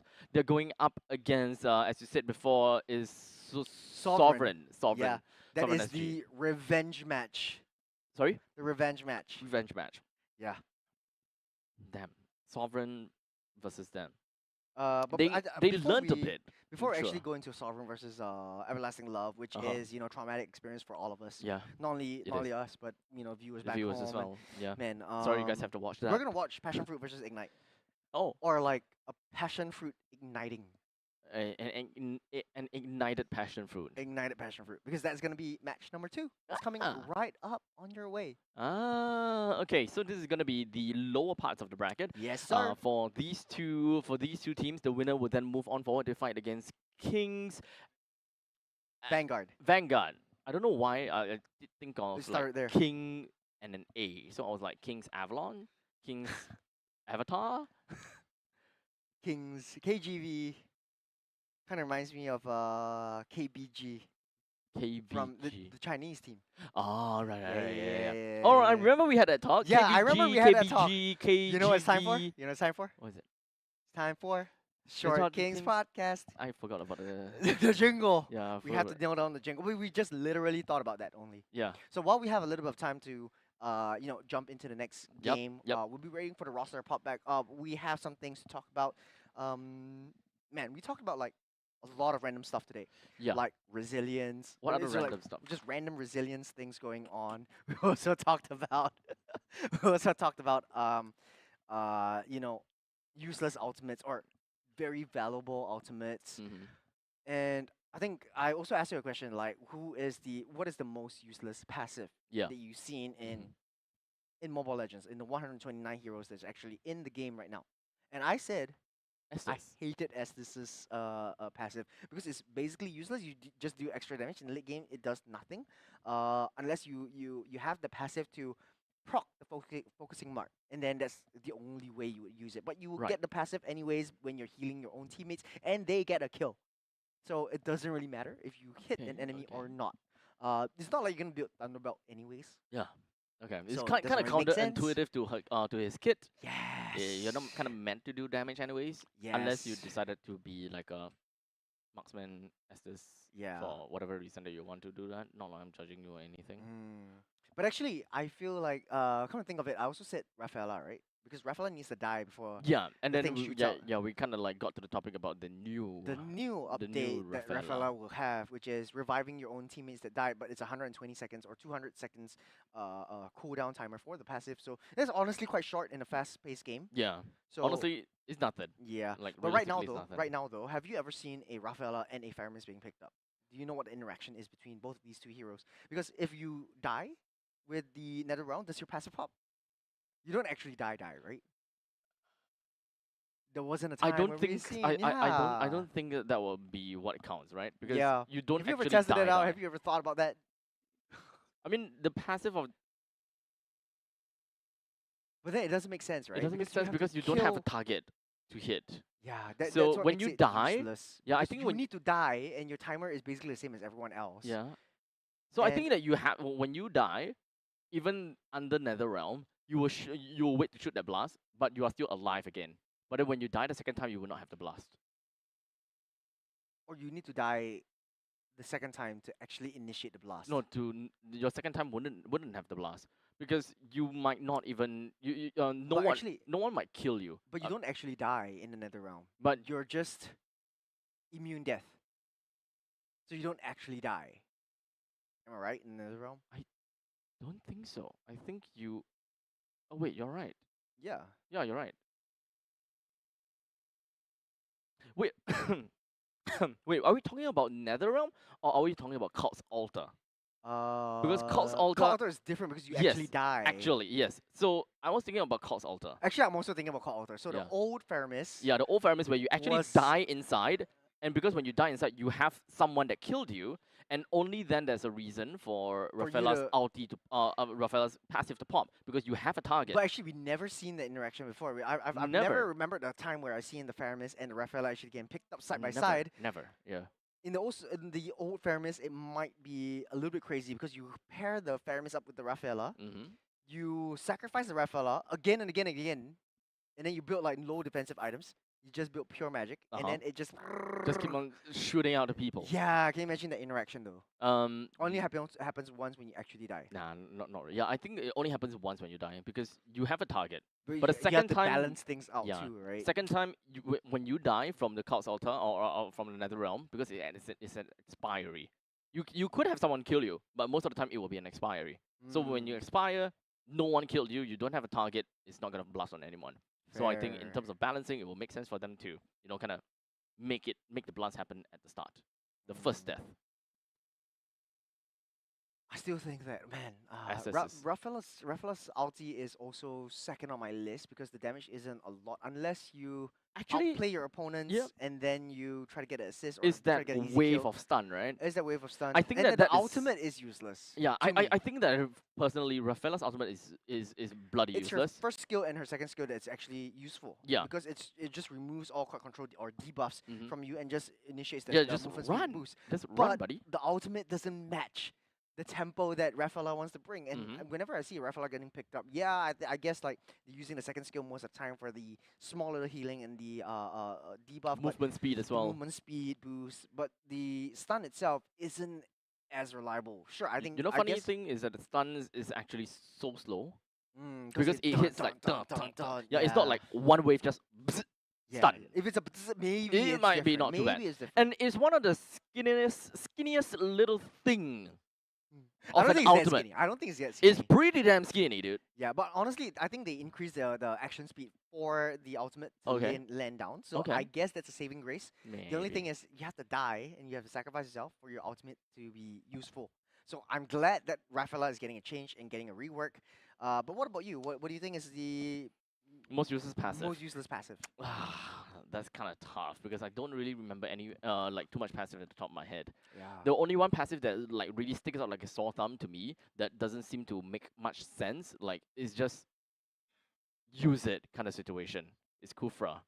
For me, it's just like, okay, I'm a tank. I go in, I slam people, and then when I walk out, oh, I'm dying. Throw back. Oh, I got some HP. Okay. Or So you think Kufra is Poke. not as I think that I think that the passive just doesn't work with the kit, right? Because Right, this is right, such right. a comical hero, but then his passive is just like poke. I mean, heal. Oh wow. Okay. Yeah. Wow. I But didn't honestly, even engage. a little bit more sustained from that. So I don't think it's useless to a useless extent Hmm. because at least you extend that range. I think that it's a very good thing for laners to have. Yeah. It's a yeah, good yeah, thing for laners, but not for a roamer. Because okay, you can slow the opponents, you can get a heal. But I at think least I get that. Saving grace is you can still build Thunderbolt on the Kufra. So I you have guess the, so, The you basic can- attack Yeah, stacks up. I guess so. But yeah, I think we need to think about this for a little while. Yeah, I do kind of think. So we're And gonna be I do- jumping to yeah. a short break. Break. Break. Break. But when we come back, Break. it's more Break. Short Kings podcast, Short. and we'll be back for can- MPL SG Yes. season 9. Can you like Okay. go through the jingle with me again? Like what?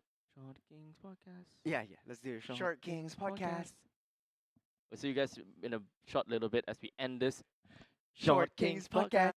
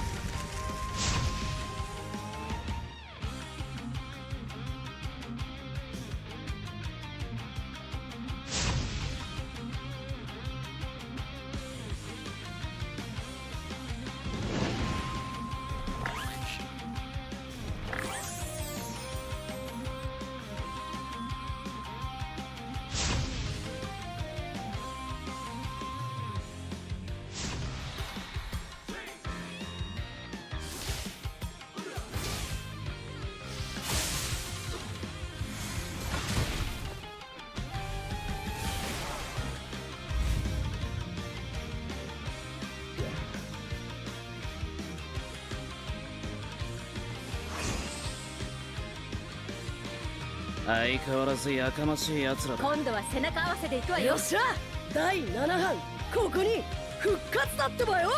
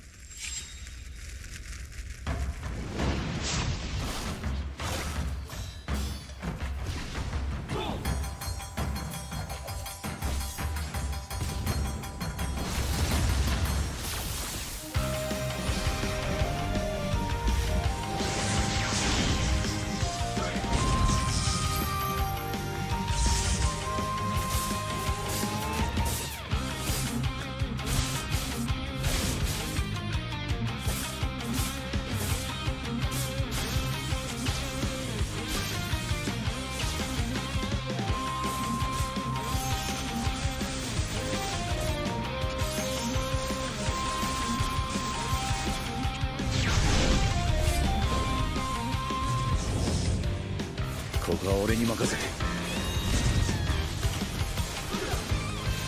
もらった。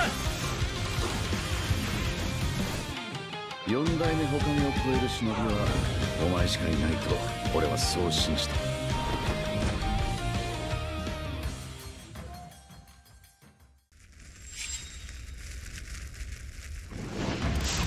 みんな渦巻きナルトが帰ってきたぞ。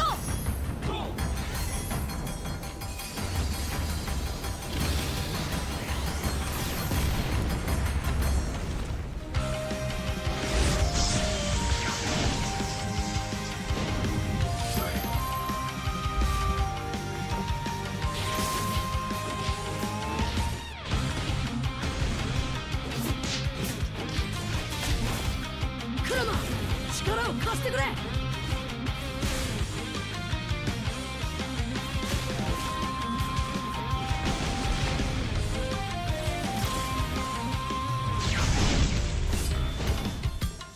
っしゃ第7班ここに復活だってばよ。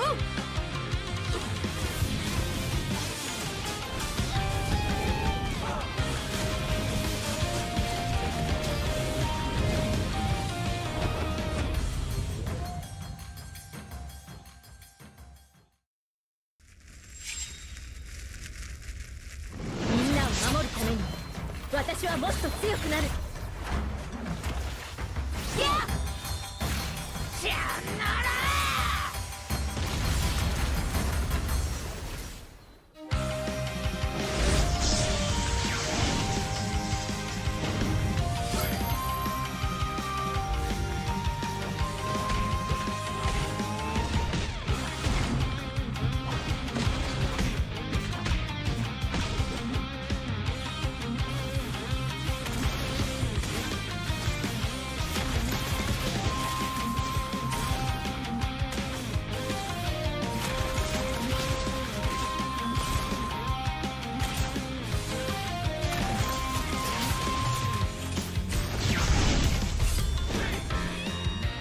今度は背中合わせでいくわよ。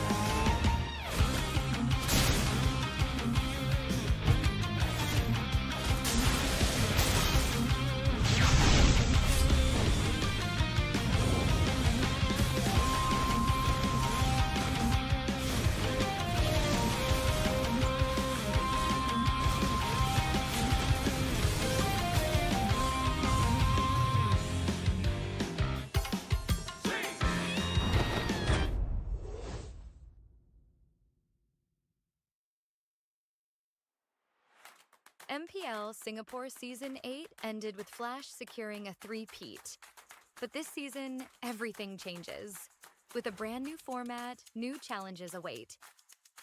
The regular season journey has 4 key stages: seeded stage, challenger qualifiers, challenger stage, and last chance qualifiers, all leading up to the playoffs.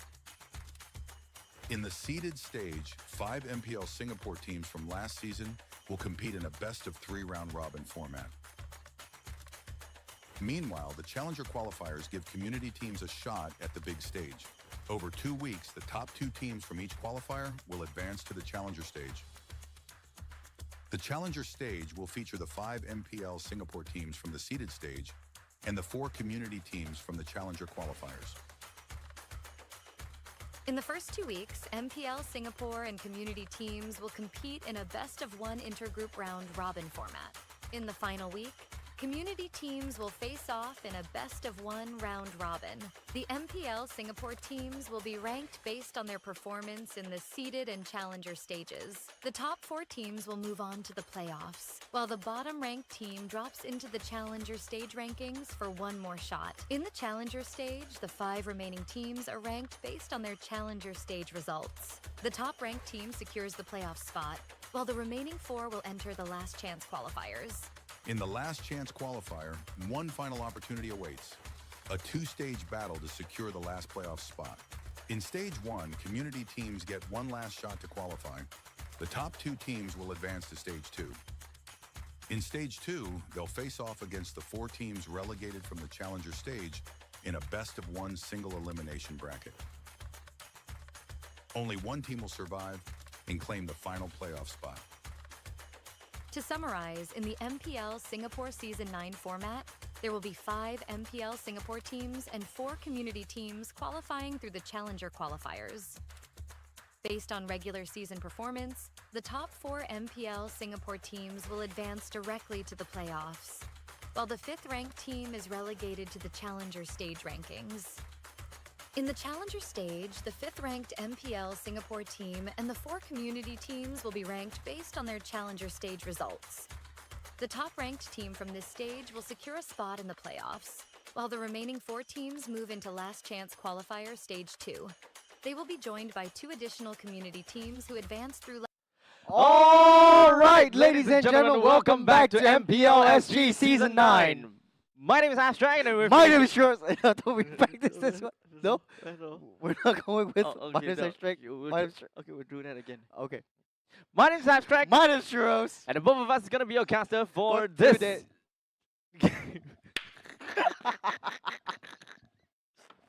We'll try that again. We have 4 more games to go Okay, after this. we will talk like one by the end of the stream. Okay. Yes, we will. How's that gonna work out? Firstly, we have to figure out like Okay. what so, our intro is. So from this point onwards, it will be like we will the both of us gonna be a caster for this- today. for this for today. But sure, today is fine. because it's Yeah. not like we're gonna be Like swapped rotating out the or casters. I mean, anything, Jace yeah. is here. If you want Jace to come here Jace! to Shot Kings podcast, then maybe it's possible. Yeah, maybe it's possible. But speaking of which, I guess it's time for the Shot Kings podcast. I didn't know you were going into Nah, the you Shot n- Kings not podcast. normally when I say like maybe it's time for. Okay, okay. okay, Shot Kings Yeah, podcast. We'll samula this one. Okay. Maybe it's time for The Shot Kings podcast.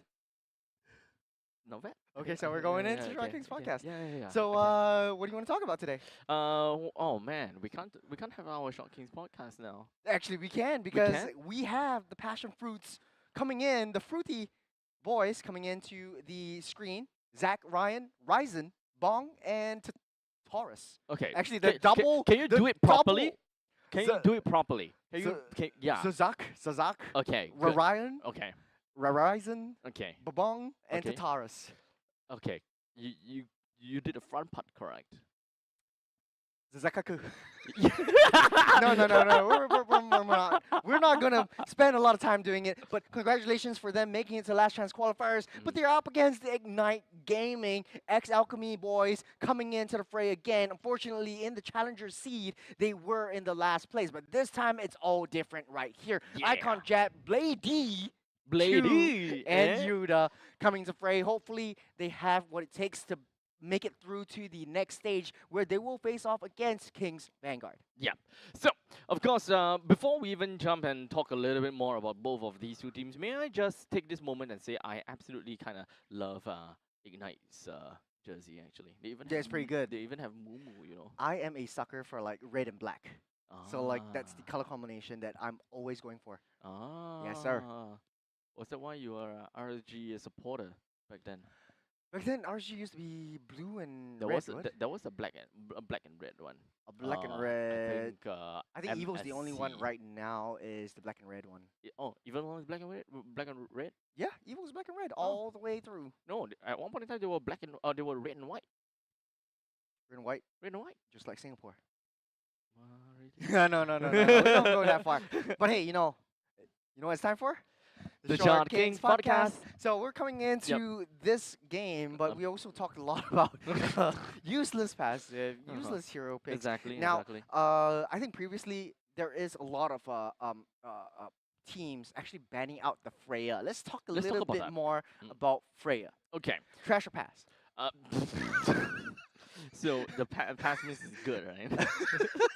Or like it's so trashy, but I'll still pass it because he's like double trash. Double trash. But to be honest though, I kind of like the Freya bans because it's more targeted towards all of this. But we will have that talk for another time. As actually, it's gonna be the Granger getting banned out right here. I think the Baxia, that is a graphical issue Yeah, from the but side just kind of of like Passion Fruits. yoink it away in the short little bit. Kalea getting banned out for Ignite. Simple. Simple. Oh. Oh, he used to be part RSG as Oh. well, I think. Yes. correct. Yes. Oh. Okay. Yeah, well, congrats to him for making it through to the last chance qualifiers. Yeah, so I would say that this team might actually have quite a bit of promise. I mean, we got Boncuti in here. Yeah. I'm not too sure whether the Ryzen is the same Ryzen that we have seen before back then. The second Ryzen, because that was Yeah. like the first Ryzen. That was like Actually, speaking of which, I think Babong kind kind of looks familiar too. It's Boncuti. Bong Cutie. Yeah, it's Boncuti. Oh, so they do have prior experience as Yes, well. but I've never seen before Zizek and Taurus. Taurus. Yeah. But Ryan definitely. That's Super Ryan. Wait, I thought Super Ryan was in another squad. No, that is the other Ryan. The EXP Ryan. This Ryan is the Rome Ryan. This is the other Rome Ryan, yeah. Okay, gotcha. He was. Crap, I think he's RG also. At one point in time. XRSG too, I right? think he was ex RG at There's a at lot one of point in time as well. There's a lot of promise for Coach Simple though. I think he was under Youngin's belt, Coach Youngin's belt for think a so, yeah. period of time, and he also we had a little bit of interaction, and he said like, oh, he wants to branch out and do his own coaching as well. So he was asking for advice. So I'm really proud of him for making it this far, especially in the last chance qualifier. So we'll see how his band actually faces up against Coach Cryptic. I like that name a lot, Cryptic. Cryptic. So the bands will be the Kalea, Harith, and Fanny from the side of Ignite. For Coach Simple, banning out pretty simple stuff. Ranger, Chip, and Moskov. First pick Hayabusa. Ignite responds with the Phovius. I think that could be Lucas. the Lucas pick as Yeah, well. It, It's it, wide it open. feels very icon-y. Iconic. Yeah. It sounds like something that Icon would play. In fact, last time a long time ago when he plays jungle, this is like literally like 2-3 years ago. He Yeah. plays a lot of fighter junglers. So I think that this Lucas might pretty much be in his belt, and I think that they're just kind of thinking, Lucas versus the Hayabusa, is it something that we kind of want to meddle into? Yeah, I was gonna say the Badang as well. okay. So you have double wrestlers again, or actually a boxer Yeah. this time around. I mean, they don't have to snap pick the Lucas, considering the fact that Hayabusa's already picked. Yeah. Unless EXP Lucas XP Lucas. still can be a thing. Mm. But there is also still quite a lot of heroes that is currently available. In fact, since we are talking about EXP as well, since Phobius and the Badang has been taken away, there could still be a pretty high chance that the Lucas EXP might actually be a thing, unless Baxia Baxia. EXP could be a thing too. So the Baksa Juicin will be taken up by Passion Fruits again. It's kind of like deja vu from the previous game with Nightwind. They picked up the Baksa and the Juicin, but it didn't really do too much. Yeah, I Because think they now- just needed to roam more. They opened up the Kimmy over Oh, for yeah, Ignite's yeah. pickings. I Mhm. think that would be the chink in the armor. And I think they This is would very snap pick that up. team fight, death ball style. Yeah. So if they were to go ahead with the Kimi, I think that is probably a very good idea too. Balls They in their don't court. have to focus on the Lucas actually. Yeah. Oh, Loyi. okay, it I still love works so within much. the same realm actually. Yeah. Very aggressive, a very fast-paced kind of thing. So Yep. if they're able to get someone that continues on to this momentum or rather this kind of pacing whereby they play by the tempo, they should be good. Yep. I'm always very excited to see Loyi being picked up because there's so much more potential in team fights, so much more potential and dimensions in how they want to play the macro game. And it makes the gold lane's job actually that much more easier because after a team fight, use the version play to disperse and go back to your lane, just keep farming up. So no time wasted, no wasted movements at all. So going to the second stage of the bans, Ignite banning out the Gatsukacha, which is a natural predator or counter to Death balls whatever they comps. want to pick up for that gold lane. So maybe someone that sits back a little bit more. You could go in straight for a 1-1 pick now that Baxia is getting picked up right here as well. It kind of mitigates that inbuilt purify, and you can sort of escape from the Hayabusa for yourself as well. They will ban out the Lucas in response for the side of Passion Fruits and Ignite. Last ban, it will be the high loss, so no more zone potential for Passion Fruits. Okay, very EXP focused for Coach Cryptic, trying to take all those away. Preferably, they will want to see the Baxia to be the Roma and they're paired up with Jusin. Either way, for the side of Passion Fruits, I think that is still a very good combination to look out for. So if we want to take a look at the EXP, we're gonna have to first identify Phoveus versus Badang. Very likely, the Badang is gonna be the Roma anyways. Yep. So Phoveus into the EXP. I will still say that Glue could still be a very good pick coming into the EXP going up against the Phoveus. Phoveus will start to win a little bit more at level 4, but regardless, I think that winning in the initial matchup is probably pretty important, especially going up against the Jusin plus Baxia. I do pick up what you're putting down. But then again, Don't pick it up. Why? We have to put it down. There's a I'm- reason why I put it down. I'm picking up what you're putting down. Yeah, but It's if a- I put it's it down, it's a I don't want it to metaphor. be picked up. I don't know where you're getting with Fredrin getting picked up for the side of IG. You know, we've seen this quite a lot, and we talked about this. Fredrin pickup against the Jusin, a natural counter for the tanks. Okay. Is it the second time that Ignite did this already? I remember there was I one can't team remember that if actually whether it picked was up. Ignite. Yeah. I cannot remember if whether it was Ignite. Now, the problem the problem still stays, but there is one thing that does help this composition a little bit is because of the mobility that they have from the Loyi. Yes. At least they have ways to really deal with the Jusin immediately. Because the problem about Fredrin into a Jusin is that Jusin is always tucked behind the front lines. In this case, Baxia and the Tigreal. So for Aloy, she can indiscriminately just teleport over to the back, and they will have a fast-paced way to just jump right in and really just zone in, beeline onto the Jusin, which is which after the energy eruption and all that kind of jazz, I don't think the Jusin will have this time, the space to realistically be able to deal with the Fredrin unless the ultimate's popped. I think that Loy just gives a lot of dimensions, and what I tell you, 1-1 getting picked up right here, perfect pick for Brother How How, aka Chu.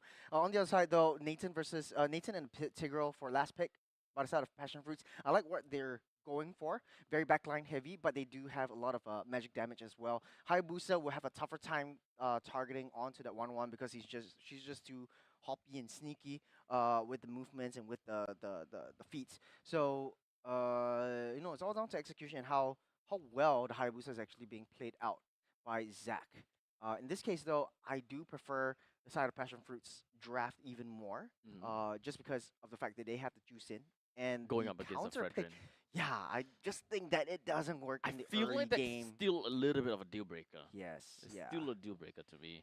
You want to play around the jungler, but if the jungler is going to be hard countered by a single mage, I think that there is a lot of potential that is just lost from the side of Ignite game. So, well, we'll see how that eventually goes and how do they even, counter that problem that they have within of their midst at this point in time. I don't think that should be a problem if they clear their cards right, but Bong taking a lot of damage from Chu already on the top side. Yep. We'll need to retreat for now. On the mid side though, Lethal Wanderer will be attempted on by 2. There's a Retribution steal by Zach. And Ignite and pull back. That's not what you want to see in a Frederick. It just creates so much annoyance when you have to deal with Juicin as a tank. So of course, right off the bat, let's talk a little bit more about the laning compositions, right?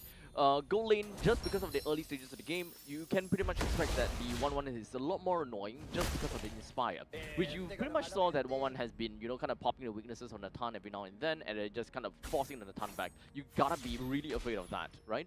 Well, in the meantime, in the EXP lane, it's pretty much neck and neck, but the Phobias start to get a little bit better at level 4. You outright wins against the Baxia, but I don't think that you will kill the Baxia in this case, but priority to go to the Baxia. 3-man collapse.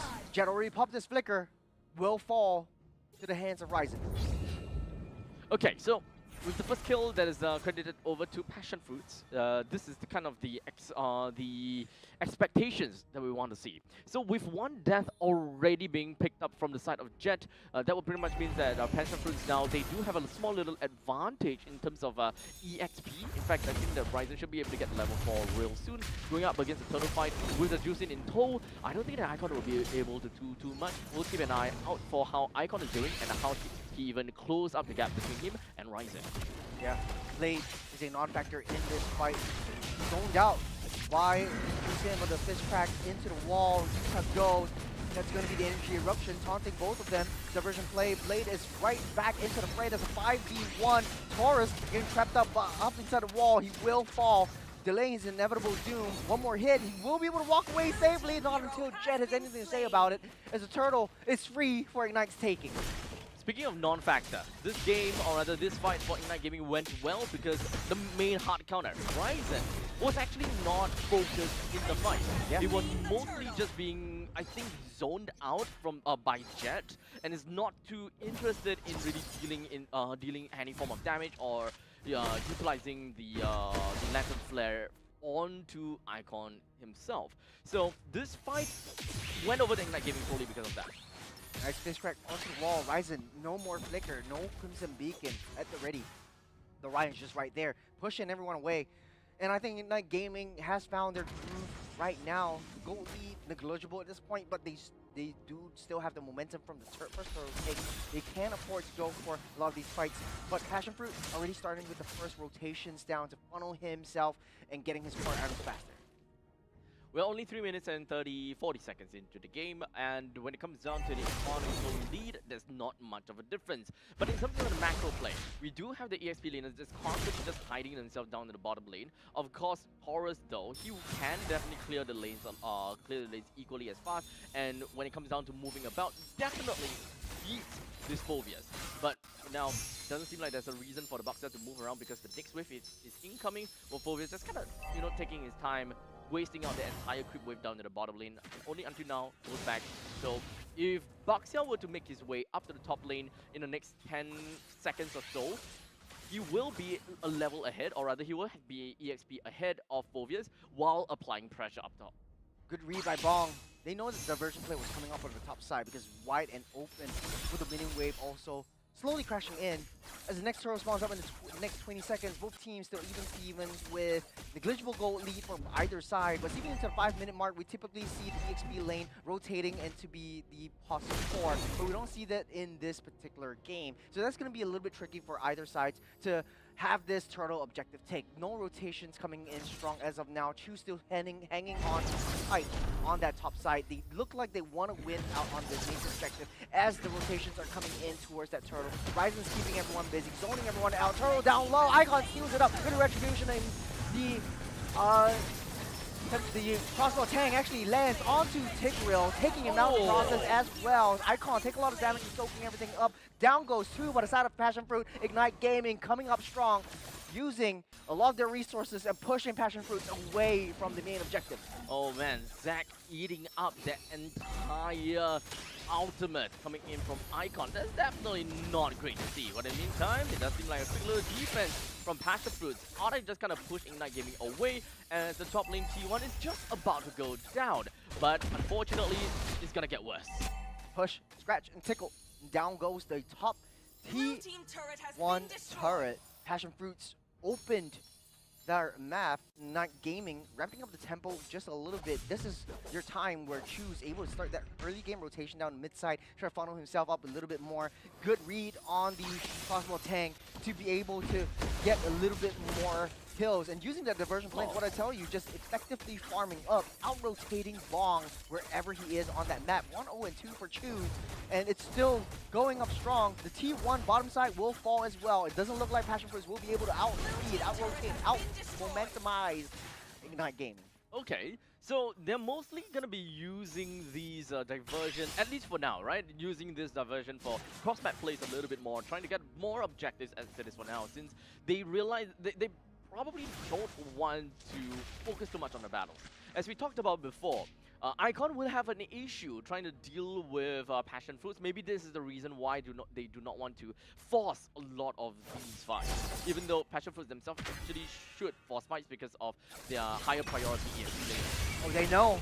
This crack onto Zek though. Shadow down on the backside. Jet taking a lot of damage. Ryzen will pick that one up as well. Taurus deep into enemy territory. Find an angle, but Chu able to outmaneuver, outweave that. He does have the passive being popped up. Just holding on to the crossbow tag. That's the implosion. Down onto Blade. Will take him out as well. Bong with the entropy, able to get double damage in with the hits, with the bullets as well. And Chu holding on to crossbow tank. I don't know why, but they could have been able to wipe Passion Fruits out. I think he was just holding on a little bit too much. Chu doesn't have the DHS just as of now. Let's take a replay. Let's break it down a little bit. Okay, so right off the bat, just by looking at the power of Ignite Gaming, okay, we don't have that yet, but we'll probably bring it back soon. Chu, chu, chu. Okay. Train. Chu, chu, train. It's fine. Chu train's fine. Chu train's fine. But yeah, I was kind of like talking about Taurus being, you know, a little bit more comical, right? Because Phobius versus a Baxia, you will probably and always want to see the Baxia to be ahead in terms of the the movement, and whenever you realize that okay, Phobius is gonna be a little bit far back, he's farming up the ballistas, he's still taking his time. Okay, this is our opportunity. This 5v4, we gotta go for it. Yep. And they have to juice in. Yep. They want to play into the Fredrin. We haven't seen those aggressive front coming in from Passion Fruits just yet. It kind of feels as though they're just kind of like gauging and kind of like testing the distance against the opponents. But I think that by the time that they realize, oh, we can fight back, it might have been a little bit too late because they did not manage to make full use of that lane priority that they are supposed to have in the early start of the game. Yeah. Just as Bong came in to the team fight, it created so much pressure for the frontline tanks because Nathan is one of those forgotten marksman heroes that is able to just melt down the frontline tanks very effectively and very fast. People usually pick up the carry for that, but carry is only single target. The fact of the matter is, Nathan is able to split that damage up with the entropy, dealing so much more double damage with that, and you don't really have like that 50% mitigation of that physical attack, as well as you do magic attack in within your kit as well. So there's a lot of things that I think for the triple tank meta that Ignite Gaming is wearing right now doesn't really work too well against that. I also find it hard to think about a layering where Fredrin is able to get into the backlines or able to soak up enough damage before Chu is able to do his thing. There is just one thing that boggles my mind, why Chu holding onto the ultimate. I think that for Taurus, he is a little too tanky right now. He does not have that damage to melt that down, but hold on a second, that's the fist crack already initiated. Diversion play down on that long bush. You also have the explosion just holding barely on. You would have taken a lot of damage as well. Chu purifies himself and crossbow tank. He soars through the sky. Taurus gets taken out. Not before Icon goes down as well as 3 members down by the side of Ignite Gaming and Passion Fruits. Just Taurus falling, a worthy sacrifice for a nice little objective conversion for themselves. And of course, Blade being joined back. Oh man, that is just a fine layer. What do you do about it? Kind of thing. Nice little claw machine play by Ryzen, pulling him back. And it was just an unfortunate turn of events. Blade wouldn't have been in that long bush. Let's break it down real quick. I think Jet was caught out way too soon. Diversion play comes in and they go straight for the next couple of targets, even forcing out a flicker when it should have been. I think it was Bong that actually just kind of pulled everyone together right after that diversion play was made. So it was unfortunately a bad taste of diversion just to, you know, kind of accelerate their movements into the team fight, only to realize, oh crap, we're actually playing right into the hearts of the enemies. Yeah, it's tough for the Fredrin to play as well because as much as he can soak up, it's not like he can taunt everyone onto him. Typically, he would pair up the Fredrin together with the Gato Kacha just to have a double taunt. So you can layer in all of these crowd control abilities that actually just to check the rush from Bong. I thought he was going to go in, but I know he's a little bit more disciplined than that. Scoreline still even Stevens. Passion Fruit just 2 kills up ahead on Ignite Gaming. First Lord is spawning up as of now. As Ignite Gaming using the diversion play, they look like they want to go in. They send Chu. What is going on? I think a little bit of miscommunication right there. Blitzing everything back down. Doesn't look like the Icon is able to get there in time. But the yin-yang reactions coming through. Back and forth. Chu soars into the sky once again. They take down 2 crucial members from the side of Passion Fruit. A consolation prize for taking up that Lord. There's a double kill for Chu. Still going strong in the back line as well. It's Bong against the world, and they're cycling it through down in the mid lane. True, Passion Fruits did manage to win in that Lord's take. However, Ignite Gaming didn't even lose a single member in that battle. And now they lost the Holy Defense up in the middle lane. This was just Passion Fruit, Passion Fruit just blitzing down the Lord, only to realize, oh crap, we ran out of resources for this upcoming fight. Ignite Gaming, they played the death ball well enough. They even managed to send Chu up to the sky for the crossbow of Tang. Zach even trying to look for an opportunity, given that there is a lot of low HP members from the side of Ignite Gaming, just to, you know, kind of throw and see what hits. So it's still anyone's game. Lord already taken care of. Let's take a little atomization and see what really goes down right here. Chu is coming online though. The DHS is enough to break through the defenses that Taurus and Ryan has built up for themselves. So 11 minutes into this game, we've got quite a bit of these turrets that's already been destroyed. Let's talk about that. With the T1 that's down in the top lane for both sides, T1 in the middle lane as well as T2 in the middle lane for Passion Fruit. But in the meantime, rolling the deep.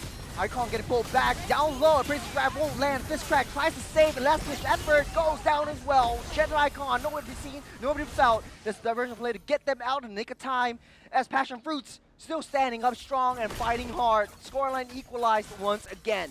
well, 2 deaths for the side of Ignite Gaming, but that is not going to be stopping Ignite Gaming at any time soon. They still have Chu that's currently running at a 4:1, or rather hopping, with a 4:1:6 scoreline. Still a very strong marksman that you're going to have to really consider. At this point in time, the problem that the Passion Fruits may potentially have is the amount of crowd control that they have to really stop Chu.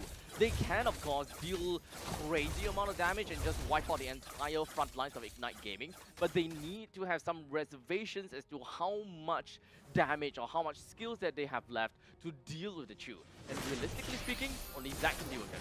Actually, already laid down, Taurus finds himself deep in the Tri-Brush as Ignite Gaming dissipates and disperse. No crucial ultimates used as of now, as Passion Fruits just barely holding on to that long lane, trying to push that back and maintain that pressure before taking out that Lord.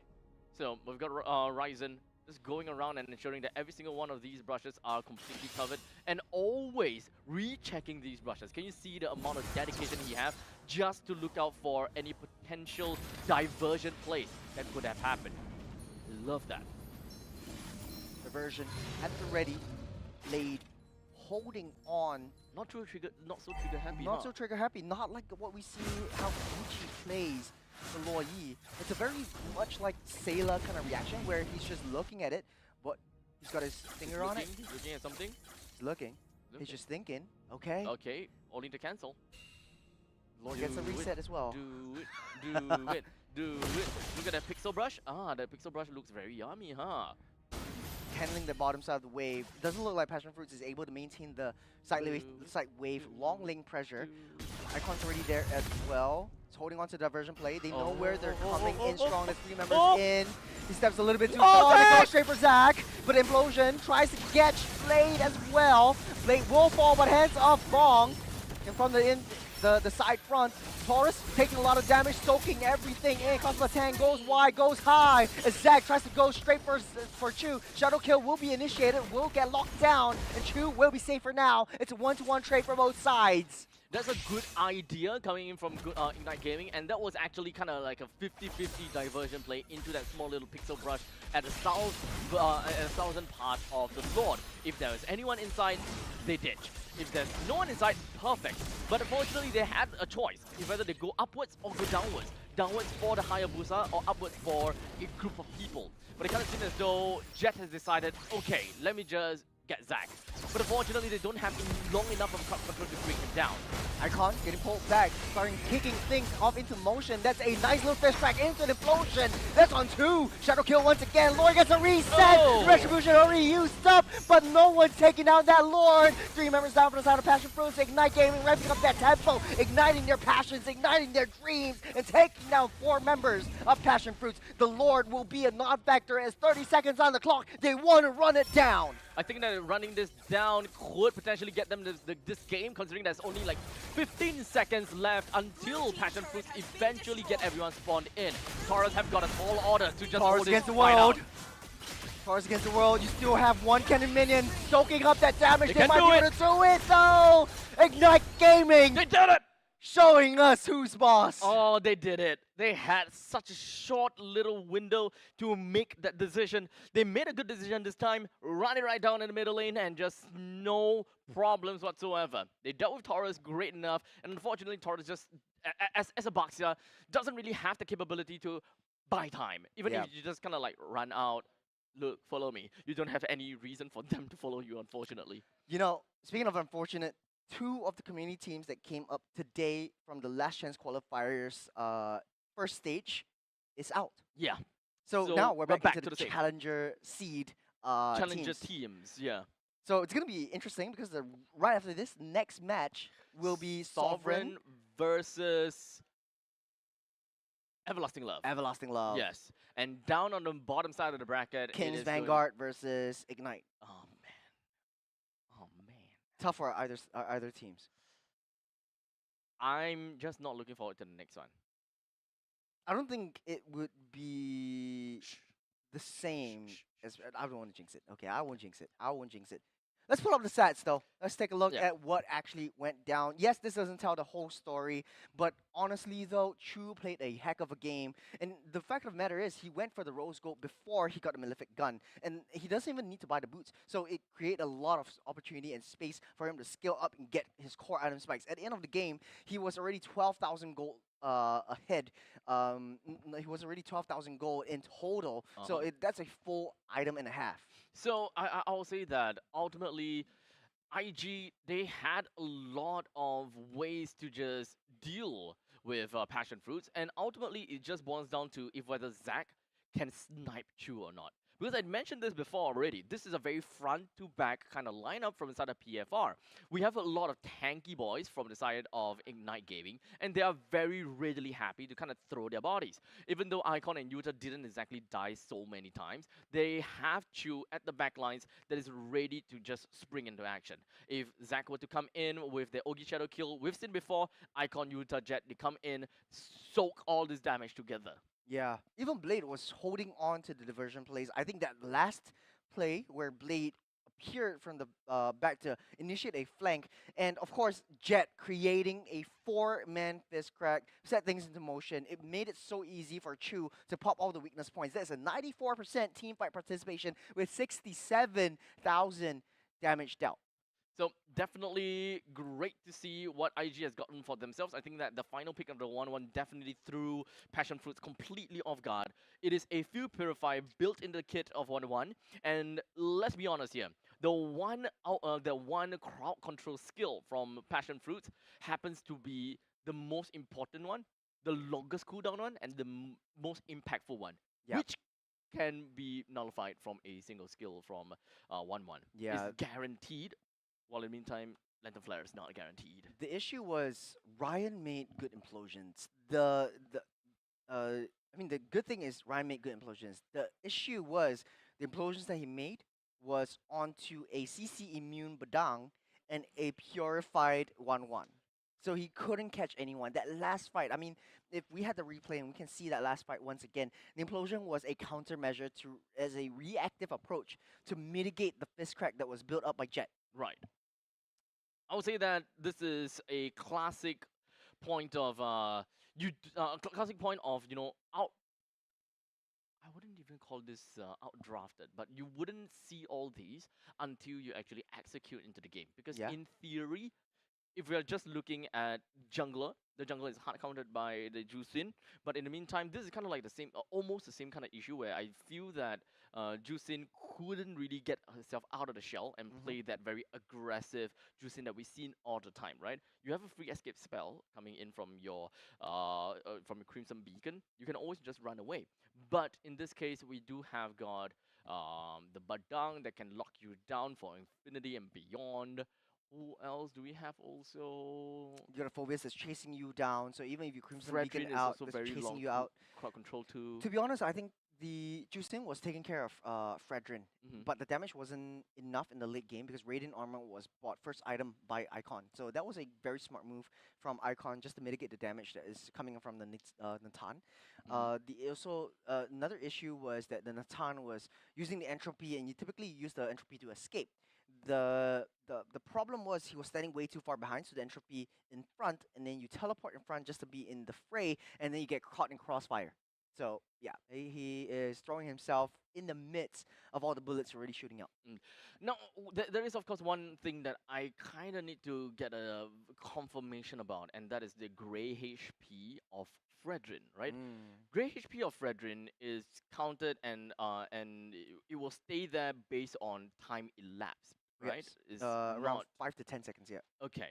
Because if it happens to be based on damage taking, like if you are constantly receiving damage reduced, But you heal like around 25 to 50% of based your on the health. damage you Yes. deal, right? Yeah. Yeah. Okay. Because if we're talking about, if we're not talking about time elapse, that Yep. means that every time you receive damage, your gray health stays. I think that's pretty broken going up against the Juicin because you will forever get your gray HP.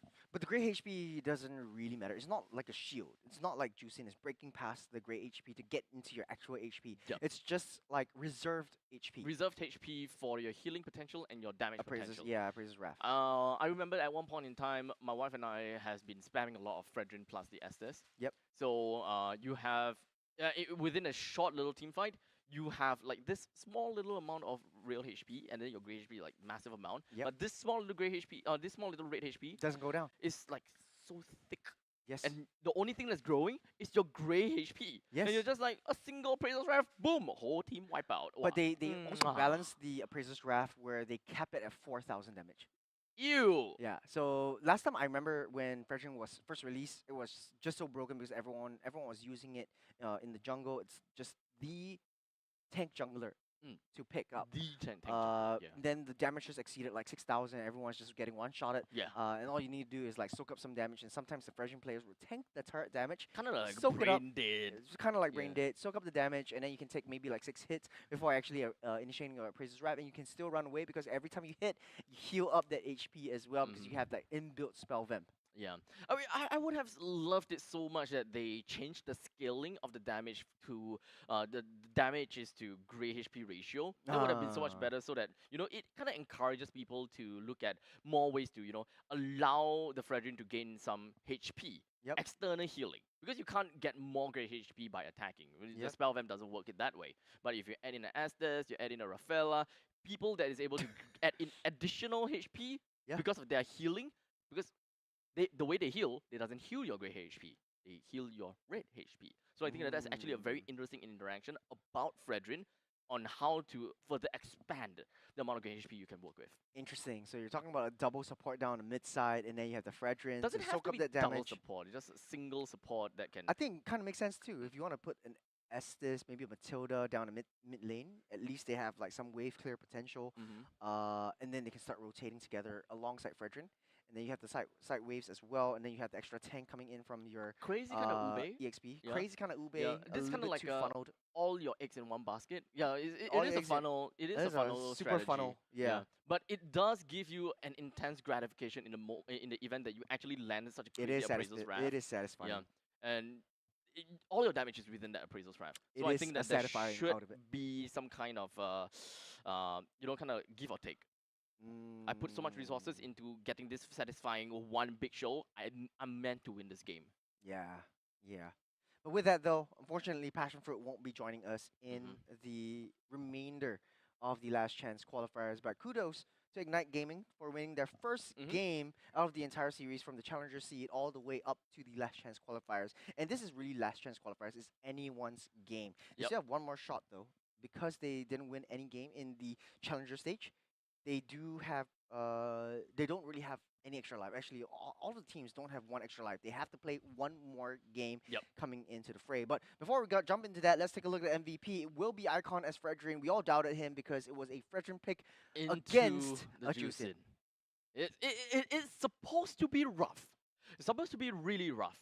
So it's kind of tough to really kind of expect a Fredrin to really perform at this point in time. But hey, he did, right? 4 kills, 2 deaths, 9 assists, total of 81% KP. And of course, 100,000 damage taken. Not as rough as I expected. But speaking of which, before we jump on and talk a little bit more, let's take this moment as we go back into our time. The Short Kings podcast. Now, I do have a short little joke for you. You know, Okay. What does a dog say when he rubs his butt across a sandpaper? That's Wuff. It's Wuff? That's rough. Yeah. Oh yeah, there we go, there we go. Yeah, not bad, not bad. It's a good, it's a pretty good, like, I just thought of that. It's I just thought of it's that. an old joke, yeah. Yeah, yeah. It's like woof, woof. I was thinking like woof, woof, woof. Okay, in my because when you said dog, in my mind it's just woof, and Woof. then- or Okay. wag, and then when you say sandpaper, okay, woof. Woof. Rough. Yeah. Pretty straightforward. Pretty Pretty straightforward, straightforward. I don't really have much jokes for you, but what I do have is the brackets. So let's take a look at the current standings in the last chance qualifiers. Sovereign SG up against Everlasting Love in our very next match. This used to be the longest game, but will it repeat itself in a 43.33 minute game? Wait, was that a question? It was a question. No. It was rhetorical. But then again, our last match, our second to last match of today will be Kings Vanguard versus Ignite Gaming. But it's not over just as of yet. Our last game of today will be the winner of match 3 and match 4. And only one will have that privilege, that luxury to make it into the coveted playoffs for Yes. MPL SG Season 9. I'm super looking forward to that. But we gotta get through this one hurdle. Sovereign SG versus Everlasting. Man, 43 oh, minutes man. and 33 seconds. Can you see my soul just kind of like out of my body? I hope that it's not this long a game anymore. There's a lot of kings that Everlasting Love needs to fix. Kings. Kings. There's holes in the bloody armor, dude. There's a lot of holes. It's literally like chainmail, but with holes that is like It's bigger. not really chained up. It's like literal holes. holes. Yeah, yeah. In case you guys didn't know why chainmails are made that way, they're supposed to prevent slashing and stabbing. That's why its hole stops the blade. So if the holes are bigger, the blade just kind of goes through. So that's them. They are XL chainmails. I never like stabbing motions. You like slashing motions? I like slashing.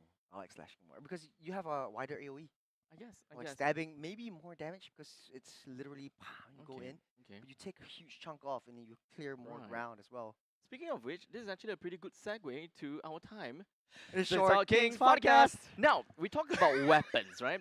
When it comes down to Mobile Legends, there's a lot of heroes that have many different kinds of weapons, such as the Hilda with a battle axe. Battle axe. We have some short swords, long swords, whatever We have it is. daggers and tonfas. Tonfas as well. Tonfas are coming into the question as well. Okay. Oh, okay. Then I got my answers already. I got my answer already. He's But a what? Tonfa guy. I'm a tonfa guy. Yeah, Yeah, What he's a weapon do I like? Yeah. right? What weapon like? What is my like if we talk about go-to weapon? medieval If times I and all was that kind a of stuff. hero, if I was Okay. a Mobile Legends champion, what Right. would my weapon of choice, Choice be? B. Okay. Do I have magic though? Do I have access Why to not? magic? Why not? Do I have access? Okay, Access to magic. I do like sort of like telekinesis paired up with like swords. Because I always like okay like flying weapons and like just throwing the weapons and them Okay. telekinetically coming back to me. So basically a modern day Jedi. Yes, sir. I guess. But like no, but I want to control the weapon. So like it's like Gambit, but without cards, but with Right, but weapons. with With like weapons. daggers and swords, and then all the weapons all combined. And I have like 7 weapons. Okay, Yeah, okay, and that then you sounds can cool. like swap it around with the Oh. different skills. So you have like 7 different combinations of weapons. So that creates a lot of different combos that you can use. So like That's a lot of sort martial like art. Beatrix. Martial art experience though. Yeah, Yeah, you gotta learn it for Dude, a long time, dude. that is cool. That is cool, but That is you know you cool. gotta like sink your life into all these trainings. Are you up for that? Assuming I already have like the knowledge. If If we I ever, was a Mobile Legends character, if we if e- I was a Mobile yeah. Legends, then yes, You- I mean I would have that kind of knowledge you already. would have, yeah. But I'll be like the Kadia Riverlands kind of hero. Okay, you know what? If we ever have like a Dungeons and Dragons campaign, Yeah. that is your character. Yes, sir. Yes, sir. That'd be fun make, though. I'll make like a full-on arc of your training or some crap Oh or man, something along those I lines. go up to the heavenly mountains, drink the dew off of like I don't know a heavenly flower or something like that. Oh no! Hands down, no. I'm literally just bringing you into session one. Say that okay, you're going up to the mountains to train for 3 years, and then you miss like 5 sessions. I think that's how Batman works, right? That's Yeah, so- basically how Batman works. But you know how the draft works in this game? This is gonna be Sovereign SG versus Everlasting Love. Let's take a look at the draft, and hopefully this won't drag out as long as it did in the first time they met today this morning. Okay. Freya, Jusin, Kimi banned out by SSG. I like that. I like where they're going in. Kalea getting picked up by Sovereign SG. Everlasting Love, on the other hand, banning out the Matilda. Lucas and Moscow. So we won't have a repeat of the draft that was previously taken up because the Lucas was given over the hands of Pogiaco. Pogiaco. Yeah, I am handsome. Let me take a look because Jace actually sent me the statistics. So I have to use the statistics to talk about what went down in the draft In the that happened 43 minutes previously. and 33 minutes game. So Jace did the homework. 30 I'm just 43 minutes and regurgitating 33 and vomiting everything out. Okay, So thank perfect. you, Jace. So you can take a look at the Excel sheet and you can tell me a Well, little I bit. figure out how he writes his Excel sheet because it is kind of confusing. No? It's Oh, so actually, no. straightforward. Wait. That's so This is straightforward. week. Dang, he's been doing so much work. Okay, week 3. Okay. Week 3, day 2, match. Ignite. SSG. I have no idea. I can't even remember what game is that anymore. Day 2. So 0 Okay, why Sovereign. you do Sovereign. that? Okay. Oh, okay, Okay. So they picked up the Lucas Baxia Chusin Ranger Tigro for Sovereign. And Okay. then the Badang Harith Gatot Gacha, Kimi, and Hayabusa. So no more Kimi, no more Lucas, no more Chusin. Hayabusa is still currently available though. Gattaca has Hayabusa. already been picked up before, or rather picked up now. They had a Harith, right? They had a Harith They and had they a had a Harith. Badang, They had a Badang also. which was infinitely scaling because the Badang and the Gatot Gacha actually built up the Thunder Belt. So mathematically they wouldn't have lost because the amount of pokes that they did with the basic attacks would have meant that their stacks for the Thunder Belt would have hit at least 80, which is a lot Yeah. of defenses. I am really afraid right now. Oh my god, it's almost It's the same Badang damn again! And the Sicilian too. Together paired with the Granger. So the Granger going into the hands of Night Shiki once again. So it is sort of like a repeat of what went down where Akashi also played the Harith.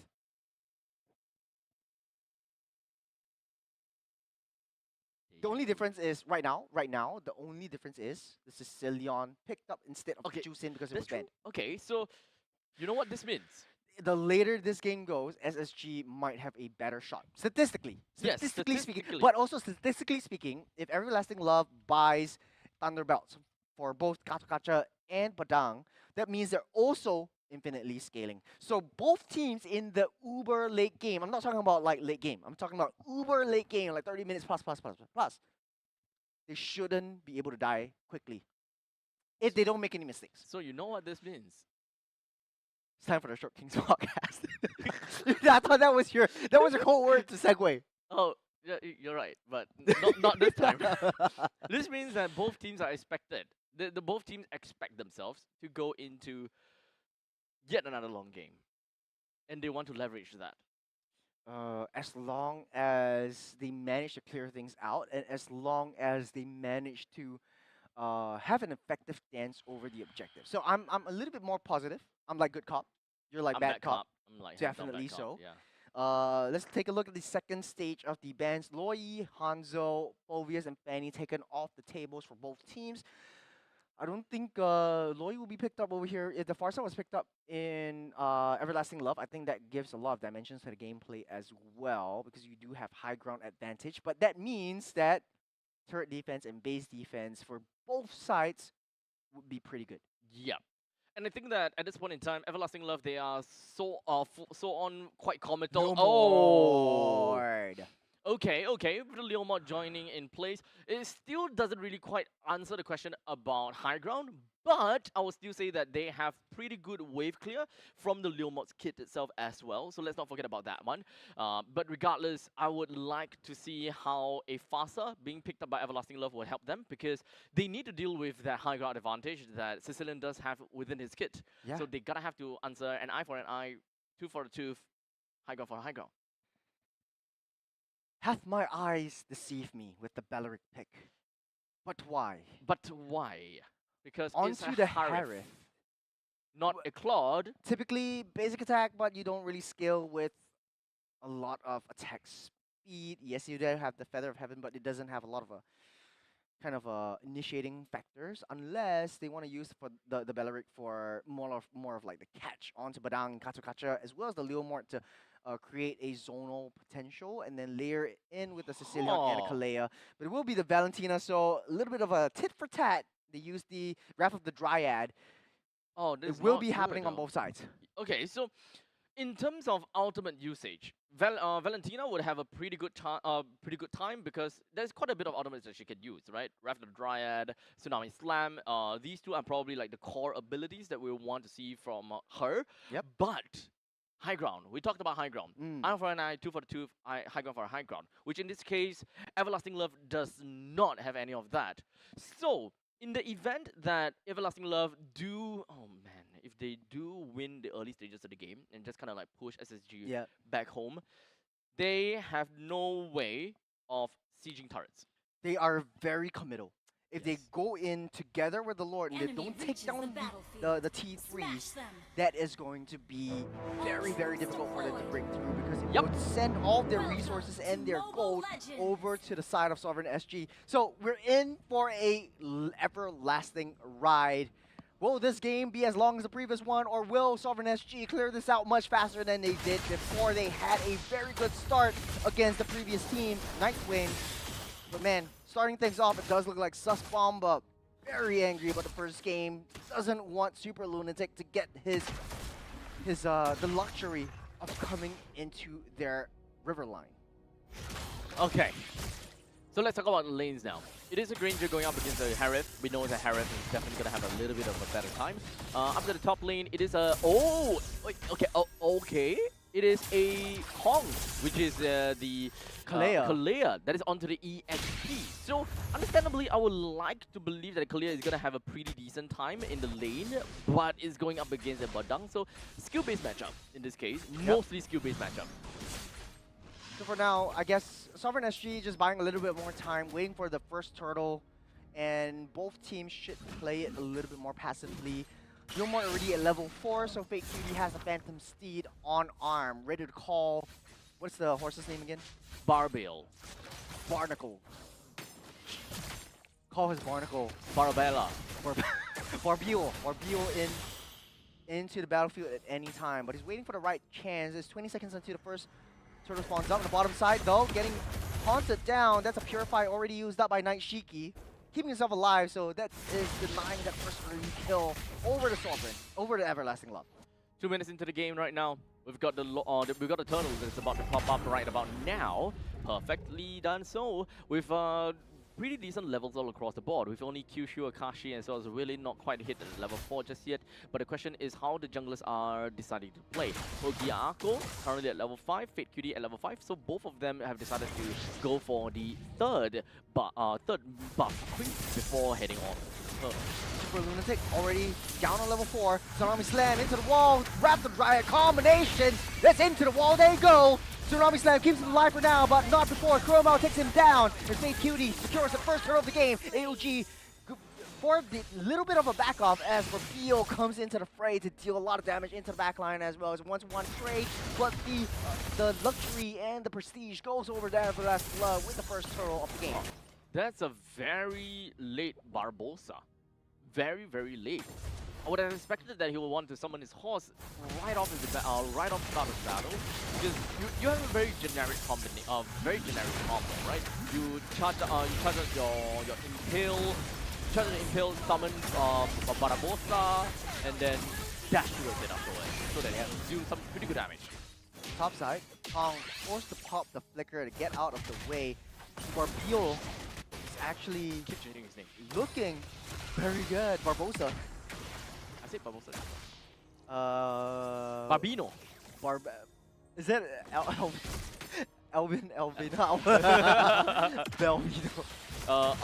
Belvino. Belvin. I think they gotta start with Bar first, right? Bar, yeah. Okay. Barney.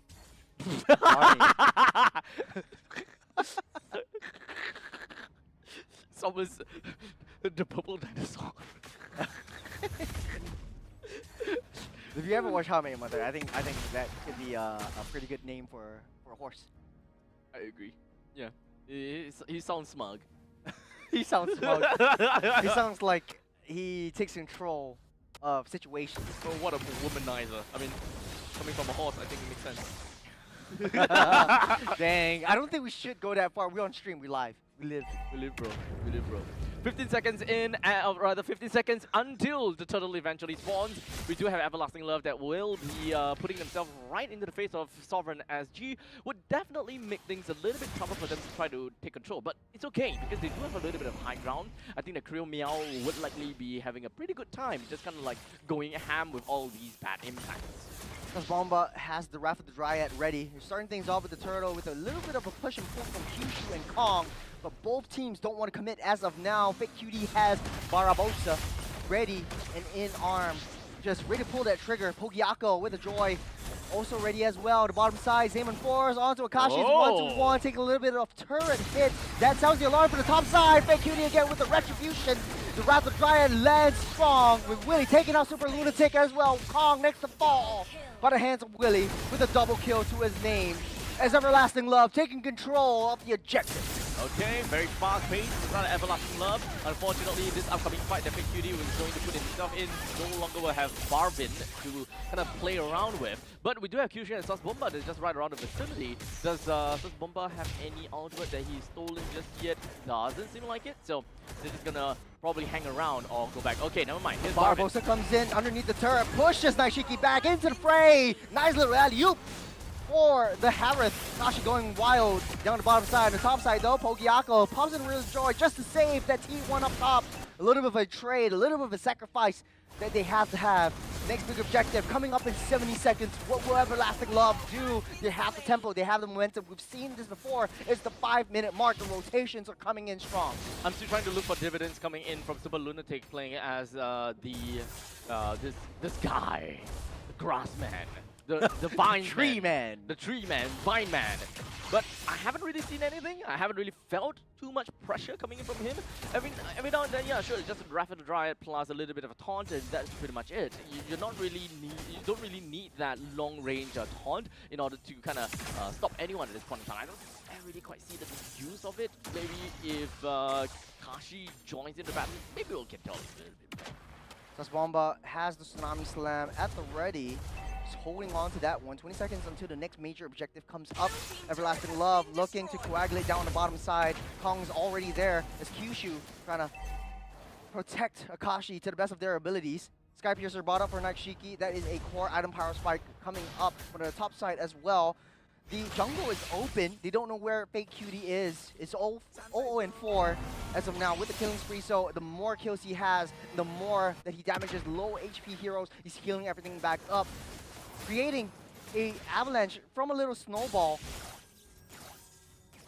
Turtle starting up strong. Doesn't look like Sovereign SG has any intention to fight this one up. Here goes Bomba with a flicker. The Tsunami Slam into the wall. Start things over the AOG as well. 3 members fall for the side of Sovereign SG. It's Chromeo Naishiki desperately hiding underneath the turret. Akashi with a triple. Make that all 5 members wiping out. Nice little head and shoulders from there. Oh, it started off horribly. Yeah. As Sas Bomba was not able to land the Tsunami Slam on the trio Meow. But fortunately, that actually kind of created something because he went on with the Tsunami Slam onto the front line, and it just kind of made all 3 of the front line kind of congregate together. It's just kind of like a perfect opportunity, perfect moment for Everlasting Love to just toss everything and anything that they have got, because that was all they needed. The back lines at this point in time doesn't really play too much of a impact in the game just yet, because this is only like, what, 8 minutes into the game. Well, speaking of 8 minutes, though, it's 5,000 gold lead for Everlasting Love. We've been in this position before. Sovereign SG are very hidey, very defensive team. Kashi, a little bit of a 1v1. Kong tries to go for a Tsunami Slam, unable to reach out towards that Harith. As the jungle is in shambles, Sovereign SG desperately trying to hold on to all of the turrets that they have left standing. Next major objective coming up in 45 seconds. Will Sovereign SG be able to contest for this one, Abstract?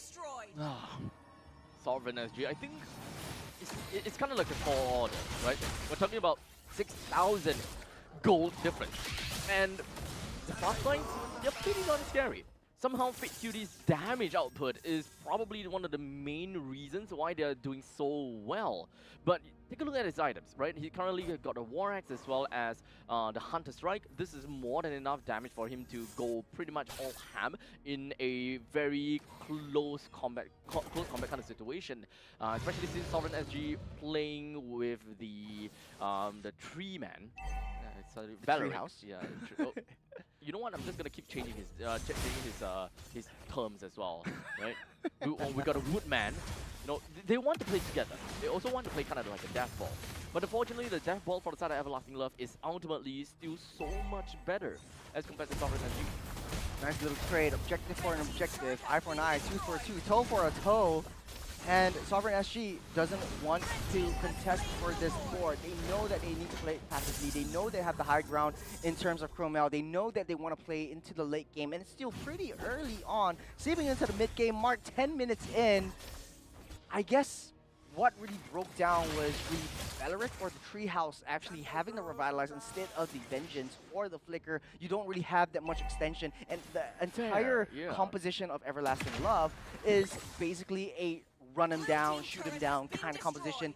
When Fake Cutie sounds the horns or pulls the trigger, the entire team is able to chase down Sovereign SG. I think the other thing that we're gonna have to talk about is Kong, right? Being the initiator of the team. I haven't really quite seen that flicker into Tsunami Slam as of yet. And even if he does, it doesn't seem like Sovereign SG has got any ways to melt that one person that got isolated at all yet. They can definitely layer in more crowd control through the spawn, as well as the Rapid Riot coming from Mr. Bach's skin. But other than that, it will take some time before they can eventually kill someone. The defense coming in strong for Sovereign SG. They have to deal with the next wave of super minions, but I don't think that should be a problem as of now. The Tsunami Slam right underneath turret's range. Combo with the Rapid Riot. Kyushu won't be able to escape this one. He does, though. The back line. Here comes Fake Cutie, running all of it down. He will fall with hands of Night Shiki. 2 members fall for Everlasting Love. And like you said, Abstract, very, very high committal. There's no way to create that space to run him down underneath the turret. So very good call by Kyushu, buying them some time for the rest of them to come in. Good save from them, but they fall back in with the Wrath of the Dryad, so not enough minions to take down that T1. And this is where the discipline really has come in and really has to show for Everlasting Love. It's 3 kills to 9, but the more the Sovereign SG is in a defensive position, Everlasting Love does not stand a chance in that late game. Yeah, this is an all-or-nothing game for the side of Everlasting Love, but hold on a second. Grab the Dryad into the Tsunami Slam, over the wall, Kyushu falls. Now Super Lunatic as well. Kashi going crazy with the Zaman Force and the basic attacks. Sovereign SG trying to find signs of life outside of their own base. This is an all-or-nothing match for Everlasting Love. When it comes down to trying to take control of the middle lane and trying to hopefully bring down the mid lane T3, you guys managed to see, right? When, Willy as well as Big Cutie, they went in together in unison. I absolutely love that. However, Willie just did not have enough range to actually build up that wall to really transition into a fist crack. So at that point in time, Willie understood that if I don't land this, we are backing off. Yep. Because there's no reason in continuing a battle when I can't contribute to the battle. While Fake Cutie, he's determined to just go in, go ham, and just die. Which is exactly what he did. Willie even trying to tank onto the turret a little while longer just so that he will be able to make some space for Fake Cutie to just walk right out of the turret, but he's just way too committed. He can't just walk out like that. Akashi at the top side trying to keep busy with pushing that wave, trying to maintain that wave priority once again. But I remember Sus Bomba playing, having potentials in backdoor plays, especially with the Kimmy in the first game. But now, Turtle, the Lord, second Lord of the game, what will Sovereign SG do? How will they play as Lord gets a reset once again? Akashi back in action.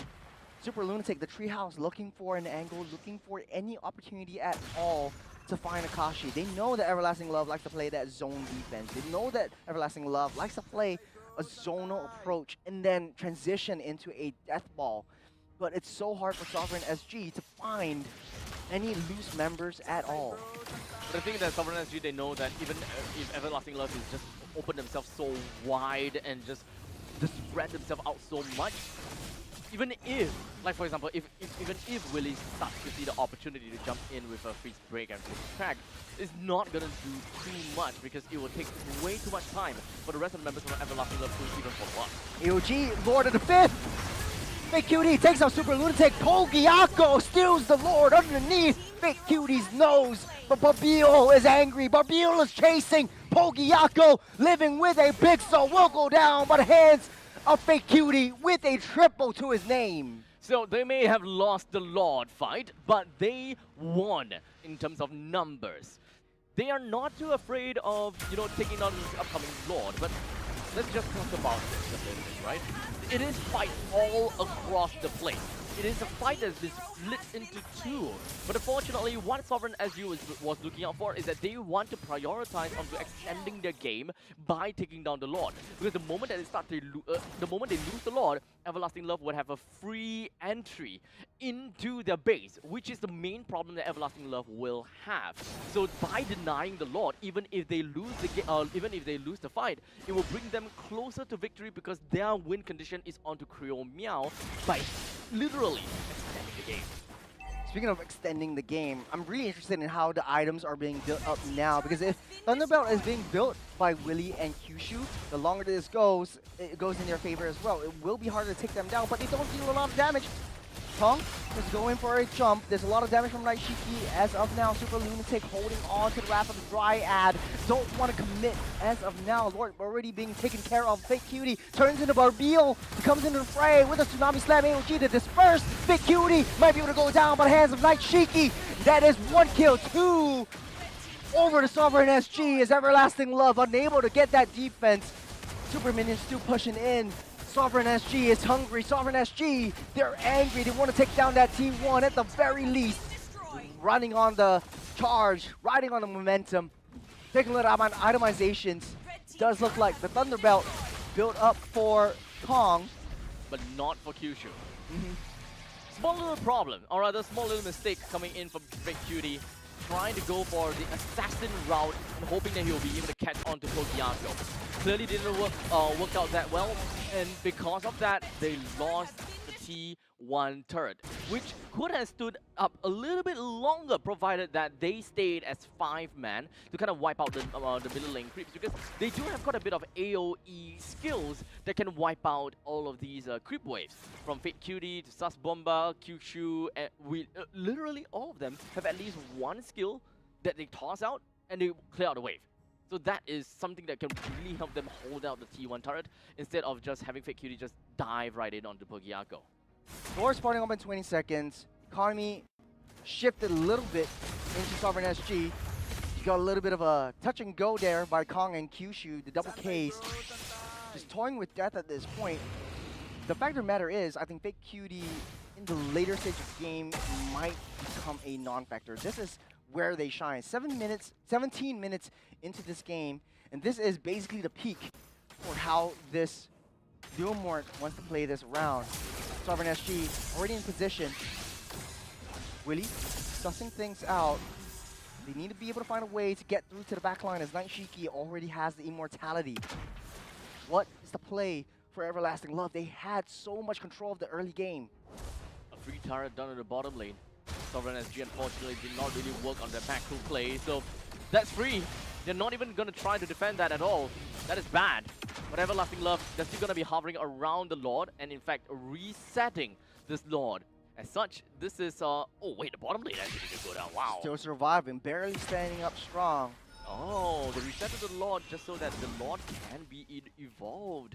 Very good timing, and of course, very good observation that the Lord is about to evolve too. We've been in this position before, Abstract. This is the first of many enhanced Lords. First of many. Getting a reset once again. Willie with a nice little fist. Lord comes out, getting another reset. And back in again, and out of his home. They're sending Akashi down the bottom side. Push that wave in. Another backdoor play is imminent. The Sovereign SG send to the back. They're trying to blitz this down. They know that Akashi is not in play anymore. Getting the knockup. Pogiaco. A little bit of a tricky situation. AOG lands on the Pogiaco. Lord down low. Night Shiki gets a kill on the Sus Mamba. Fake Cutie steals the Lord from underneath the noses of Pogiaco. Sovereign SG. Oh, they're the pressure. timing! Night Shiki is next. Immortality pops up. Might be able to take out Akashi, but Akashi goes strong instead. You're splitting up all these team fights. 3 members down for the side of Sovereign SG. A super lunatic. The treehouse is keeping Willie busy. Ooh, that is absolute bonkers of a fight. Everlasting Love, even though they do not have their main damage dealer being Akashi, he was pretty late to the battle. However, he came in right in the nick of Healing time everything back up though. to be able to He's just not able do to recall. everything. Oh, it's it! That's it! Everlasting Love! Making it to the finals of the last chance qualifiers. Talk about speed run. This is fast considering this is Everlasting Love versus Sovereign SG. This is fast. This is fast. This is fast. Everlasting Love, you guys have cured my PTSD.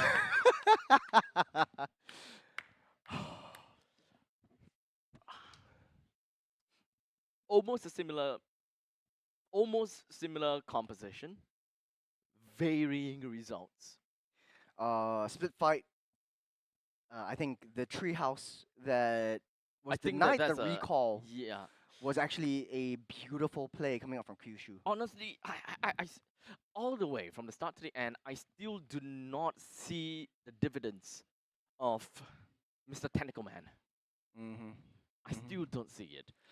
Do you see the amount of damage that Akashi dealt to Super Lunatic with just a single Chrono Dash? Yeah, that It's was a- quite a bit. yeah. Even with the Athena shield, even with the Radiant armor, I think it wasn't enough. No. Considering the fact that he brought the Revitalize instead of the Vengeance, I think that sort of tore them apart. Sovereign SG, however, and unfortunately, their journey ends right Here. now. Everlasting Love will be making it to the finals of the last chance qualifiers. So their hopes of making it to the playoffs as a new seeded MPL team in Season 9 is still going up strong. There are a lot of Kings to be worked out, but they have some time to watch the next game coming through.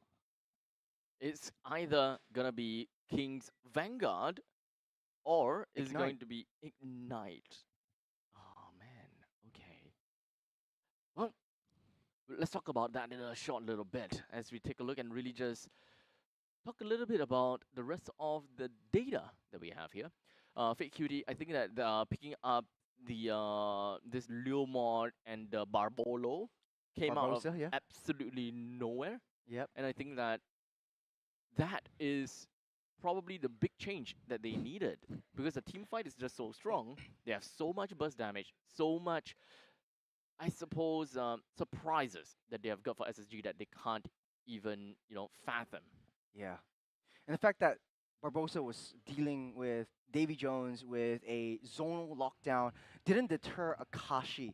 And I think Akashi played this so beautifully well, dashing in and out of the zones and dodging the Wrath of the Dryad. It created so much opportunity and dimensions of gameplay from the flanks and gameplay from Barbiel, from the Leomard as well. So, kudos to Everlasting Love. That was a fun match to watch and cast. Yeah.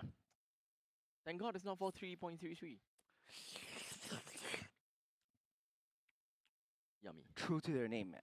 They are Everlasting. true to their name. Everlasting. Love, 19 everlasting minutes games. is still technically a pretty long game, but it is still a reasonable amount of time to end the game, given the amount of given the previous games. Yes. I think that this is a step towards a great direction. Yes, I do agree with you. Hmm. Yeah, They learned. I would say they learned. yeah. Who do you think the MVP is? It has to be Akashi. Harith? actually. Leomord? I kind of feel it's Leomord. Leomord. I kind of feel it's Leomord. I feel Leomord too, but Akashi did so much more in the late game. Like definitely without did. him outplaying and outdashing the tree man or the tree house, I think everything would have been turned out differently. Mhm. And I think they saw the opportunity. Akashi was in the bottom lane, but they didn't expect Akashi to come into the Lord Pit that much quicker. Mhm. And Joy was just use that dash For in the a final, panic. was it a final that final fight? Yeah, he just dashed around Mm. within the Lord Pit. Mhm. AOG comes down, unable to escape. The I- dash was on cooldown. I think that they were kind of banking in on the fact that Akashi would not be able to make it in time. Yeah. But I think that even if Akashi didn't make it in time, which technically he didn't, because by the time he reached, the team has just cleaning up. more or less already won the fight. Yeah. Right? He's cleaning up to kind of exponentially increase the amount of casualties on the onto the opponent's side. So he helped seal the deal, right? Yes. But in terms of like just generally winning the fight, that 4v5, they got it. They got the 4. I think Gato was a beautiful pick from them because when they know that they're going for the main objectives, Uh-huh. he just targets the AOG on a specific location or a general location, That they want to and then they deny. just dissipate. They Mhm. can deny, they can engage, and if they're lucky, they engage. If they are not lucky, they can still dissipate, and then it just resets the Lord for a new fight once again. It Mhm. also allows him to chase. It also allows him to get back into safety when his HP is low because there's a lot of iframes from the AOG itself. So ultimately, I would say, man, it's every one of Everlasting Love actually played to the T. For this game, I agree. Well, in the meantime, who's the one that played most to the T? Willie Oh, with it's 308. Badang. Actually, he landed quite a bit of fist cracks, and I agree, actually. he's honestly the forgotten one Uh-huh. in this entire team fight because Okay. without him, without landing the walls, without landing all of these crowd control skills to set things into motion, Mhm. it wouldn't have been written the same. The story would have been totally different. because I agree, yeah. It was just a zonal potential that Mhm. Willie brought to the table. Yeah, we saw the moment where Willie was not able to land his combo, Yep. and immediately the entire team fight had to be paused, or Yep. rather have to be stopped. Yep. They immediately just walked back and like, yeah, we can't commit into this. Let's not bother. While we have the jungler just kind of stuck within of the turrets and just like, yeah, I'm dead. Yeah. Man, this was an exciting series. It is. Next match will be even more exciting because it's going to be Ignite versus Kings Vanguard. Yeah. Both these two teams, very strong experience. And I think it will be a tough match for Kings Vanguard specifically because you don't want to be that team who started off strong in the seeded teams for the Season Mhm. 8 MPL teams and just dropped off and relegated out of the playoffs Yeah, I think to a community team, challenger team. Yeah. challenger team. Yeah, I think that they are they're worthy adversaries. Yes. They're really challengers at this point in time. They showed us just how strong they can possibly be. So I think even for Kings Vanguard, they gotta be on their toes and just be really careful and take this upcoming 15 minutes of break to take some rest and kind of restart themselves, or rather just watch the games, prepare themselves for the inevitable. As the next game, Kings Vanguard versus Ignite Gaming, coming to you very soon. Don't go anywhere too far. We'll be back. MPL Singapore Season 8 ended with Flash securing a three-peat. But this season, everything changes. With a brand new format, new challenges await. The regular season journey has 4 key stages: seeded stage, challenger qualifiers, challenger stage, and last chance qualifiers, all leading up to the playoffs. In the seeded stage, 5 MPL Singapore teams from last season will compete in a best-of-3 round-robin format. Meanwhile, the challenger qualifiers give community teams a shot at the big stage. Over 2 weeks, the top 2 teams from each qualifier will advance to the challenger stage. The challenger stage will feature the 5 MPL Singapore teams from the seeded stage and the 4 community teams from the challenger qualifiers. In the first 2 weeks, MPL Singapore and community teams will compete in a best-of-1 intergroup round-robin format. In the final week, community teams will face off in a best-of-1 round-robin. The MPL Singapore teams will be ranked based on their performance in the seeded and challenger stages. The top 4 teams will move on to the playoffs, while the bottom-ranked team drops into the challenger stage rankings for one more shot. In the challenger stage, the 5 remaining teams are ranked based on their challenger stage results. The top-ranked team secures the playoff spot, while the remaining 4 will enter the last chance qualifiers. In the last chance qualifier, one final opportunity awaits: a 2-stage battle to secure the last playoff spot. In stage 1, community teams get one last shot to qualify. The top 2 teams will advance to stage 2. In stage 2, they'll face off against the 4 teams relegated from the challenger stage in a best-of-1 single elimination bracket. Only one team will survive and claim the final playoff spot. To summarize, in the MPL Singapore Season 9 format, there will be 5 MPL Singapore teams and 4 community teams qualifying through the challenger qualifiers. Based on regular season performance, the top 4 MPL Singapore teams will advance directly to the playoffs, while the 5th-ranked team is relegated to the challenger stage rankings. In the challenger stage, the 5th-ranked MPL Singapore team and the 4 community teams will be ranked based on their challenger stage results. The top-ranked team from this stage will secure a spot in the playoffs, while the remaining 4 teams move into last chance qualifier stage 2. They will be joined by 2 additional community teams who advance through last chance qualifier stage 1, which serves as the final entry point for community teams. The winner of the last chance qualifier stage 2 bracket will secure the final playoff spot. And then it all comes down to the playoffs. 6 teams, only one champion. Who will rise and claim the MPL SG Season 9 championship?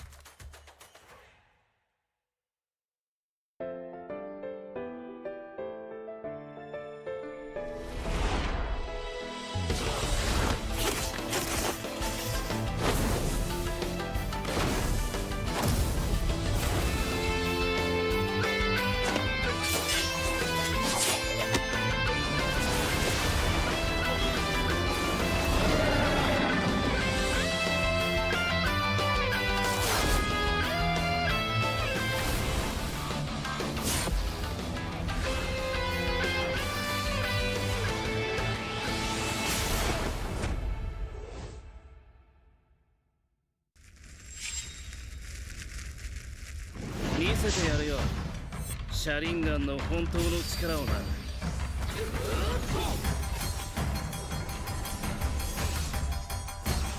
力が湧いてくる。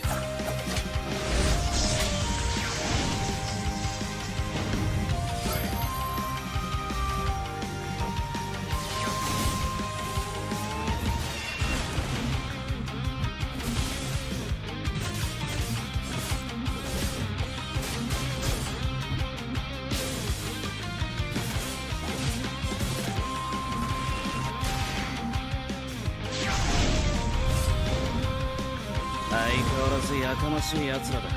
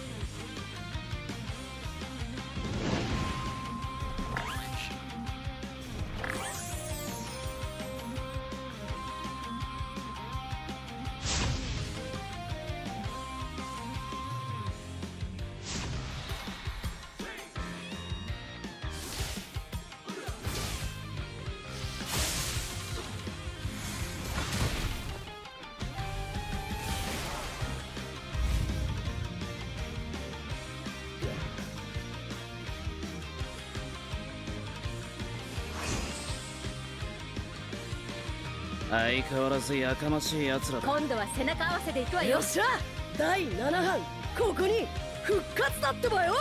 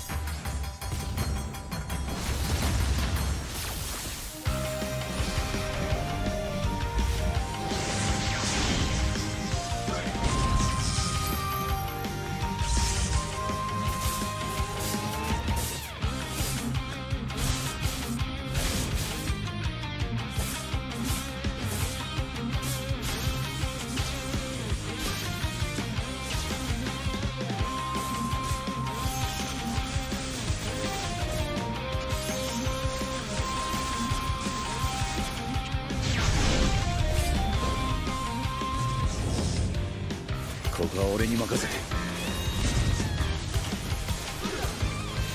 もらった。4代目ほかげを超える忍びはお前しかいないと俺はそう信じた。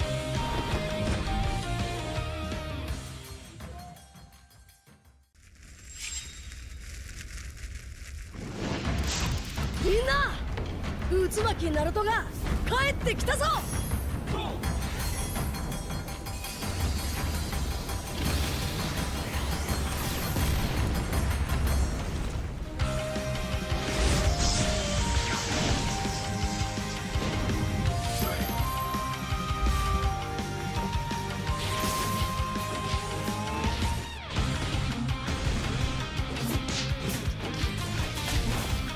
クラマ力を貸してくれ。よ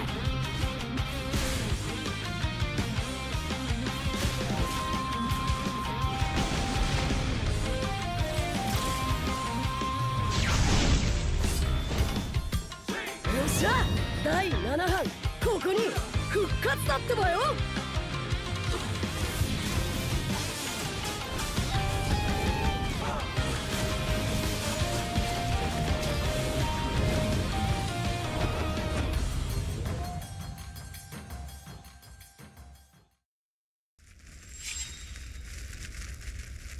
みんなを守るために私はもっと強くなる。やっしゃなら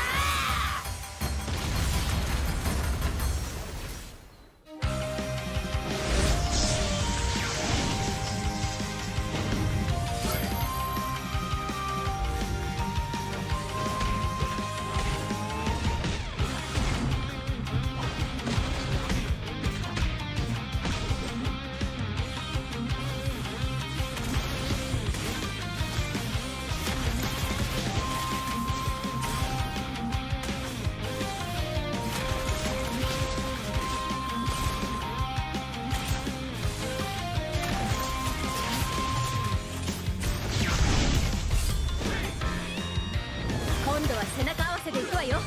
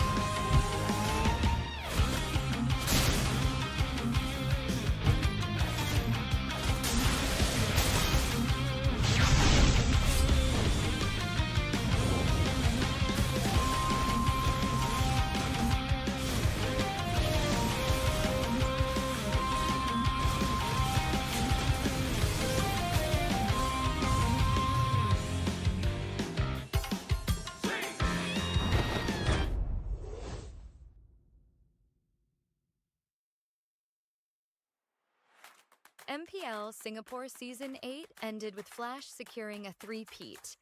But this season, everything changes. With a brand new format, new challenges await.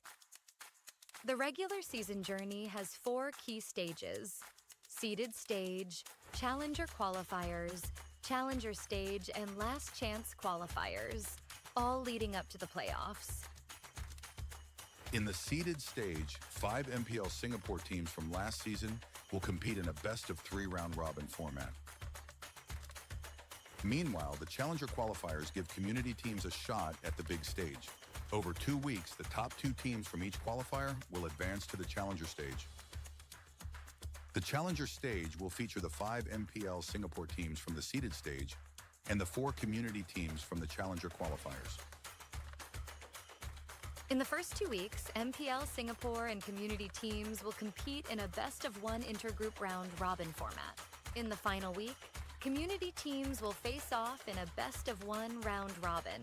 The MPL Singapore teams will be ranked based on their performance in the seeded and challenger stages. The top 4 teams will move on to the playoffs, while the bottom-ranked team drops into the challenger stage rankings for 1 more shot. In the challenger stage, the 5 remaining teams are ranked based on their challenger stage results. The top-ranked team secures the playoff spot, while the remaining 4 will enter the last chance qualifiers.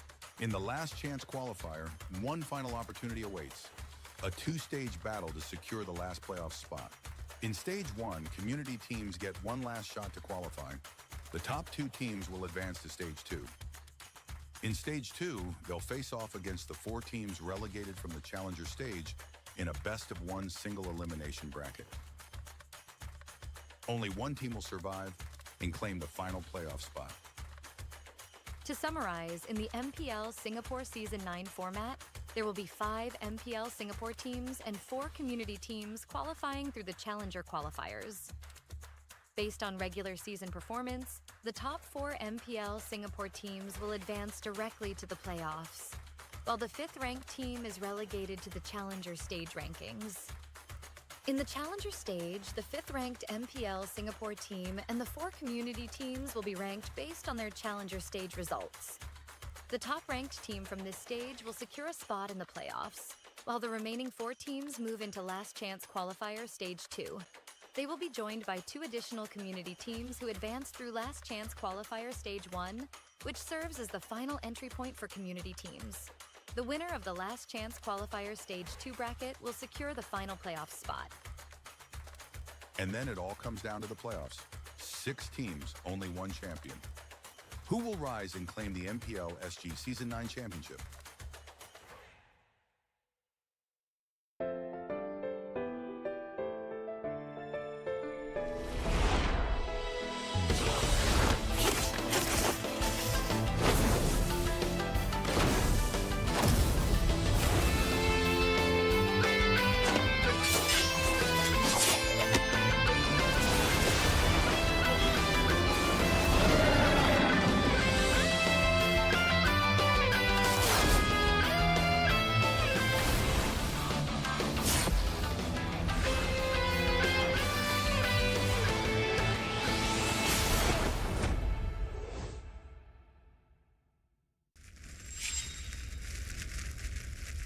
見せてやるよ、シャリンガンの本当の力をな。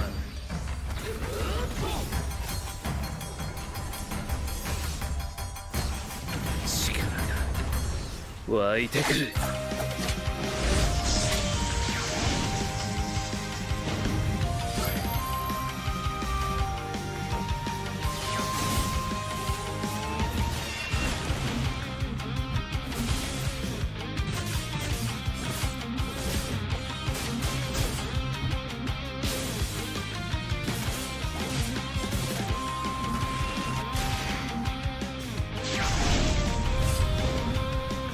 相変わらずやかましい奴らだ。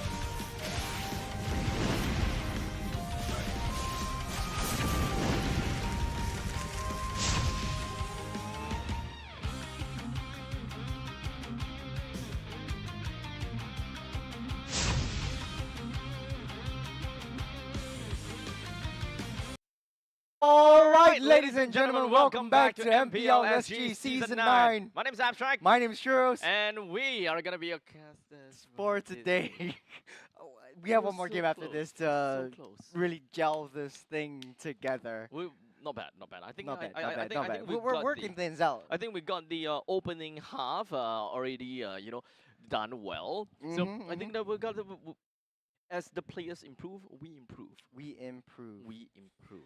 Yeah, I know you guys are looking towards the Short Kings podcast, but before we actually jump into our small little segment right here, we are ready to take a look at the lineups coming through from both teams. Now, if you're joining us right now, it's going to be Ignite Gaming versus Kings Vanguard. Kings Vanguard, of course, relegated from the seeded stage down into the last chance qualifiers, actually down to the challenger seed, where their fate was in the hands of all the other challenger teams, and unfortunately making it over their way through a tiebreaker on a head-to-head technical and into the last chance qualifiers. Now they are facing off against the last seed from the challenger stage, but they have shown a lot of promise in the previous game, Ignite Gaming.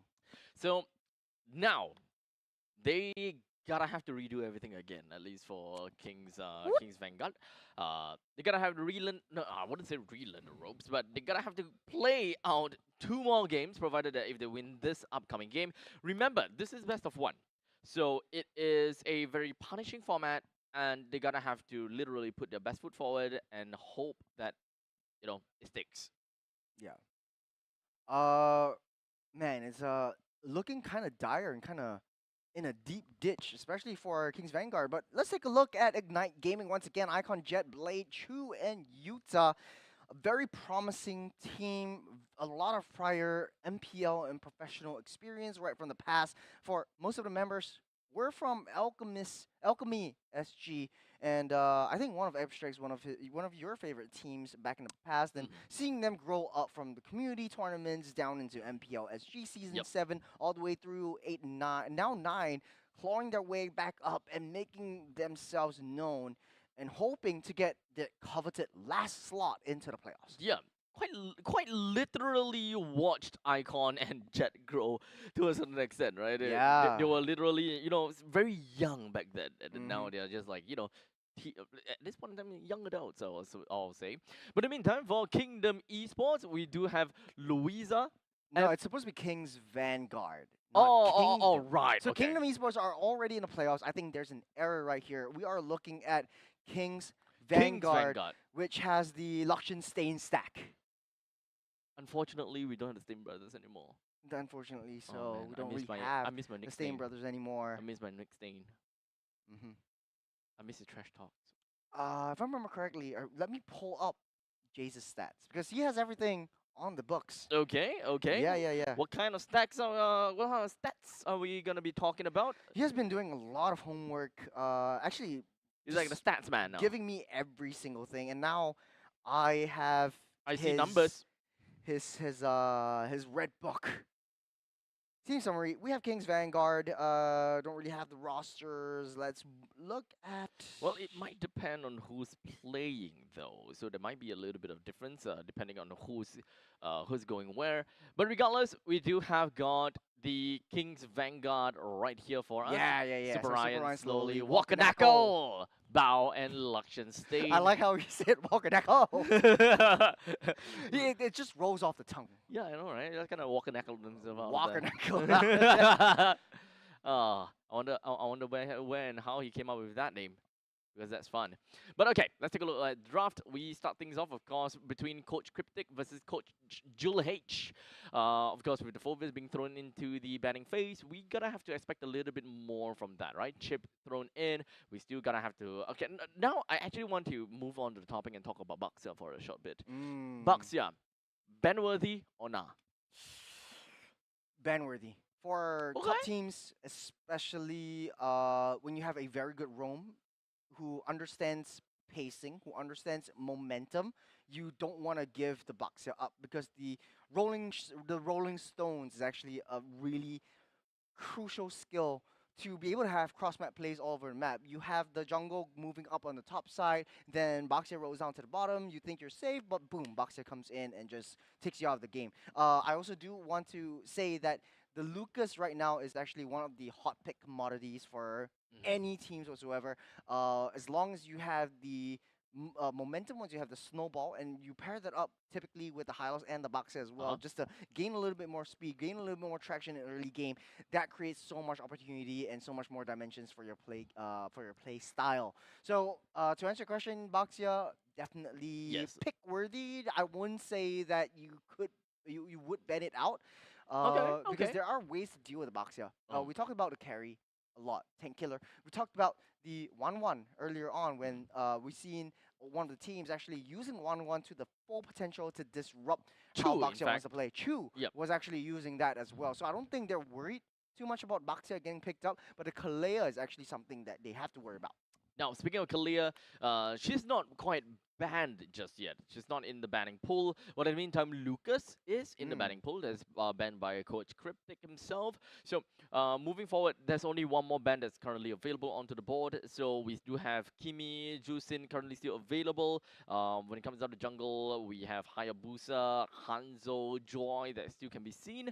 Mage-wise, Jusin as well as the Kimi can be seen in that. And finally, when it comes down to Rome, I don't think that we don't see a lot of like Brangs, Katukachas, EXP laners, Matilda as well. Actually, Matilda hasn't been banned, so we might actually see that possibility of Bao playing against Matilda. Fair. Actually, he played it a bit in the seeded stage against the other MPL teams. Right now, being relegated down to the bottom stage, they should be looked up to as one of the best teams in the last chance qualifiers, who has the best last chance in this qualifying stage. They choose to ban out the Kalea, so IG will snap pick the Baxia up. There are ways to deal with the Baxia, and we talked about this a little bit. There are ways to match the tempo that Baxia brings to the tables as well, and typically you also pick up the Badang to kind of counter how the Baxia likes to play around.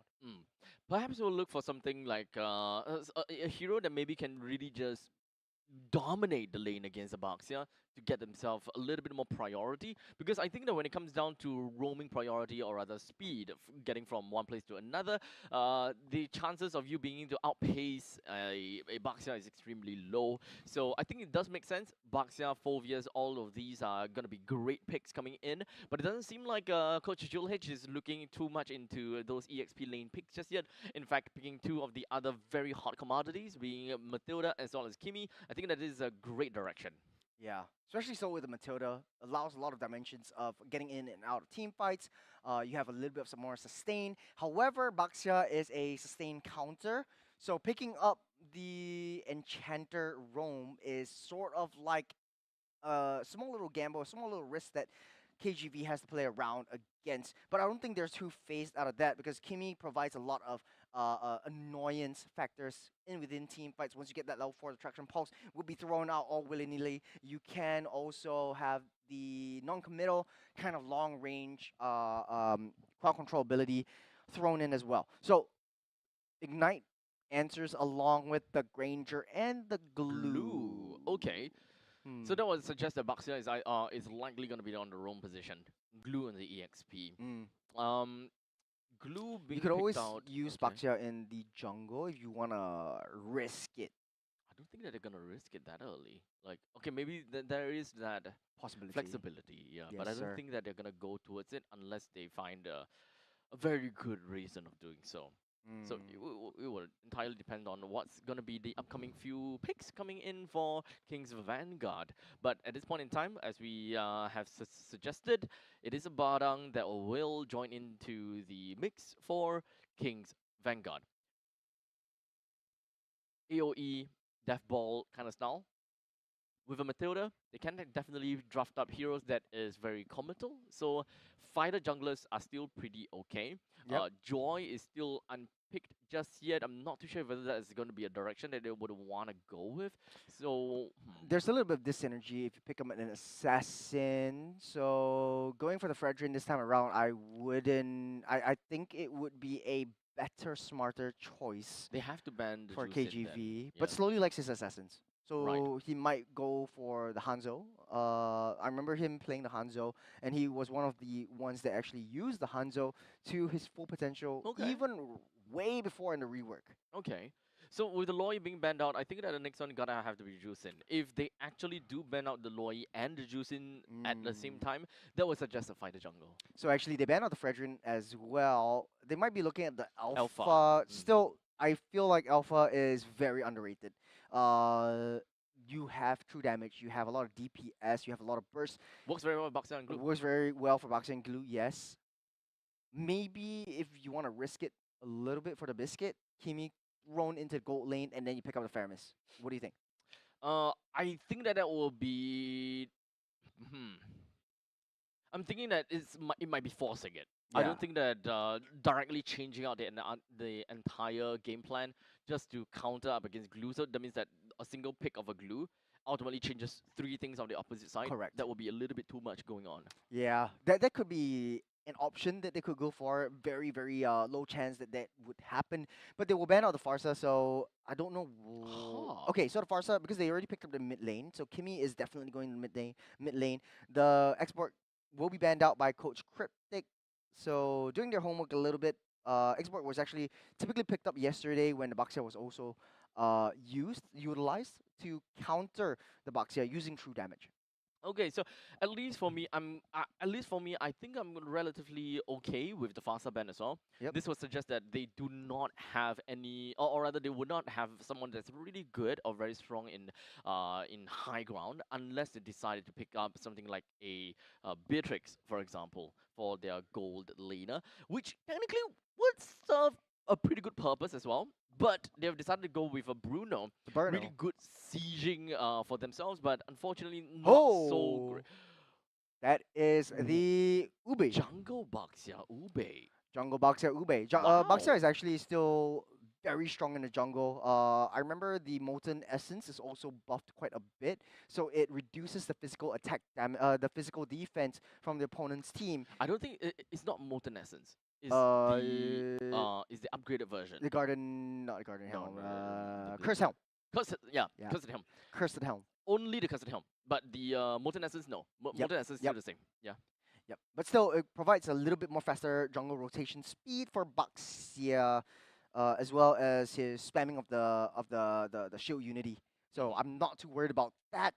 The Estes being brought in will be a little bit tricky to how KGV likes to play it. There's a lot of high committal heroes, high divey heroes, especially with the Joy being picked up. A little bit more synergy, but I think it kind of works well with Yeah. how Bao likes to play a very defensive Matilda, or aggressive in the early game, just seeks out information and seeks out intelligence and gets Joy in and out of battles. Yeah, I think their hands are kind of forced, at least for Kings Vanguard. I'm pretty sure that they were looking into the fighter jungle direction Yep. until the Estes is popped. So they needed to enable some cross-match plays. Yep. At this point in time, whatever that they can get from the jungle assassin would have been great. It would either be a Hayabusa, a Correct. Joy, whichever that allows them to split push would be a very good pick. So a smart adaptation from KGV, Yep. reading out their opponent's draft. So there's no one from Ignite Gaming that it would actually be reliable enough to be sent onto the long lane to do a little bit more lane split pushing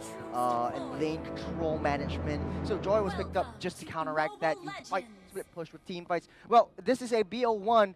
It's all in for both teams. Ignite Gaming trying to give us something new with the Ube strategy, bringing the Estes up into the mix, while Kings Vanguard back to their roots. So we start things off with Chu getting himself quite a bit of a babysitting service all the way down to the bottom, putting Liechtenstein in a very, I would say, pickled at this point in time. But we haven't seen a Baxia jungle in a long time. We do have enchanted supports coming in from both sides, so this is going to be a very different kind of game altogether. So now we're just looking straight in a mage point of view, right? How are we expecting to see a Kimi and a Sicilian gonna look like in the middle lane? How fast do they clear away? Right off the bat, it does seem as though that the Kimi would have a pretty equal. Ooh. Yeah. Nice little stun up into the Sanguine Claws, forced to use that flicker out. Very good call by Ignite Gaming, and a very good follow-up from there. Both of them are forced to recall. One of them with lack of HP, one of them with a slightly lack of mana. But shouldn't be too big of a problem. I would say that ultimately, Sicilian, if he can continue to keep on spamming onto his skills on the bad impact, he can definitely clear waves way faster than the Kimmy. But because of the lack of mana, that's not something that we can expect to see all that much.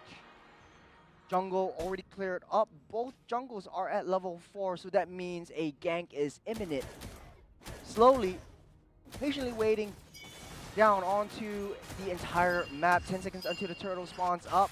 They are coaguling down onto that gold lane, but this is a double gold lane synergy that Ignite Gaming is playing around. That means that you don't really have to open that map. You have to bank on Yuta to be able to give you intelligence and reconnaissance over on the enemy side of the jungle. Turtle gets a reset. Ignite Gaming sends Yuta on the front. Traction Pulse misses, goes wide. It's Kings Vanguard. 4 members are there, fighting against 4. Slowly picks up the turtle. Retribution. Finger happy. Ignite Gaming back on the defense. Right off the bat, in the early stages, I would say that Ignite Gaming definitely have got an edge over Kings Vanguard solely because of the fact that they have an Estes.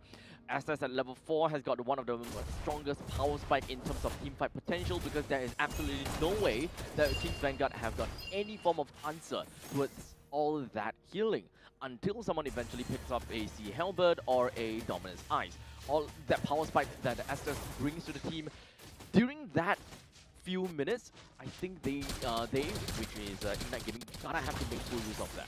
Yeah. Kings Vanguard actually has a little bit more late game build. So how do you do with a death ball? Like a true Ube death ball.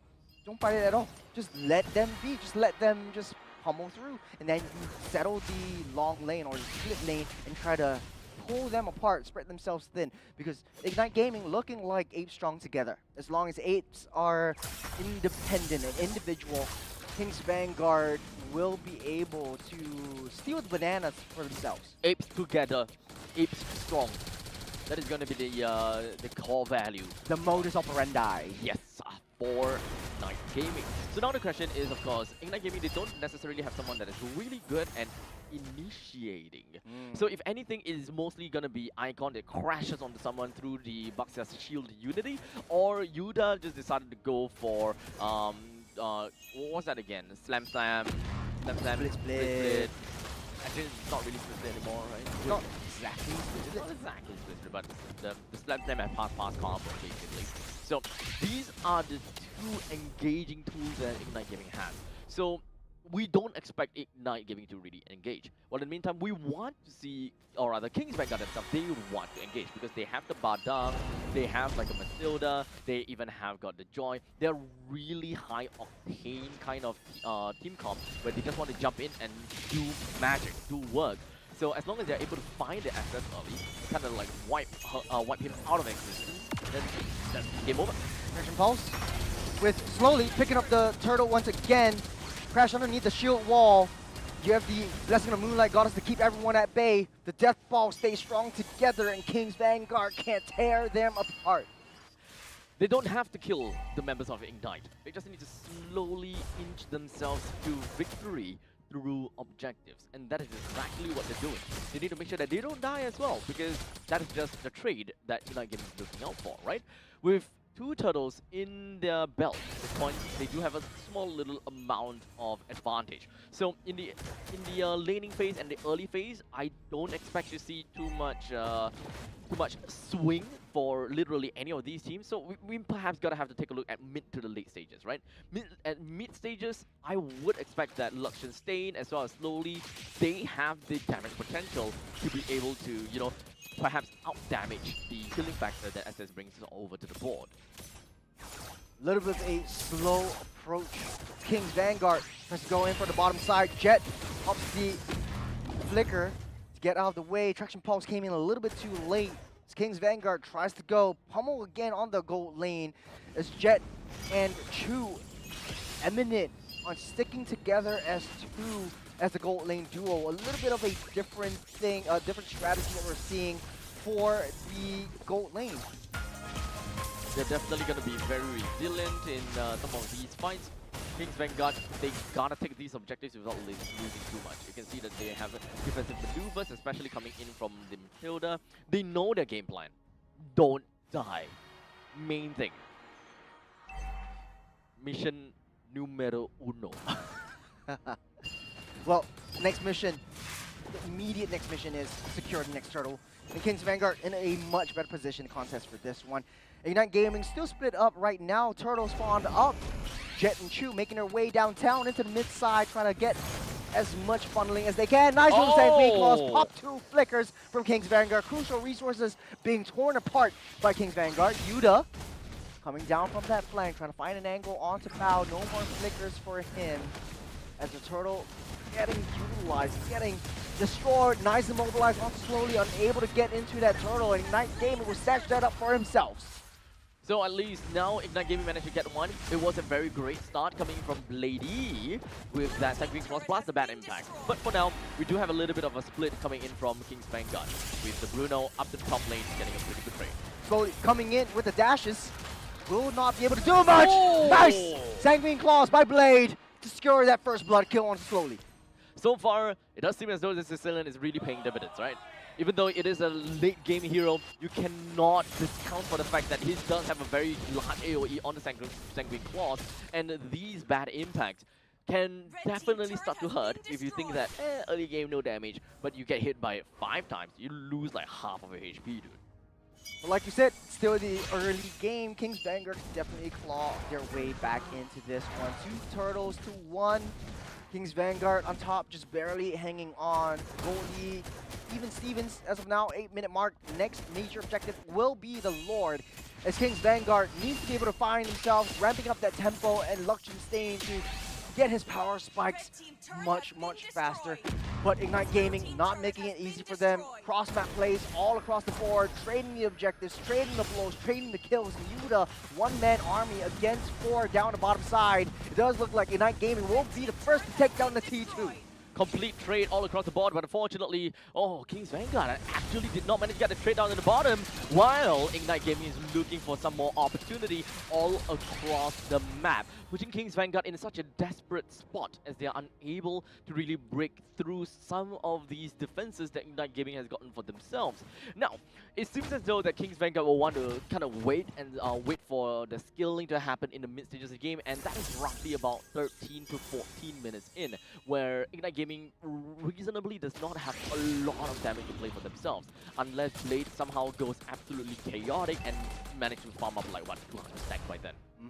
Good read by Ignite Gaming. They know where Kings Vanguard is actually going to go, especially for Slowly. As long as Slowly's away from that Lord, they can try to blitz this down. 8 strong together though, 5 members down that Lord pit. Lord at hell at half. Super Ryan in the corner, giving a little bit more information, but no steals. Slowly down the back line. The Rhythm of Joy won't be able to do much damage, and Bao able to get trapped by the Sanguine Claws. Down he goes. Chu will snatch that one up. The mid Tier 1 is actually still standing up strong. Yuta down deep in enemy territory. And even Luxemstain can't do anything for the glue. What are all these Sicilian snipes? Those Sanguine Claws comes in so hard. Kings Vanguard, they're just being caught by such a big claws of destiny from Ignite Gaming. The moment they got caught, boom, and blasted, most of their HP is gone. This is largely contributed by the fact that they don't have a very strong front liner. They're playing with a enchanted support with Super Ryan as the main guy that gotta move around and open up the map. But unfortunately, he's only got 4,200 gold. He doesn't really have a lot of very good plays and doesn't have a lot of equipment that allows him to be tanky enough, like how we always did from Willie. Yep, T2 down mid-side, destroyed, demolished by Ignite Gaming. Kings Vanguard trying to stick together, slowly can't find his way out to try to maintain those split pushes. It does look like the Ube strategy is actually slowly working out for them. For now, at the very least. Fort already taken care of. Not a lot of damage, slowly trying to find anything at all, picking up all the resources that Ignite Gaming has left behind for themselves. As Kings Vanguard desperately tries to hang on. They need to buy a little bit more time for Luxemstain to come online, but it might not be enough. slowly. Dashing in and out of the fray. Ring of Joy lands on the Chew. Healed up by the Blessing of the Moon Goddess. And down he goes. It seems like he lost like what 80% of HP, but just a single tap of an ultimate from Jed. It is all back, baby. Completely back in action, ready to go for a fight. As you can see, they're now all down to the bottom lane, preparing for themselves a big 4v4 fight.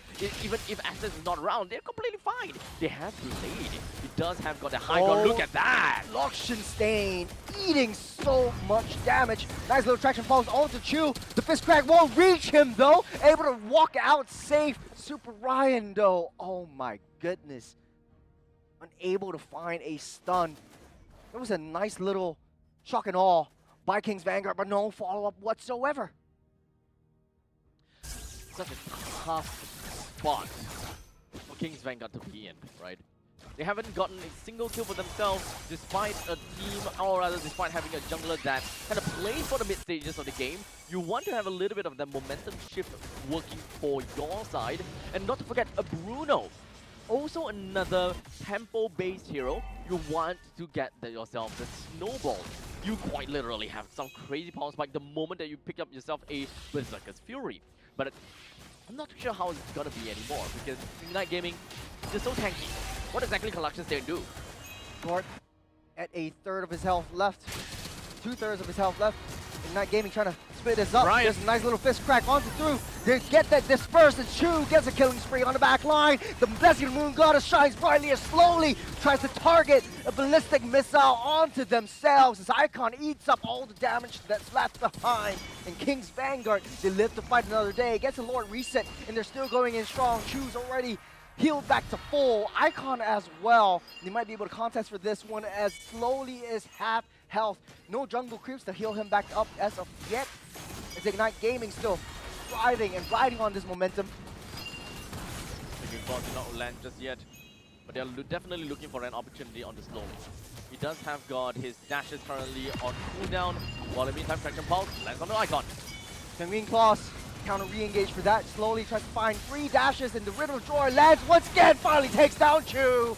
Blessing Moon Goddess won't be able to heal him this time around. Wakadako steals the Lord from underneath the nose of Icon, unable to pop that retry. Big plays coming in from Kings Vanguard. Found that opportunity because slowly they just literally slid right past the guards and got right into the hearts of Ignite Gaming. This is exactly what Slowly wants, right? Because it's together strong. That's what Ignite Gaming wants. But in the meantime, Electrifying Beat absolutely demolishes everyone in a small little vicinity. And they just happen to find themselves in the choke point. Perfect for Slowly. A little bit of an anti-heal build coming from the Kings Vanguard to try to delay the healing factor that Chew desperately needs. But they do have that high ground, so this is going to be a tough castle to crack. The Kings Vanguard has to hone in on their resources. This is the 14 minutes after all. Yes, Right, as I said, like 13 or 14 minutes that is going to be the power spike of Kings Vanguard. And they have this time all the way until what? 21 minutes. They gotta make this work. T3 hammered on. Gort will take care of that one.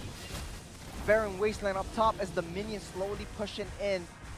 Thankfully, though, Kings Vanguard has Slowly, who has the reconnaissance duty on the offsides. Long lanes are pushing in towards their favor. And Net Gaming back on the defense has to be able to protect their castle from the Kings. So slowly but surely, Kings Vanguard, they picked up some of these kills. They picked up some of these items as well. The next power spike for Ignite Gaming, the next significant power spike that we gotta have to look out for is when Sicilian starts to pick up all of those stacks. And of course, being completely full items, right? So I would say that Holy Crystal as well as the, what is that called, like a Divine Glaive is understandably going to be the next few items that the Sicilian gonna have to look out for. He's already got a Divine Glaive. So at this point in time, I would say that Badang is probably going to have a horrible time the moment that he just keeps getting hit by all of that. Yeah, it's tough for Ignite Gaming because they don't really have a lot of lockdowns or basically in-your-face lockdown. So Green Claws does have some form of range. So when Slowly dives straight into the fray, it is difficult to stop him in his tracks, and he will just dish out that damage. And it's already full build for this Joy, where Icon also got that level 15 to try to match the pace that this Joy is bringing into the tables. But this is only going to get tougher and downhill from now for the side of Kings Vanguard, because Ignite Gaming are sticking together. They have easy access back home, but man, they're splitting up all of their resources. They're trying to go for Joy, though, on the top side. Oh. Chu take a little bit too much, getting healed back up by Jet. You got a Reno of Joy that's taking a lot of damage, though.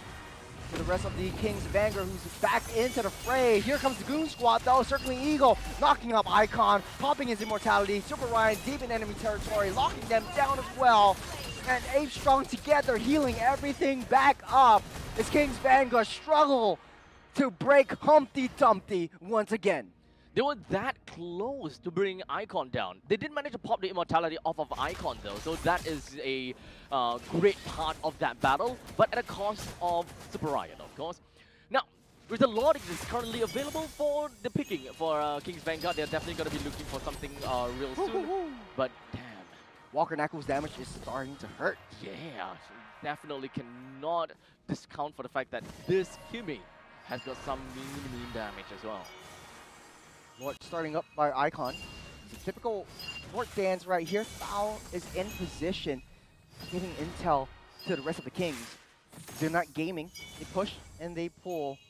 Doesn't look like they want to be the first one to make any moves, but it's easy for Super Ryan to find a nice little fist crack onto all four members as long as Ignite Gaming sticks together. They see that Sicilian is not there. Yuta take a little bit too much damage though. That's circling Eagle onto the back line. You already popped the Blessing of the Moon Goddess, healing everything back up.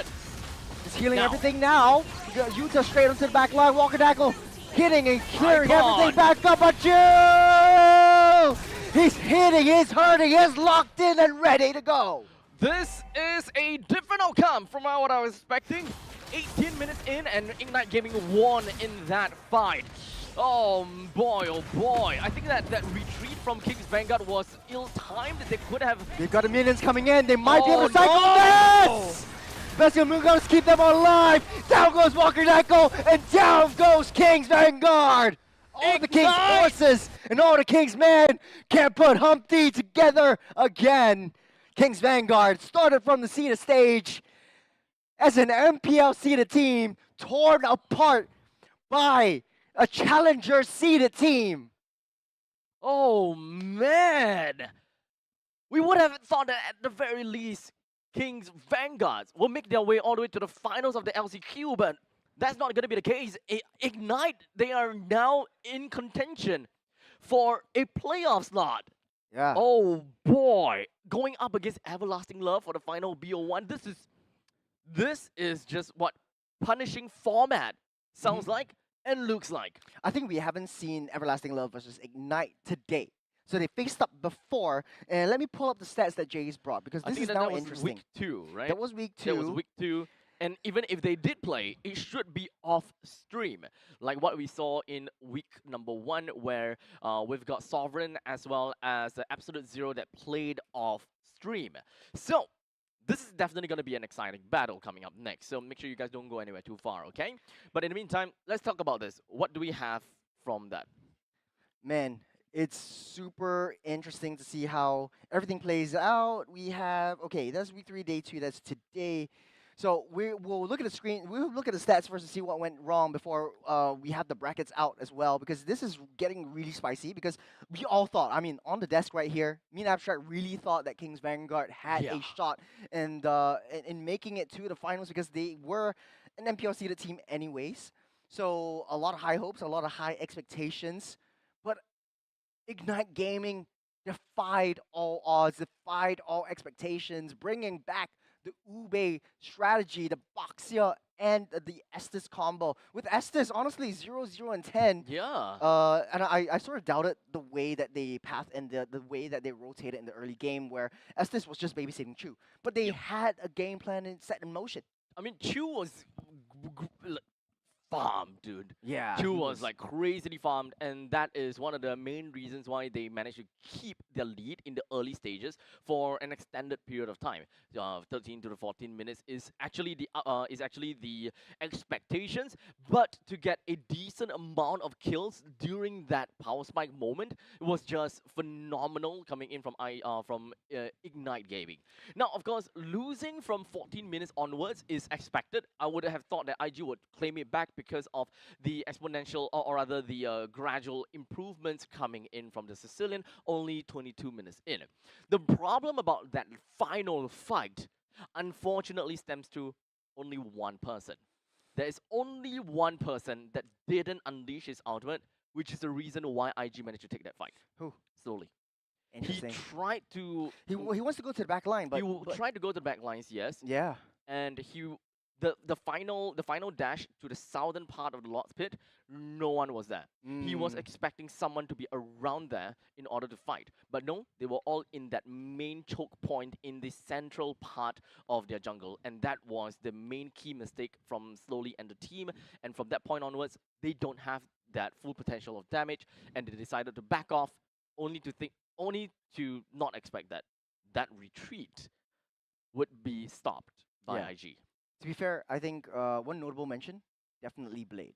Was landing the Sanguine Claws, catching Too people many times. off guard too many times. times. You give him a Sicilian, best be sure that you have to watch out for the claws that are going to be popping up from down underground and just trapping you in motion and just leading into kills after kills after kills. If you see the team fight participation as well, you have Jet and Chu having 100%. So that means that in the early game, right from the get-go, they were going in strong with the team fights, even though there were 2 men down the bottom side. So Jet really knows how to play this kind of strategy. You don't really, when you're an Estes, you don't want to be using him and leaving him all alone. Make sure that you pair him up with your +1, which is basically Chu. So at the end of the day, it was very difficult to break them up apart because ape strong together, and this was the modus operandi for Ignite Gaming. Whether they will repeat this against Everlasting Love is yet to be seen. But I think because they lost Everlasting Love in the Challenger stage, they were 0-4 ultimately. So I believe that they lost against Everlasting Love. Everlasting Love should have a statistically better chance in taking out Ignite. Now, the question that I have, I'm really curious about Ignite, is that did they come into this game, drafted a Baxia and the Glue, expecting to play an Estes into this game? Like, I wonder if they whether they went in and be like, okay, we're gonna obey this. We're gonna throw them so completely off guard they wouldn't even have expected it. I think Estes was definitely on the tables because once Kings Vanguard actually picked up the Bruno, they know that, a single target, it's definitely over. Let's just pick the Ube, let's just stick together and just play team fight, because that's all we need to do to win out the objectives, and it still kind of works in this current meta. Throwing the Baxia in the jungle actually matches the rotation and the jungle speed that Baxia has against the Joy. So I don't think that is such too much of a worrisome factor. I feel like also they wanted to pick up the Fredrin, but was banned out by King's Vanguard, so they had a different kind of option. Let's just throw Baxia back into the jungle. He is still one of the Fredrin was fastest. banned by themselves, actually. Was banned by Ignite Gaming. Yeah, they banned the Fredrin themselves. Yeah. But okay, there's actually another thing that I kind of want to consider. How much of a difference would that Bruno pick would have made if they actually picked up the carry? Because the Baxia and the Glue was actually released pretty early. So right off the bat, we are already looking at a very tanky front lines from Ignite. So picking up the Bruno actually did confuse me a little bit now that I think about it. Like, what is going to be your main answer to such a tanky front lines? We thought that it could be, it should have been an alpha, right? It should have been an alpha. You will be able to deal with this front line. If you are picking up Bruno, okay, you want the power spike in the early game. You play the alpha together with your Bruno. This sounds like a very good plan. You melt down the front lines with your alpha, and then, or perhaps bruising with the alpha, and your Bruno takes the final hit, because those critical hits from the Berserker's Fury is pretty insane. I don't think it was Slowly's issue though. It wasn't a hero kind of issue, because if Alpha was picked up, it would have been so much easier for them to fight head-on, fight to fight. Yeah, the only reason why Joy was picked up was because they want to deal with the cycling pressure, right? Yes. But Slowly was actually carrying the entire game single-handedly, going straight into the heart of the healing factor. Being the Estes, Take yeah. out the Estes, take out Chu before the rest of the team can actually overturn all of this. The only drawback is that the damage from the Bruno was not enough to really counteract all of this. Let's take a look at MVP because it's going to be showing up on the screen. It's definitely going to be Chu Train as Granger. Yep, 8 is to 0 is to 1, total KDA, of course, with a KP of 100%. And surprisingly, for Granger, very high damage taken. Wow. Not too sure whether. Wait, that shouldn't be the case. Yeah, he have no death. Yeah, He maybe I has, think it's damage dealt. Damage dealt. Yes, That yes, will make yes. sense. Yes. Yeah, so damage dealt for Choo Choo Train, the Granger, and literally, true to his name, it's like a Choo Choo Train just pummeling through, not caring about death because you have the blessing of the Moon Goddess. When you have God on your side, you don't fear death. Just Goja only. Goja. Goja. I like that you say that. Do people even still say Goja? I think it really shows your age or our age. Are you serious? Yeah. Wait, that's like a. There's like millennial thing? a secondary school thing back in the day. Really? Yeah, I guess. Oh. I think so. I think so. Is that why people don't understand when I say Goja? Go only. Gas. You know what I mean? Gas. Oh, now people say gas. Yeah. Gas. But hey, you're saying that as yes now.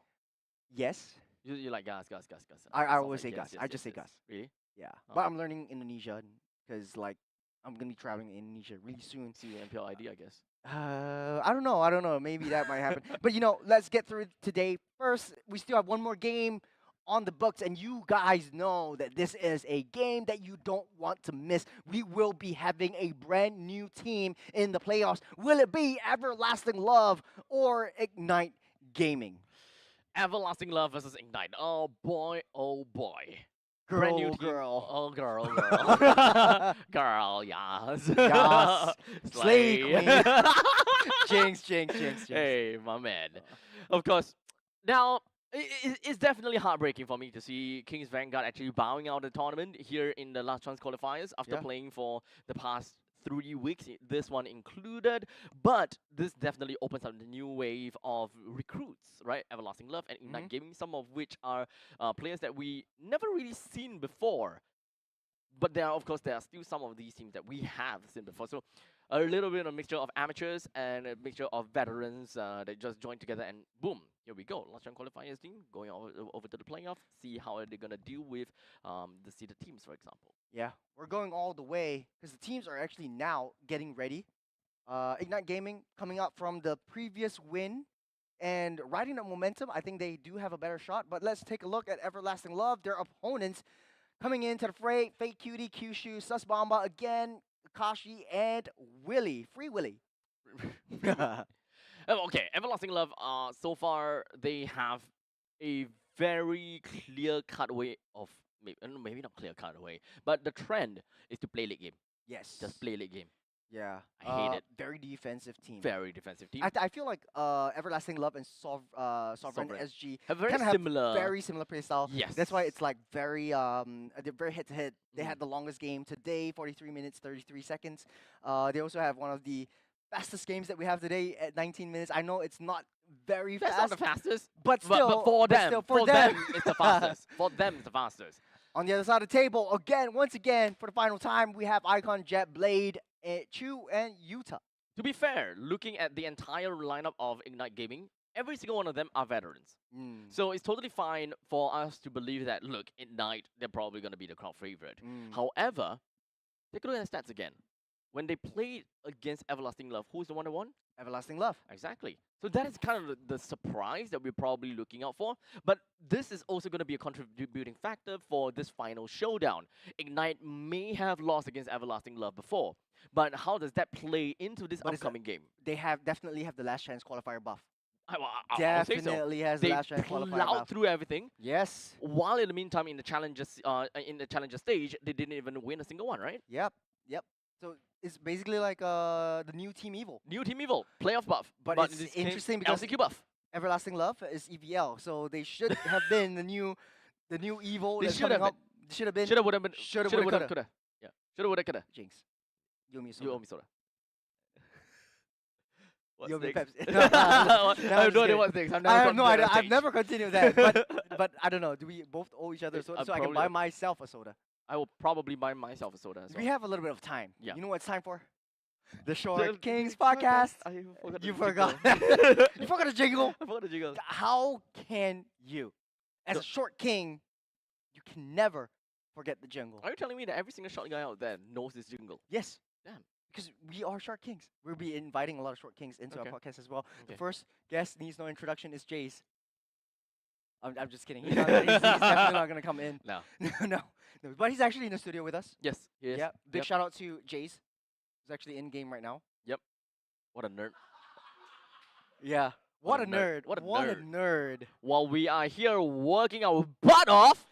9 games today. This 9 is the games? 9th game Yeah. that we had today. How many games you cast yesterday? And he said he didn't want to put himself in the roster today. What What the the hell? heck? Oh, it was hack. Okay. What the What the heck? hell? Oh, We have totally no synergy. Abstract. it's like half synergy. Half synergy. Yeah. You're probably the only person that has ever brought me to this point where we start to mirror each other. Really? Yeah. I'm actually very proud of that. But I- you know what actually we need to perfect before the day ends? Uh, It's our intro. Yeah. And unfortunately, I don't think that we're going to a break, so we We're can't not gonna even do a break. we can't even do We an intro. can't even do it anymore. Can we like go to a break just so that we can do the intro? Like even if it's like 5 seconds, I'm cool with that, man.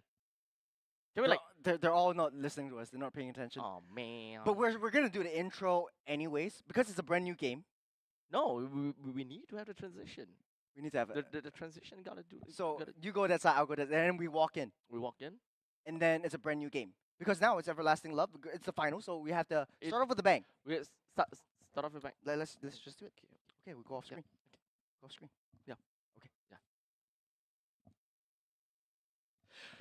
All right, ladies and gentlemen, welcome back to MPL season.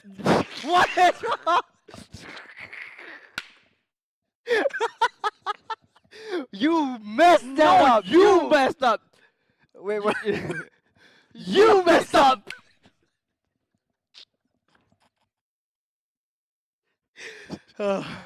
We're actually starting with a bang. Okay, we Yeah. try again. We Okay, try we're again. trying We try again. We try again. We're We try again. gonna go. Yeah. Samula. Samula. All right, ladies and gentlemen, welcome back to MPL season.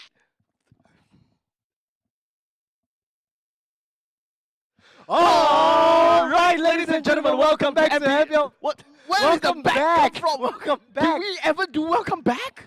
I thought we did. We did. We always did. We right always after the did breaks. welcome back? Yes, Oh, yes. man, No, God damn Okay, it. okay. We'll just continue from here. Okay. But no more all rights because I think the audience is getting a little bit of a ear bug from all of this. Okay, so So we'll start off with the jingle again. Okay, Okay. okay. Welcome to the Short Kings podcast. Okay, we're back in our chill phase. Chill phase. Yeah. In between the games, we always talk about random things that's happening Do around. we get closer? Closer? Yeah. Closer, like sitting closer. Yeah. I think the chair kind of moved because the wire is all over the place. Yeah. I think. Let's see. we're- I we're don't like- do that we're because like the chair is actually gonna break down for me. Yeah, because of your big size, dude. Getting a Muscle, little- I'm muscle. getting a little fat now. No, it's muscles. Muscles. I miss it. I miss working Oh man, out. you're fat now. I am. I am. That's why I'm wearing like double layer of suit. I mean, I have to wear it because I'm a I mean, casting. But yeah, like, I mean, like, yeah, but it's okay. So- You- so you- it bumped what do your you want to face. talk about? B1? Why am I B1? Because I'm starting things off. Because you're the okay. you're my coach. So you're my master. okay, so I'm B1, you're B2. Yes. okay. B1, B2. What do you want to talk about? B1? I don't know B2. What do you want to talk about B2? I can't believe we're actually getting into this point. Are we getting into something? B2? Let's I don't know. Hey, you have a new house on the way? Ah, yes. Yeah, yes, how's your house? We talked about this a little bit in the stream Oh, that we yeah, did yeah. offline. Yeah. And you're renovating your house. Yes, It's gonna it be is. in Tengah. Yes, thanks for doxing me. It's a new place that It you is, have. it is a pretty new Yeah, place. how's it going? Currently is going fine. Pretty much is going through the electrician part now, so we're kind of Mhm. like pulling all the loose wires and such. We'll be starting off with the carpentry very soon. In fact, I have like a bunch of samples for the laminates. Let me just tell you, For the- choosing laminates is the most difficult part of choosing a house Why? because there's no technical specifications. There's nothing that tells you, okay, this is good, this is bad, this is more worth for your money, this is not worth for your money. Like if we're talking about But dishwashers, isn't it just like, okay, if it's washer, aesthetic, I go for it. If it's not, then I don't. that technically speaking, yes, but I'm not a very opinionated person. I know that I want a woody theme, right? Yeah. But look, But- if but- you but- just look at laminates, So are you insinuating that your wife is actually making things difficult for the no, decision? I'm making it difficult for myself because I don't have an Okay. opinion. Nice save. Like I truly don't have an opinion. I look at the wood laminate and I was like, this one looks good, that one looks good, that one looks good, that one looks not too bad, that one looks good. So it's like everything looks good. And then I'm thinking, okay, my floor vinyls is kind of like a medium shade warm wood. How do I want to mix things up? So you have Add some you have contrast. You have dark wood at the for your floor. Medium. I would call it medium. It's not exactly dark wood. That's why I'm just kind of thinking about, okay, if I want to add some contrast, because I don't want the space to look very bland. I don't want it to look very one-dimensional. So Because you don't if- really like the minimalistic look. You want a little bit more contrast. yeah, I want to with the make the walls and space the look a ceilings little bit and the floor. different, big, and vibrant, while still preserving that theme. So I'm thinking about how do I add in light shade of wood with dark shade of wood and medium shade of wood, but still keeping it to the What do you same want- kind of warmth of the place. And then it joins in with it joins in with a solid colors for your cabinets or all the kind of jazz, because you can't expect to have everything wood in the house for the Right, right, carpentry, right, right? right. You gotta add some solids to that. And when it comes down to color white, it's not just white, it's white, iceberg Snow white, snow white, white, pale cool white, white, warm Pearly white, white. soft flutter, all the kind of Yep. whites. Yep. Tell me about it. It's Tell me tough. about it. And Hey, you know, don't get me to talk about paint.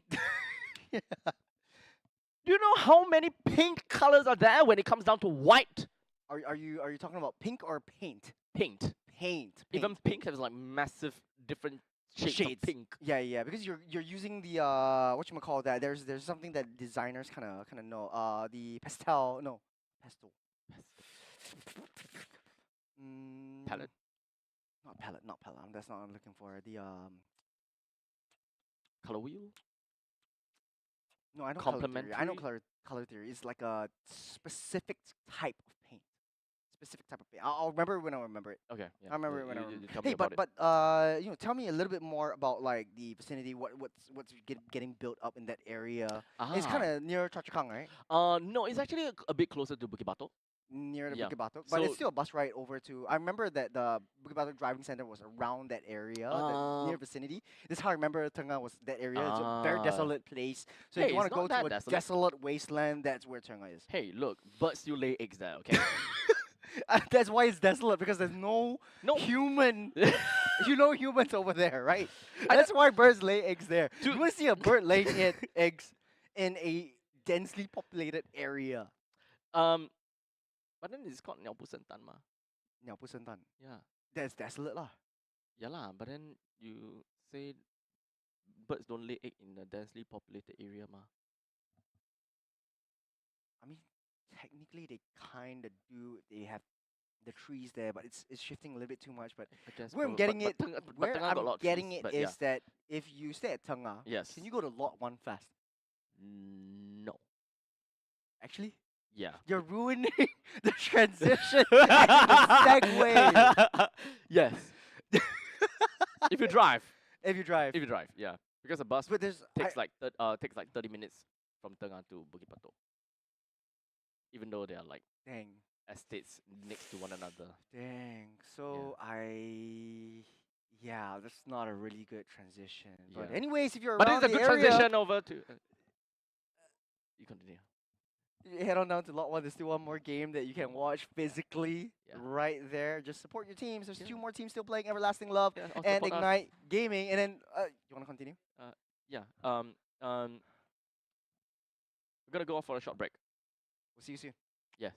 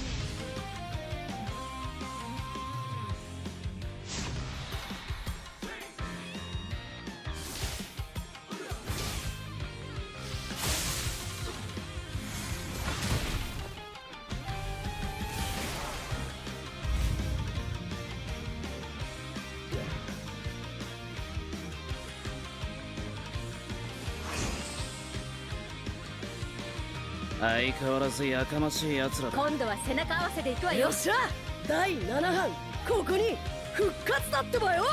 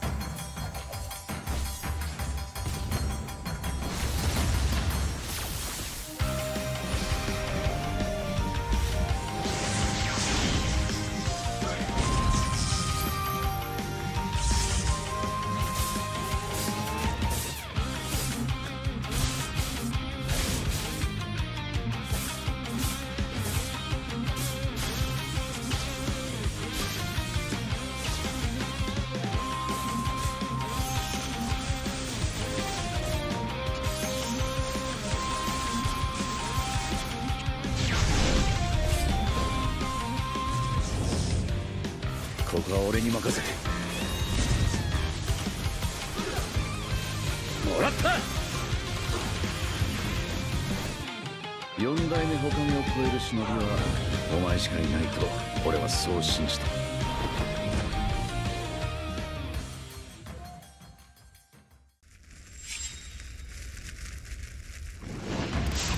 みんな渦巻きナルトが帰ってきたぞ。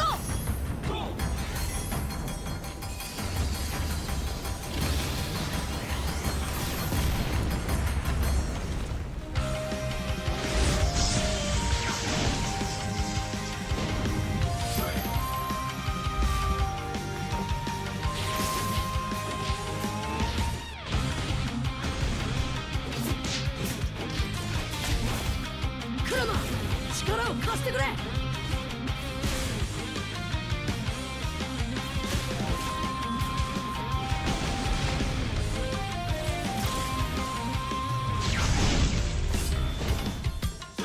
っしゃ第7班ここに復活だってばよ。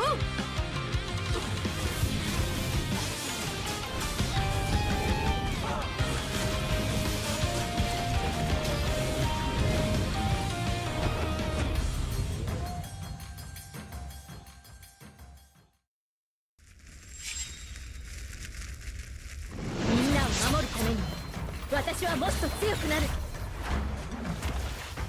っしゃなら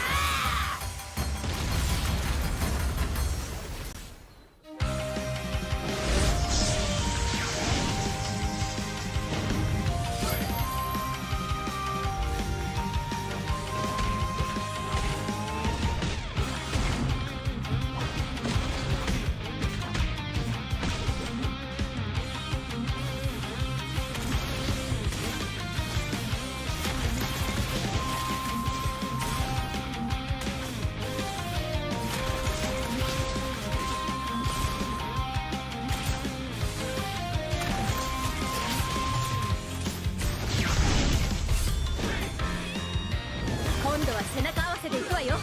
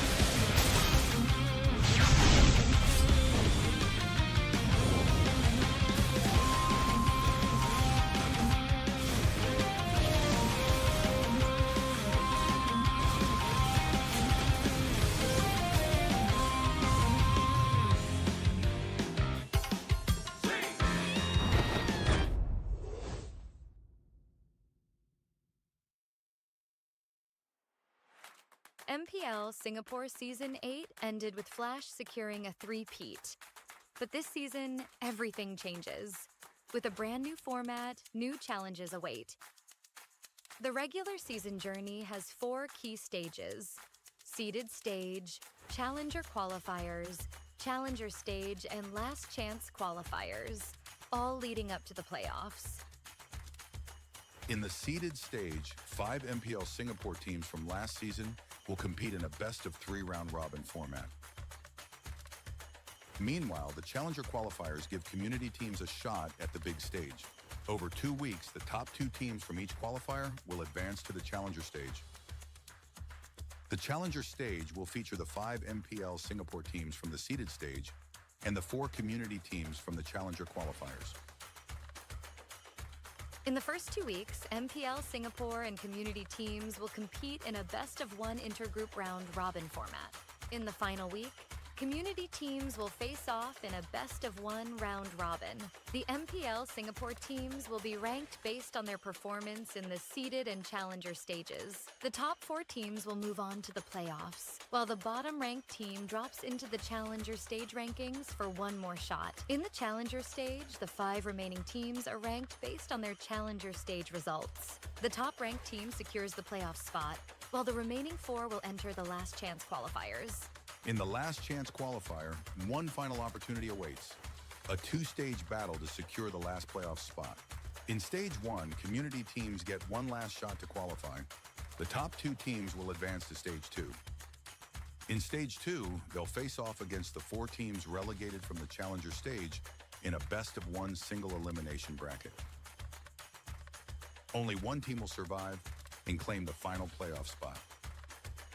To summarize, in the MPL Singapore Season 9 format, there will be 5 MPL Singapore teams and 4 community teams qualifying through the challenger qualifiers.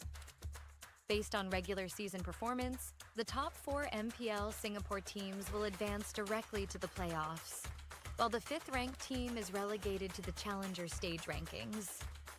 In the challenger stage, the 5th-ranked MPL Singapore team and the 4 community teams will be ranked based on their challenger stage results.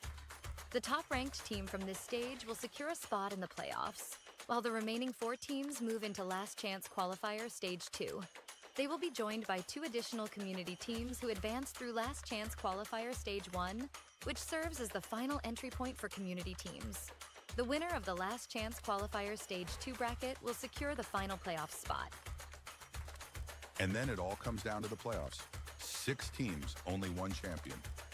Who will rise and claim the MPL SG Season 9 championship?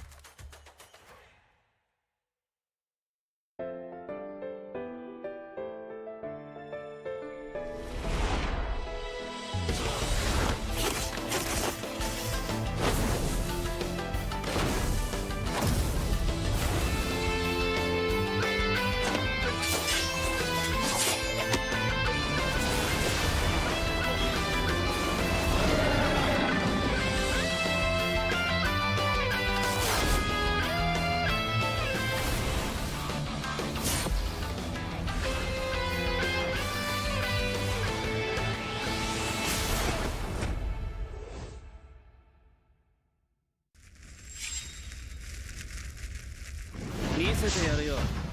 シャリンガンの本当の力をな。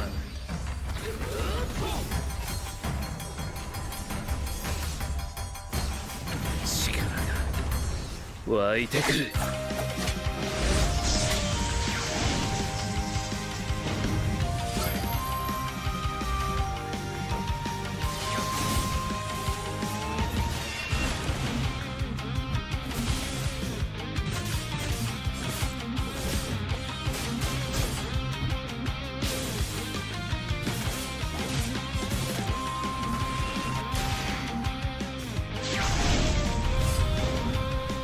相変わらずやかましい奴らだ。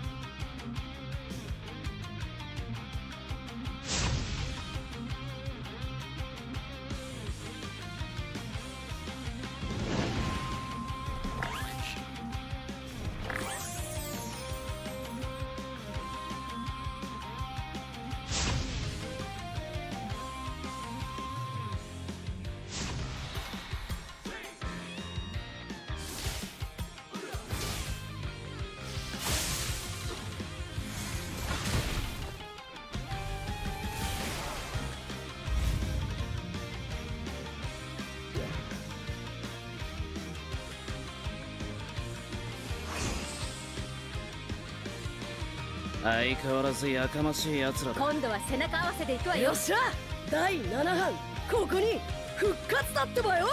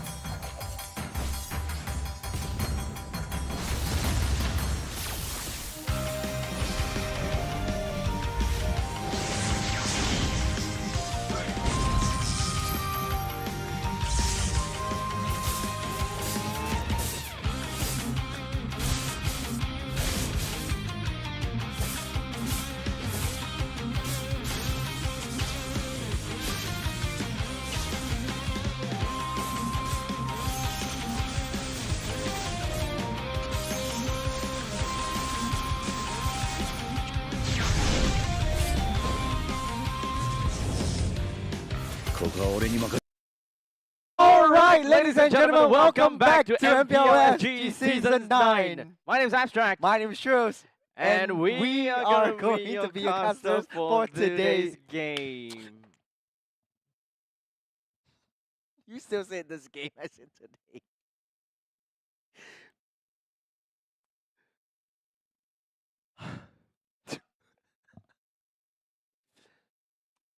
That was all We don't have any more chances to work things out. we don't. So let's jump straight into the Short Kings podcast. podcast. Short Kings. Short what? Short King, right? The Short Short Kings Kings podcast. Okay, there we go. Yeah. Okay, so Okay. so there's a lot of things that we talked about Yes. earlier on. So if Yes. you're still in the venue, well, it's been a very, very long day. Not only for you guys, but for us at the casting couch right Yeah, here. on the So, studio right here. man, We had great games. We Great had games. long games. way too long. I think you don't want to remember that. It is a very traumatic experience. Sorry, I'm just having the PTSD flashback. Yeah. 43.33. Yeah, that was great. Oh wow! Oh actually, wow! draft is already up. Oh, I don't know if this Hel- secured Hel- everything. Hellcat. No. Oh, Okay, no, okay, no, okay. no, Okay. yeah, It's a yeah. graphical error. Okay. But the draft is definitely up already. Oh, let's get the Teams are crap ready out of and me. ready and locked in. Yes, best of one. Mm-hmm. Best of one. Best of one. By the way, it is Everlasting Love versus Ignite. Yes, absolutely So, amazing. Absolutely About amazing. time. About time we get to see some new young bloods. Okay, maybe not young bloods or new It's young not bloods. really new It's not because new, they but, like, have had prior Experience. experience. Yeah. Everlasting Love took a game off of Ignite, Ignite, in yes. the Challenger stage as Yes. well. Mm-hmm. They played off screen, so that's why they had one loss towards Everlasting Love. But this is totally different. This is the LCQ. last chance qualifier buff Yes. for Ignite. Ignite. So we'll see if whether they are able to, kind of just manifest that buff that they have gotten for themselves. They managed to give us very interesting games because of the fact that they managed to pull off a pretty nifty Ube strat going Yeah. up against Kings Vanguard, and that is definitely something that none of us is kind of like expecting to see. And it's kind of unfortunate for Kings Vanguard to be drafting a Bruno for themselves as well in Yeah. such a tank-heavy matchup in the first half of the phase. So I think that's definitely the unfortunate portion. But, we can, of course, move on from that chapter. Let's take a look at this game itself. At the moment in time, we do have got Matilda as well as Stefani that's currently being banned out right now. Coming in from both coaches, of course, with Everlasting Love, we've got coach user 279182733645, and for coach Cryptic on the other side. Yeah, a little bit easier. I think we're missing out one ban. I think the first ban for either team. So we'll get that sorted out. But in the meantime, there's the Matilda and the Granger being banned out by the side of Everlasting Love. I almost say Evo once again. Wow. It just Rolls confuses off me. the tongue. So you know that if Everlasting Love goes into the playoffs, there will be two teams with EVLs in their That's squad kind of roster. annoying, huh? It is really annoying, especially for us, for Yeah. casters, because Yeah. we want to give you the best performance in this game. We are still unsure about the first ban from either side, but it's going to be the Fanny and the Chip getting banned out for the side of Ignite. So Lucas will be the first pick from EVL, unless. Unless. Okay, there's Boxer being banned out. This is the first ban. Boxer's banned out as well. We're just holding our breath. Phobias. But okay, for now, at least what we're looking out for is a Lucas pick from the side of Everlasting Love. Yep. And of course, the Phobias onto Ignite Gaming. So one thing that we know about Lucas is that the moment that you give Lucas that early game advantage, he's just gonna snowball out of it. So one of the few ways that you want to kind of combat that.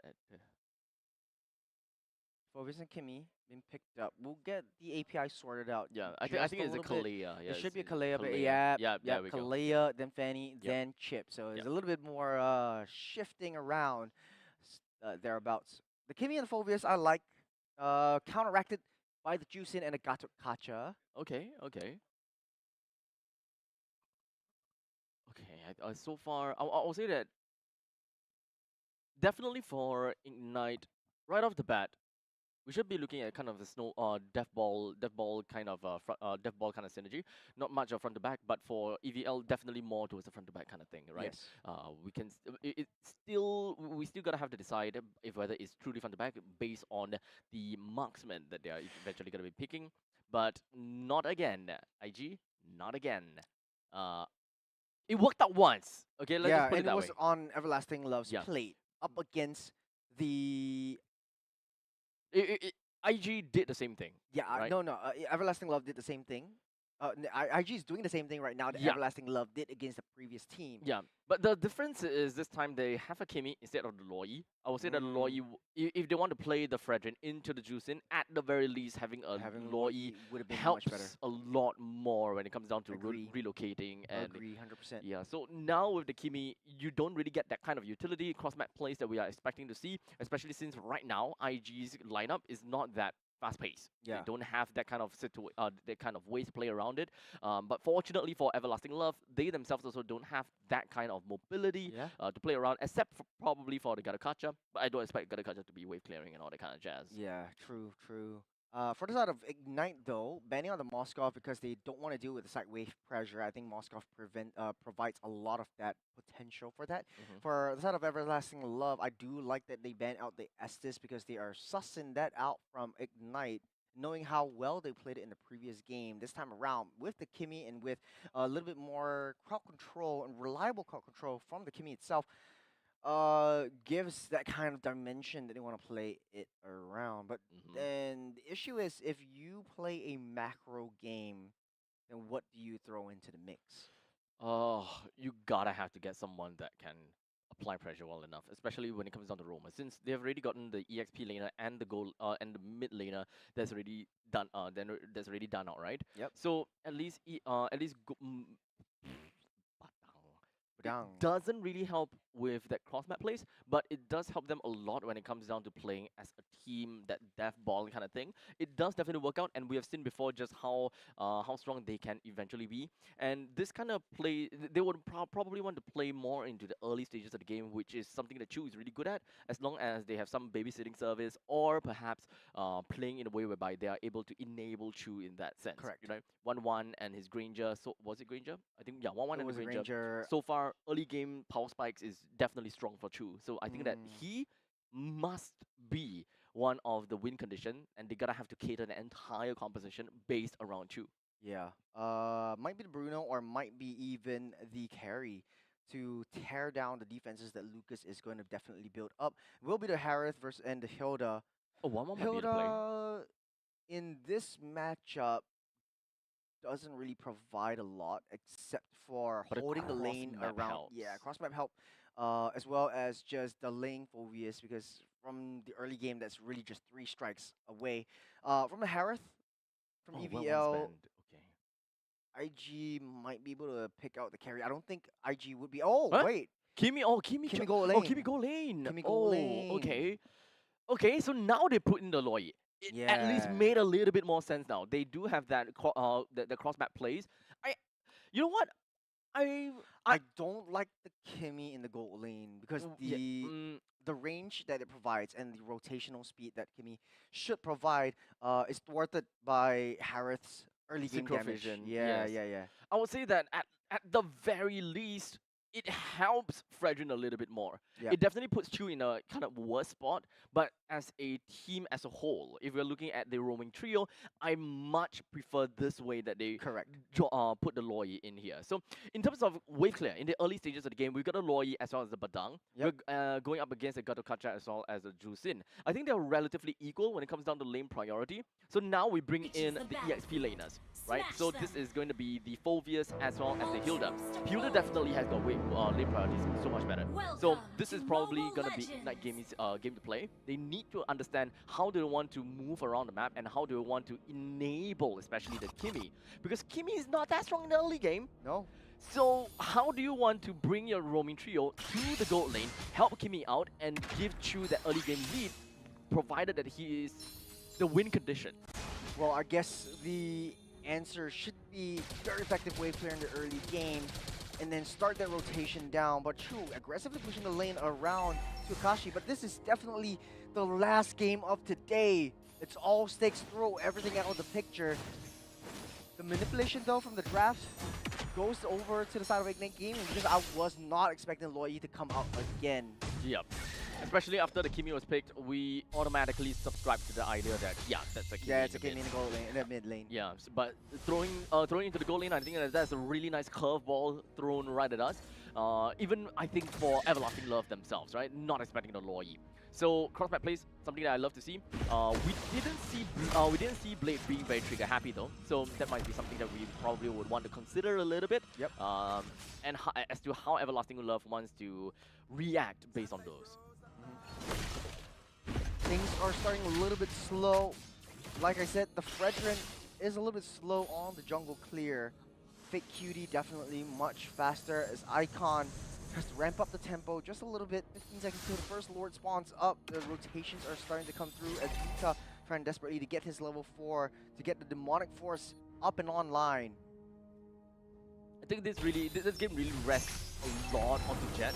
Possibly just making sure that Sus Bomba will not be in one of the main battles, especially if the Icon is leading the charge. We've seen it a couple of times before just because of the fact that Jusin is not there to really thwart the plans of a Fredrin. It really contributes to a massive, massive factor. As you can see, right now, we've got Willy. He's really just right beside of Icon, and this is going to be a little bit of pressure that's going to be involved in that. In fact, I don't think that Ignite Gaming has got what it takes to really deal with this just because of the way the Everlasting Love is just kind of surrounding the turtle. Resetting the turtle. Oh. As Fake Cutie goes back to the purple buff to try to get that valuable resources in his hands before initiating the turtle again. But this is very slow considering the fact that we have two mainly fighters slash tanks that are pushing and pulling the turtle away. We also have Sus Bomba that's providing a lot of distance and range with the pepper spray. So now, Turtle in a quarter of his health. Doesn't look like Ignite Gaming will have it in them to contest for this one. Goes over the hands of Everlasting Love. Good. Small objective right from the early game. I really like the movements from the side of Everlasting Love. They understood that, okay, if we started up in the purple buff, and of course with the Lord, with the turtle spawn up top, if we're not really getting anything, let me just double confirm, get myself that 50-50 advantage through levels by taking out our purple buff. And of course, knowing that he clears wave, or rather clears way faster than a Fredrin, that puts him in a way better spot. So I love that adaptability there. So far, 3 minutes, 30 seconds into the game, no aggressive plays coming up from either side. They know that this is a high-stakes game, but version play coming to the bottom side, but I don't think they want to go for this. A little bit of a misread from Ignite Gaming as Everlasting Love, matching the tempo in the rotation. They know where they are at every one point of the time. Not too big of a deal. As long as Ignite Gaming don't lose any members in the early stages, I think that they're gonna be fine. But in the meantime, I suppose that the main thing that we really gonna have to look out for is the mid stages. How much potential does both teams have? At least for Everlasting Love, because of the fact that they do have a Hilda as well as a Lucas, damage is definitely gonna soar through the roof. While for the side of Ignite Gaming, I am generally more concerned because the main thing that we're looking out when it comes down to damage is Blade. That's the burst damage that we can see. Everyone else, such as Jet, Icon, as well as Yuda, they gotta stay alive. They really gotta stay alive in order to do more damage over time. As the fight drags on longer, the more damage they will deal. So Everlasting Love, they need to understand that, okay, bring down the frontliners, bring down the main guy that really holds Ignite Gaming in place. And I would like to assume that it's Icon. Speaking of which, Turtle getting spawned up, Icon busy working on valuable resources, getting a level advantage as Fake Cutie one level ahead of this Fredrin.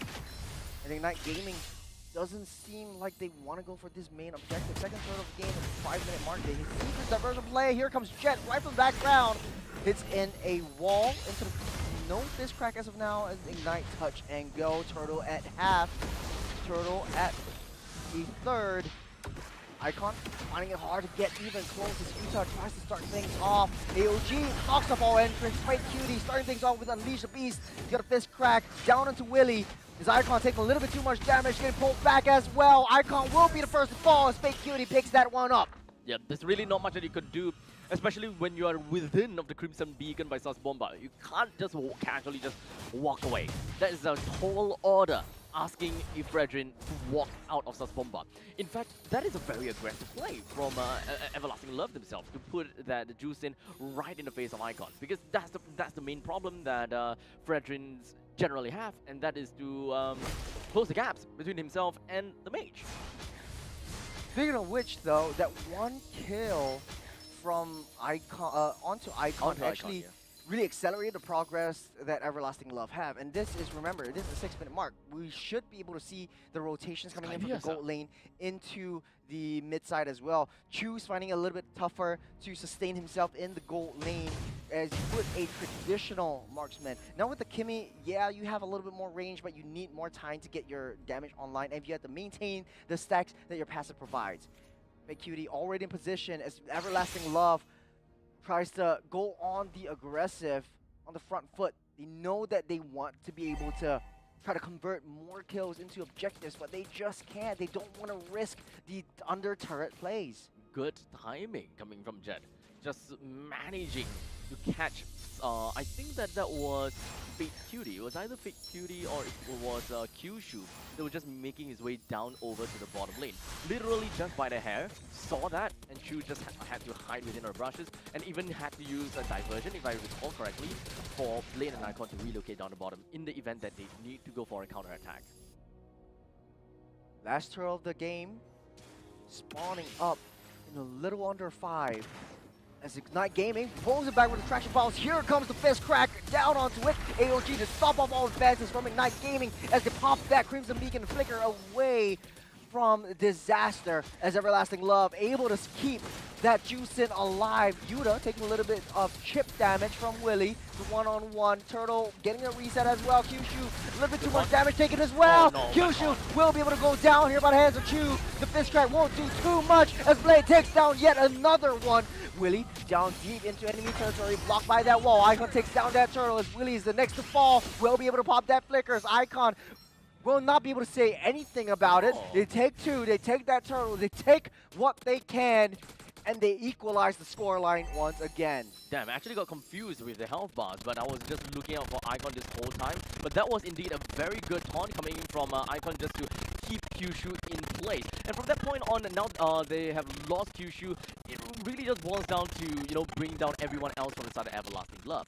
Akashi just so happens to be dropped down at the same time too. So it was just a losing battle without Akashi.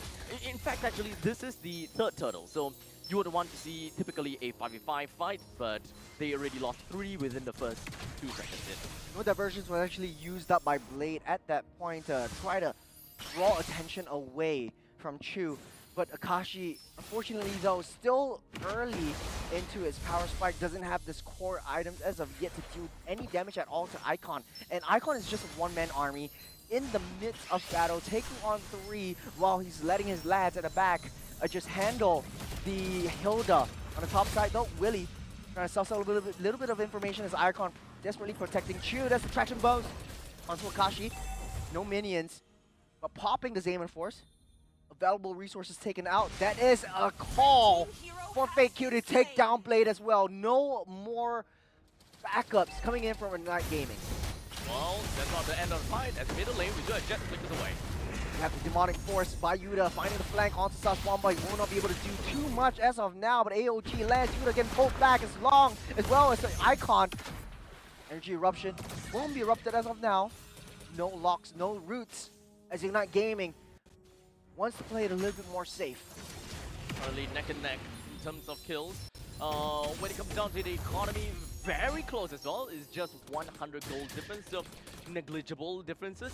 It was 10 minutes into the game, and both teams are dead even. For Ignite Gaming, as a team that did lose against Everlasting Love in their matchup before, I think that for Ignite Gaming, they're doing a lot better. Just holding on to their ground, or rather, they're doing well holding on to their ground going into this Everlasting Love. The timer is ticking though, as Willie is starting to lose effectiveness as the game slowly starts to inch to the late stages. A little bit of a mistake from Icon. I knew he wanted to juggle the Lord, but he was a little bit low on health. Push back AOG, stopped in its tracks by Kyushu though. Huh? He knows that I don't know, I saw an AOG. It just stopped right there. I don't know what stopped him. It might have been Jet though. Right before the CC immunity, right before the iframe, but Yuta taking a little bit too much damage on the back line. You got the Crimson Beacon. All members of Everlasting Love collapses onto this Phobius. It's going to be a numbers game as of now with Ignite Gaming fighting as 4. Icon half health. I don't think he will be able to sustain this display, taking a little bit too much damage from the mid side. Turtle, the Lord, getting a reset as well as Icon. The only saving grace for them. Getting that pullback, Jet trying to find an angle. Nice AOG to disrupt that fight as well. Kyushu trying to push that fight back. As Willie taking a little bit too much damage, getting rooted, getting mobilized down. Will not be enough to take him down as well. So Swamba on the back line, forced to use that flicker out of the way. Ignite Gaming still barely hanging on. There was a lot of small little windows of opportunity posed over to Ignite Gaming. Time and time again, we're just looking at number 1, Sus Bomba got caught. Number 2, Fate Cutie actually popped his ultimate as well, but didn't draw any form of dividends. Time and time again. As such, Everlasting Love wasn't even able to get themselves a lot because of those small gaps that they gave over to Ignite, where Ignite actually managed to use it effectively. Back to square one. Icon starting things off with the Lord, trying to pull it back as well. Traction Pulse will not land on Sus Bomba. A little bit of a trigger happy use of a Crimson Beacon to get out safe and reposition himself. As the Lord gets another reset. Good resource allocated for Everlasting Love though. Now this is where the macro plays is not possible for Ignite Gaming.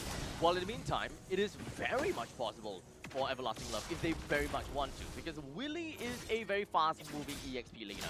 If they really want to make their way up to the top lane, they can actually do so, because now they are losing the T1 up top just from neutral passive, or rather neutral creeps. Icon really desperately needs to get a reset. I think the adjustments into the Lord really starting to hurt a tank jungler. You can't really tank that much hits from the Lord, and he needs to be able to get another reset onto that Lord. It's been roughly around 5 minutes that we've been having that push and pull. Abstract, what is going on, and what is the play for Everlasting Love? Honestly, Everlasting Love, they're not exactly on a timer at this point in time, because they are bound to win in this Lord fight. Because throughout all this back and forth, we'll talk about that later. AOG into the traction pulse. Kyushu pops that immortality right underneath that. Akashi dashes, weaves, Bob dances around with the Demon Force. Icon almost goes down. They lose 2-1. It's a trade. The Gato for the Phobius, and it's back again to square one. Okay, so this is the topic I want to talk about, right? Fate Cutie is currently at level 15. Throughout the entire time when Icon was just trying to pull the Lord out, there was valuable time and EXP that's wasted. Fate Cutie used that opportunity to go around farming and clearing waves to get himself to the level 15. Ooh.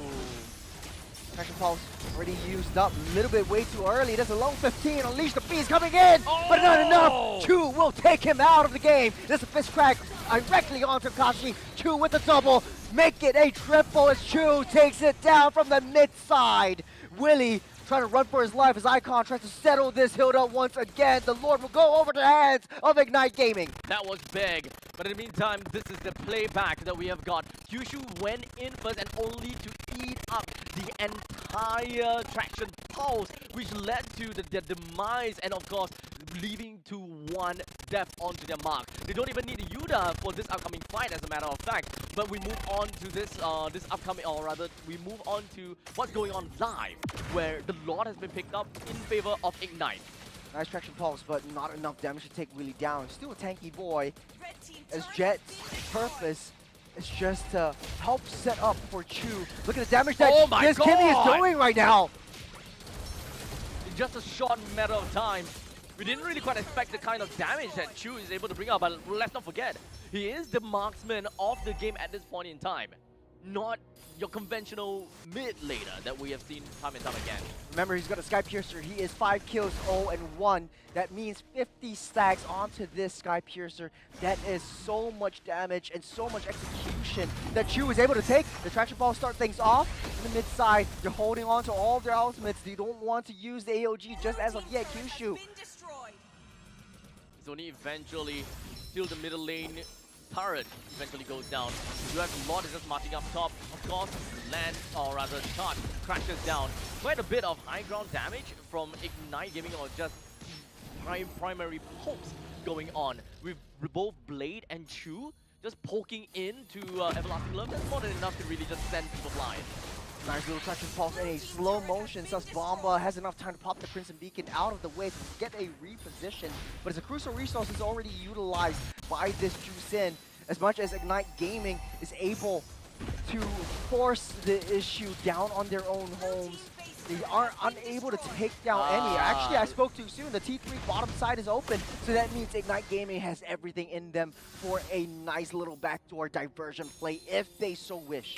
In fact, they don't really need to do that, because the bottom lane turret going down is actually placed so well into Ignite's hands, because they are not exactly a team that has a lot of cross-map play as a solo member. If they want, they can cross-map into ganks and skirmishes, but not for lane pressure. And right now, just because of the fact that they have mega creeps down at the bottom, that's a naturally moving lane working in favor for them. And on the opposite side of the lane, that's the Lord. So if they ever want to fight for the Lord, they just need to hold it out, wait until the lane naturally pushes in, force Everlasting Love to push the healer down to the bottom lane, and that's your time to strike.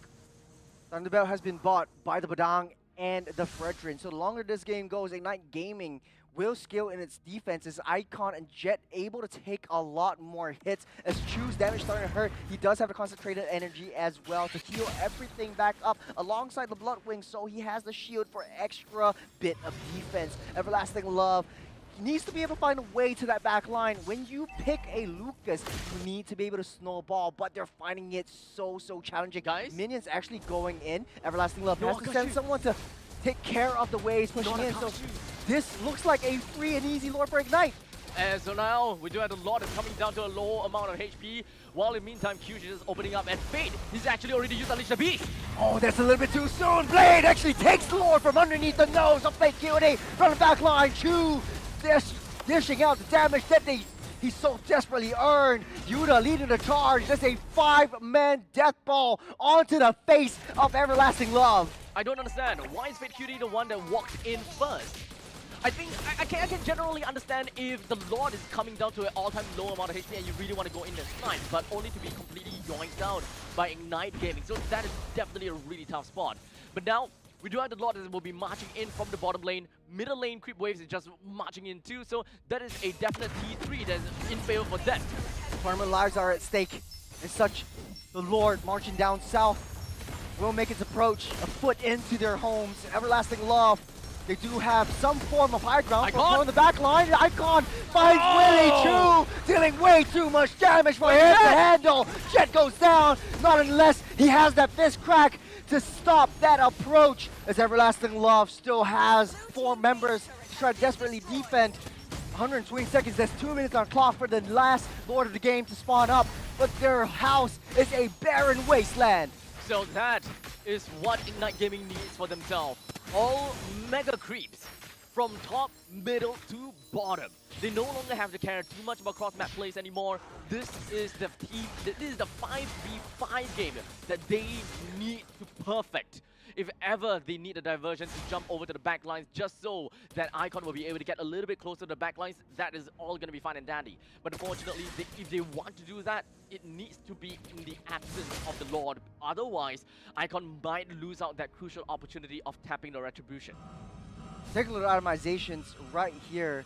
Does look like the boots has been sold by Chu just to get a little bit more defense with the Winter Crown. If AOG lands, that's the Winter Crown being popped, so he's free and fine to free hit from that back line. And you can see the way that Ignite Gaming plays is towards Chu. It's for Chu to carry them to victory. Oh! Traction Pulse lands on Willie alongside the taunt, alongside the fist crack. Tanking a lot of damage, able to walk out. No way! But not until Blade has something to say about it. That is Chu on the back. Blade goes down by the hands of Fake Cutie. AOG lands. You got their Kyushu right from the back line, but no one can reach Chu. He's just free hitting from the back. Finally goes down by the hands of Kyushu. That's 2v3. Ignite Gaming has to run for the hills, has to run for their lives. As Everlasting Love buys some time for themselves. How is Chu hitting himself? Was Was it just from the DOT? Because I don't see any There's no flaming- vengeance. There's There's no vengeance. counter attack mechanic. Does it for play Sonic armor? Kyushu. Does Maybe it Blade do Armor. magical damage? What is magic damage? It's still basic attack. It's still basic attack. Okay, I thought even the even basic attack is magical damage. Yeah. Dang. Okay. So blade armor, that's nice. I was thinking, well, wait, he's going down a little bit too fast. Yuta taking a lot of damage, but you have the base to care for. Willie will take care of that. The diversion play will bring more reinforcements coming in as well. Kyushu deep in enemy territory. The Lord will get a reset. It's not looking good for Everlasting Love. They don't have Icon right in the mix. They should have just blitzed it down. But in the meantime, down in the base as well, creeps are starting to slowly flow in, and Ignite Gaming can see that Harif is no longer in play. But of course, it really depends. Now the bottom, now the lanes is, or rather the base is completely filled up. They don't see Harif anymore. They can't stop. Traction Pulse to start things off. This Immortality being popped by Yuta. They can't Able stop. to walk away safely. AOG will not land. One on the back line. You have Willie taking down 4 members and their hits. You got a fist crack already utilized by Jet. But from the mid side, they take down Yuta. No Phobias to be able to buy enough range for Chu to do his thing. But Chu losing the stacks from the Sky Pierces is gonna hurt. It's not enough. It's not enough for Ignite Gaming. They're gonna jump in. Lord at 1/10 of their HP. Big Cutie seals the deal. Lord goes down to the hands of Everlasting Love. They need to be able to buy some time for their base. The minions are starting to pour in. 60 seconds on the clock. Goodness. Oh, minions though. Minions are starting to pour in. Blade. Oh. It's not enough for them. They have that Lord in their possession. 60 seconds on the clock. That was the timing. If Ignite Gaming was able to hold it out just a little while longer, just play a little bit of a push and pull, it would be great. But unfortunately, the Lord was not completely resetted by the time they go for this final fight and such. Look at the base. It was flooded. Ooh. It was completely flooded. Fate really sealing the deal, taking care of the Lord before taking out Chu for dinner. Now, Ignite Gaming on that defense is a constant push and pull the entirety of this game, but the ball is in Everlasting Love's court. Or should I say the Lord is a lot of damage onto Fake Cutie, saving Unleash the Beast for that disasterly charge, but I don't think will be over as of now. As Ignite Gaming pouring their way out, the reinforcements are here. Okay, so now that's enough for Everlasting Love. There is still a lot that's up to the northern side. If they want to contest for this, for Everlasting Love that is, they can, but I would strongly suggest against it. Just getting themselves that siege turret is more or less enough. They don't have to overextend themselves and play within of Ignite Gaming's home. Ignite Gaming. 5-man defense up on the top side. Traction Pulse will pull Quick Cutie back, but AOG will dissipate. The Crimson Beacon will pour in as well. Kyushu taking all the damage that Chu is dishing out. He's picking up what he's putting down. It's Everlasting Love. They lose Kyushu, then they back off. Holding on to the diversion play, they might be able to make something work here, but Ignite Gaming is more passive than that. They want to play for that defense. It's 12 kills to 12. Everlasting Love is 8,000 gold ahead of Ignite Gaming, but gold lead doesn't matter at this point. It's all about the momentum. It's all about finding the right targets. That was a fine push. They managed to just sacrifice Kyushu only just for that T3 turret up north. So that's Jet! With a huge fist crack, chasing up Sus Bomba from the back line though. Willie freely hitting the back line. You don't have Icon anymore. Unleash the Beast, saving that, hitting its mark and taking Jet down with him. Yuta left all alone to his own devices. It's Chu and Blade against the Everlasting Love team. I think that's almost game, right? That is about a minute of timer that is going to be clocked in over to Ignite Gaming. The Lord is currently available. That is if Everlasting Love wants to blitz this Lord down. They want to move on to the middle lane. Technically they can as well, but it is very risky. Holding on to that Crimson Beacon was huge for Sus Bomba. If he used it a little bit early when Icon was on his backs, that might have been over. Nice little shot from Fake Cutie to seal the deal as well, but it can't seem to reach Chu. Oh boy, so now it goes down to the wire. Both teams have got quite a bit of advantage when it comes down to the map pressure. The only thing different is Everlasting Love have yet to breach through the bottom lane T3. But fortunately, they do have the Lord that will be marching in from the middle lane, preparing to pillage everything that Ignite Gaming has got left in its base. And that ultimately will be the core. Ignite Gaming, very precarious situation. It's a waiting game for all of them.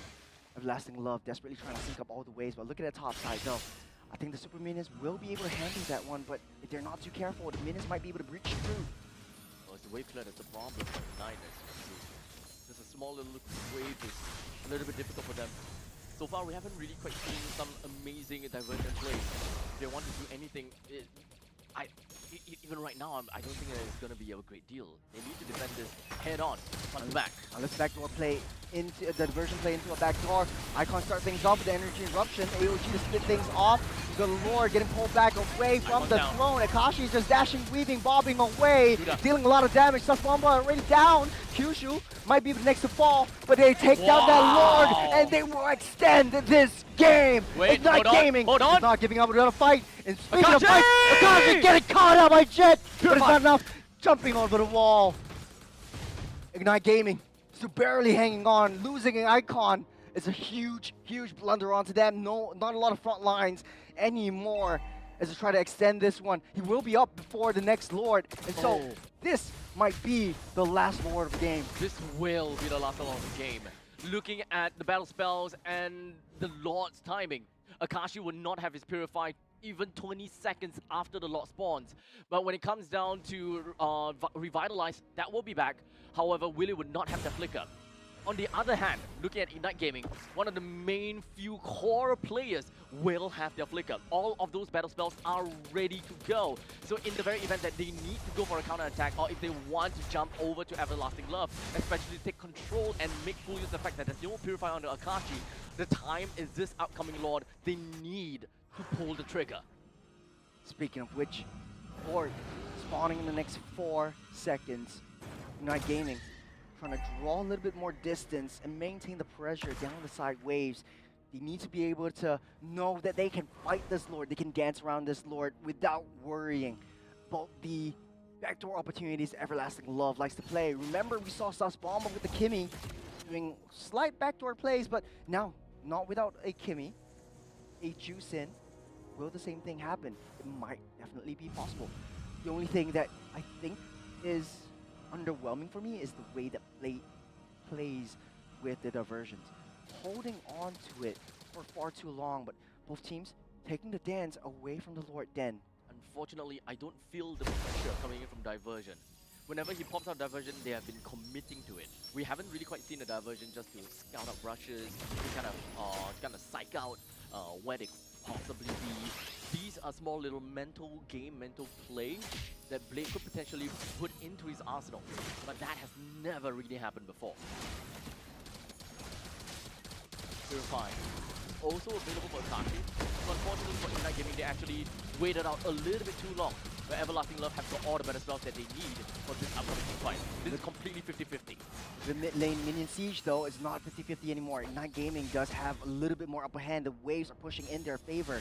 They just need to know where their Everlasting Love is splitting their resources. The waves are pushing into Ignite's favor. They have everything in their resources to make this work. It's all down to Icon and Jet to make a nice play. They all have their resources ready. We're in for a big war. Kyushu's positioning is ultimately going to be the most important thing that we're going to have to look out for. Is he going to initiate? How exactly is he going to initiate? Because most of the time, it seems like Everlasting Love is just baiting it out first. They want Ignite Gaming to be close together, trying to get the objective, and only then, when everyone is close together and of course not dying, that's when the AOG comes in, force everyone split up. Nice reactions. Sus Bomba down to health. Lay just popped in a burst combo. It might not be enough for Everlasting Love though. Slow push down in the bottom lane, but Ignite, they're gonna do that. Perhaps just turn things around a little bit for that slow push. It's more than enough. They even pushed Jet down to the bottom lane. So at least if anyone were to try to go for a little bit of that cross map play, try to deal with that Kimmy, he's not all alone. I don't know why Everlasting Love doesn't want to pull the trigger. They know that Chu and Jet is They don't not know about around. Jet. They don't know about Jet. But they know that Chu is not around. Maybe so. So they're sending both of their marksmen back into the base to clear out the minions. This is Icon important, though. desperately trying to pull back. Look at the health bar off that Lord. No team can blitz it down as of this point. There's a 30-minute game though. Everlasting Love really likes Everlasting games. Indeed. We are 31 minutes into this game at this point in time. 13 minutes short of the world record, not really world record, Singapore record Singapore record. of the longest game. What a day. What a day. It's supposed to be best of 1, but it really feels like a best of 12. At this point in time, I think if we tell everyone about our work timing, they would believe. Nah. Nar. Nar? Nar. Nar. Lord gets another reset though. Ignite Gaming still has a chance as much as Everlasting Love. It's even Stevens at this point. 16 kills to 13. 31, 33. No one's pulling the trigger as of now. Look at Jet's. Jet has the Thunderbelt. Okay. Icon has the Thunderbelt. Look at the damage that Everlasting Love does onto them. Okay. It's literally negligible. You know what?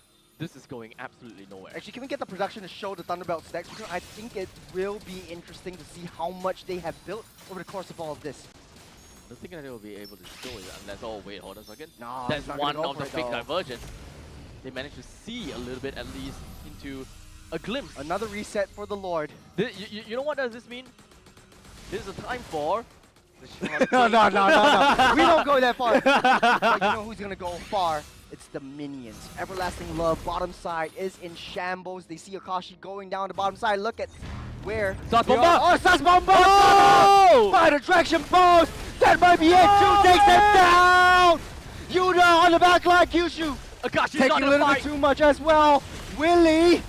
Oh, it's just waiting for the right time. The diversion play on the backside. They don't see it. They see Blade though. Blade taking a little bit too much damage. The reactions will not be enough. Blade goes down. First pitch to infinity and beyond. They lose one after another. 2 down for Everlasting Love against 3-4 members of Ignite Gaming. Jet. Yet another wall. They're building up. Akashi's right here. Able to take down Icon though. One more hit. Might be able to go down. The AOG is sent back. I thought he would go in for a re-engage, but we're back to square one. Icon can't take this Lord now. They all need to get a reset. Okay, I'm sorry, but what the hell was that one-man diversion play? I think he failed to see where the QD was, but I think that the vision granted by the diversion would have been a huge indicator.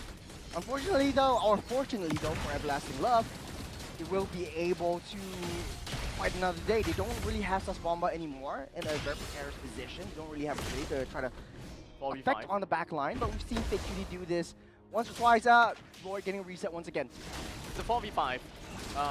Or rather 4v3 actually, but Sus Bomba is going to be coming out soon, and one of the core ways that Ignite Gaming would have fought back without being too scared of the Juicin, that timing is about to be over, because Sus Bomba has now effectively joined back into the fight, and Icon realizes this.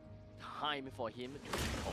It's just 2 damage from that Lord. It kind of seems like a library. Pin drop silence all over the map. Yeah, you send Akashi down to the bottom side just to handle the waves, but then you're back onto the Lord pit. The Lord's just coming out of their house. I think if we were the Lord, I'd be pissed. Like, why are you disturbed? I just want to stand here. Why are you pulling me and then just making me go back? Dude. Dude. Dude. I'm not your bro, dude. I'm not your dude, bro. What's my name, man? Sweet. Dude. No, trust me, this is gonna be reset again. Yep, it's gonna be reset again. Definitely. I think so. Definitely. Yeah, Kyushu's in position Yeah, though. just Still gonna has jump the gun. just waiting for the traction pulse coming in from Chu, but everything's Just just got his really bad out. flicker. Yep, you're right. You called it. Lord getting reset back to his home. He wants to take a nap. Just leave him alone. The main target for Jet at the very least is to suss out where Sus Bomba is. Once he sees Sus Bomba, and once he realizes that, okay, now's the time, then only then we'll flicker in. But because of the naturally pushing wave down in the bottom lane, it kind of seems as though Ignite Gaming is the one that is on a back foot. Oh man, Chu's not in position though. Lord down low. AOG to block off the entrances. Fate seals the deal with the Lord take, and they rush back. They know that they need to defend. They can play the slow game. They can play the long game. The longer this goes, the stacks will keep coming in strong. I'm still waiting to see the Thunderbelt stacks though. I think it will be immense. Oh. 35-minute game. 8 minutes before it becomes a world record. The odds are just unfortunately stacked against Ignite Gaming because of the naturally pushing waves in the bottom lane and the middle lane. This is not something that any one of them could have predicted or calculated. The slow wave just kind of go ping pong, back and forth, and this is the outcome, with Ignite Gaming losing out with a flip of the coin. Speaking of which, Kyushu doesn't have the AOG. Okay, he just got back the AOG so he can split up the team fights, but there's a lot of range that Chu is able to dish out. That's the immortality for 4 members of Ignite Gaming. Unleash the beast onto the back line. Fake Cutie just going in strong, going in ham. Icon goes down as well. Immortality pops up. We got a Winter Crown as well. Willie gets trapped up by the Fist Crack. Icon goes down. It might be over right here as Everlasting Love makes it to the playoffs. Damn! Everlasting Love, everlasting these games. That means the Indo player will have everlasting games. Oh, damn, man. I'm casting all 3 days. Second longest game of today. I think 36-minute mark, which is basically 6 minutes short of the longest game that we have today, which was 43 minutes. I never thought I'd see today. I've never thought as well. But, man, Ignite Gaming, they were just this close. This close. They were the first team that managed to, out of these two, right? They were the first one to manage to bring a barren wasteland on the opposite side. Yeah. They managed to have all that, art stacked with them. They should be able to get some really nice, naturally pushing lanes down to the bottom lane. The longer that they play it out, the better it is for them. Once they find the opportunity, hey, look, Harif and Hilda went down to the bottom lane. Let's just start things off. Let's start things off. And at a point in time, the Lord was still, technically speaking, burstable to a certain extent, right? So even if you don't burst down the Lord, it's okay, because the main thing is you want to take advantage in that 3v5 situation. Yeah. But they couldn't jump the gun well enough. Why? They have Jet that flickers in and, sets things up. But unfortunately, that is realistically the only thing that they can do, unless they bring in the diversion into play, which unfortunately, that never happened. Yeah, the entire game, I was a little bit underwhelmed to how Blade utilized the Law E. Typically, you would expect the diversions to go left, right, and center, try to find backdoor plays, try to find at least backline plays, but it's always Blade going on as a lonesome. I think in that game, there have some miscommunication issues. Chu was popping off. He was locked in and carrying the entire game on his shoulders. Look at his kills, 11. The rest of the members, no kills at all, but that's fine. Barely supporting Chu. As long as he goes down, Everlasting Love has a big chance of winning it out. I think at the end, Fake Cutie was just, I have enough. I want to just go in. You guys can just follow up, just target the throne and just take this down. I want to go home. I want to take a nap. I just want to say that Chu, despite having such a scoreline, he's actually having such a difficult time managing resources just because of Kyushu. Yep.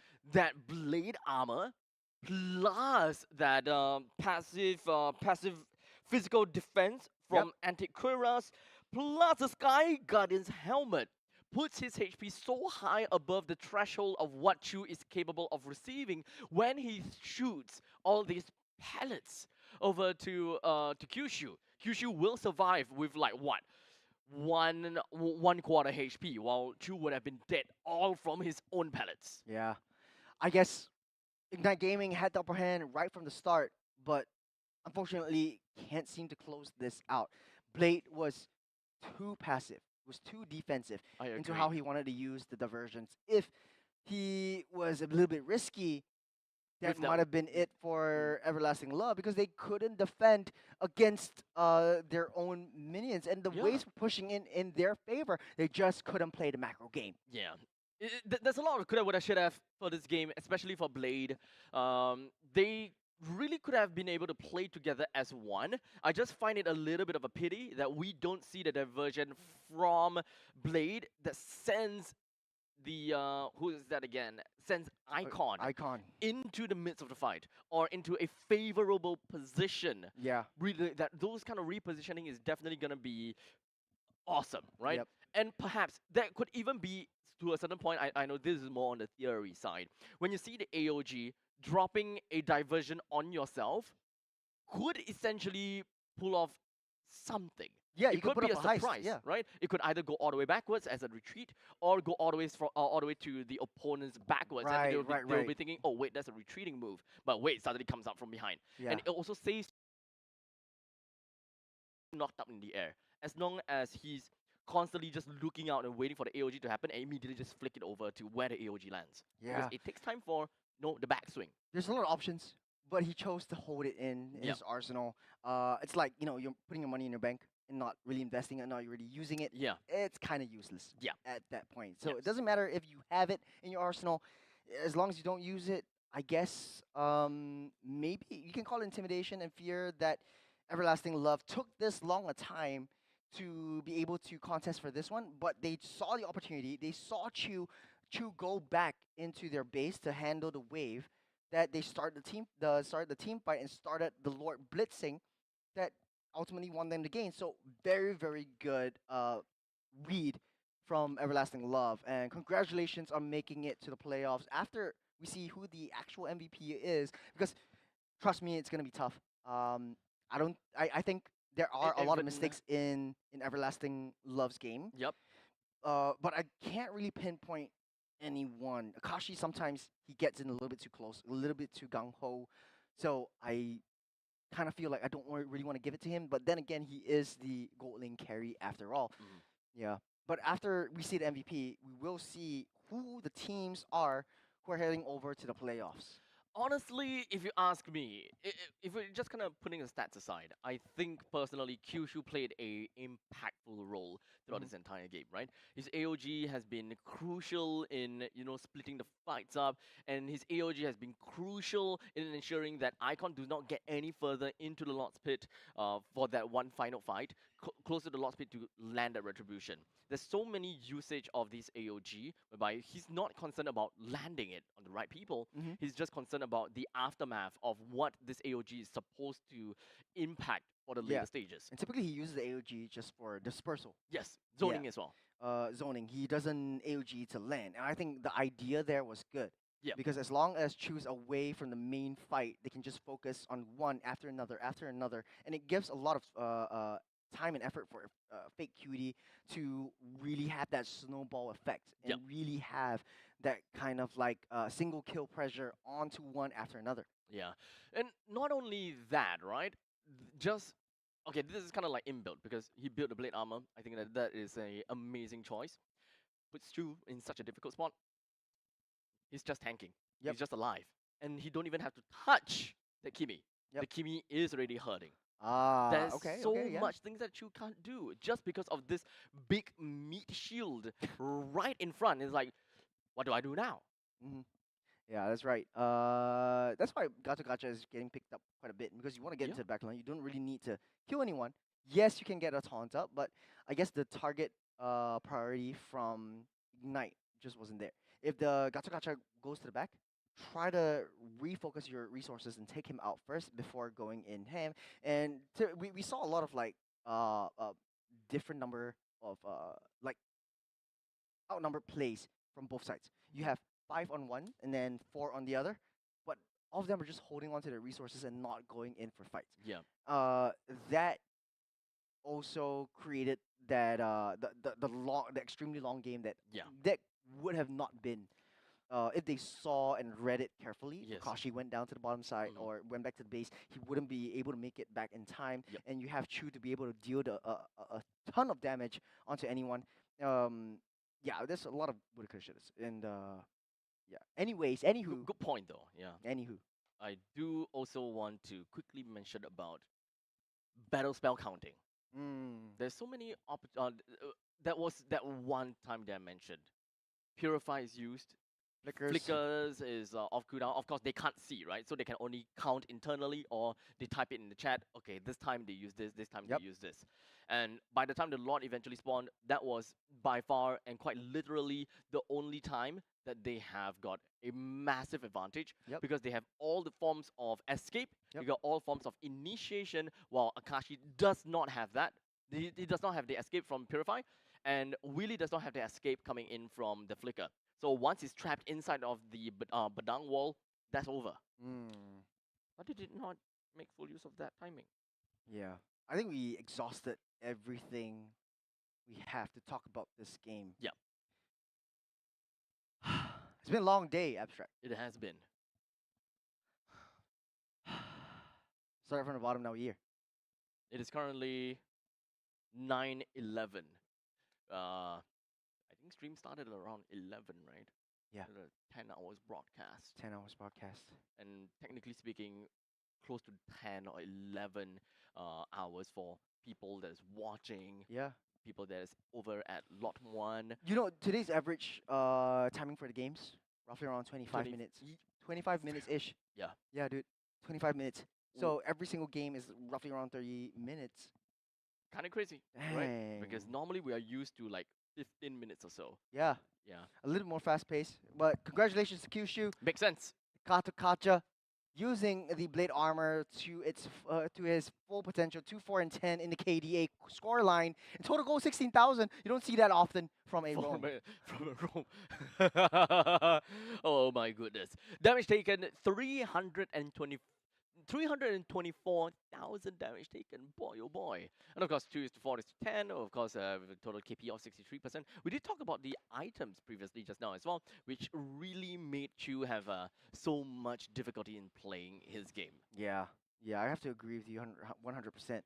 But you know, this is it for the game. We've talked as much as we can about this Gatokacha. Let's talk about the playoff bracket. So welcome to the new teams that are facing off against the MPL seeded teams. You got Flash on the first match. Will be Kingdom Esports up against Everlasting Love, and this will be a spicy one because Kingdom Esports are the bottom of the seeded brackets. So that's gonna be the first match that we'll be watching. BO3, Okay. RSG versus Absolute Zero. And if I remember correctly, RSG actually lost to Absolute Zero in the Challenger stage as well. Spicy. Yeah, so in the community scene, RSG Singapore losing all against community teams would be quite interesting. On the top 2, match 3, Flash SG will go up against the winner of Kingdom Esports or Everlasting Love, which would still be pretty, I mean, a lot of the fans out there are still rooting on Flash as they're one of the top teams in this season. And of course, Evil securing their second place on the standings yesterday, going down onto match 4, facing off against either RSG or Absolute Zero. But I think the playoff buff will come in strong for Evil. Yep. Now, I do also need to remind everyone that the very first bracket that we're looking from the challenger team as well as the LCQ teams, that bracket is single elim. Okay, so the moment that they lose in that BO3, they are out of the competition. But from that point onwards, we will then proceed to double elims. So if you lose from that point, at least you will be relegated over to the lower brackets. You still have a chance to continue fighting it out. So see, the seedings yesterday actually mattered so much for the MPL seeded teams. Yes, because so that's Second Life. correct. So that's Immortality. Flash as well as Evil that managed to get immortality for themselves. It's gonna be the villains versus the heroes. Man, it's gonna be spicy for the top 2 seeds. Ah, It's been a long day, abstract. it has been. It has been.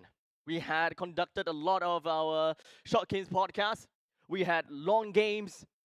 Games has been some great, some excruciating. Some not so great. Honestly, not so great. Honestly, really not so great.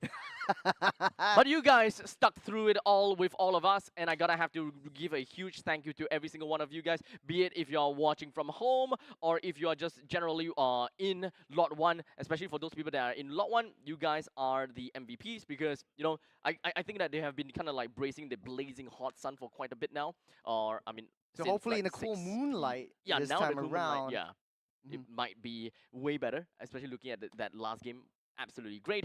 But of course, before we even end off the stream, I'd like to give a huge shout out over to the entirety of MPL SG, of course, all the teams and admins for making it all the way through for this entire qualifying stages as we proceed to the playoff real soon. But of course, do remember that MPL SG Season 9 is powered by Moonton as well as Pulse Nova Entertainment. And of course, with our partners in esports, Head and Shoulders as well as SGEA, the Singapore Esports Association. And finally, for those people that's been, you know, kind of roaming all around, huge thank you over to CapitaLand Malls as our official venue partner.